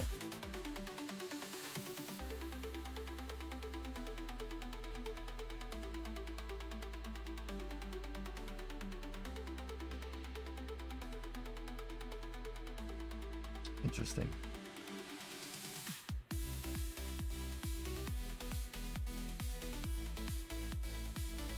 Yeah. Dude, even look at this the recovery. Look, see that? See the streak in between the Draco pods? The Super Draco pods, see what I'm talking about right there? Yeah, that's no good. That's no good, Ski. A window there is probably not great. Happy it made you laugh. Federation of Repaired Datsuns. That's pretty good, dude. I've never heard that one before. That's pretty funny. Okay, this thing needs fuel tanks.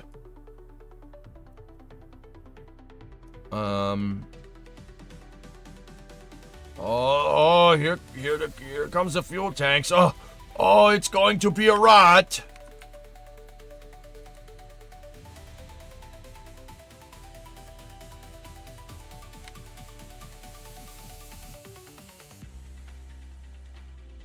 What is your TWR?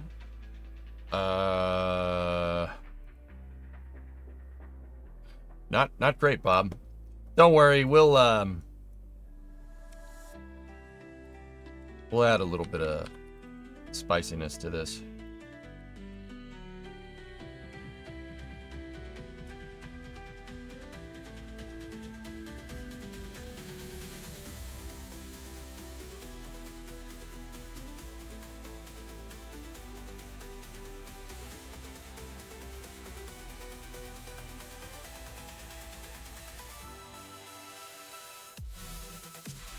We will fix it in post.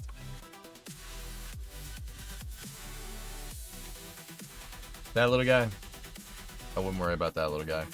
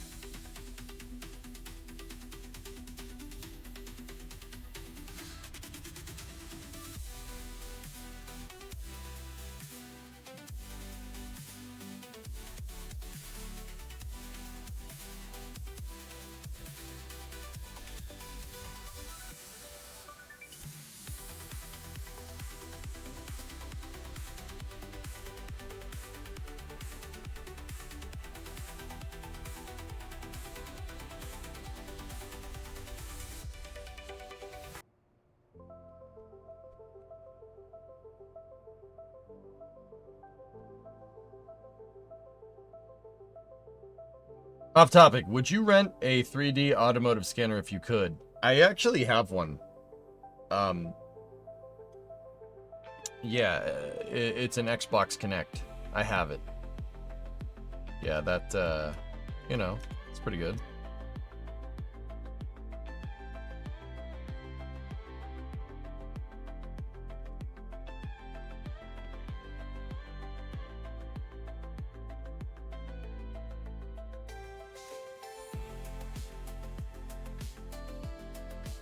What's your favorite engine in the game, anyway?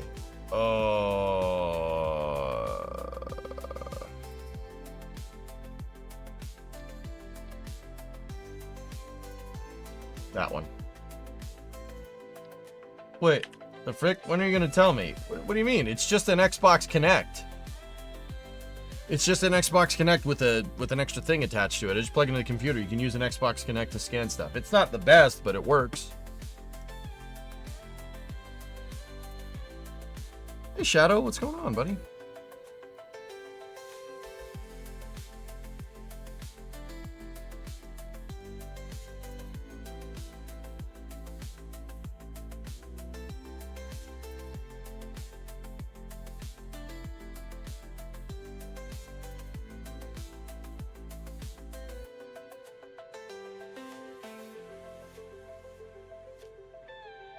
Huh.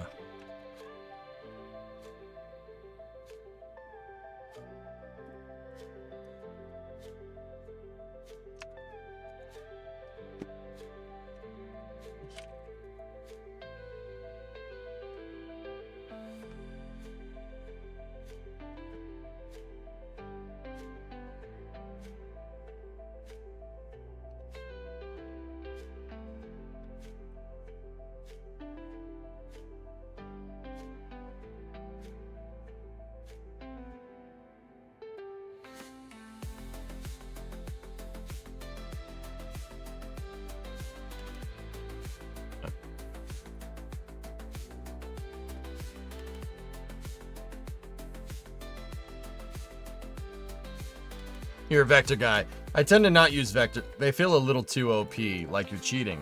It's expensive and they're heavy, Ethereal.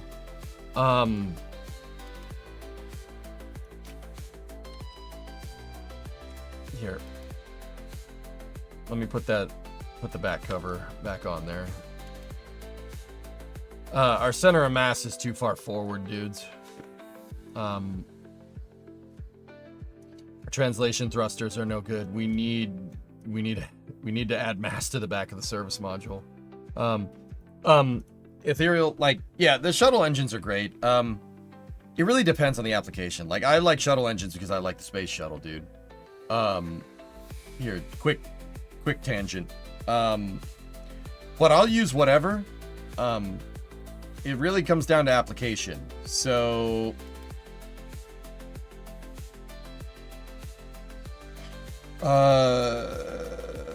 let me show you.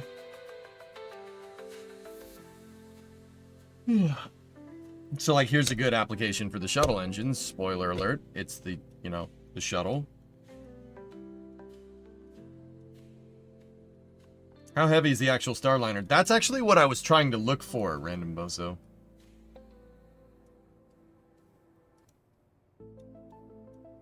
Yeah, this is a stock shuttle, dudes.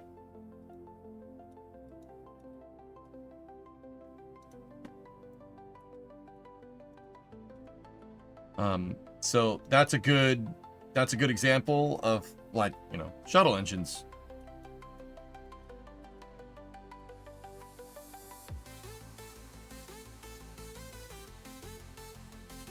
But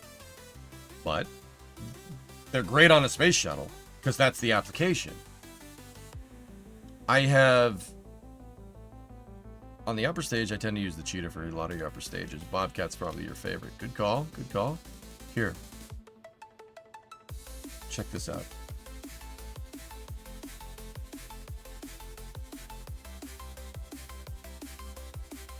I have over here, we have an MLV.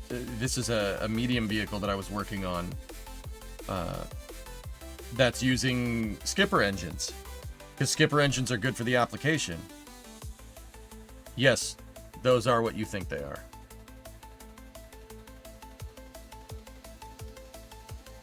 Yeah, Urban, for real. It's 13 tons, Baron?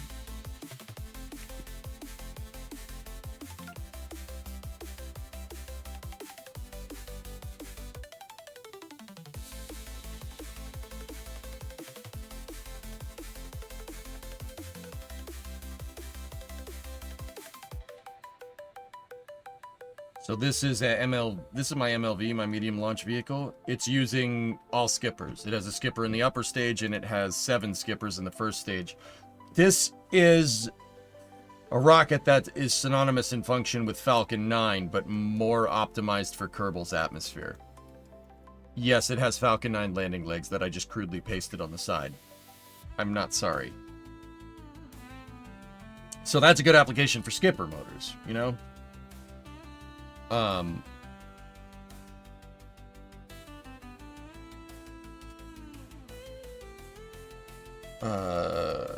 trying to think of another. Oh, check this out, dude.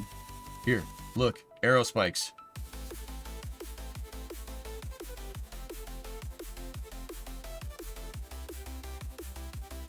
Here, are you familiar with Stoke, right?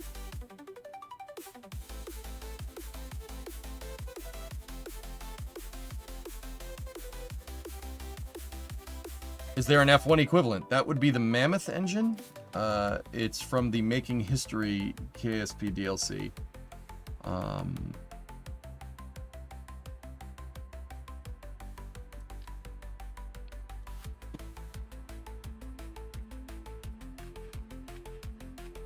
Or Mastodon, not Mammoth. Dude, I'm forgetting the names. That's not okay.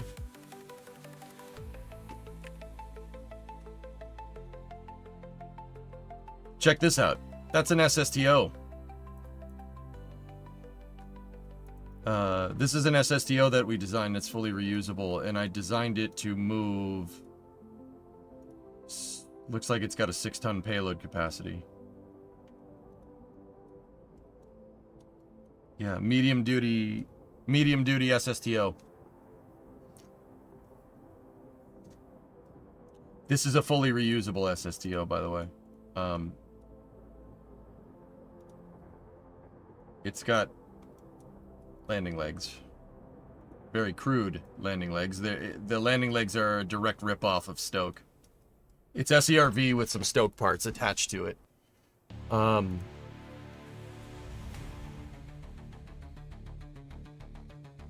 remember the party hat being funky to fly. Dude, this thing actually flies amazing. Yeah, it's quite good. Please fly the party hat.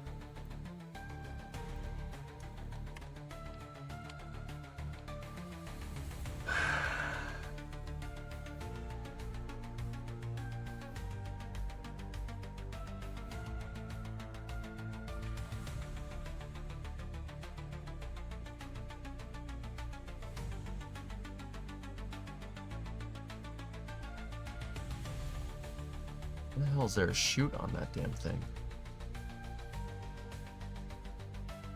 Yeah, whatever. Alright. Alright, fine. You guys want to see the party hat fly? There you go. Let me just double check my action group so I know the manual of operations here.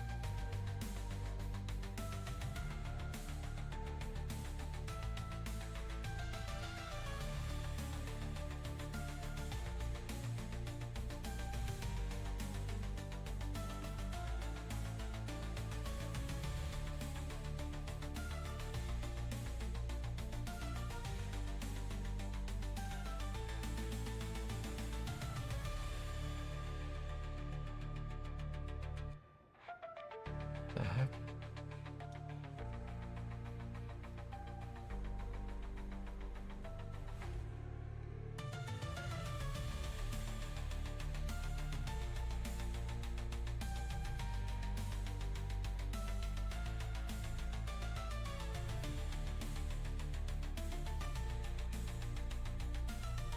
Okay. You guys want to see the party hat fly? How much payload do we have in this thing? So I have 3. That's 3 tons. That's 6 tons.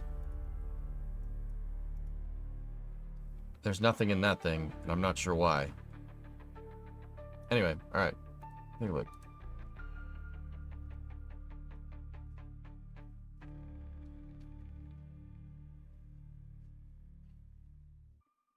If only DCX ever got canned. Oh, yeah. Also, how did the exhaust install go? Wolfstride, exhaust install. Which car? The 97? Because that's, I streamed that a lot. The 97's fine. Yeah, the exhaust is great. Alright, ready? This might get loud, depending on how Kerbal wants to mix the sound today. So headphone users. Headphone users. Headphone users.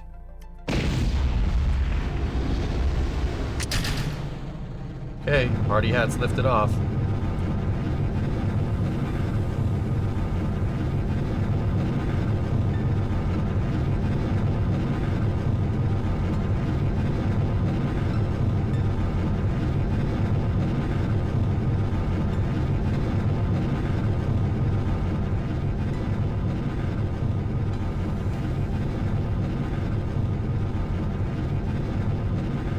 Hey, Libby.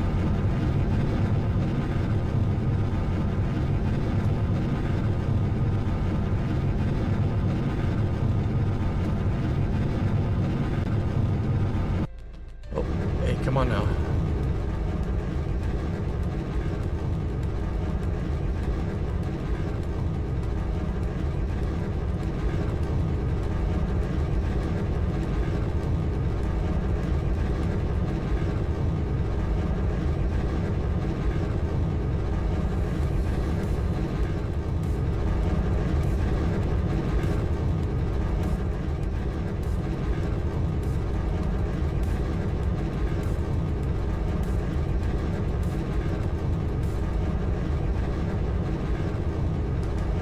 Throttling back for max Q.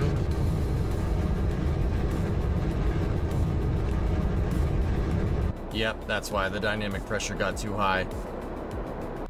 Should have known better. It'll make it. I accelerated way too fast. Oh well, I'm just gonna have to RTLS.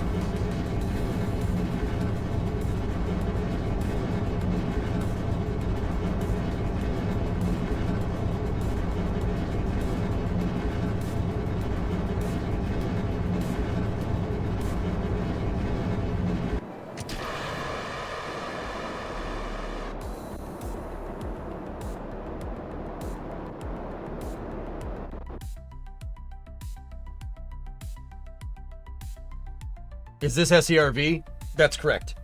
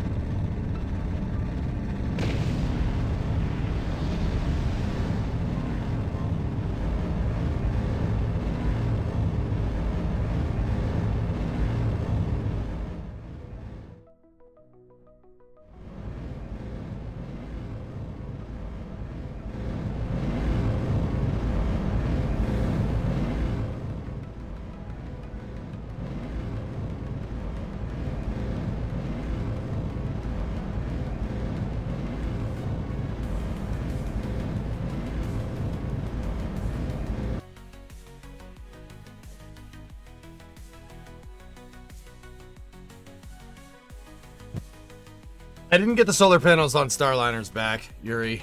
Oh, party hat's over there.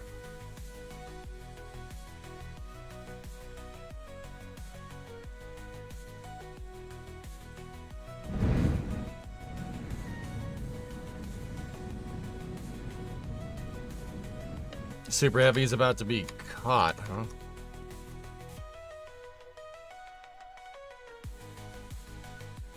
Oh. You still have Neptune? Yeah. Sorry, Wolf, that I didn't make it all the way into space. I pushed through max Q too hard. We had 14,000 pascals. So 14,000 pascals was way too high. That's much too high for dynamic pressure. Yeah, that's Chrysler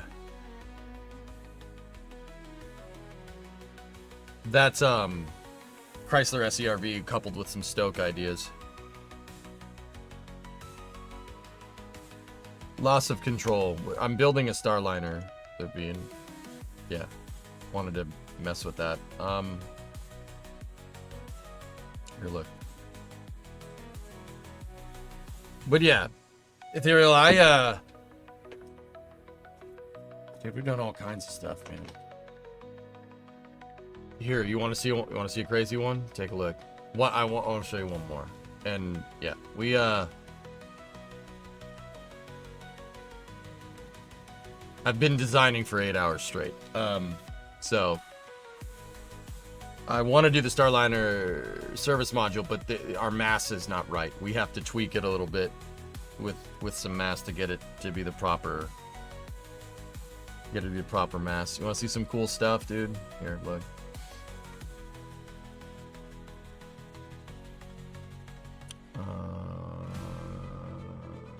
Yeah, it doesn't work anymore, but so Baron, I don't know if you ever saw this. I did an upgrade to Neptune and made Triton. That's the biggest rocket I've made in this game.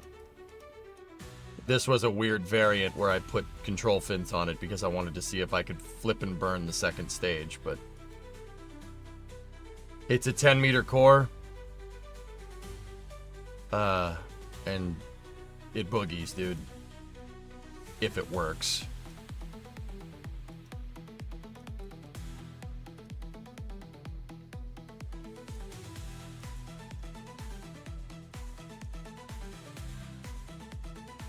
Is 0.14 bar. It's nothing.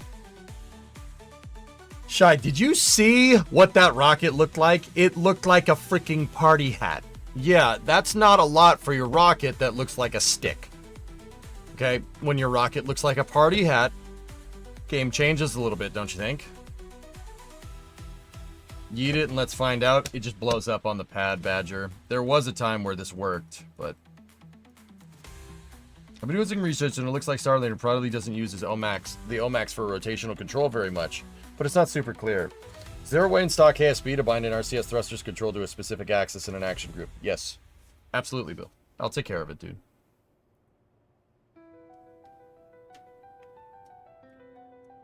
Yeah. Yeah, engineering that thrust section was not easy. It's a shame that this thing just blows up on the pad because it's a pretty damn cool rocket. I never had a use for it though. It's just ridiculous. What else is in here? There's Star Raker. 1,283 parts. Shuttle launch. You know you want to. I don't.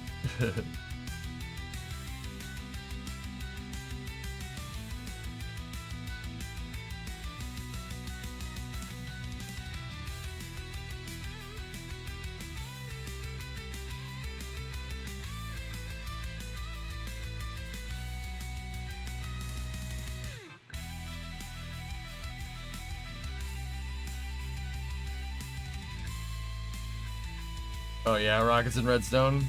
Yep. It's a monster, dude. I just wish we could get better simulation. I could get this thing into space, but it's 1,200 parts. I built it as an exercise just to see if I could. Oh yeah, it can work, sure. Of course. But it's 1,200 parts. It takes like 3 hours for that thing to get into space. Great piece of kit, though.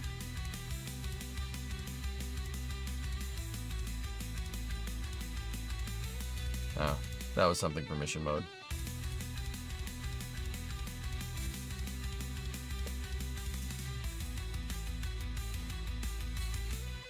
If only we could add lightness.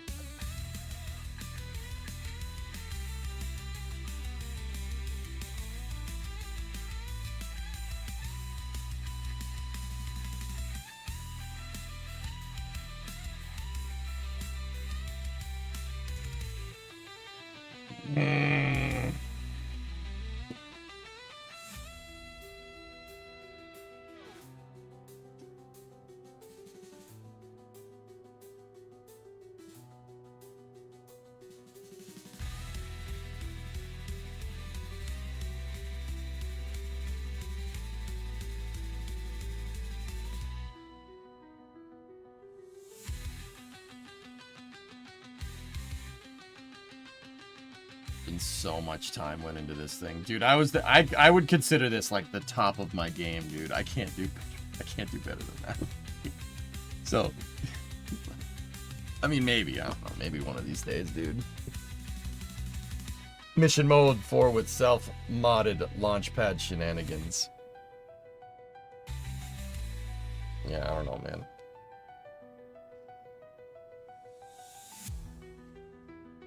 You missed the good old Falcon 9 from the 2016 streams, even the logs and the shuttle logs, yeah.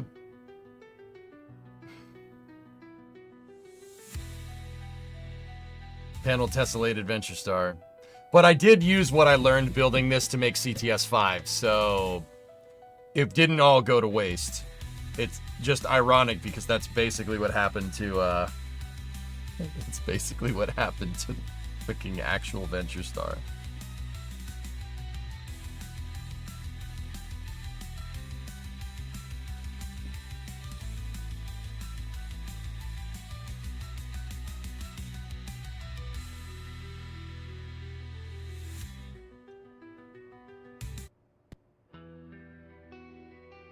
CTS 5 is better than Long March 5. Yes.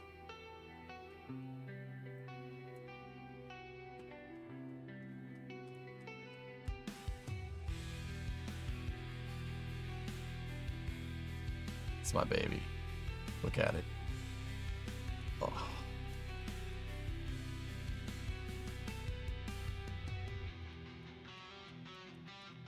The thing is 600 parts. I don't care. I really don't. A lot of it is physics-less parts, so it doesn't matter.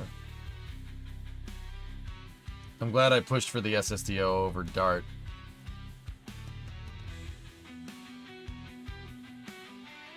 We could have fixed Dart, King, and I arguably would have had a more successful space program, but...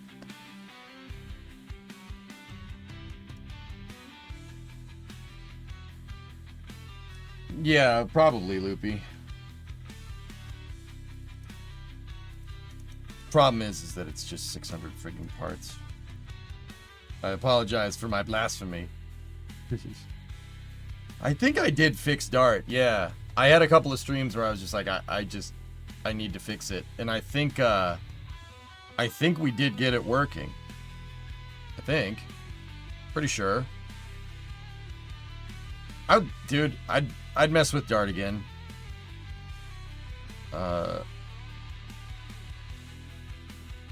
The hell is it? It should be in here somewhere. Oh, it's under HL, excuse me.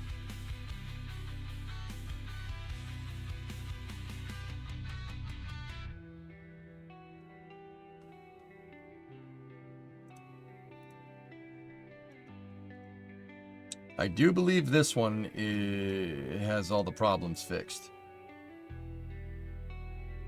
Dart 2 Master Design updated 730. Yeah, this is the one that's fixed. This one flies.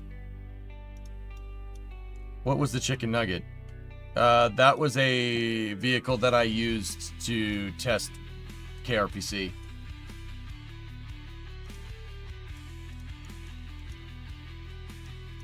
Actually, no. This was not... No. This didn't fix those problems. The fairing plate is the big one.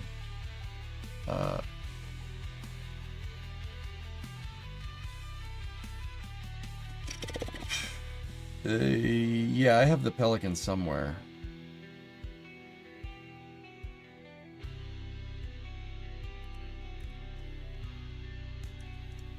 Oh my goodness.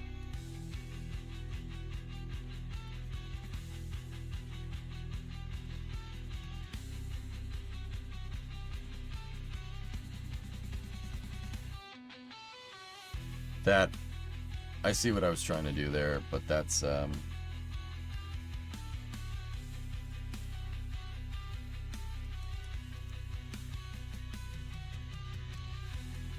there it is. This one is fixed. It needs a little bit of tweaking, but it's fixed.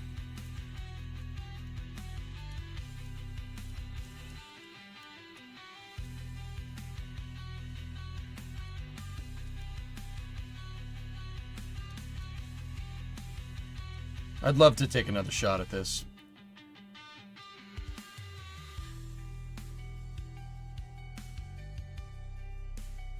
Yeah, Ethereal, I got you, man. I got you. It's a biplane. Yeah.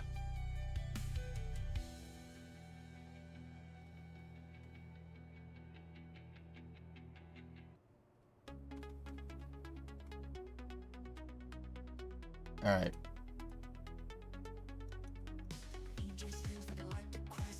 Guys, we'll dial this in tomorrow.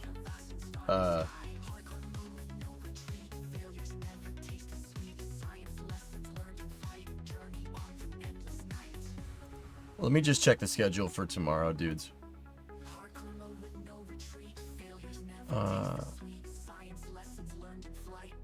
Project Kuiper's 7 o'clock. Confirmation is at 10 a.m. tomorrow. So we're at least going 10 to 7. That should give me a good amount of time to dial in the service module for Thursday. Cool. Yeah, that's good. Yeah, guys, the big problem, so I ran into a little bit of an issue here. This thing, the center of mass is way too far forward. Believe it or not, it needs to be backwards more. My service module is much too light. Yeah.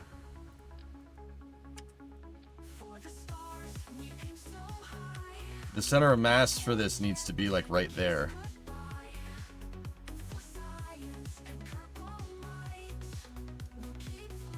I might actually remove my ballast tank up here.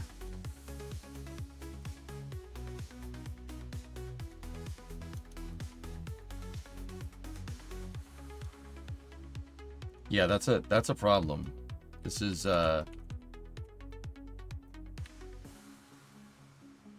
yeah, the service module is much too light, dudes. I don't really know. Rocket launch with hope so grand. EJ's got the master plan. Thrusters burn to reach the moon. In his eye you see the tune. On Thursday on the NSF channel, Murray, we should get, yeah, something. But yeah, this thing is it's too heavy. The capsule, my service module is too light, believe it or not.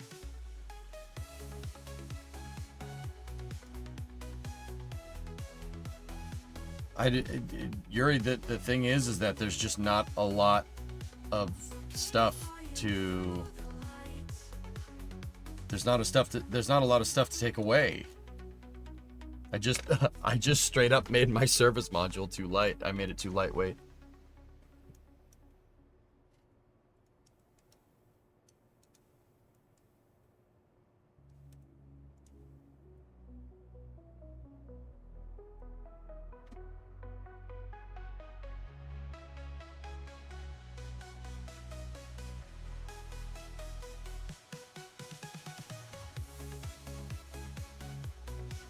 What's the TWR and the abort thrusters right now? Not a lot. We need to change that.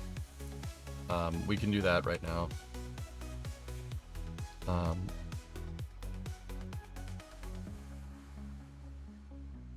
So our thrust to weight ratio is 0.25.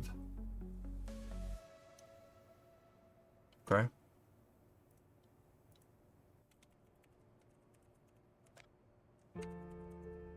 Abort a clock.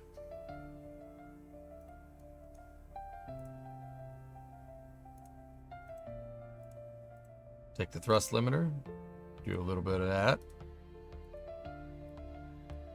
do a little bit of that. There we go.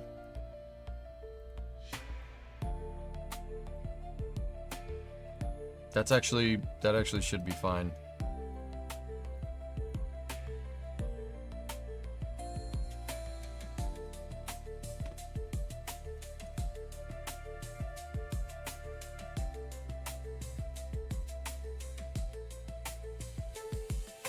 There we go. Yeah, that actually should work. You guys want to see? That was a dumb question. Of course you do.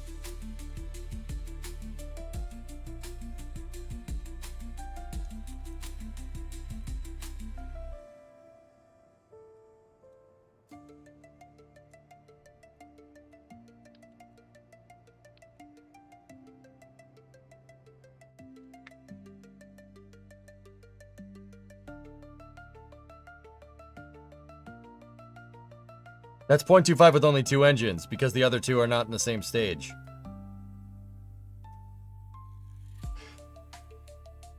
This could explode. Like, we could go to ignite it and it could pop. But, I mean, I assume you guys want to see this, but, you know. I mean, it's going to go fast. What did I bind the abortive system to? I think I bound it to... No, nothing.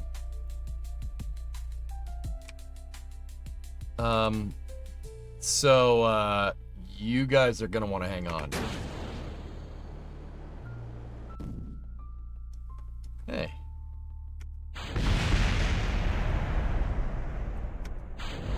That was not ideal.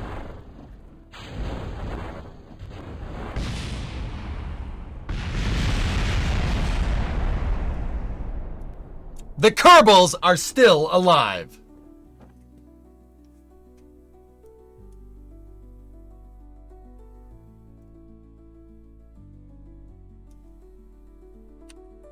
That was not a long enough abort burn.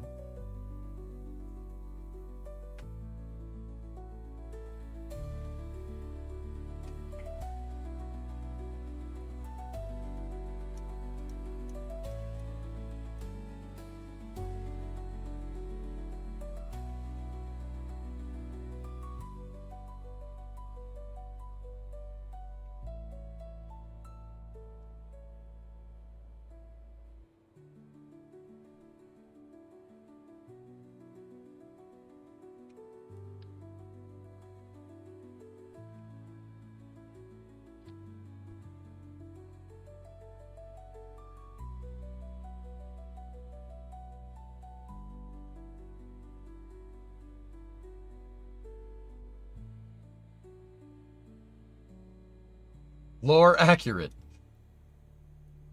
Oh, God.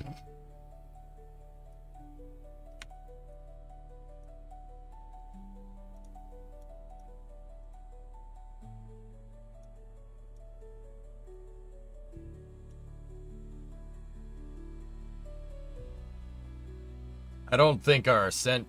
I don't think we moved fast enough away. We might have to give those puff engines a little bit more, picante. We gotta give them more picante, Mr. White. Mr. White, we gotta put a little bit of chili powder in there. You gotta have your brand, Mr. White. Huh?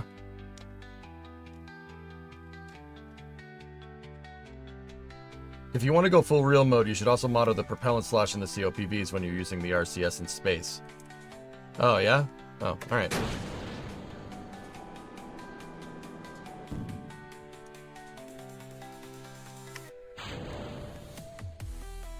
Oh! Oh! Oh, that was nice! I like that!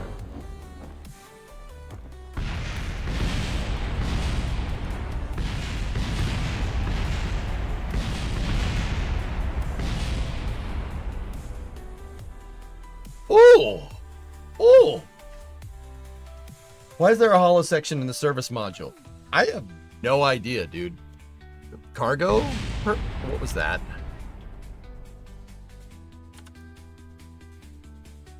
I lost a tank. Discovery, go at throttle up.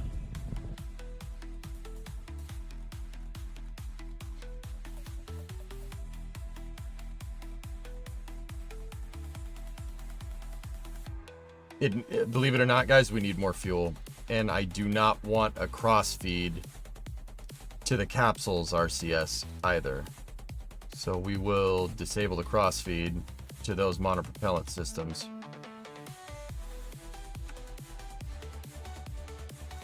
You can't access the back. Yeah, I just filled it in, dude.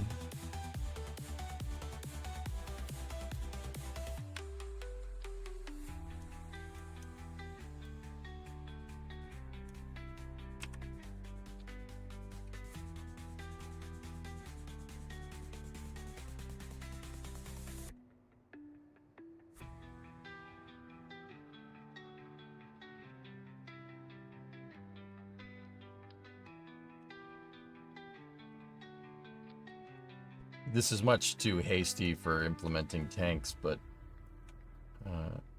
this will work for what we're trying to do. I will come up with a better tank configuration, but also at the same time, pretty sure that is moving our center of mass definitely backwards.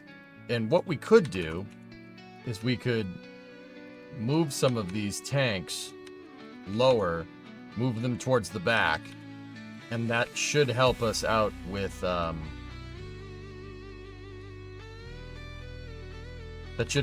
mass distribution for the whole design. We have to get our center of mass lined up with the service module thrusters. If they're not lined up with the service module thrusters, there's no point in doing this. Because then the service module thrusters do not work. They don't work as their real life counterparts.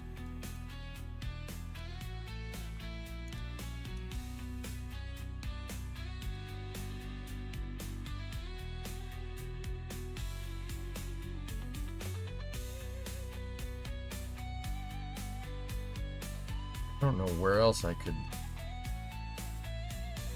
Oh, the other thing is a lot of the batteries are on here.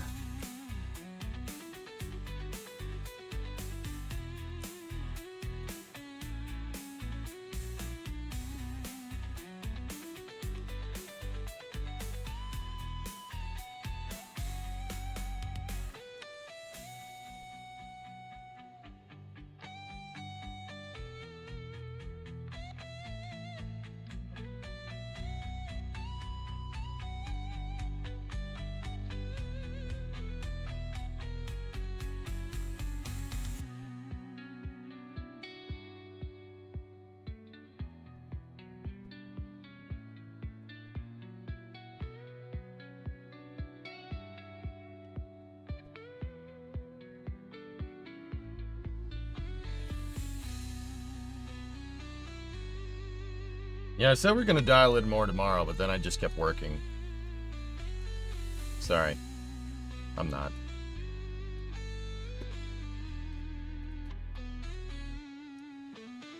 It's still pretty close, but it's not exactly what we're looking for. Hi, I miss John Candy. Okay. Implying that there is a point in time where you didn't?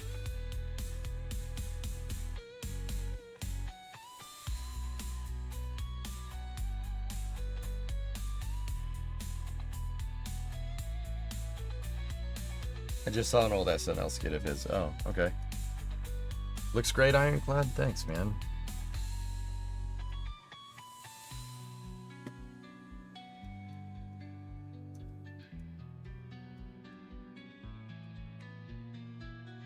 Let's try it again.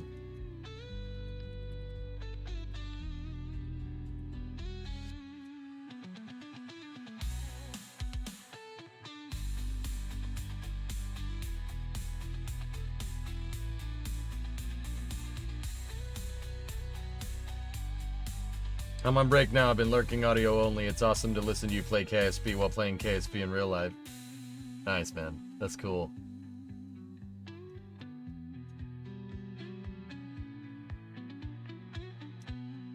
S, do you remember that time where I got your crappy Chrysler product working? Do you remember that? Where you got your crappy Chrysler product working? Well, I got my crappy Chrysler product working too now. Yeah.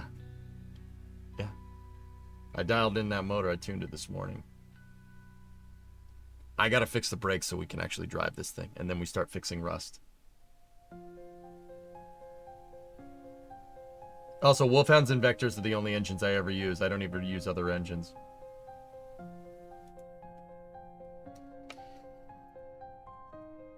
Wow, when did you get this? I've had it for a long time, Artyom. I just, yeah, I haven't shown it to you guys. It's a sick car, right? Ready? Yeet!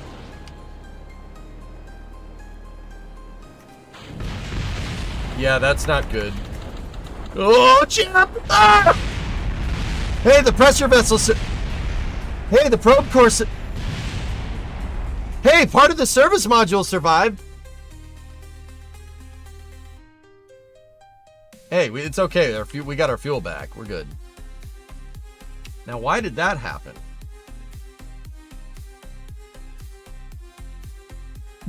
Hey, with this, no. Hey, this one's, no.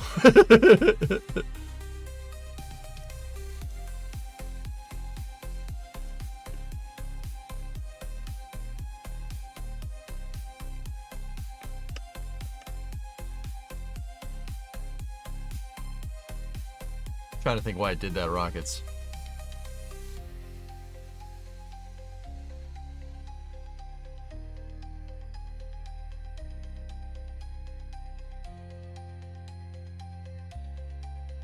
Where's the drag mesh on the sides of the service module? It's too front heavy during the pitch. Oh yeah, I should probably put those on there, huh?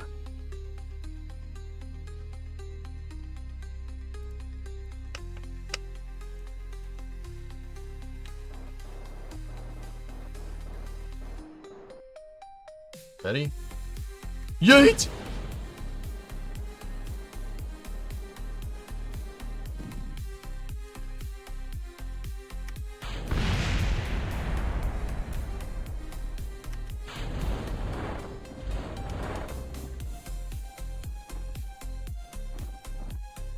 This is fine.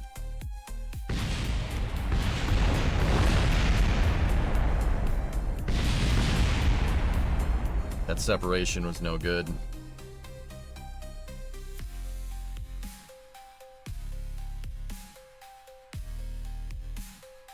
I don't like that. Second one was a fluke. I'm not sure what did I change that would make that. I mean, we added batteries, dude. Oh. Batteries are interfering with the heat shield jettison. That's what's going on. At least I'm pretty dang sure. Alright. Let's try it again.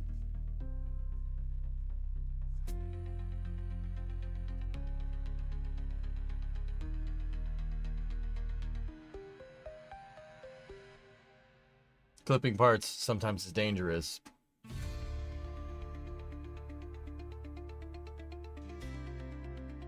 I know, Phone Sister.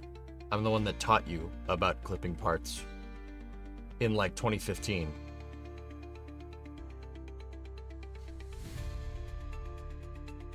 You're gonna come in here, you're gonna tell me how to play Kerbal? You're gonna come in here, you're gonna tell me?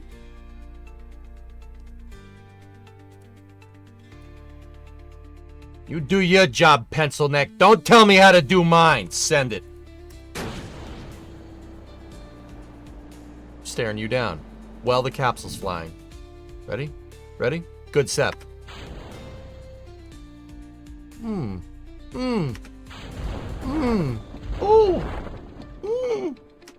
Oh. Oh no. Oh no. Oh no.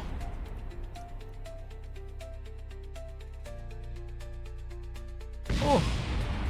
Congratulations on your 10-year anniversary of teaching him Kerbal. Yeah. Actually, Pwn Sister, you want to hear something crazy? Over the weekend, technically it's the 11th. I don't know what that's about, but over the weekend it's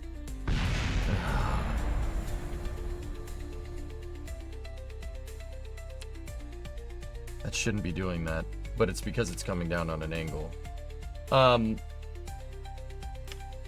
Yeah, Sharktails, I haven't dialed that in yet. I can do a timing controller for parachute deploy, etc., etc. I had Twitch's 10-year partner anniversary, dude. I've been, come the 11th, so that's Friday. Yeah, I'll have been partnered with Twitch for 10 years, streaming for 13.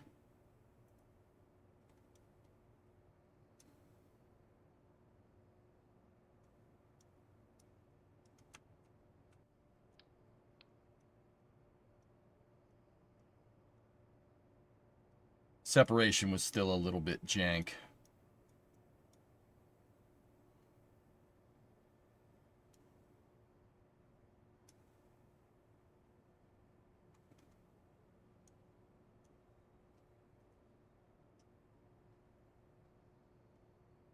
Okay.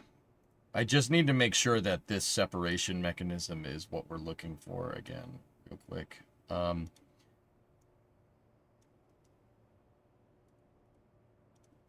Let's go in here.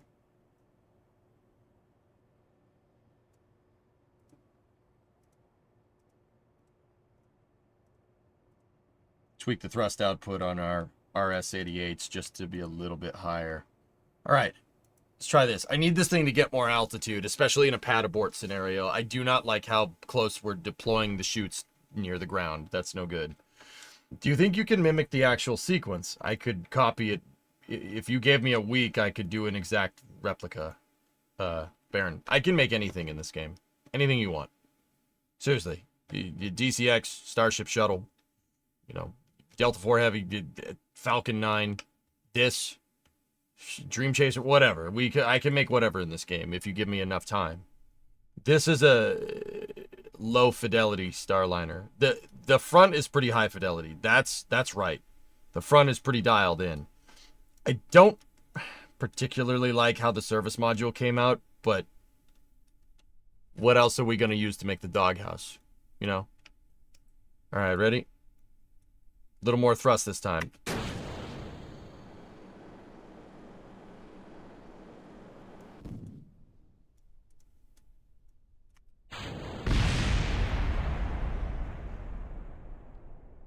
I really don't like that.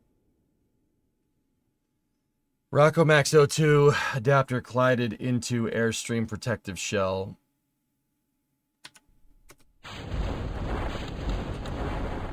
I need to see the service module. Yeah, something wonky with those tanks is going on. Whoa, whoa, whoa, the doghouse is there fire? You really think so?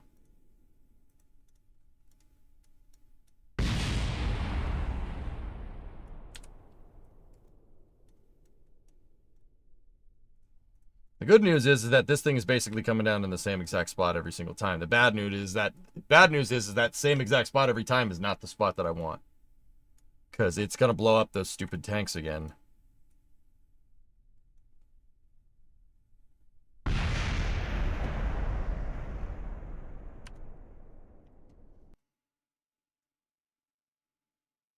The first stream I ever saw VJ was making a Ford truck out of girders on the moon. So yes, yeah, remember we made the chassis and everything, could you? Pretty funny, dude. Man, I didn't know nothing about nothing.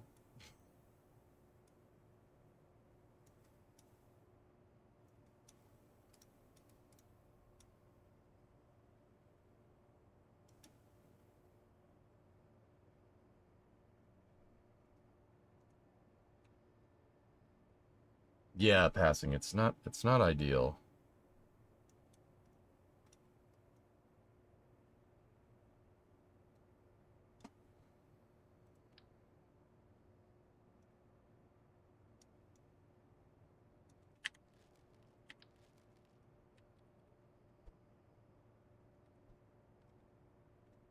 You plan to add the airbags as well. Forge, there's no way to put airbags in this game. There's what can I use for that? A closest amalgam would be just 6 pistons that stick out of the bottom of the service module.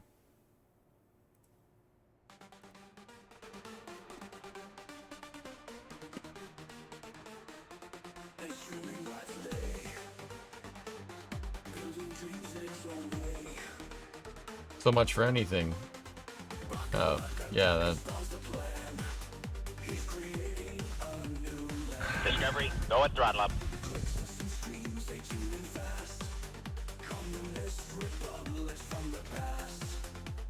Stupid question is this the first day I've seen this program? Is the center of gravity too far forward? Yes. Use Kerbals. As God intended.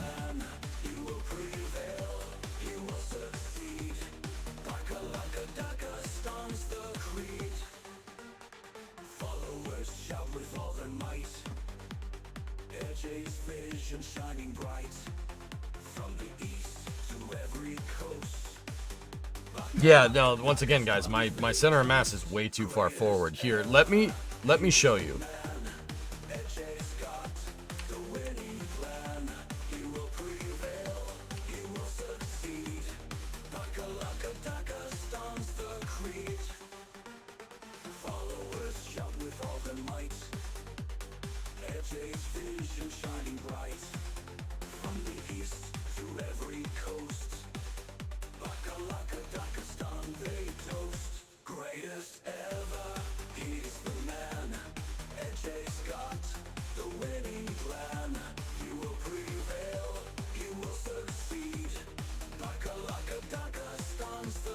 Well, I hope that doesn't blow those up.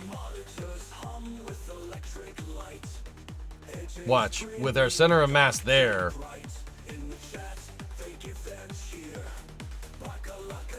Watch.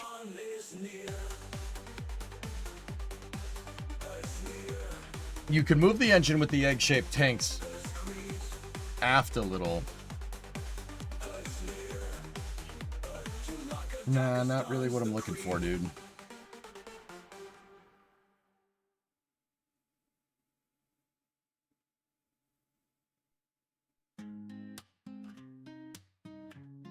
Use thrusters to roll back, release the chutes with the SM attached, then step and let gravity help in case something is colliding.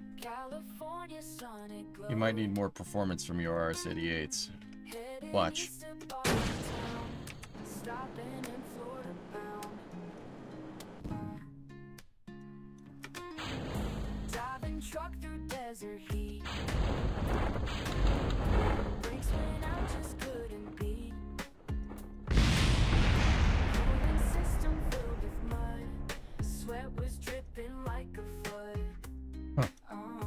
Now watch this drive. It's really annoying that that works. Center of mass is offset on one side, all systems. Yep.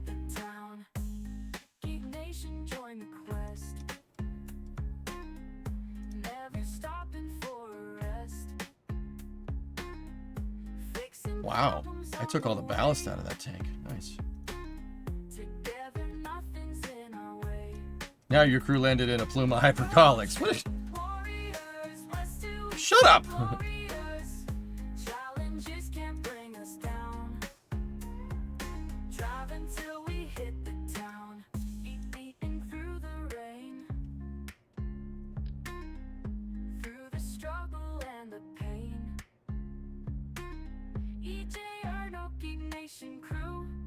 Drive until the sky is blue.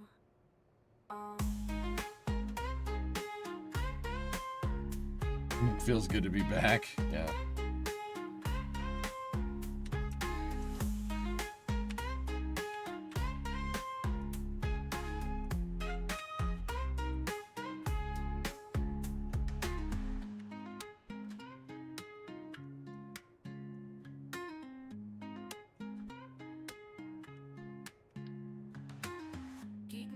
Join the quest.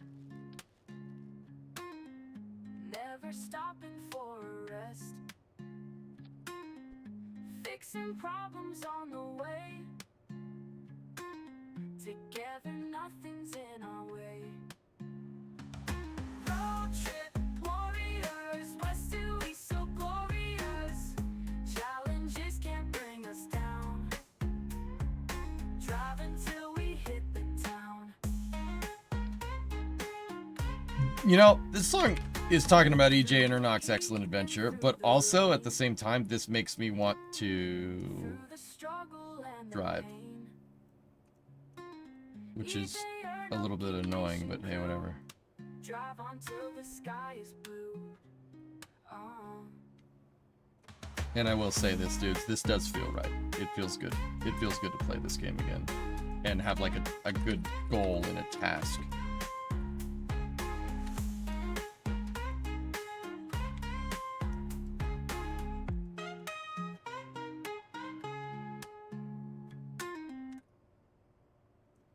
And a deadline. Yep.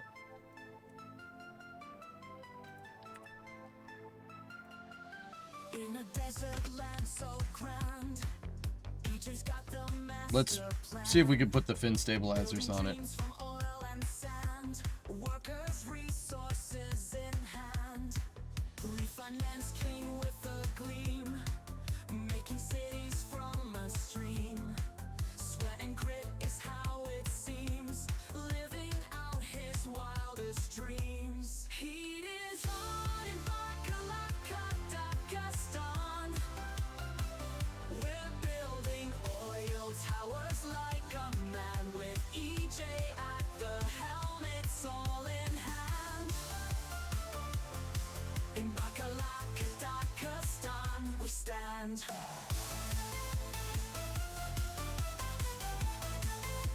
This is great content despite the music. Oh, come on.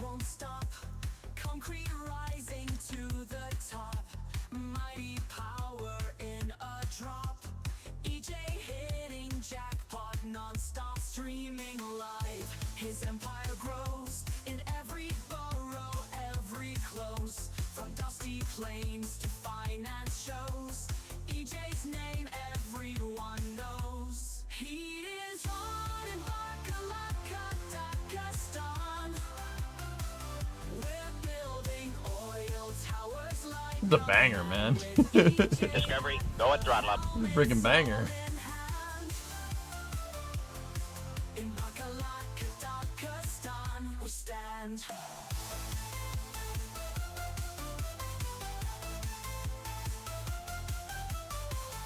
Hey, Swifty Spiffy, 46-month free sub. What's up, dude?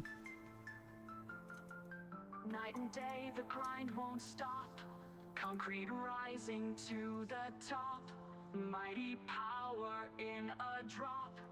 EJ hitting jackpot non-stop. Streaming live, his empire grows. In every borough, every close. From dusty plains to finance shows.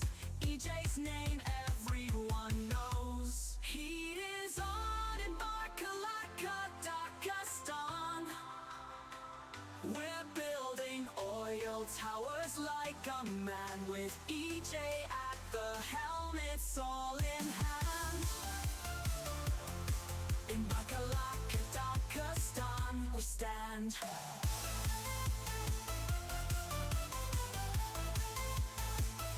We stand.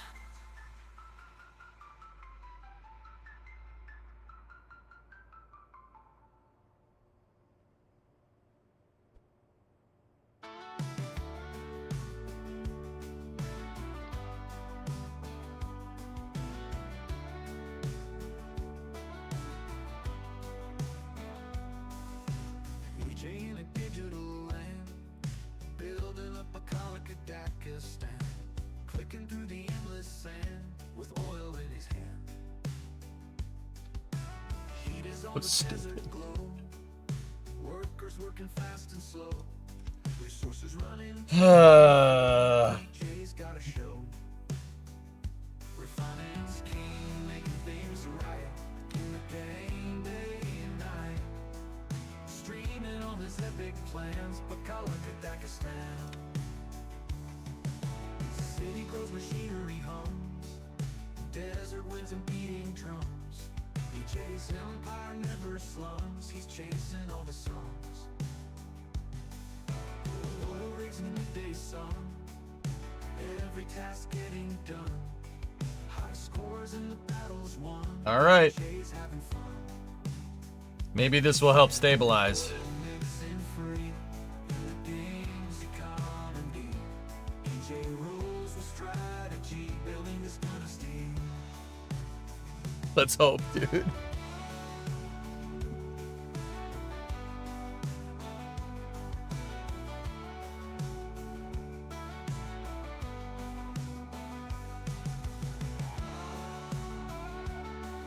Hang on one second, I got a message.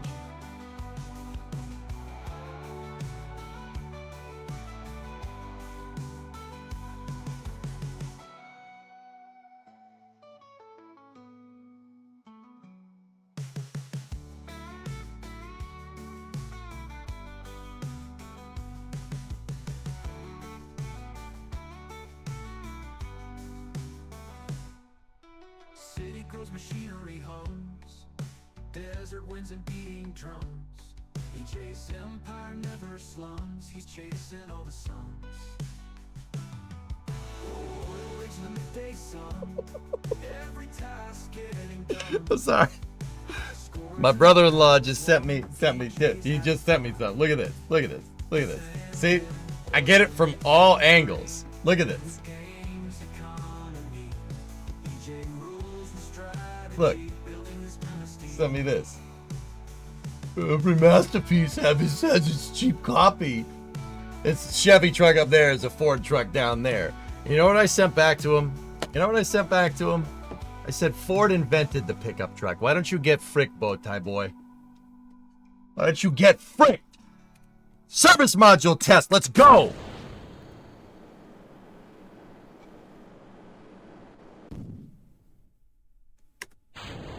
Don't.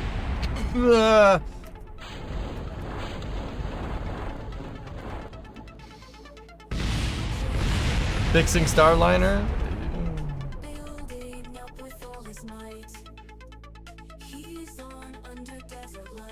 That one seemed worse. Yeah.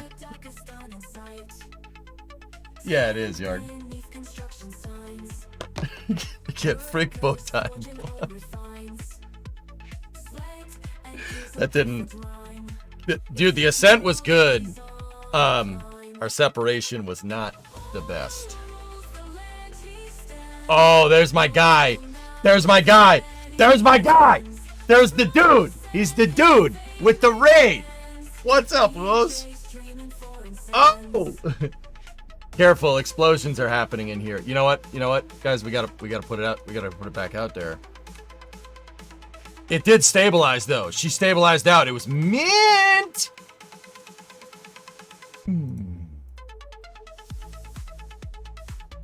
What's going on, U's Lab Raiders? How are you? Guys, U's Lab is a science and technology streamer. He does science on stream. He does science on stream. That's yeah. Mad science. That's right. That's right. What's going on, Uos? How you doing? Science. Science.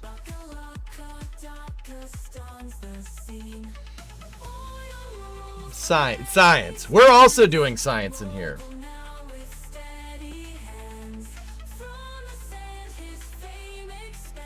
Uos, what were you up to? I'm trying to make my a service module for the capsule, and we're trying to make sure like the pad abort works.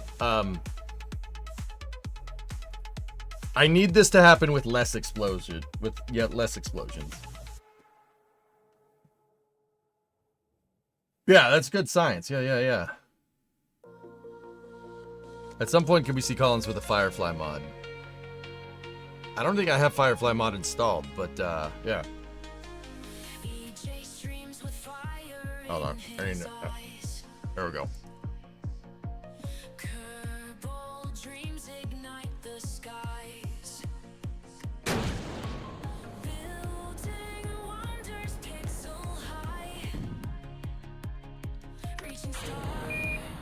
Listen, Tranquility Base here. The Eagle has landed. No, if I looked at the damn tip, if the parachutes don't slow him down, I'm gonna punch you. What did you say? What do you call the study of tiredness? Science. I'm gonna give you that $1.54 back, you dick mouth. All right, what was Uo's up to? Hold on. Okay. Whoop.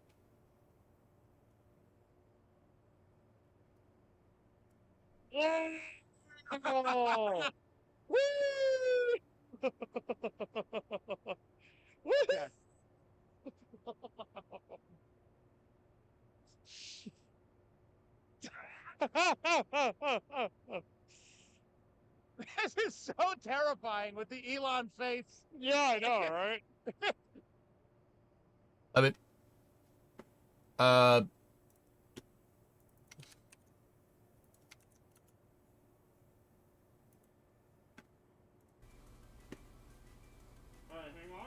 oh yeah, we've seen this one. Woo! I don't know what's going on in this.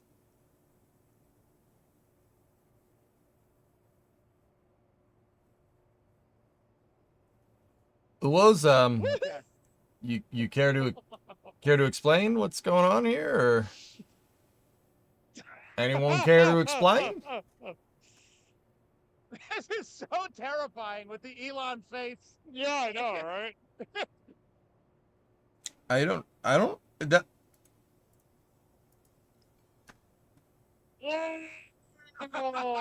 why are those the easy buttons?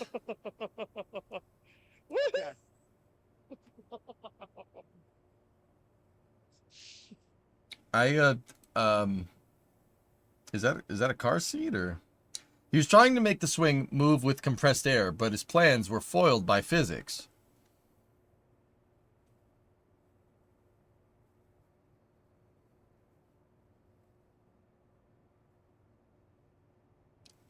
Well, I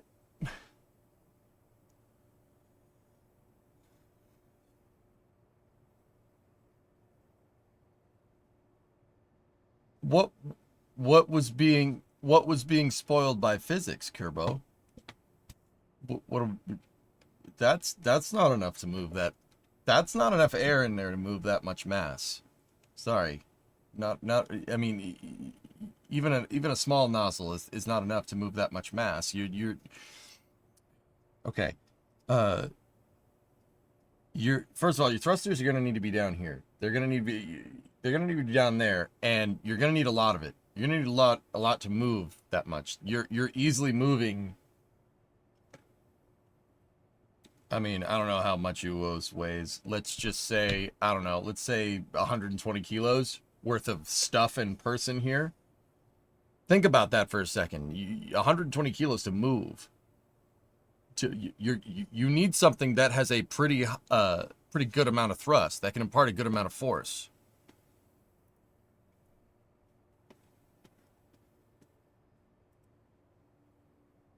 He also tries to use pistons with weights on them to shake it. Oh, we have a message back from my brother-in-law. GM is the goat of big and small blocks. Also, they didn't invent the pickup truck. They had the first factory-built pickup truck in 1925. Yeah, okay, pal. Okay, pal.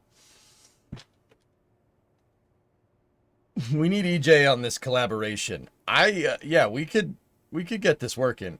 I'm not sure what the pistons to shake this thing are for, but, you know, something's going on. True, and based. Yeah. Whatever, pal. Whatever. Ford invented a car. Chevy's just a copy. It's all right.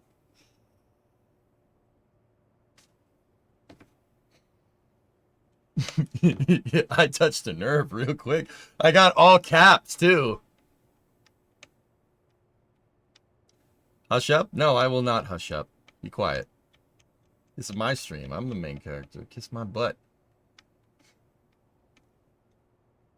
Adding force to the edge of the platform to tilt it, but Newton's third law was forgotten along the way.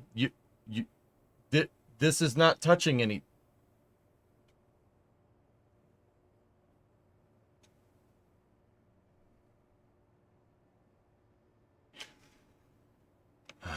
Kerbo, I might have to stop by. This. I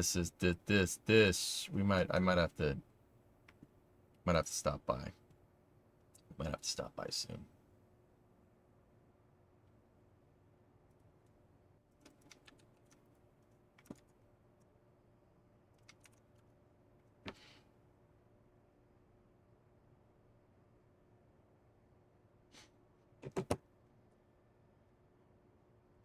What is this, Baron? What is this? Rapid Motor Vehicle Company.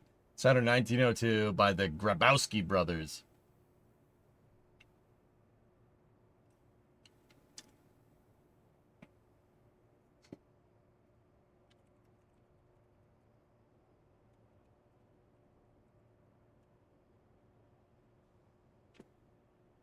Oh, yeah?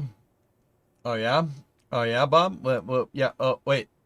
Who built the first pickup truck? AI overview. Oh, AI overview. The first factory-built pickup truck was the Ford Model T runabout with pickup body introduced in 1925. Yep. Yep.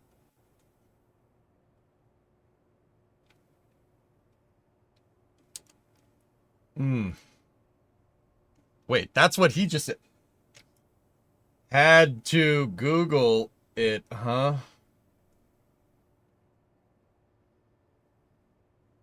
That's exactly he copied the Google search. This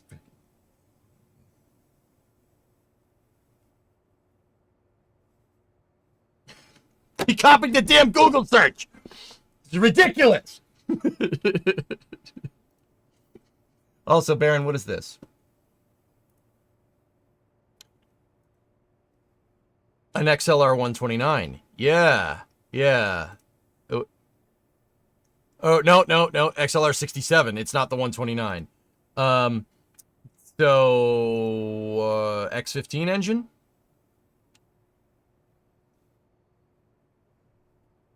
And yet 1909 was before 1925, I do believe.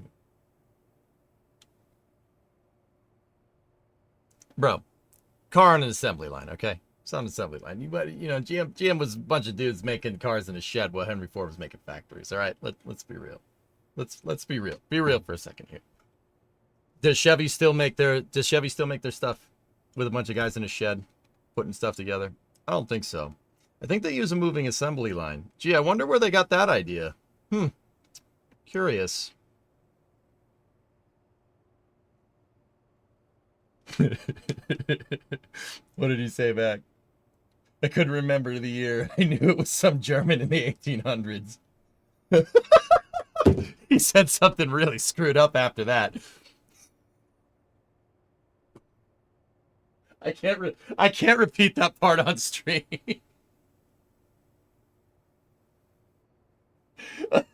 No. Share with the class. Nope. Nope. I tell you, we stole it fair and square.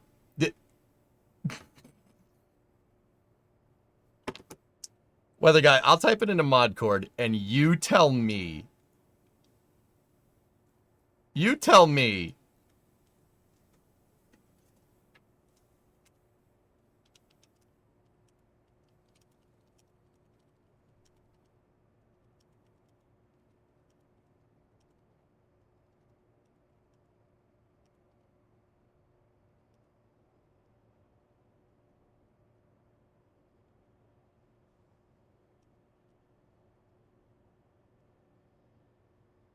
You tell me if I should say that on... No. Funny, but no. No.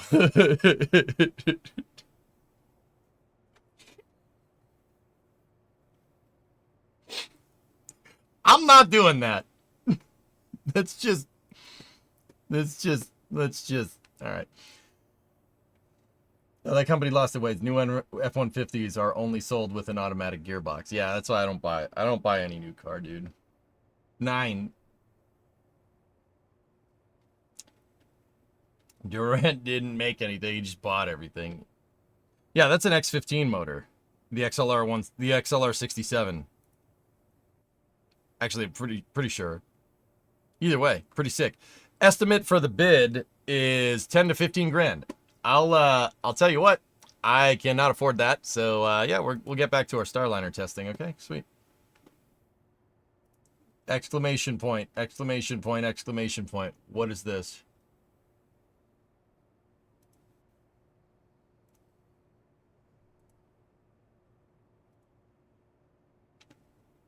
Whoa. What in the funkin' waggles is that, dude? What is this?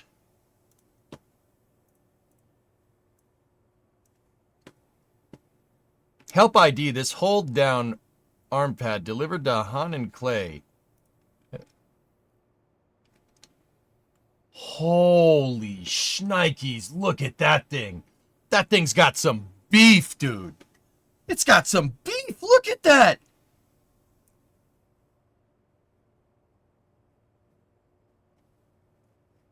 Whoa. Dude, that thing is nutso dummy thick, dude. Holy cow. How the heck do you even go about making that?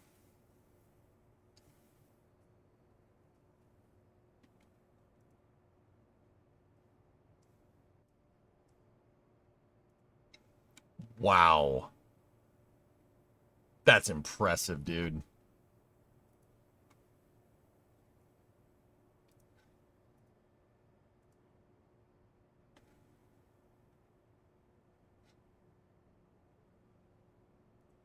Ooh, what's that? What's that thing? Oh, it's Cincinnati, whatever it is. Some kind of machine. I don't know what that is, believe it or not. That thing is what the actual funkin' waggles is going on here. Look at that monster. Is that a bandsaw? No. It looks like a metal brake, but I don't know for sure.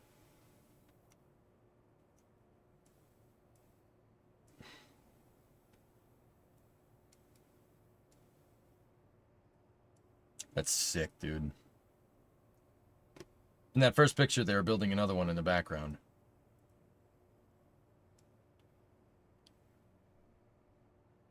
They absolutely are. Some of this looks machined, dude. See that surface right there? That looks like they took a couple thou off that surface. See that? It's been machined. See these groove marks that look like a maze? Yeah, definitely been machined. Unfreaking real. I love this stuff, dude. You know how much... I mean, you know what? This crowd, you guys probably know. You probably know good and well what it took to make that freaking thing. That's really cool. That makes me so happy, dude. Look at that thing. Look at that mother. That is a mother. I want to swear, but I can't.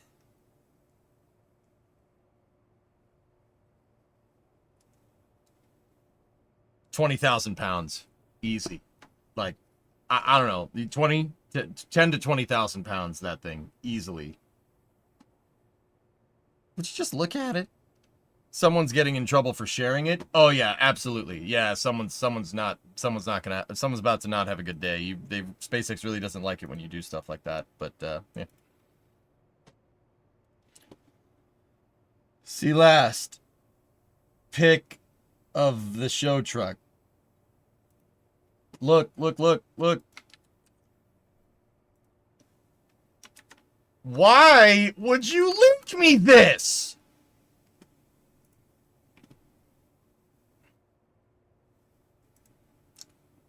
Oh, F40PH2CAT. Best locomotive ever designed. Ever. And it's for sale. That's not what you linked. Oh, somebody else linked that. Who the hell linked this? Nova linked this. Why are you linking up trains, man? Mateus, I don't know what you linked. I don't see your link.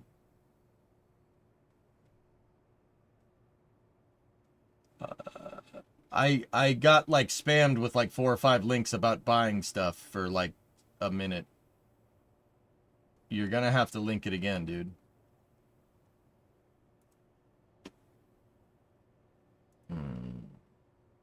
I love F40 PHs. What is this? What's that you got there? Oh.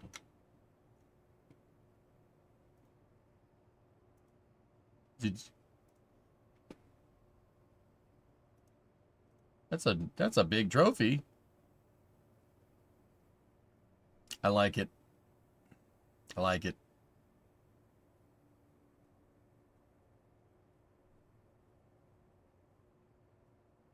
There's a G diesel electric running for 10K that ends in 10 days. Yeah, I don't really... I would love to shop around for a train that best suits my needs, but the reality of the situation is I don't really have a place to put it.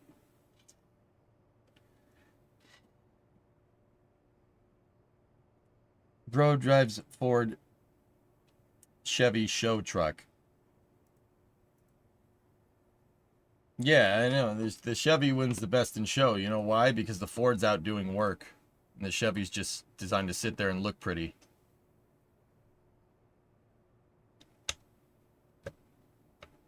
Sorry.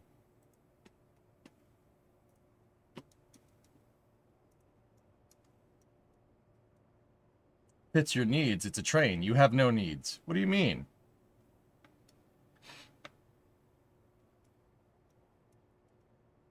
But which train best suits your needs? Actually, an F40 PH would be pretty good. You need a couple of custom cars behind it, and then you could just pay to operate on other people's tracks. So your next project is going to be a siding to get somewhere to put your eventual train.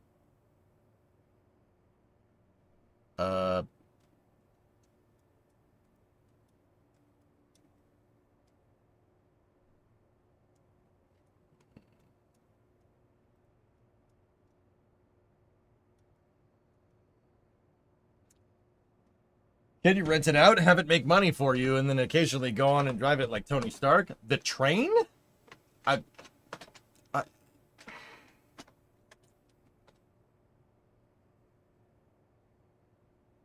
You know what? Now that I think about it, dude, that's not the dumbest idea. You know why? You take your train and you make it into you make it into an Airbnb, and then you can have an Airbnb that you can literally take anywhere in the country. Oh yeah, park it in Southern California. Yeah, you want to live on a train for a week? There you go. There's no way somebody hasn't thought of this. It's 10 a.m., Halingar.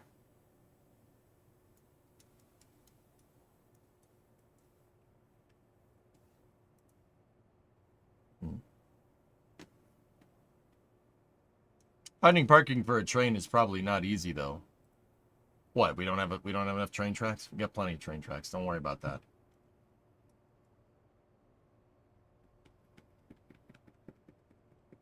Interesting. All right. Hey fellas, we'll dial in Starliner a little bit more tomorrow. I'm pretty happy with the launch escape system. I still need to this thing is not going to maneuver very well. It's really not. The capsule is still much too heavy.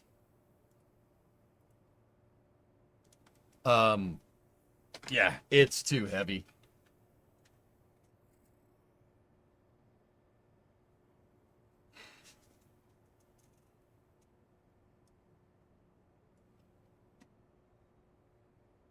You should read the rest of the person's post on the hold down arm.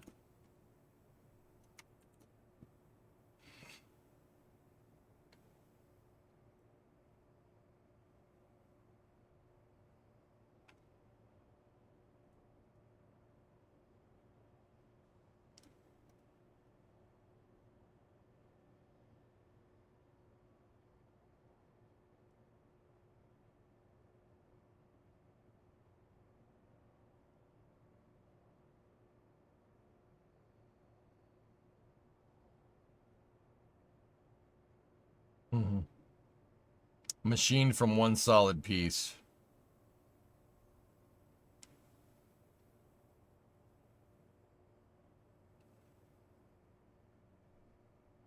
That's bananas. Machined from one solid piece, dudes. That's it's clearly welded though. Let me look at it one more time.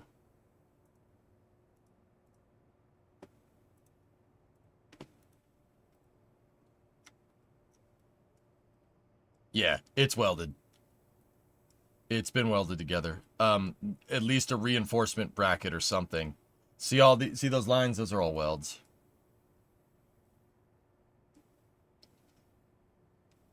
Overdrive, you think they gusseted this thing? Because I mean, it's clearly been welded right there too. You think that it could be a reinforcing plate, but I highly doubt it. I mean, part of it is machined. It absolutely is machined. This piece has been machined. But even then, this piece was welded to the side of whatever this thing is. EJ can only spend 9 hours on a Mark 1 command pod.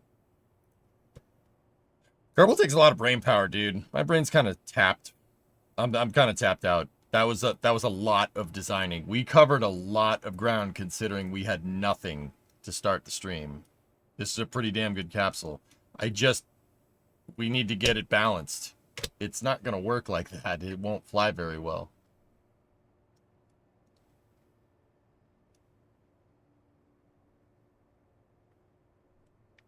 It's still a gigantic part, Overdrive. Yeah, you're not kidding, man. The abort corridor is pretty good. Sometimes stuff goes a little wonky with the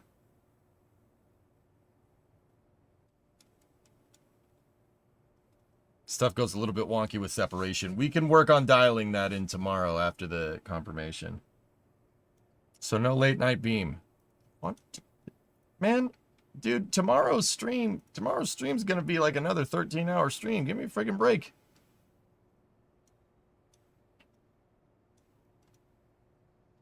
Anyway, we will continue with part 2 tomorrow, dudes. I'm gonna pop off. I hope you guys enjoyed this. We'll work with this a little bit more tomorrow. I'm really not happy with that service module. It needs something. But anyway, I hope you guys enjoyed it. Don't forget, tomorrow the stream is starting 2 hours earlier than my normal start time. The reason why is because we have Jared Isaacman's Senate confirmation hearing is tomorrow, which is tomorrow. That is a big deal. If Isaacman gets confirmed as NASA administrator, we could see some very, very cash money moves being made at NASA over the next 4 years. So we'll see. We'll see. That's at 10 a.m. That's 2 hours before my normal start time, guys. And there's also the inaugural Project Kuiper KA-01 launch tomorrow at 7. So we're going from 10 a.m., watching the confirmation hearing, probably talking about it, then dialing in that service module, and then Project Kuiper, and I'll probably do the space news after the Project Kuiper launch, as long as we get Starliner buttoned up. So I got to mess with the service module a little bit more, but we're making good progress. We made actually great progress today. Lots of cash money moves and a very angry Thomas. All right, you could get mad about things, or you could, not. I don't know. Anyway, have a good night, everybody. I'll see you guys tomorrow at 10 for the Isaacman confirmation. And all right, Hellinger. All right, I'll see you guys all then tomorrow. Uwo's raided us, so we got to pay the raid forward. We have to pay it forward. So on the Twitch side of things, let's find somebody to raid.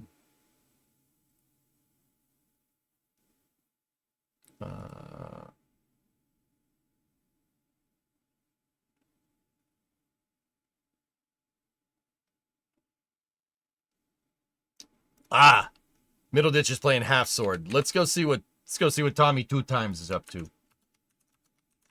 So Middleditch, a good buddy of mine. He's a GTA and RDR RP streamer, amongst other things. You guys might have recognized him. He's on TV sometimes. You might recognize him. So go check him out. We're going to go give Middleditch a raid. He's a good dude. Trust me. Pretty good streamer. Yeah, go raid him. We'll pay the raid forward. On the YouTube side of things, yeah, I'll see you guys later. Go see what Tommy's up to. I'll talk to you guys all tomorrow. Thank you very much for watching. Have a good night.